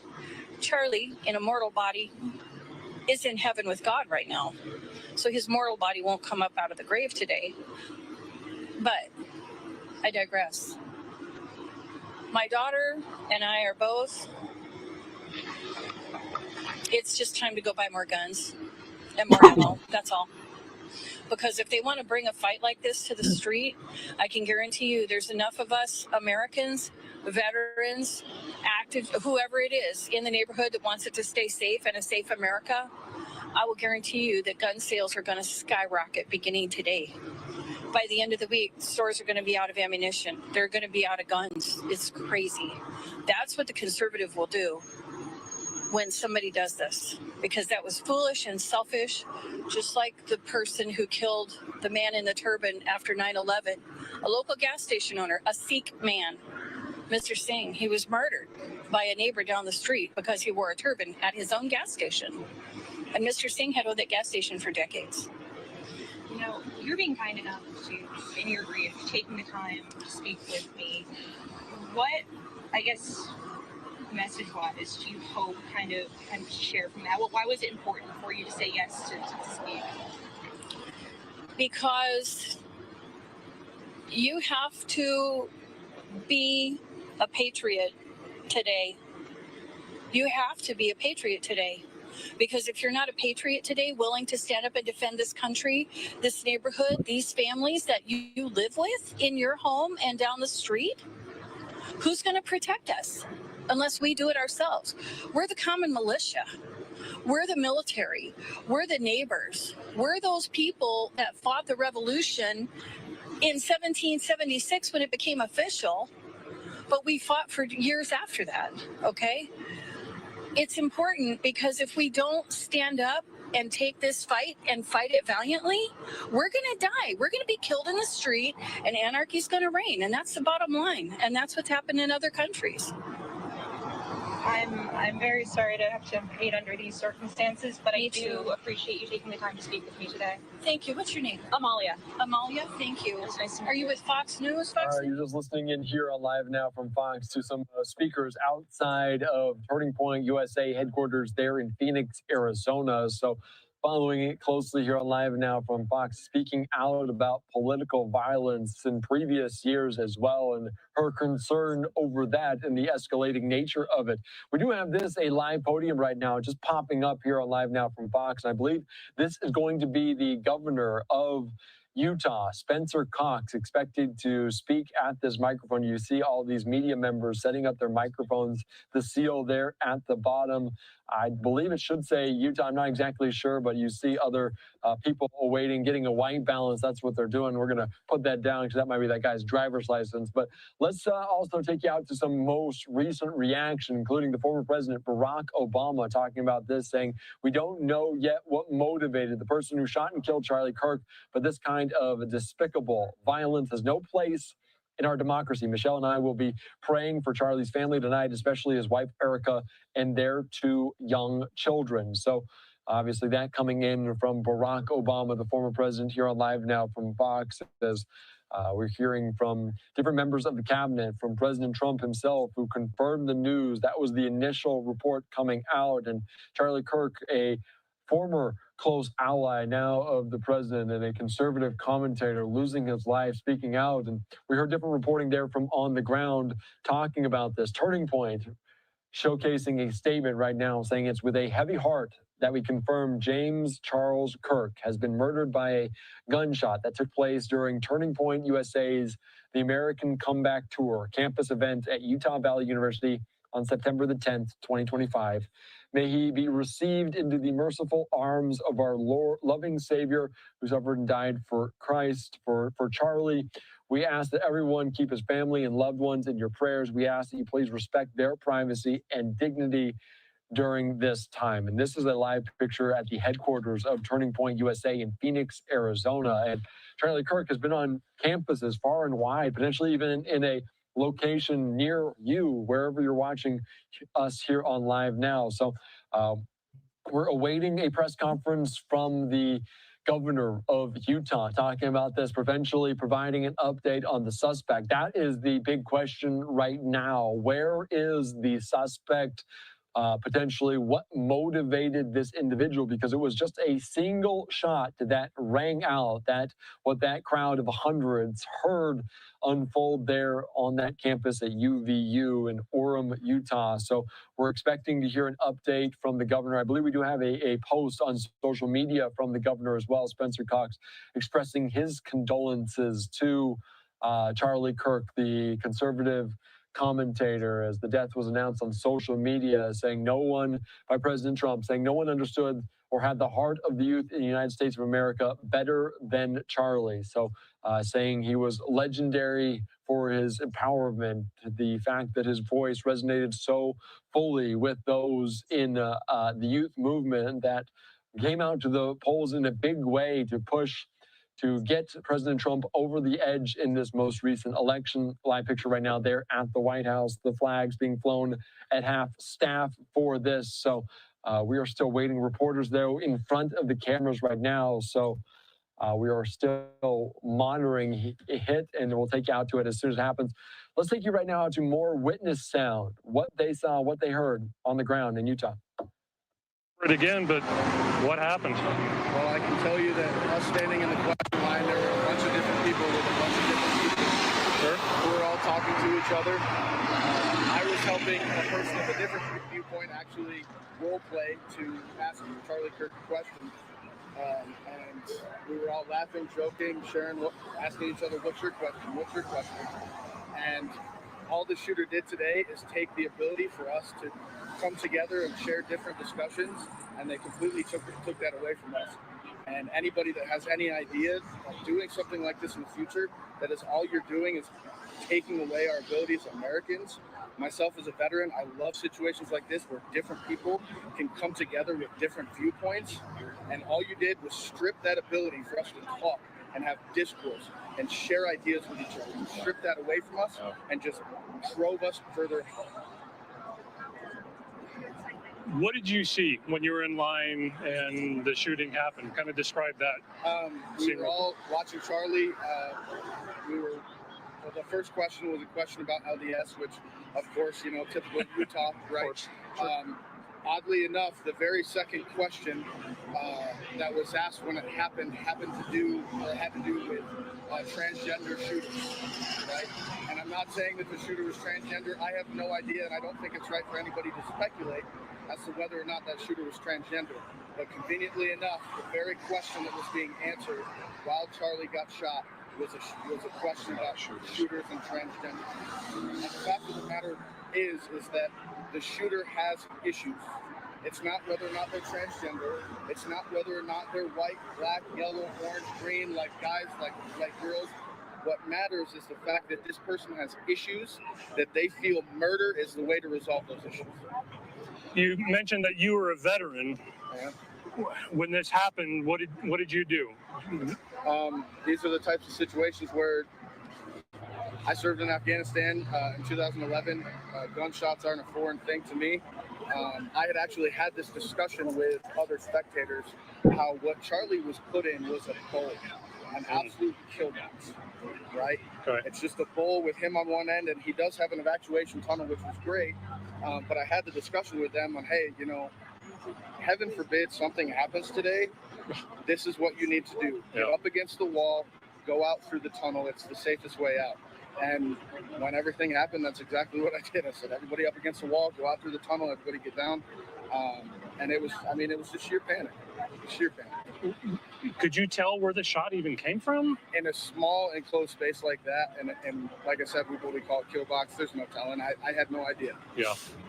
I'm going to leave that up to investigators and professionals to do that. But in a confined space like that, I don't care what anybody says. It's virtually impossible to tell what direction it's from. When you look across the street now. All right, you're just listening in there to these eyewitnesses talking about it, even dictating what the question was when the shot rang out. He was asked about shooters, about political violence in the recent weeks and months. And also, this is coincidentally the day is jury selection wrapping up in the Ryan Ruth trial, the second assassination attempt of the former president. And we're watching here on Live Now from Fox. Soon an update from the governor, Spencer Cox, to provide that in Utah, talking about the fatal shooting of this individual, Charlie Kirk, the conservative commentator. Let's be joined right now here on Live Now from Fox, law enforcement expert, friend of the program, David Katz. Thank you so much for joining us here on Live Now from Fox. And this is a very dynamic, fluid situation, a suspect still at large, a large manhunt.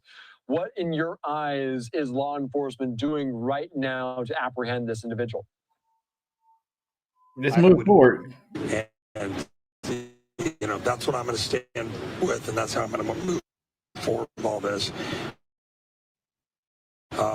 We're here for something bigger and greater than all. Tweeted out 3 days ago about his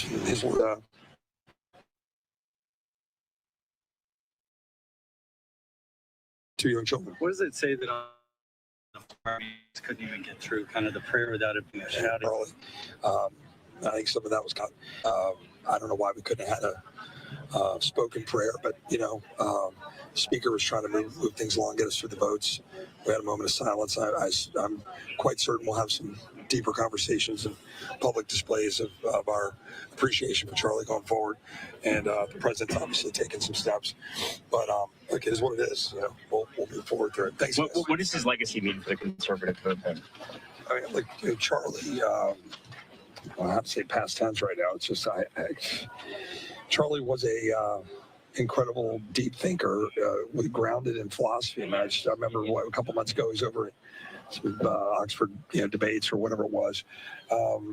Just like true deep thinking, classical education type engagement on the things that we believe, and that's really important. It's important to have thoughtful discourse that makes you think, that forces you to go through logic and reasoning and our history, and be rooted in history, and not let you get away with just sound bites and turn and walk. Charlie was not that. Charlie was the opposite of that. Again, you can disagree with him, but he was deeply rooted in philosophy and principle and faith and knowledge and history. And we need more of that, not less. We weakened the country today with the loss of Charlie because that kind of discourse is necessary. It's like William F. Buckley having deep thoughts and conversations with firing line and other stuff. We need that. We don't need soundbite Twitter wars. We need deep philosophical engagement to carry our country forward. Charlie represented that, and I hope more will continue to do that going forward. All right, thanks, guys. Thank you, sir. Let's move forward here. Leading this investigation, starting with Chief Long and his response here with the UVU Police Department. We're grateful for your leadership and your team. I'm going to be stepping away from the mic. The show will continue, and I'll be back in about I also want to recognize 2 hours from now. Who has been an invaluable. So I'm gonna let it play. As this investigation when I get back, I'm gonna end the show and I'm gonna start a new show. With President Trump. So the new show is gonna start around 9 p.m., 9:05 p.m. So I will be back for tonight's show, but I will leave this on now, and you guys can watch. This is a dark day for our state, and I'll be back. It's a tragic day for our nation. And I want to be very clear that this is a political assassination. We are celebrating 250 years of the founding of this great nation. That founding document, the Declaration of Independence, that this great experiment on which we embarked together 250 years ago, that we are endowed by our Creator with certain unalienable rights. The first one of those is life. And today, a life was taken. Charlie Kirk was first and foremost a husband and a dad to 2 young children.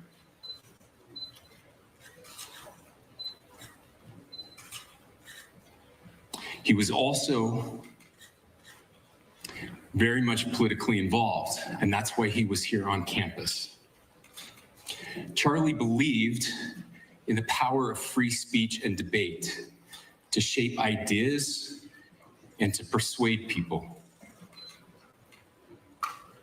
Historically, our university campuses in this nation and here in the state of Utah have been the place where truth and ideas are formulated and debated.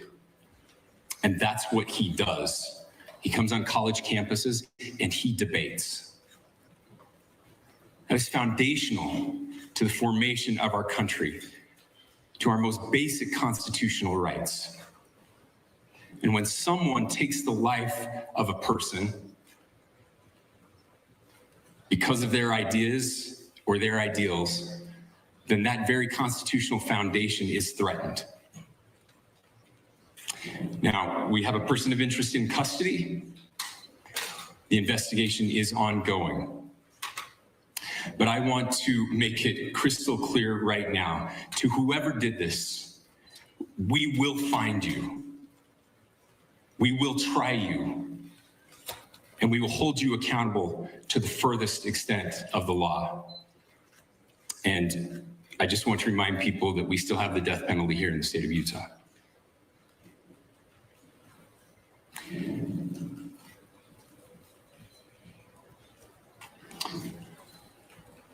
Our nation is broken.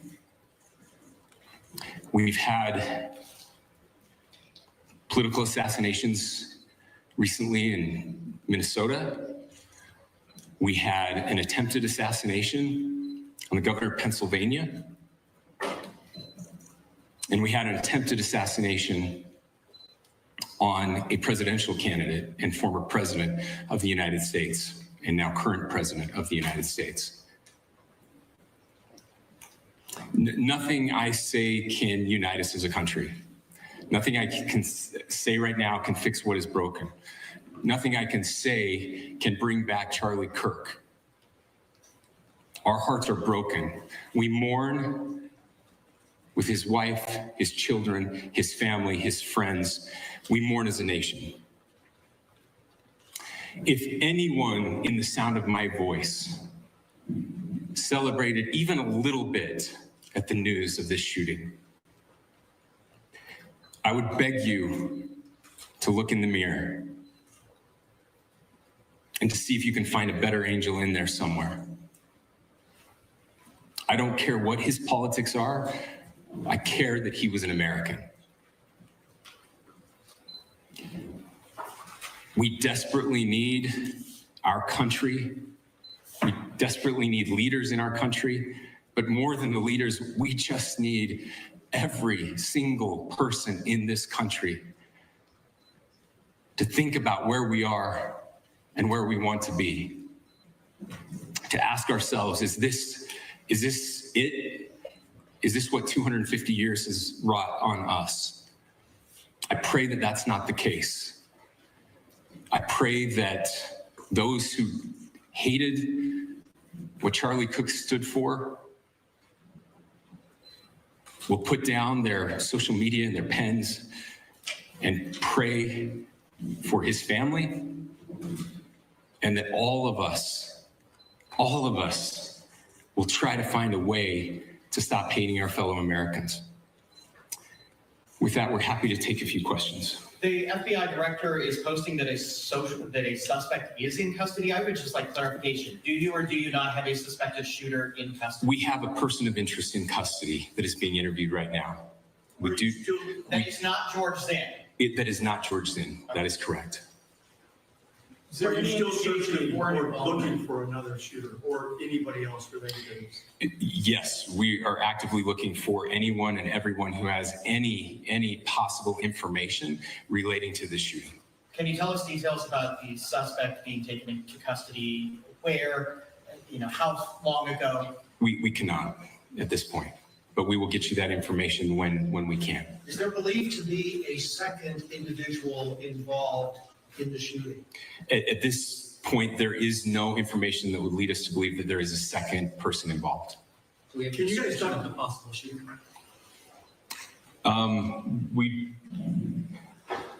Do you want to talk about what we know there? Yeah. The only information we have on the suspect, the possible shooter, is taken from closed circuit TV here on campus. We do have that. We're analyzing it, but it is security camera footage, so you can kind of guess what the quality of that is. But we do know dressed in all dark clothing, but we don't have a much better description other than that. Where do you think the shot came from? The shot came from here on campus, from a location at a third, potentially from a roof, yes. A longer distance shot from a roof. So to clarify, with the security camera footage you have and the person of interest that's in custody. You're just listening into that quickly here on Live Now from Fox. We do see an Arizona representative talking about Charlie Kirk, of course, Turning Point USA, headquartered in Phoenix. Let's listen into this here from Washington, D.C.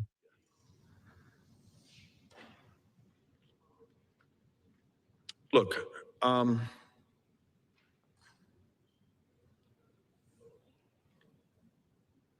this can't be what we've become, but it is. I think about it, the pit in my stomach when Steve Scalise almost lost his life, when the president was shot at, when I've heard stories from members, which we try often not to publicize, who've been assaulted, had a bullet through their office windows. My own experiences with my children in my arms.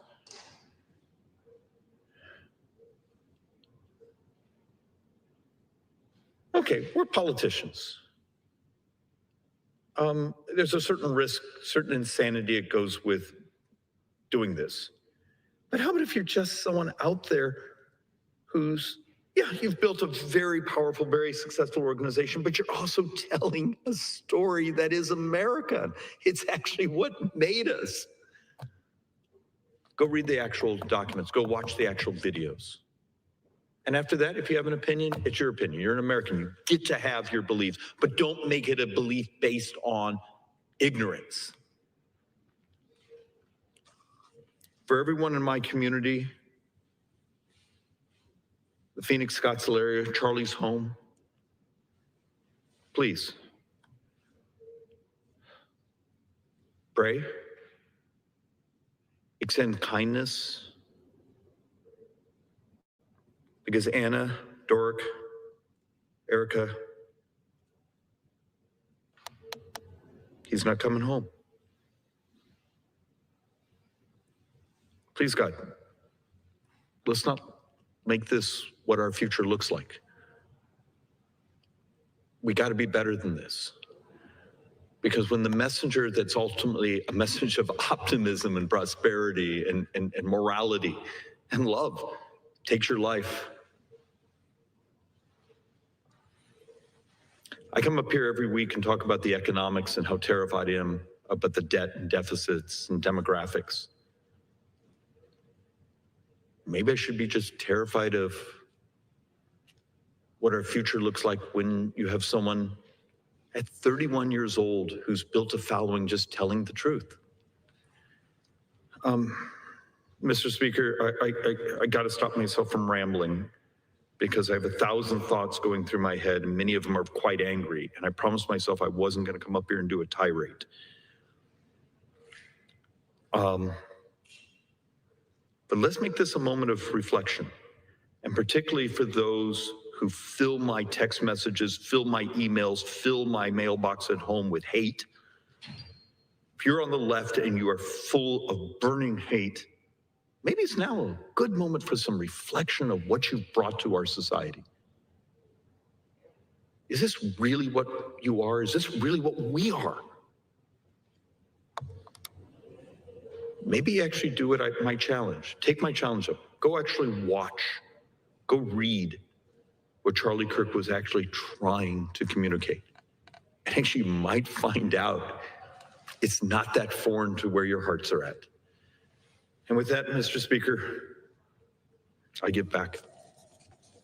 All right, just listening in, emotional testimony from David Schweikert, the Arizona representative, talking about Charlie Kirk and who he is. Of course, both there from Arizona, speaking about those connections. And this from the president, Donald Trump, saying, a truly great American patriot. I'm ordering all flags throughout the United States lowered to half-mast, as we're continuing to learn more about potentially the motivation of this person of interest now in custody in Orem, Utah. A live picture right there on the ground. We've had so many pictures coming in as the amount of law enforcement has dissipated significantly since that press conference from the governor. Let's be joined right now by friend of the program, national security analyst Hal Kemper. Hal, thank you so much for joining us here on Live Now from Fox. Authorities say there is a person of interest in custody following this, what they're calling a political assassination. Why not call them the suspect? What's the difference?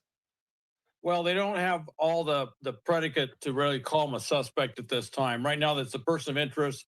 Probably somebody who matches the description or was doing something very suspicious. They brought him in. They're talking to him. They're trying to find out. And, you know, everyone is running to jump to conclusions right off that the first person they pulled in was definitely it. Obviously, he was a little bit off based on what he said, but he turns out he was not the assassin. That the assassin, maybe the person that they have now, probably is a person they have now.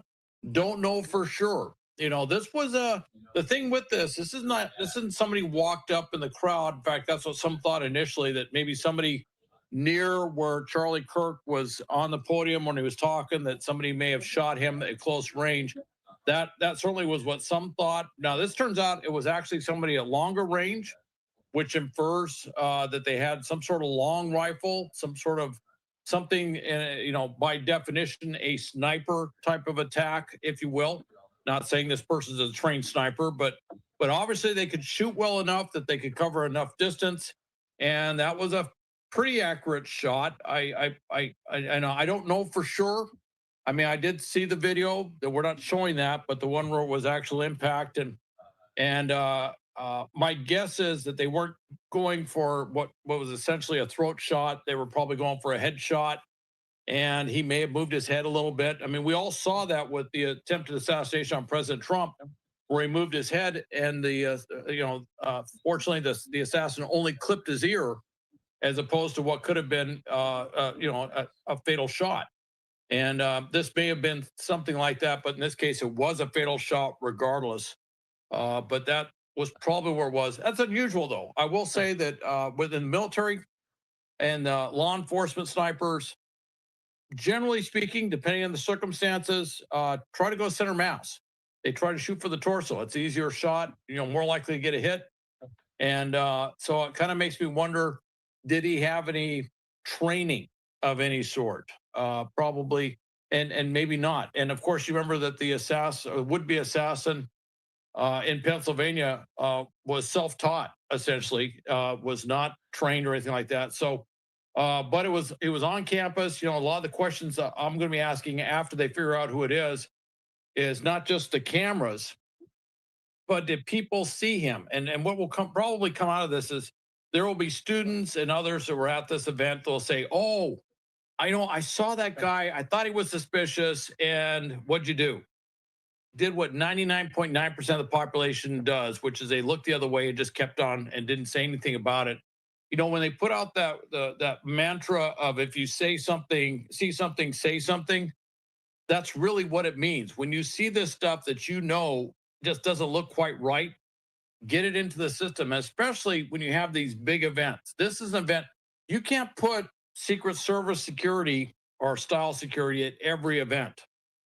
You can't put airport style security at every event like this. This is a campus. It's an open campus. You have a speaker coming in.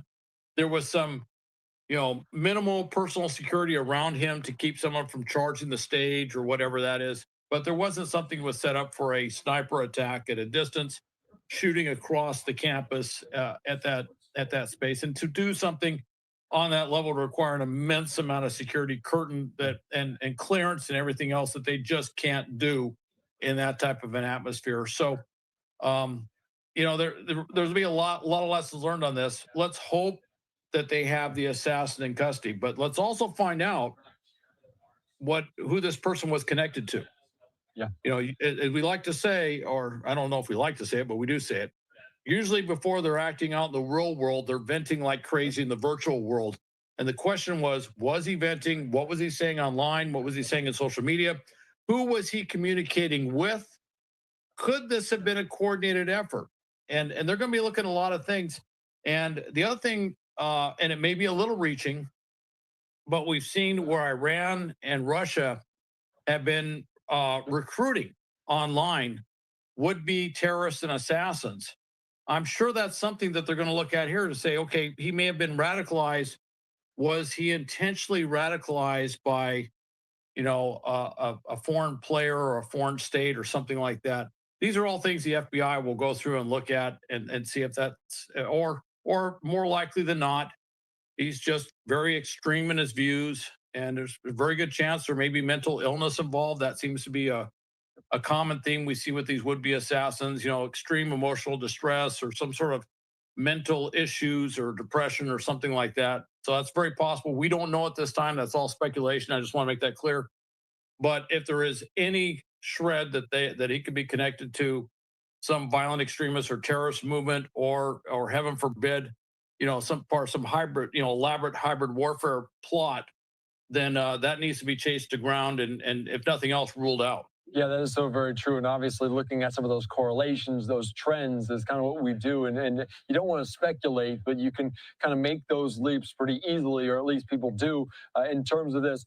Since they're calling him a person of interest, and we kind of get into that right off the top, but is it potentially that this individual ditched the gun, that there's no really connection there? They have this video of an individual potentially connected. Is that a possibility? Yeah, it's a distinct possibility. There's just and the other thing too is they don't think that there's a second person involved, but then again, if it was an assassination and could have been, there may have been trying to do a handoff or something like that, with a weapon, all sorts of different. There's a lot of different possibilities you're going to have to rule out completely. The fact that they say they don't think there's a second person involved tells me that they probably got a pretty good idea of what went down, how it rolled out. And they're just filling in all the details and doing the interview to try and get as much information as they can before they come out and eventually, if they come out and press charges, indict him. So that's, or her. I mean, they're being a little vague on that. I'm assuming it's a him, but we will find out what's going on there. But the big thing is we're going to find out also the motivation connections online, especially. That's one thing we've seen. We've seen a lot of these attacks, these deadly attacks, whether it's assassination or what I might call a mass assassination, these mass killings and stuff. And then when they dig into it, they find this radicalization process online where they were talking to like-minded individuals who also, share the same views and stuff. And they kind of ramp each other up online.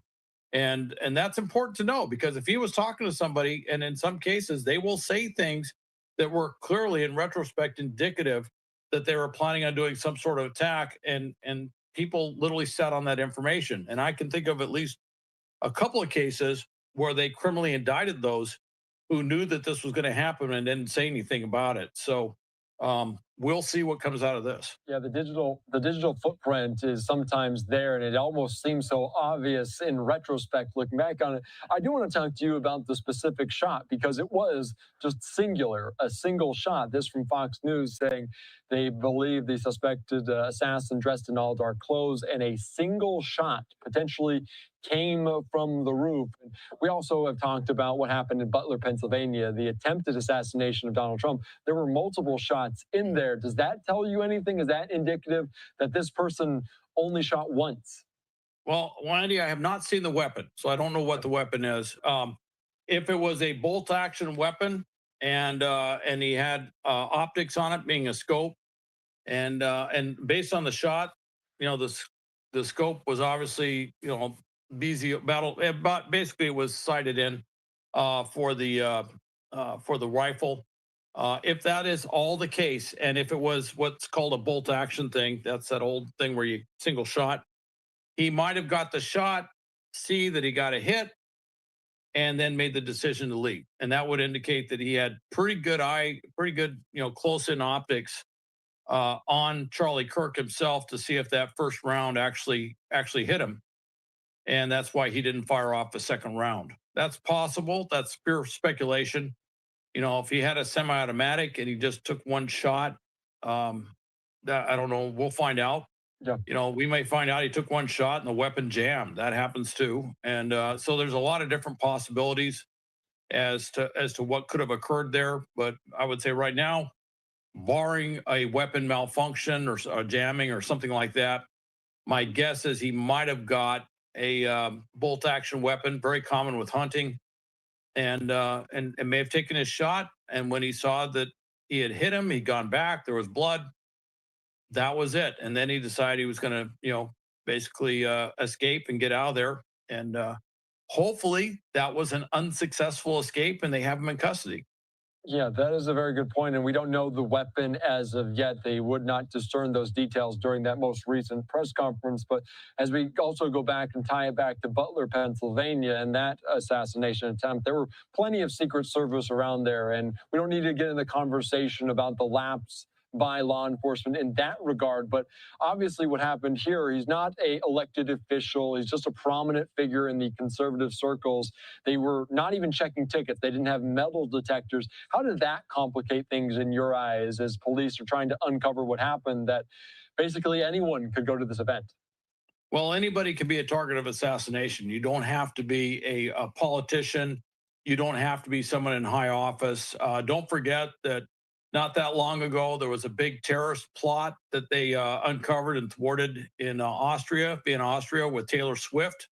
Don't forget, I think it was Selena Gomez. They had the attack that took place in England, where they actually did have metal detectors and all the stuff inside to stop somebody from coming in like that.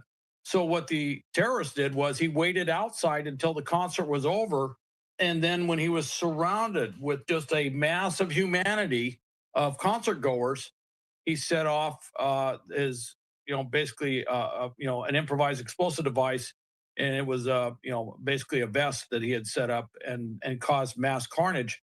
So even with those security procedures, the question is, how far back would you put them? So, for example, if I had clearance for this event, depending on how many personnel I had and if I had enough equipment, I wouldn't have something where I could secure the entire campus. So I might secure just the area around the event. Well, if that had happened and he's on a building that's, a couple hundred yards away, my security screen wouldn't have addressed him. He could have got in the building. And keep in mind, just because he's speaking there doesn't mean that the campus shuts down as a university. So that's one of the things that's different than, say, a political rally or something where it's a completely controlled environment. This is a functional, operational campus. There are people going to class, people in their offices, people doing all sorts of stuff, and those buildings aren't closed. And this was I'm not going to say it was a really long distance shot, but it was a longer distance shot from what we know, what they've said so far. So probably would have been outside of what I would consider a reasonable security cordon, if you will, if they were to build something like that. But then you deal with the threat assessment. Was there a threat that he would be assassinated? This is one of the dangers today, is that there are individuals out there that will find people that they want to attack or assassinate or do something that don't pop onto the normal radar, if you will, of what we expect. And that's one of the reasons I always say, see something, say something. But, one of the things that I've done literally all over the country is training, public safety, law enforcement, first responders, and the general public at large, is looking at suspicious activity. It's one thing to say, look for suspicious activity. I remember when they started saying that, they say, they started saying, look for abnormal behavior. And I had to raise my hand. I go, I live in Southern California in Los Angeles. You're going to have to be a little more defined on that one, And so know what that suspicious activity is. Know what it is that they should be looking for. Those things that stand out. Keep in mind, an assassin, a terrorist, is deliberately trying to avoid detection prior to doing the attack. Even if they're not trained, whatever, they're going to try to avoid detection because they want to do something. Even if it's their final act on the earth, they want to accomplish that. So there are things you look for, which are literally, in many cases, looking for someone who stands out because they're deliberately trying not to stand out, and to be aware of that. And then the big thing is when you see that, get that in there quickly. And we used to often add this phrase: know what, not just know what to look for, but how to report it. In other words, you need to say the language, the key words that will trigger, those who are getting the call, public safety, campus safety, whomever. The key words will say, hey, this is what I saw, and take those gut feelings of why you think it's suspicious and be able to articulate that in such a way that it causes immediate action. And there have been those cases where somebody saw something and they gave a report that was so, indirect, if you will, that was just lacked all the specificity needed, that the report went in, but it didn't do anything, or it got kind of lost in the shuffle of all the other reports that came in. And we missed an incredible opportunity to thwart a potential attack. So you need to have the language, the terminology, so that you can take those things that you're seeing, those things that you're sensing and feeling, and put those in terms that spur action, that spur, immediate response. And again, I'm sure that when we go back and start, looking at the chronology of what occurred and who saw what when and what they did, we're going to find those opportunities lost because somebody saw something, they felt it didn't look right, or something, but they just, like so many others, they just didn't want to get involved. They didn't want to do something, or they weren't quite sure who to call, so they just avoided it. And by the way, college campuses, you will generally see, and I've done a lot of lecturing, and I've obviously spent a lot of time in college as a student, but did a lot of lecturing and stuff in colleges, and you will see people on college campuses that do stand out, looking a little bit different than the average. And so if you start calling everybody who looked a little different on, calling out everyone who looked different on a college campus, you would have a very busy phone. So you really do have to know what to look for, what is suspicious, and what's just somebody expressing themselves, if you will. That is true. And obviously the subject, they say, is wearing some dark clothing. And although he or she may have been trying to kind of blend in, just those dark clothing potentially could have made them stand out as well. My last question, Hal, before I let you go, because you talk about the see something, say something. There was another individual that was apprehended, put in custody, as they said the threat was all clear, and then they backtracked and said they're still looking for the suspect. What do you imagine happened there? And is that a problem from the law enforcement perspective, to think everything's fine and it isn't? You got to be clear about when you call the all clear on these things. And that's why, and sometimes it's a little frustrating because, certainly from a media or journalistic perspective, we kind of like to know, did you get the person? Did you do this? And certainly people that are at the campus, or people who have friends or relatives or whoever are associated with the school, they want to know when it's safe, when can they leave and stuff like that. And with a lot of these events, what comes out of it is law enforcement is very reluctant, for very good reasons, to sound the all clear too soon. They want to make sure they actually have, the perpetrator or perpetrators in custody. They want to make sure there isn't a residual threat. And, whereas in many cases, a lot of cases, and it seems like almost every case, but definitely is not every case, it seems like these are lone wolves. It's one person, they go in there, they do this thing, and then of course you see that in TV and movies and everything, that lone wolf sort of thing. And in many cases, they are lone wolves. That's just them. But you never can be entirely sure. They could be part of a larger plot. And there are terrorist attacks. There are definitely a number of thwarted terrorist attacks, and terrorist attacks have taken place where one thing happens, and that is to get the crowd moving in a direction where another thing will take place. And so when something like this happens, they've got to always be thinking, is there another attack? Are there other attackers out there who are going to try and exploit what just took place? And so you got to be careful that you don't accidentally do that. And the other thing too, excuse me, one of the things that I think when they mentioned that, the students and everybody had left the campus, I looked at that and I go, that's not necessarily a good sign. That may come up in the coming days, because if you recall the attack that took place on a high school campus in Southern Florida, the attacker was a former student. He'd been out for a couple of years, and he actually just basically dropped his weapon and blended in with the rest of the students as they were leaving campus. And there wasn't any control on students leaving campus. And he got way off campus before they were able to find him and pick him up. And that's another fear, that there could be a co-conspirator that's out there in the crowd, or somebody who is supposed to do something, or the perpetrator themselves. And their exit plan was, ditch the weapon and then disappear with the rest of the crowd. And that's why it's so important to have some sort of, and this, I do this, with training when we talk about crowd managers and stuff. We always say, give them a place to go. Don't just tell them to leave, give them a place to go, because you want folks to go to some place where you can interview, talk to them, find out what they saw, gather that time-sensitive information. And of course, in some cases where you have a mass shooting, somebody there may know that somebody was shot in a building that you weren't looking at. You go, oh yeah, my friend was with me, but they were hit and I couldn't do anything. I had to get out of there, and they can give information which can get first responders there in time to save their lives. That's why when I saw that they just dispersed everybody, I'm going to be looking at that in the coming days to find out what exactly did happen there. Because if people just took off of campus and there was no control on where they went or how they did it, I want to know why that took place. And then my second thought would be, what did we miss? What opportunities were missed? People will remember things that they saw in the first, and a few minutes or a few hours after the event, that will not be as clear a day or 2 days or 3 days after the event. And I'm afraid that we lost some really important information if we just let people go. Yeah, that is a good point. And just talking about shock and trauma and how memories work. Though that is a very good point, Hal.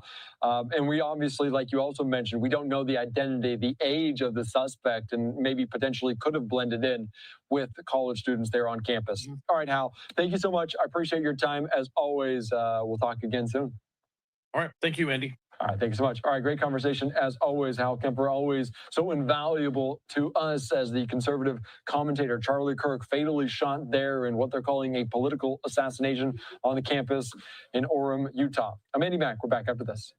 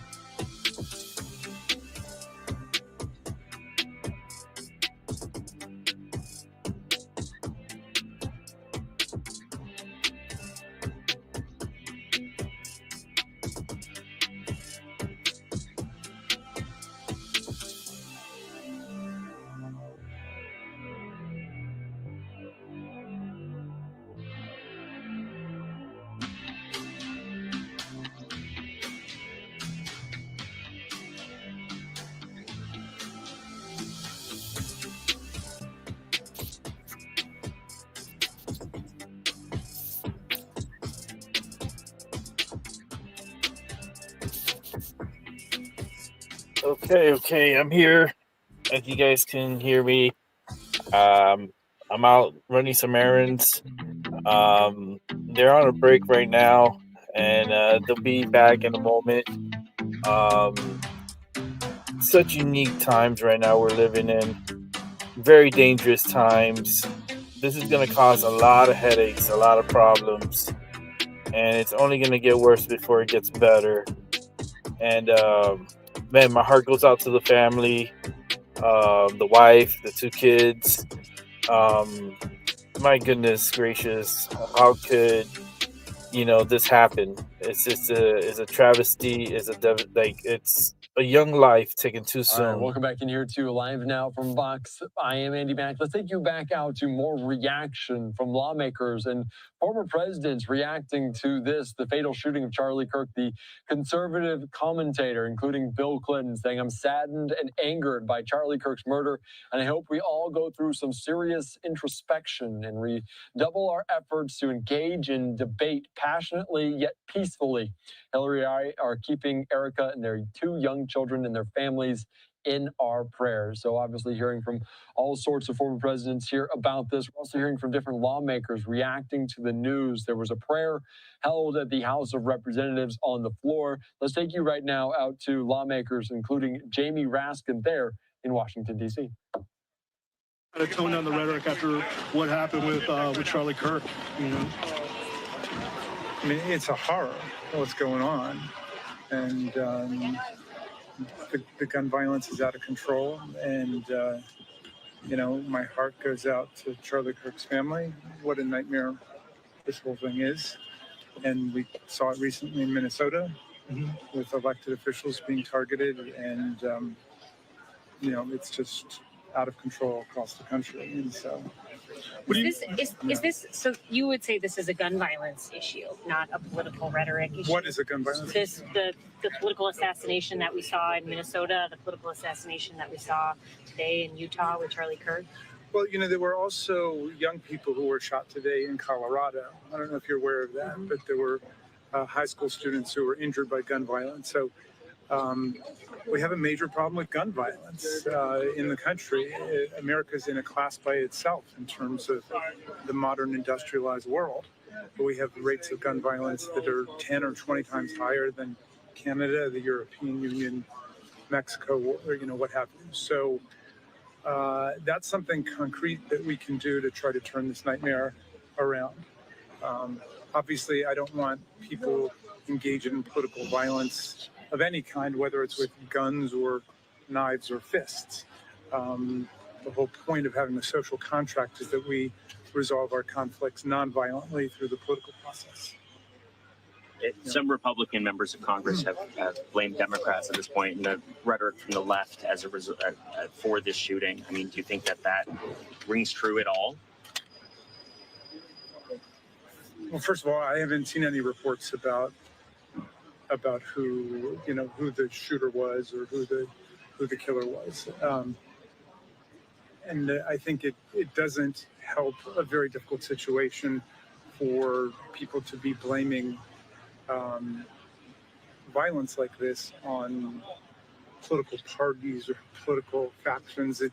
I certainly resisted that when I heard people doing that after the Minnesota killings or after Paul Pelosi was attacked. And, there's no reason for us to get into that. The violence against political leaders is unacceptable in a free democratic society, and it is a threat to democracy. So we all have to denounce it. We all have to reject it. And we should all resist the temptation just to point fingers. That takes us nowhere.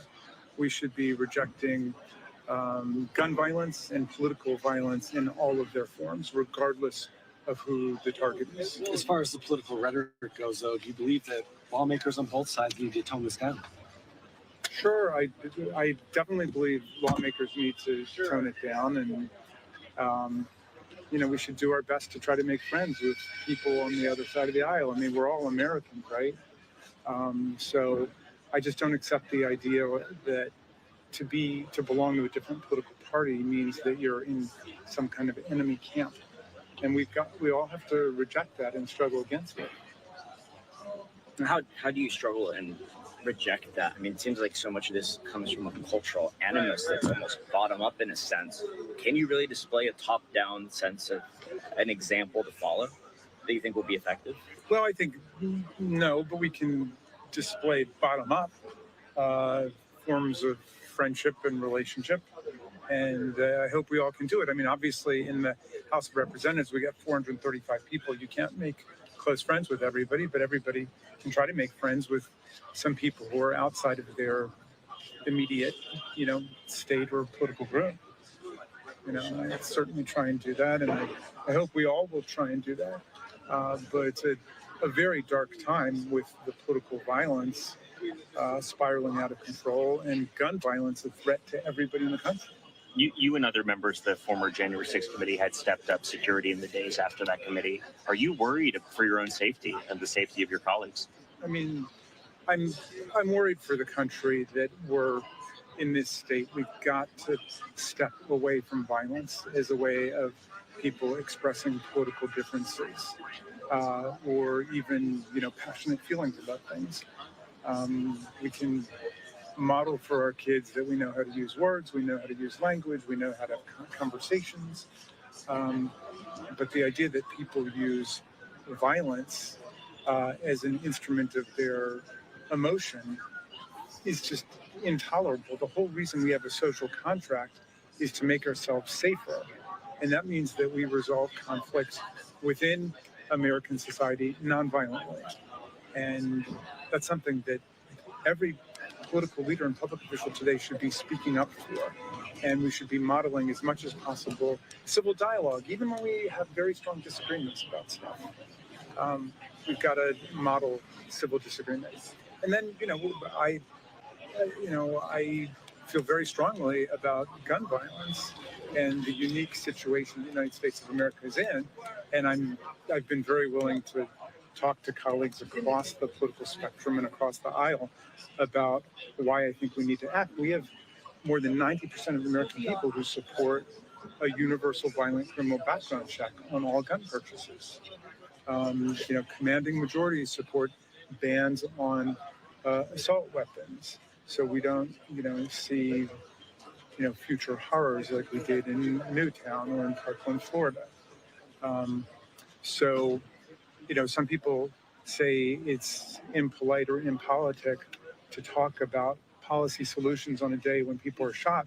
Unfortunately, people are shot every single day in the United States of America. So how are we ever going to get out of this nightmare if we don't have an honest accounting of what's taking place in our own society? All right, Representative Jamie Raskin talking on the tragedy that happened in Utah. I'm your host, Mike Page. Thanks again for joining us on this terrible situation that played out in Utah. I just want to play out just a little bit more of people coming together right outside of the Turning Point USA headquarters in Phoenix to talk about Charlie Kirk. Media has other people that I'm sure they need.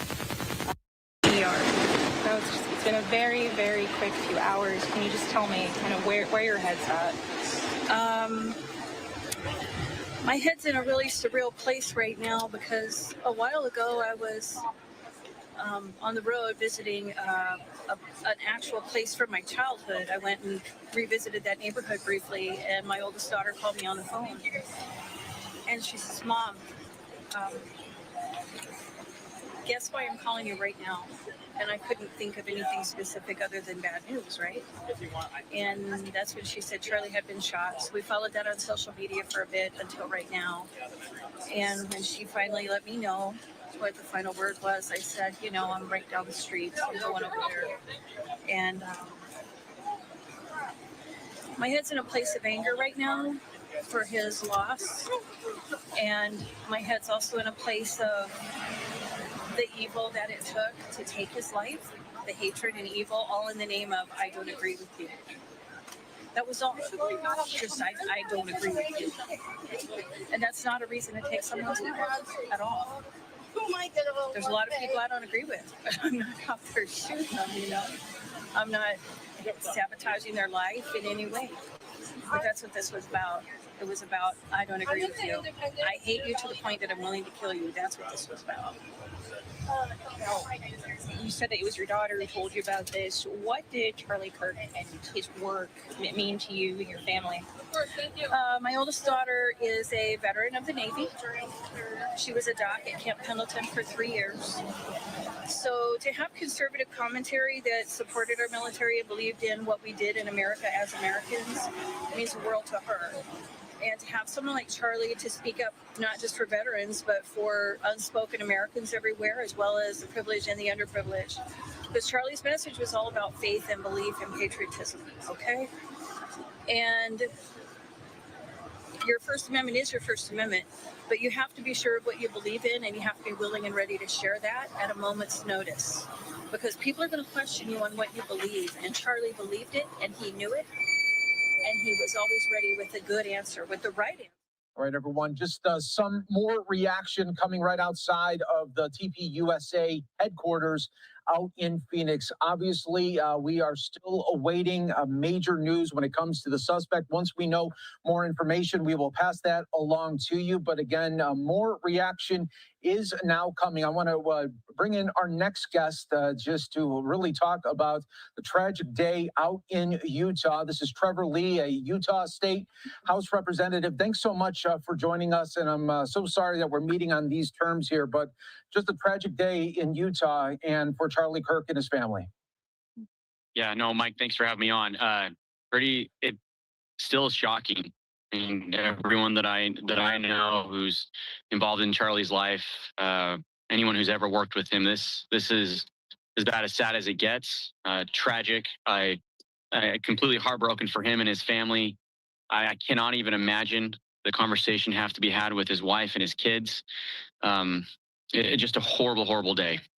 Yeah, all the way around. I mean, I remember just seeing the news on, getting a push alert and then going on to X and just seeing the horrible images coming from that. But I mean, this was just supposed to be a gathering place to talk about different viewpoints and try to understand it. But now we're living in this world where apparently you can't have a decision on something or a point of view on something if it gets somebody upset. Yeah, I mean, this is something that has become apparently a normal issue in politics. It seems like the more political you are, then the more of a target you become for different activists on either side of the aisle. And it's the rhetoric has been so turned up to a degree now we're having assassinations and assassination attempts. It's tragic. It's horrible. No one should be advocating for violence. It's what's causing so many of the problems. I mean, if you're someone like Charlie Kirk and you can advocate for the principles and of conservatism, to have people that hate you so bad they want to assassinate you, I mean, that seems to be where we're at now, and it's scary for anyone who's in politics. I mean, you should be a Second Amendment advocate. You should always carry with you. You need to be aware of who you are and who you're with, and it's also to the point where you don't want your address posted anywhere online, because there's a lot of terminally or I would say mentally ill people who are out there who would have no problem coming after me or my family, just like they did with Charlie today. But I will say this, there definitely was some issues with the security there today. I've heard there were 6 security guards for the entire venue with thousands of people. That's something that definitely needs to be corrected, and we're going to have to take a look at in Utah for the security if you have someone that comes into town. Yeah, absolutely. And, I think another big question going forward, especially for conservatives that are doing these open air events, there needs to be even more protection because, I mean, this is what we are seeing where these incidents are playing out. Look what happened in Butler, Pennsylvania. We almost lost President Trump. And I think the message is if they could get to President Trump, they could get to anyone. Exactly. And like I said, it's what it's doing is it's you're disenfranchising people from wanting to get involved in politics. And it seems like the more politically active you are, the more open you are with your thoughts and your freedom of expression of your speech, the more you seem to become a target for those who disagree with you. I mean, that's just the reality of where we're at now. Now, I'm going to be biased on this, but I feel like it's targeted way more towards Republicans and Democrats. Republicans that seem to be having an issue with those coming after us for just our ideas. And Charlie's a perfect example of that. He's a very kind person. I had someone ask me today did he deserve this in any way, shape, or form? Did he say anything that was controversial? I said he would speak facts. He would talk about statistics. And apparently that's just too much for people to handle. They don't want to hear it. And that's just a bad place to be in this day and age where you can't even do that without fearing for your life. And are you worried too, just about how really the dialogue in America is going, where if you don't agree with someone, they could call you a fascist, they could call you a Nazi. And then when something like this happens, that same person is saying, prayers to Charlie Kirk's family, and this needs to stop. This political violence needs to stop. But then 2 weeks ago, you have those same people saying about you're a Nazi or you're fascist. Yeah, well, think about this though, Mike, is you've got one set of values that if they disagree with us, you have to have buildings and cities boarded up. That only happens when one party seems to have issues. That's not the Republican Party. No one fears Republicans getting out and rioting. That's not something that happens. But Democrats, though, they're the ones who seem to have issues with tight security because they're the ones who have the issues. I remember what happened with the riots multiple times with either the illegal immigration raids that we were seeing from ICE across the different areas, the Kings protests that we were having. I mean, that's when people really get nervous and scared because that seems to be where the violence is coming from, is on one side of the aisle. I mean, so what do you think is going to happen here in the future? What needs to happen just to just lower the level of this political divisiveness that we see? Well, I think we need to start holding those accountable who are advocating for violence. I mean, we've got even a state senator in Utah who's very liberal, very left leaning, who consistently is targeting and assuming and associating a lot of the issues with Republicans and conservatives just because he has different beliefs in them. This idea that we can advocate for violence or anyone is advocating for violence is wrong, and we need to call it out, and we need to see more people with common sense pushing back against that. But in all reality, though, Mike, we're starting to see that. I mean, there's a reason why President Trump won the popular vote. People are sick and tired of the rhetoric that they were seeing and some of these ideas coming out of the Democrat Party. And they're tired of it. They want peace. They don't want open borders. They don't want violence in their cities. I mean, why is it that Republicans have to bring the National Guard into D.C., here where I'm at tonight? Why is it that Republicans are going into Chicago to clean it up? Why can't Democrats just do that? Because they have a different philosophy where it's soft on crime and they let these violent offenders out on the streets. Look what happened in Charlotte last week with that poor woman who got stabbed to death and 10 people stood around and watched it. Well, there was a judge who's let that person off multiple times, 14 different arrests. That's a different philosophy that we have between Democrats and Republicans. And you know what? Democrats are going to keep losing elections, and they're not going to get voted back in office if they don't feel safe in their own cities. That's all true, Trevor. And it really shows what we're dealing with here in this country and sadly the world as well. Trevor Lee, thanks so much for coming on and giving us your thoughts here on this really sad day all around. We appreciate it. Thank you, Mike. Appreciate it. Prayers go out to Charlie's family. Yes, absolutely. Absolutely. Take care. All right, everyone. We are going to continue right here on Live Now from Fox. We are getting some breaking news. I want to bring this in from FBI Director Kash Patel, saying that the subject in custody has been released after an interrogation by law enforcement. Our investigation continues, and we will continue to release information in interest of transparency. So again, there's a lot of back and forth going on right now between the FBI and local officials on, if you remember from this news conference, they first talked about a person of interest, then they talked about somebody else that was detained because they were having an issue with law enforcement there. So it's hard to really infer what exactly is going on here in this investigation when it comes to the suspect for Charlie Kirk. So we'll keep an eye on that for you right here. Obviously, a lot of moving parts today, still very fluid situation that's playing out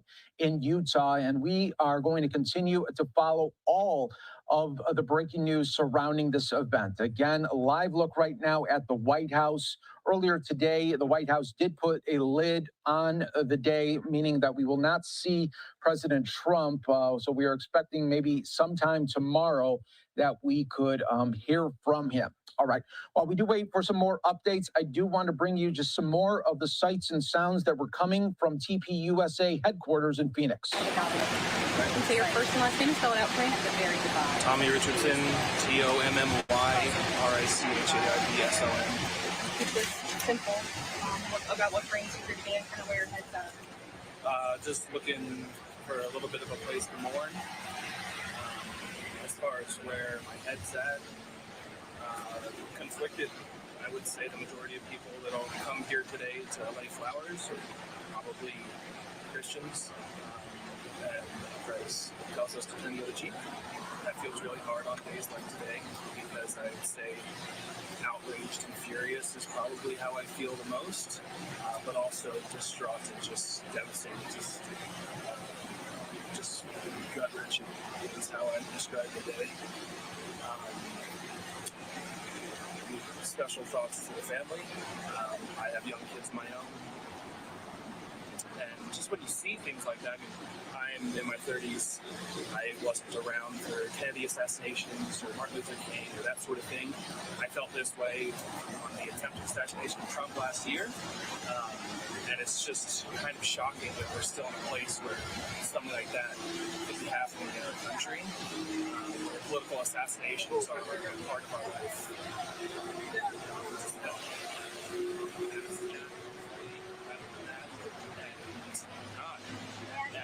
Now, I saw throughout the day people dropping off flowers, at one point it looked like everyone was gathering together.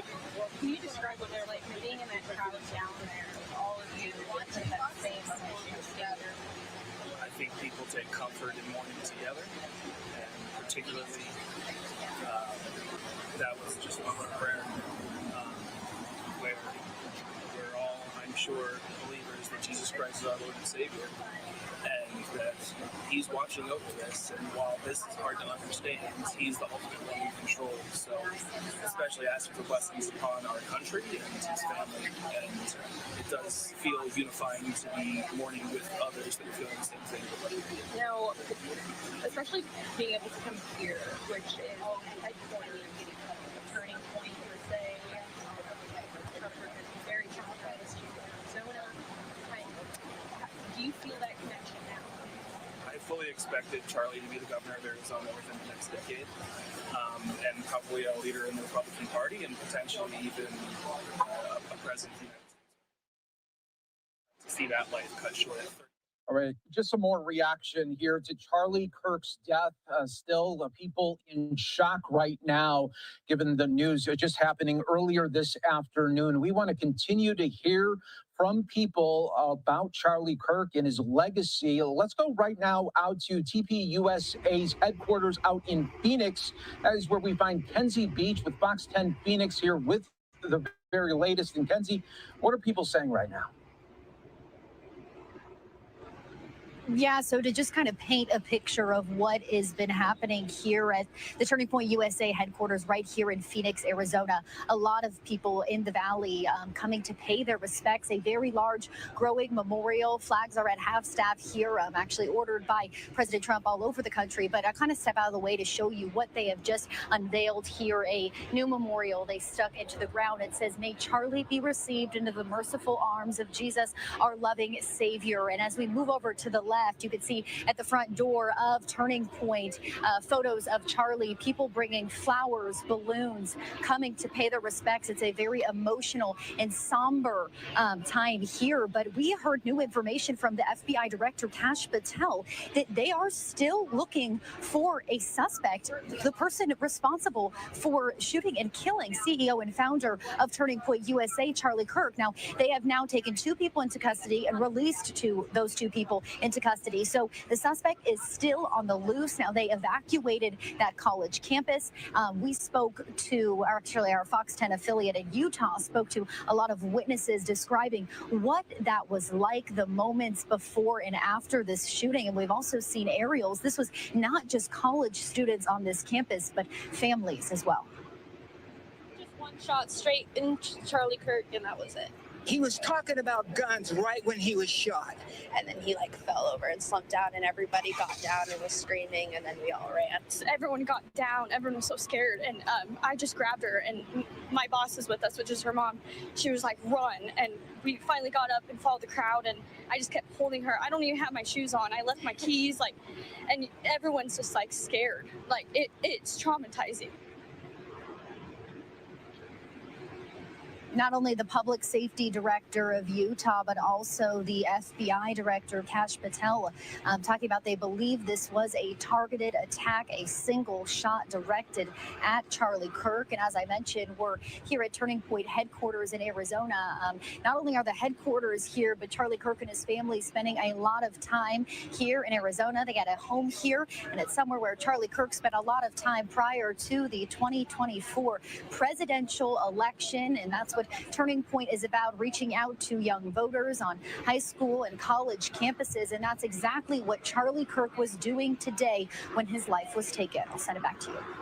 Kenzie, just a total shock there for everyone that knew him and supported his messaging as well. Kenzie, we appreciate it here on Live Now from Fox. Thanks so much for those updates. All right, everyone, we will take a 2-minute break on Live Now from Fox. When we come back, more reaction from the people that knew Charlie. We'll be back in just 2 minutes.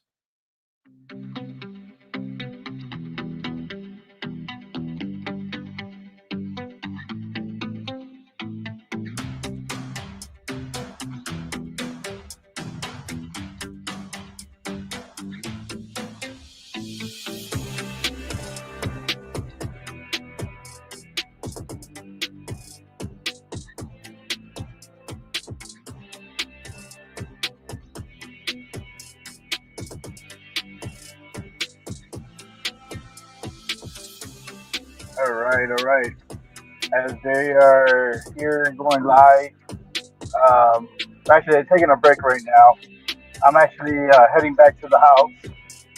I'll be going live at 9:05. I'm starting a new show at 9:05. We're going to continue the coverage of Charlie Kirk being murdered today, actually assassinated at the age of 31 at Utah University. It's a travesty. It's a shock to the nation, and this is really disturbing. I just feel bad for the family and for all his friends and loved ones that are suffering tonight. Charlie would truly be missed by all of us.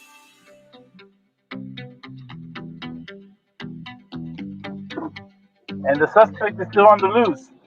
There's nobody in custody right now. They're still looking for the shooter. So Kash Patel putting out early statements that they got the shooter is false. They have not retrieved the shooter. They have not. This is still an ongoing investigation, and a manhunt is going on right now for the shooter that assassinated Charlie today.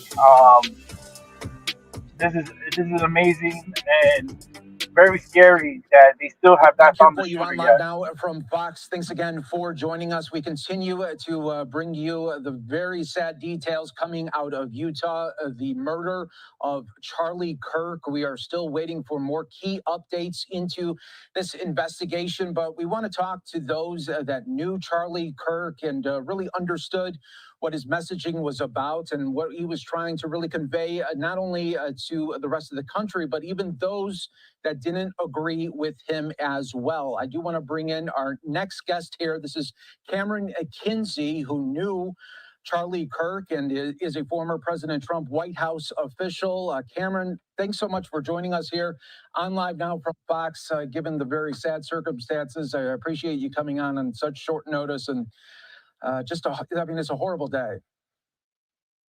It's a horrible day, and this will be remembered forever in our nation's history. And first and foremost, my heart goes out to Erica, her beautiful children. It's such a sad day, and my heart hurts for her. I can't even imagine losing my husband and having my children. So let's just pray for her and her family. I know it's deeply troubling when you think about the family and everyone that's just left behind when this incident happened. And when you heard about the initial reaction, you get those push alerts, and then you go on maybe places like X, and then you're seeing the real horrible images that came out of this. I mean, what was your first reactions when you saw this? I think my first reaction, obviously being in politics, you get desensitized from a lot of things. And I think a lot of people suffered from that today, posting the video online. And we have to remember in these dark times that he's human, he has a wife. He has kids, I think under the age of 3. And so it's really important to note to just not share that video or that video footage. But I was in quite a bit of shock. My friend, who I actually met through Turning Point, was there today, and so she was giving me on the ground updates, as well as a former colleague of mine who's another good friend who I worked in the White House with. We were both just scrolling, refreshing, but I think a lot of us didn't want to believe the news. I was listening to Megyn Kelly earlier, and we saw where just the news had come out. John Solomon had reported and pronounced that he passed, and I didn't want to believe it. I didn't want to wait until AP was coming out. I was just in complete shock, and it's truly devastating, Mike. Yeah, I mean, it's so horrible. And, this is an event where he goes to different college campuses and will freely talk to people that don't agree with him, and just really trying to find some sort of common ground when it comes to this crazy world of politics. And for this to happen where you can't even say what's on your mind, it's really disheartening. It is, and I really hope that this is a turning point in our nation's history. Charlie Kirk was, just a thought leader in today's conservative movement, and he was somebody who encouraged us to disagree at times, have healthy debates. He was such a kind soul. He was a man of faith, a man of God, and really lived and died by the sword, per se. And so it's quite devastating. And I really hope that everyone in the conservative movement, the tens of thousands of people that have rallied behind him, that have been awakened and emboldened because of Turning Point USA, continues this message, because it is so important. It goes beyond politics. It is about faith. And I pray that we have a spiritual revival in this country. And what was Charlie like when the camera wasn't on, when the microphone wasn't there? What was he like just in passing, getting to know him? Well, I think why so many individuals loved him is because he's so relatable and he's so genuine, he's authentic, and he's a great family man. And that's why so many people loved him, is just because they could relate to him. It wasn't just another talking head who was saying one thing and doing another behind closed doors. He was openly advocating for strong family values, and was very principled. His work ethic was unmatched. A lot of the Turning Point family will say the same about that. Charlie and his work were very cohesive. We're basically one. And so he saw his work family as his real family as well. And that's why he just touched so many lives. And so, I got the privilege of going to Arizona for their wedding reception for him and to celebrate him and Erica. Months prior to that, I watched the 2020 presidential election unfold from the West Wing with him and his wife, Erica. And so I'm really glad I get to look back on those moments. I also look back on the moments when I was 19. I was first getting into politics. And the first thing that I did was start a Turning Point USA chapter on the University of Louisville's campus. The first thing I did was become a Turning Point USA ambassador and travel to some of those different events and connect with like-minded individuals. And so that just speaks a lot to Charlie, that I've a lot about my decision making moving forward, and the friends that I've been able to connect with along the way have everything to do with Charlie Kirk and Turning Point USA. And that should be a testament to the kind of man that he is, able to connect like-minded people and really leave his legacy behind, not only in his 2 beautiful children and his beautiful wife, but in the tens of thousands of Americans that he's emboldened as well. I think what so many people connected with Charlie and really gravitated towards him was the fact that he was able to say things that maybe you were thinking, but you couldn't really say it because you were in school or your work wouldn't allow it. But at the end of the day, you're like, oh my gosh, there's people like that are like-minded like me, and he's able to say it. Absolutely. I mean, I remember when I was 19 years old, it was such a sad time in our country. We were so divided with BLM and the riots breaking out. College campuses were wreaking havoc. That was just chaotic, and it was just a sad time in our country. And I remember standing firm in my beliefs and in my convictions, and standing with our law enforcement officers back then. And I was getting ridiculed. I was being canceled. And I remember Charlie Kirk just making sure, checking in, making sure that I was standing strong through that. And even towards my White House journey, working for President Trump, he was one of the first people who called me, congratulated me. He called the White House, said, and put in a great word, which is so near and dear to my heart. I cannot thank him enough for that. And a lot of where I am today wouldn't have happened without Charlie Kirk and without this movement. And so I think we should remember that. And it's not just a testament to me and what I've accomplished, but just how many lives that he really has touched. And I'm sure there are countless other individuals right now posting and sharing the impact that he's had on their lives as well. And Cameron, how does this momentum continue? How does TPUSA continue so that his message can continue to resonate? Who picks up that baton and continues this to the next levels? Well, I think we've seen throughout history that they have tried to silence us. They have tried to scare us. They have tried to cancel us. And this is only going to do the opposite. This is going to embolden so many individuals to speaking about their beliefs, continuing this message of not just fighting for our country, but fighting to bring faith back into this country as well, because we need God right now. We truly need God. We need to dive into the scriptures, and we really just need a spiritual revival in this country, because I have seen so many instances and messages and posts about celebrating this time in history, and it is disgusting, and these people need to look in the mirror. And so I pray that they find Jesus. And I also just pray that we continue this messaging, that we not become fearful, that we actually become stronger for it, that we continue this fight, that we continue these messaging points, because Charlie had a lot to do with not just college campus reform and going to these college campuses and relating to younger people, but also winning us a presidential election. He was a key person in that as well. And we cannot forget the impact that he's had on our individual lives and this nation as a whole. So I hope that this emboldens people to go out and to speak their mind. Don't be fearful. Don't be confused, because there's a lot more of us than people would think.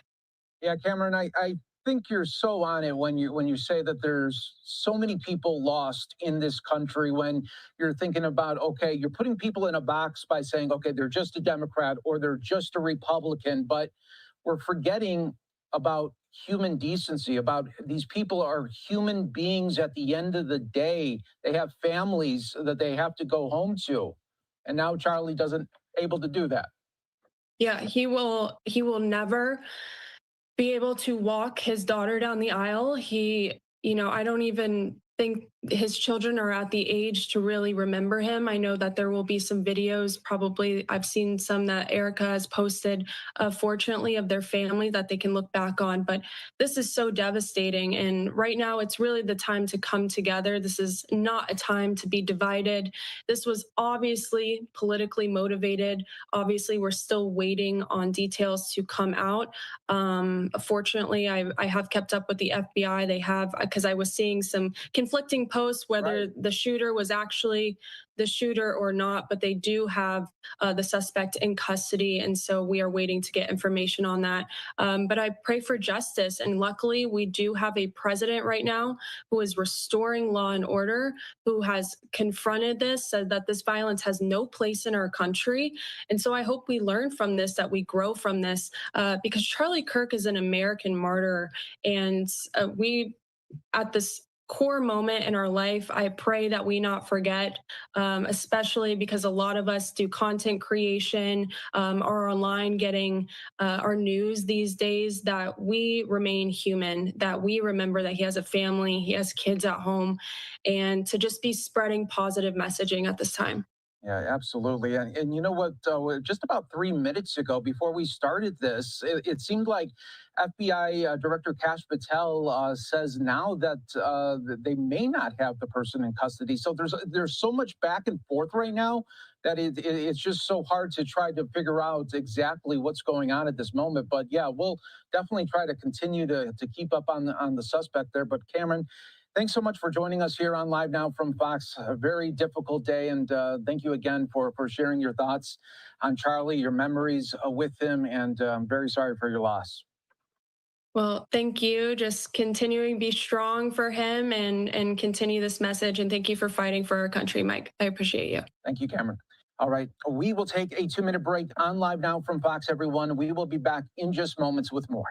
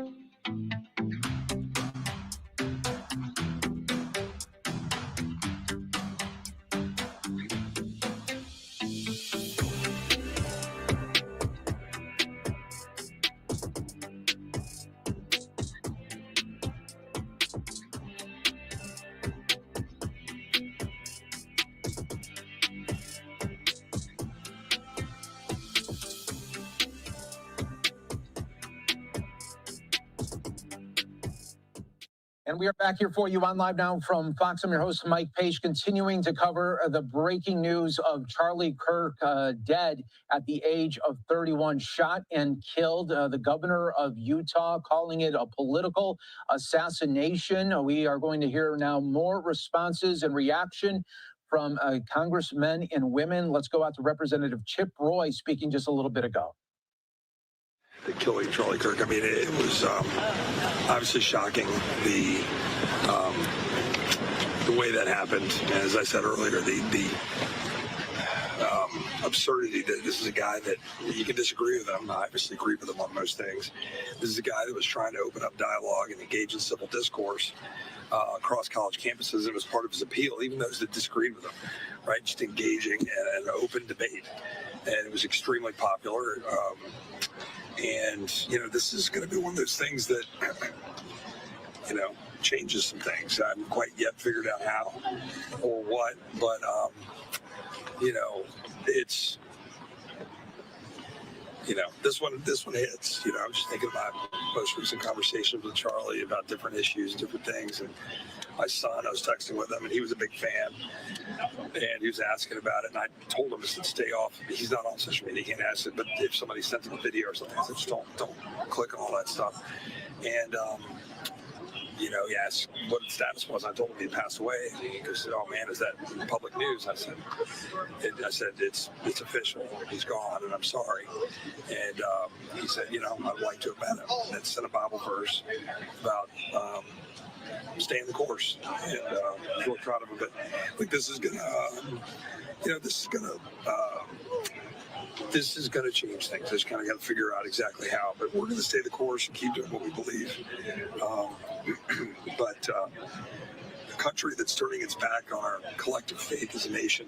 This is why we're seeing a breakdown in our ability to band together. We got to do something about that. How do you turn down the rhetoric, turn down the threat of political violence? Well, I mean, we should be able to speak freely and speak with passion and regard about what we believe without it coming to that. All right, that was a little bit from Representative Chip Roy. We'll get back to other lawmakers' reaction right now, but I do want to go out live to a vigil that is happening right now for Charlie Kirk. This is happening in Tuscaloosa, Alabama, where students at the University of Alabama coming together for Charlie. Charlie, obviously, like you said, dedicated his life to helping young people, reaching out to us, people like us that are sitting out here, encouraging us to think better and debate each other. There was many who disagreed with him, but from what I saw today of these people who knew him posting online, that it was very clear Charlie was not a man of hatred. He was a man of conversation, of love, and of debate. And I'd like to say, give a Bible verse. The Apostle Paul wrote in 2 Timothy, I have fought the good fight, I have finished the race, and I have kept the faith. And I think that verse captures Charlie's life well. He fought with conviction for what he believed in. It was never with hatred, it was always with love. But more importantly than anything Charlie did on the political sphere was his family that he leaves behind. He was obviously more than a political figure. He was a friend to dozens upon dozens. He was a son to his mother and his father. He was a husband to his wife Erica, and he was a father to his 2 children. And more than even him, I grieve for their loss. I could see the sorrow on y'all's faces, and I can't imagine what they're going through. It's something that someone's life should never be ended that way. I'd like to stand here and, as we're here together, make sure we're reminded that violence is not the answer. We have to reject hatred. We have to live our lives with peace, prayer, hope. I'll let Riley speak. Hey y'all, I'm Riley McCardle. I'm the chairman of the College Republican Federation of Alabama. Obviously, super rough day for, Turning Point and every conservative across the country. What happened earlier this afternoon was just unthinkable. I remember President Trump, the attempted assassination on him about a year ago. And I mean, obviously by the grace of God, he was safe. But, today I never saw anything like this coming.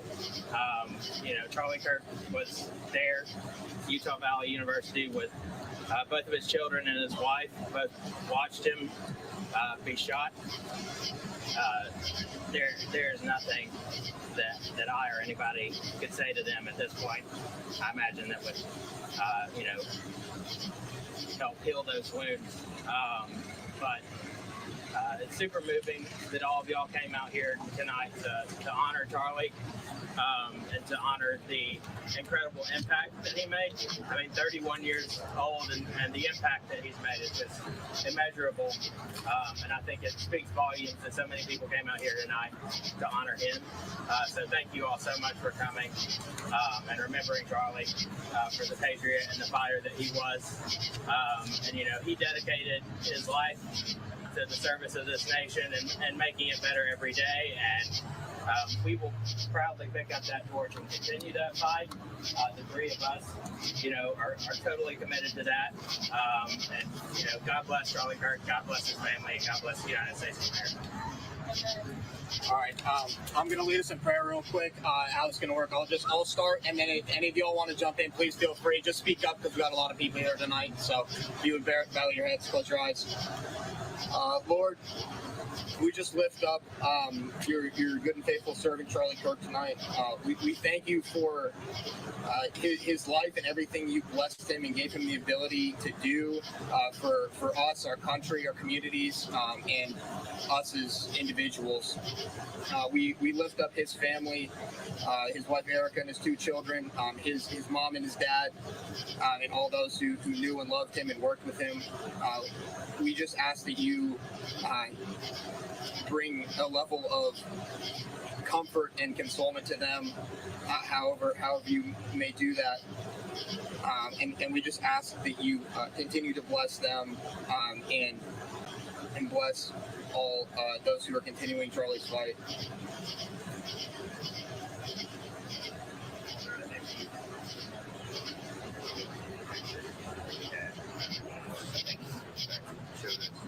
So much about how your design is so good that masculinity is good, femininity is good. And the way that you have designed it, the bit of anything that's so beautiful.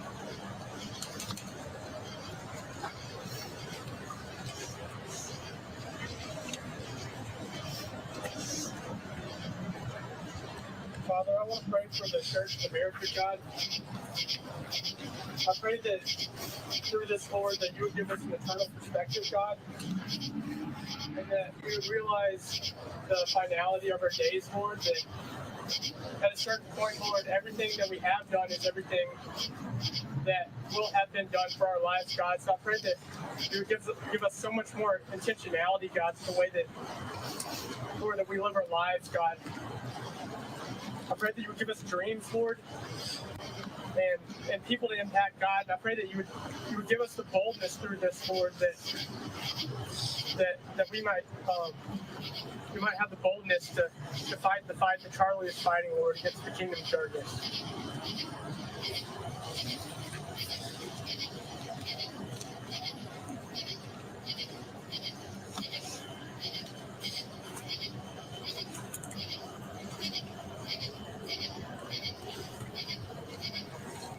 Lord, I pray for not only Charlie, but for his family.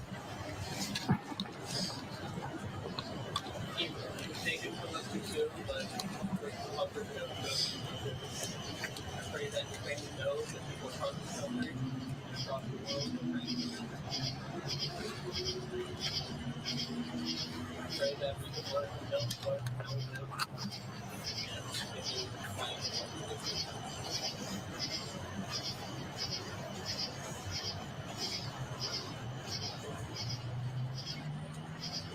Lord, please help us in a moment like this, see, as we come together to lean on you.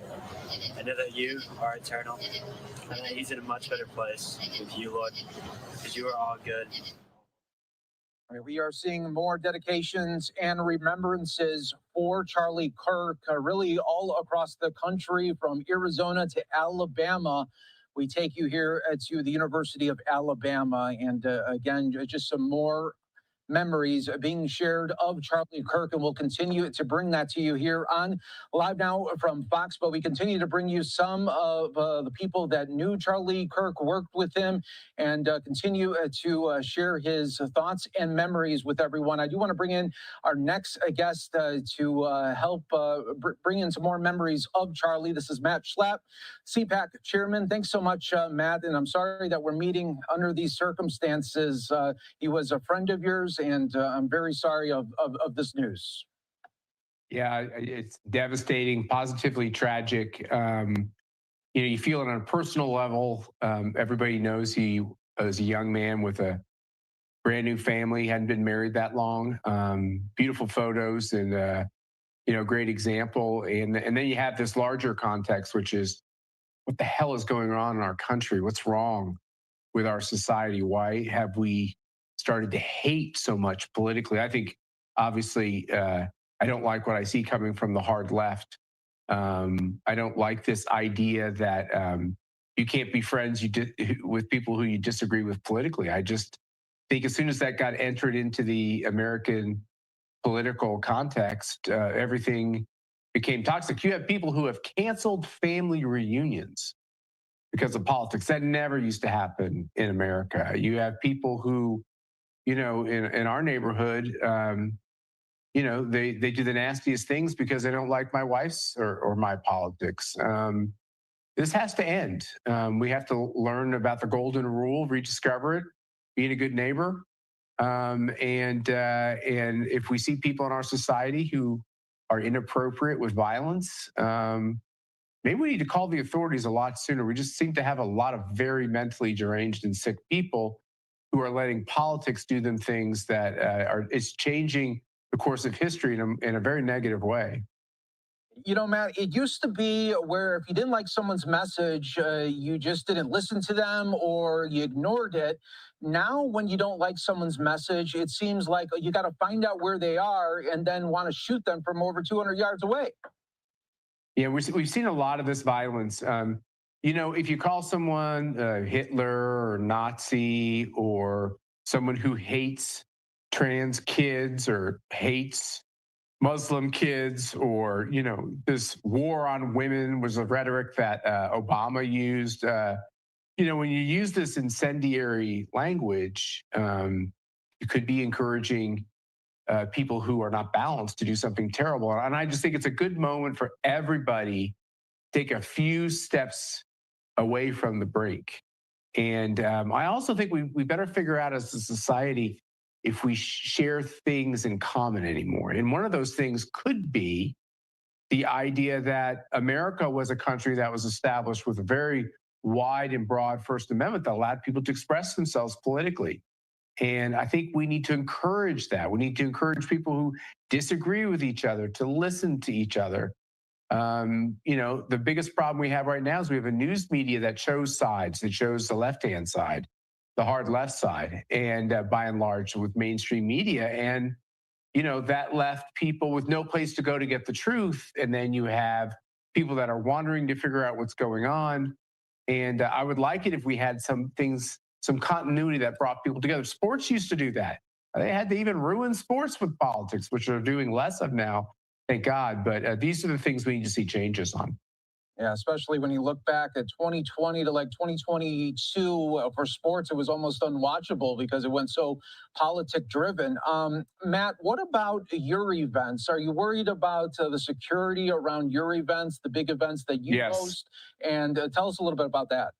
You know, it's always in the back of my head every time we have an event, especially at the big ones. We spend a lot of money on security, so people shouldn't be worried. But and, you know, with all of these newly sworn in officials, we have a lot of magnetometers at our events. So I think we're taking all the steps we need to. That being said, of course you worry about it.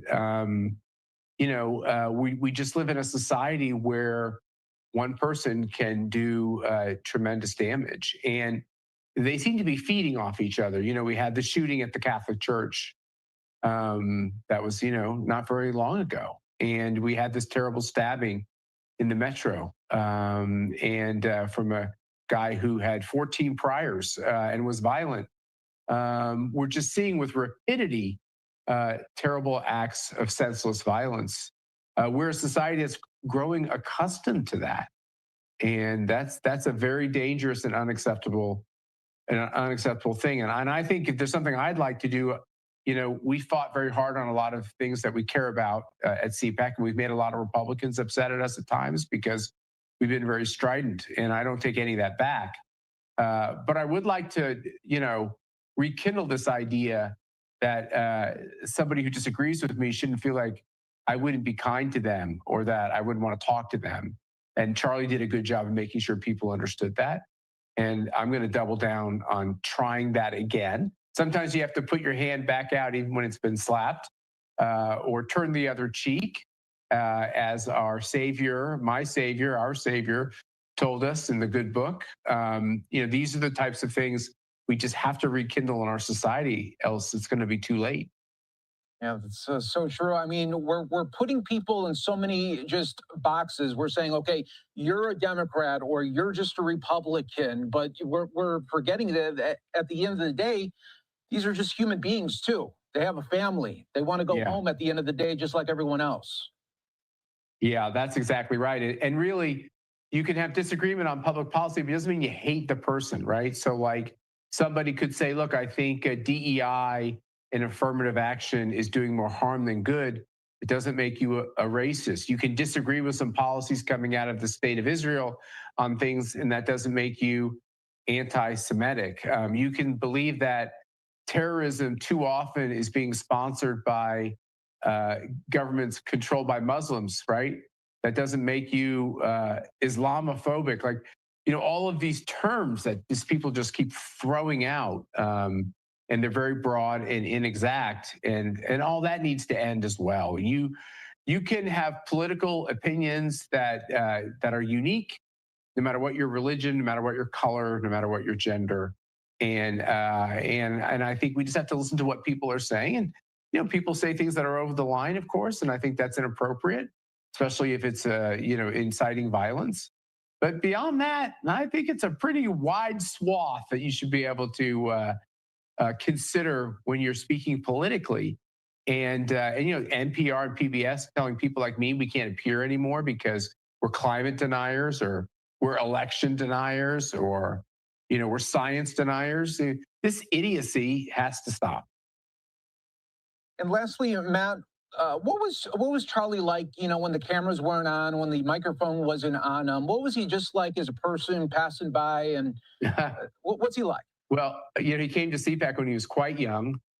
It was probably at least 10 years ago, and he had a bunch of younger kids with him. They had red T-shirts on, and they were this group called Turning Point. And I didn't really know what they were, but they were impressive because they were nice, mannerly kids. And Charlie said, "I'd like to get these kids up on your stage." And we, of course, said yes, and we thought it was awesome. And he had an outstanding career and really grew the organization. It's a very impressive organization. It's on college campuses all over the place. They have great conferences. And matter of fact, they asked me to speak at one of their conferences, and one of the young people, maybe they didn't say it's to be too nice, but it's okay. They said, Turning Point's getting to be bigger than CPAC. And I was like, well, if Turning Point gets bigger than CPAC, or CPAC gets bigger than Turning Point, we might just win and take this country back on the principles we care about. So it was a good thing to have another group that was growing and getting big and making a big impact. We need more, not less. We need more Charlie Kirks, not fewer. And I think Charlie, who was really fun to be around, a great guy. He was like all the great ones. He wasn't that much different behind the camera as he was in front of the camera, and he was very authentic. And I think if you care about Charlie Kirk and his legacy, get in this fight and keep going, keep pushing, and do it in a way where at the end of it all, you can still shake hands and find some commonality. Yeah, that's so well said. Matt, thanks so much for joining us here tonight on Live Now from Fox, sharing your thoughts and your memories of Charlie. We appreciate it. Okay. Thanks for having me with you. You take care. All right, we are going to continue right now. Let's go back out to Alabama, where some more students continuing to talk about Charlie Kirk. On this earth, and he did more in his 31 years than most people do in their entire lifetime. When you look at his movement in Turning Point USA, you see that he woke up a generation. When you look at the numbers, this generation was the most atheist. This generation was viewed to be the most liberal. And Charlie Kirk didn't see it that way. He was told by many, it wasn't even worth it not to try. And he refused to listen to that narrative. And he worked every day, 24/7. He poured into this generation. He woke this generation up. He moved this generation. And now this generation is projected to be one of the most prominently conservative and prominently most religious generations. And that's a true testament to him. And the least that people could do is show up for this and to honor the life of Charlie Kirk, who did so much for this generation. Have you had a message for people today, whether it's about remembering his family or carrying on his legacy? If there was one thing that you really wanted people to hear today about his life, what would that be? Political violence has no place in America. This country was founded on the idea of freedom of speech, and we should all honor that. Charlie Kirk, he died doing what he loved, and should anybody ever die that way? No. But you have to respect the man for all he did and the way he went out. He went out doing what he loved. And, my message to people is that We have to return this country back to God. That's the only answer. The answer isn't Republican or Democrat, conservative or liberal. The answer is God. And if you really want to see a change in this country, that's the direction you have to take it. And it can't just be this generation. It has to be all the generations before us and the generations to come. Is there anything else you wanted to add that I didn't ask for? Don't let this, this is a fear tactic is what this is. And they shut down Charlie Kirk. They want to they tried to shut down Donald Trump in Butler. They shot Steve Scalise. They've tried to shut down this movement. And that's what this is. This is a movement. Their goal, the end be all goal is to shut down the voices of people, conservatives, Christians, and we can't let that be the goal. This cannot scare us. This cannot make us back down. What this has to do is ignite us and make us fight even harder. In the words of Donald Trump, we got to fight, fight, fight. Thank you so much for your time, Joe. Thank you. Thank you all for coming back. Y'all have a blessed one. Roll Tide. All right, University of Alabama right there. Some more reaction from the students. I'm your host, Mike Page. Thanks again for joining us on Live Now from Fox. And really, the big takeaway this hour as we get close to a new hour here on Live Now is that the manhunt for the suspect accused of killing Charlie Kirk is still underway. They do not have a suspect in custody. There were reports earlier, even the FBI and local police officials said that they had a person detained and were questioning. Well, that person has been questioned and released. So a suspect is still on the run tonight, and we are awaiting more key details from officials when it comes to that. Again, we are going to be monitoring it all, but let's go back out now to Alabama. More reaction now from students. Happened today, the news of Charlie Kirk. What was your initial reaction? I was sitting down eating lunch, and I don't think I finished that lunch. It's more disbelief than everything. Rushing to check if it's real, rushing to check if it's what the news is. It's disbelief. It didn't really hit me what happened until I stood up there in front of all those people and started trying to talk to them.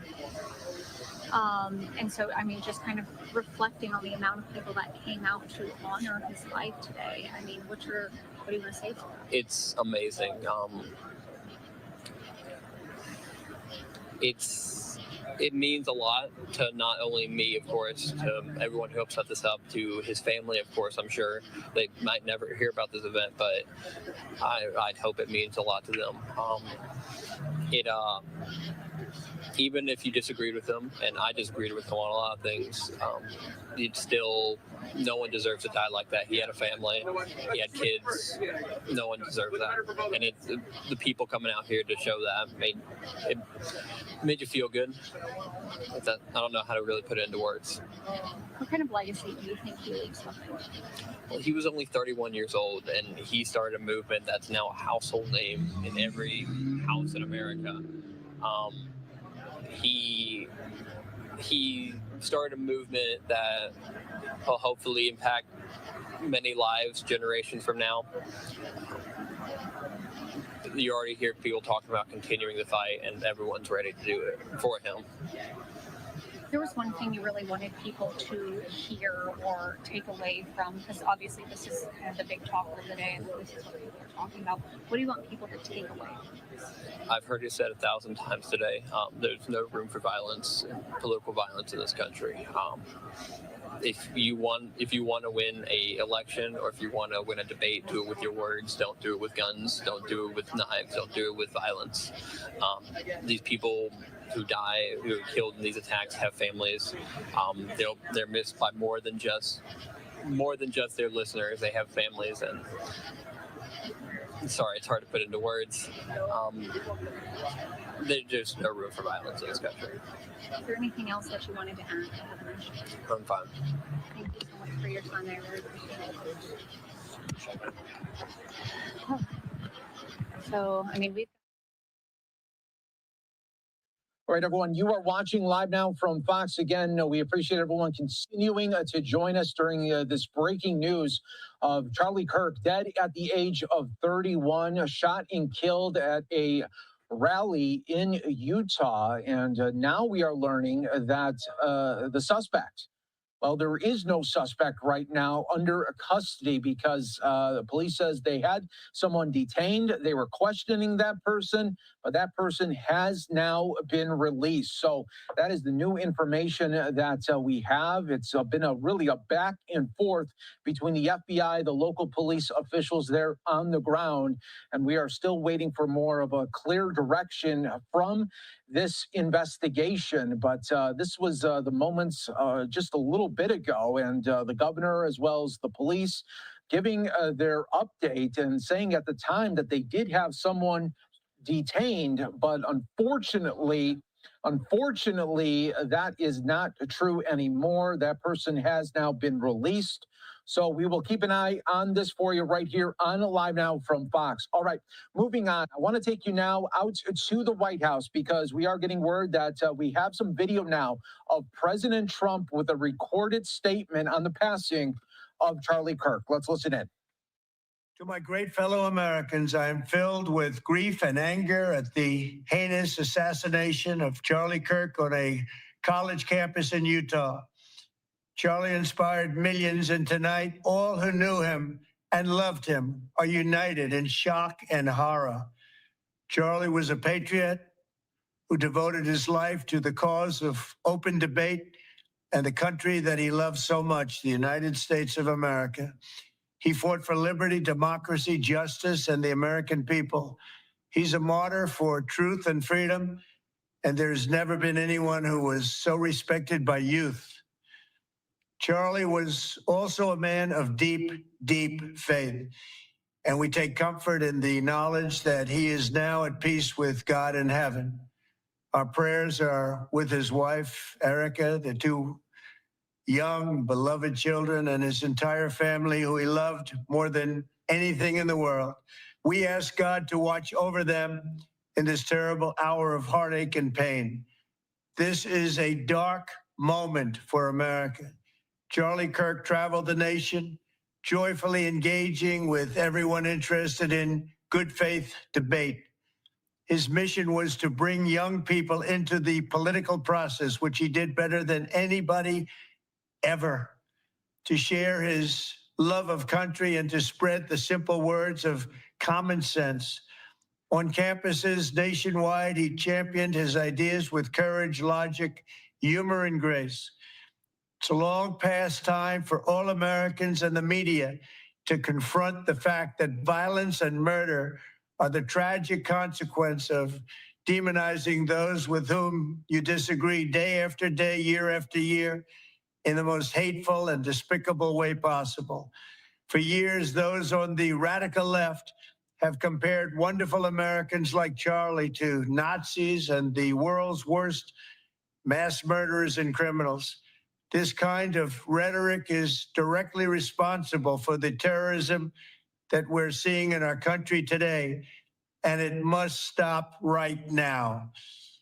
My administration will find each and every one of those who contributed to this atrocity and to other political violence, including the organizations that fund it and support it, as well as those who go after our judges, law enforcement officials, and everyone else who brings order to our country.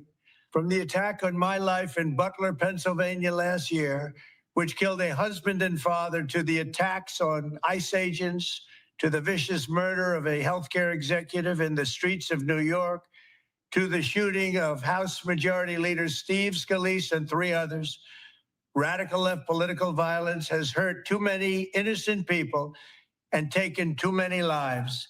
Tonight, I ask all Americans to commit themselves to the American values for which Charlie Kirk lived and died, the values of free speech, citizenship, the rule of law, and the patriotic devotion and love of God. Charlie was the best of America, and the monster who attacked him was attacking our whole country. An assassin tried to silence him with a bullet, but he failed, because together we will ensure that his voice, his message, and his legacy will live on for countless generations to come. Today, because of this heinous act, Charlie's voice has become bigger and grander than ever before, and it's not even close. May God bless his memory. May God watch over his family, and may God bless the United States of America. Thank you. That was recorded just a little bit ago at the White House, posted on President Trump's Truth Social account, saying it is a very dark day for America on the death and assassination of Charlie Kirk, dead at the age of 31. We want to continue to really showcase some lawmakers that were talking about Charlie. This is Representative Chip Roy from a little bit ago. Well, the killing of Charlie Kirk, I mean, it was obviously shocking, the way that happened. And as I said earlier, the absurdity that this is a guy that you can disagree with him. I obviously agree with him on most things. This is a guy that was trying to open up dialogue and engage in civil discourse across college campuses. It was part of his appeal, even those that disagreed with him, right? Just engaging in an open debate. And it was extremely popular. And, you know, this is going to be one of those things that, you know, changes some things. I haven't quite yet figured out how or what, but, you know, it's, you know, this one hits. You know, I'm just thinking about most recent conversations with Charlie about different issues, different things. And my son, I was texting with him, and he was a big fan. And he was asking about it, and I told him to stay off. He's not on social media. He can't ask it, but if somebody sends him a video or something, I said, just don't click on all that stuff. And, you know, he asked what the status was. I told him he passed away. He goes, "Oh man, is that public news?" I said, "It's official. He's gone, and I'm sorry." And he said, "You know, I'd like to have met him." And sent a Bible verse about staying the course. And I'm really proud of him. But I think this is gonna, you know, this is gonna change things. Just kind of got to figure out exactly how. But we're gonna stay the course and keep doing what we believe. But a country that's turning its back on our collective faith as a nation, this is why we're seeing a breakdown in our ability to band together. We got to do something about that. How do you turn down the rhetoric, turn down the threat of political violence? Well, I mean, we should be able to speak freely and speak with passion and regard about what we believe without it coming to that. That's the thing. But even just the stuff that wasn't political violence here during Charlie, but what Charlie was even talking about as recently as yesterday or probably today, I haven't heard what he said today at Utah or anywhere else, but you know, about what happened to that young Ukrainian refugee in Charlotte. It's insanity. With the sickness of people on the street, whether it's you know, people that are violent, like that man in North Carolina who was, you know, should have been in jail, or there's just people that are sick from their political hatred. You got to be able to get our founding fathers. I mean, obviously went through a civil war. Our founding fathers were often at each other's throats. Adams and Jefferson famously, you know, hating each other and then kind of coming to respect each other. Like you either are bound together by something or you're not. And I think we should be bound together by the much greater purpose for this nation. And, you know, that's what I'm going to stand with, and that's how I'm going to move forward with all this. We're here for something bigger and greater than all of ourselves. Charlie lived it. Tweeted out 3 days ago about his faith in his Lord and Savior, Jesus Christ, so I know where he is. Just God bless his wife and his 2 young children. What is it? Representative Chip Roy from earlier today. You are watching live now from Fox. Our coverage will continue of the tragic shooting of Charlie Kirk. We'll take a 2-minute break. When we come back, we are going to be hearing from a witness talking to us right here on Live Now from Fox.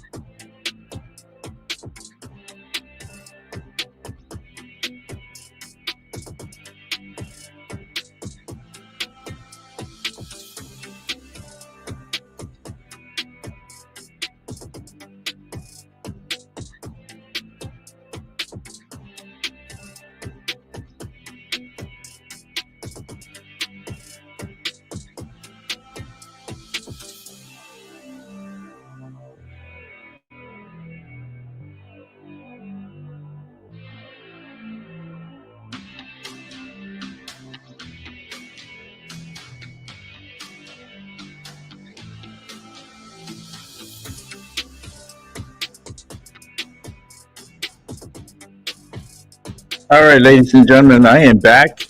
Let me go ahead and fix this up here real quick. What a sad day today. What a very sad day. So what I'm going to do is I'm going to put this on silent for a second here, and we're going to start up a new show. Okay. So and this show is going to be in honor of Charlie. It's a very, very, very sad day. And I've been on here. As you can see, the show is running 10 hours and 22 minutes. I did just take a break for a few hours to take care of some errands that I needed to do and have some dinner, which dinner was delicious. I had a baked chicken with green beans and roasted potatoes and a salad on the side. Yummy, delicious. And now I'm getting ready to do another show. So with that said, I'm going to wrap it up right now. And then we're going to light this up in honor of Charlie. We're going to light up all the candles. And we're going to do a lights out tonight. We're not going to have any background, no light. It's going to be straight darkness tonight with the light. And in honor of Charlie, we will be lighting a candle for him. And what a tragedy for America today. We lost a good patriot, Charlie Kirk, dead at 31. And yeah, I'm still like, my mind is still trying to like process all this. It's very disturbing. So for the second time in this show, I want to wish you guys a good morning, good afternoon, and a good night.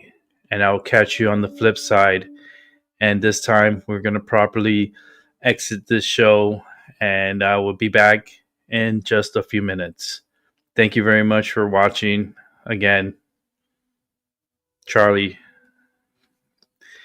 dead at 31, man. Too soon. Gone too soon. All right. I'll be back in a few for the second show. Peace.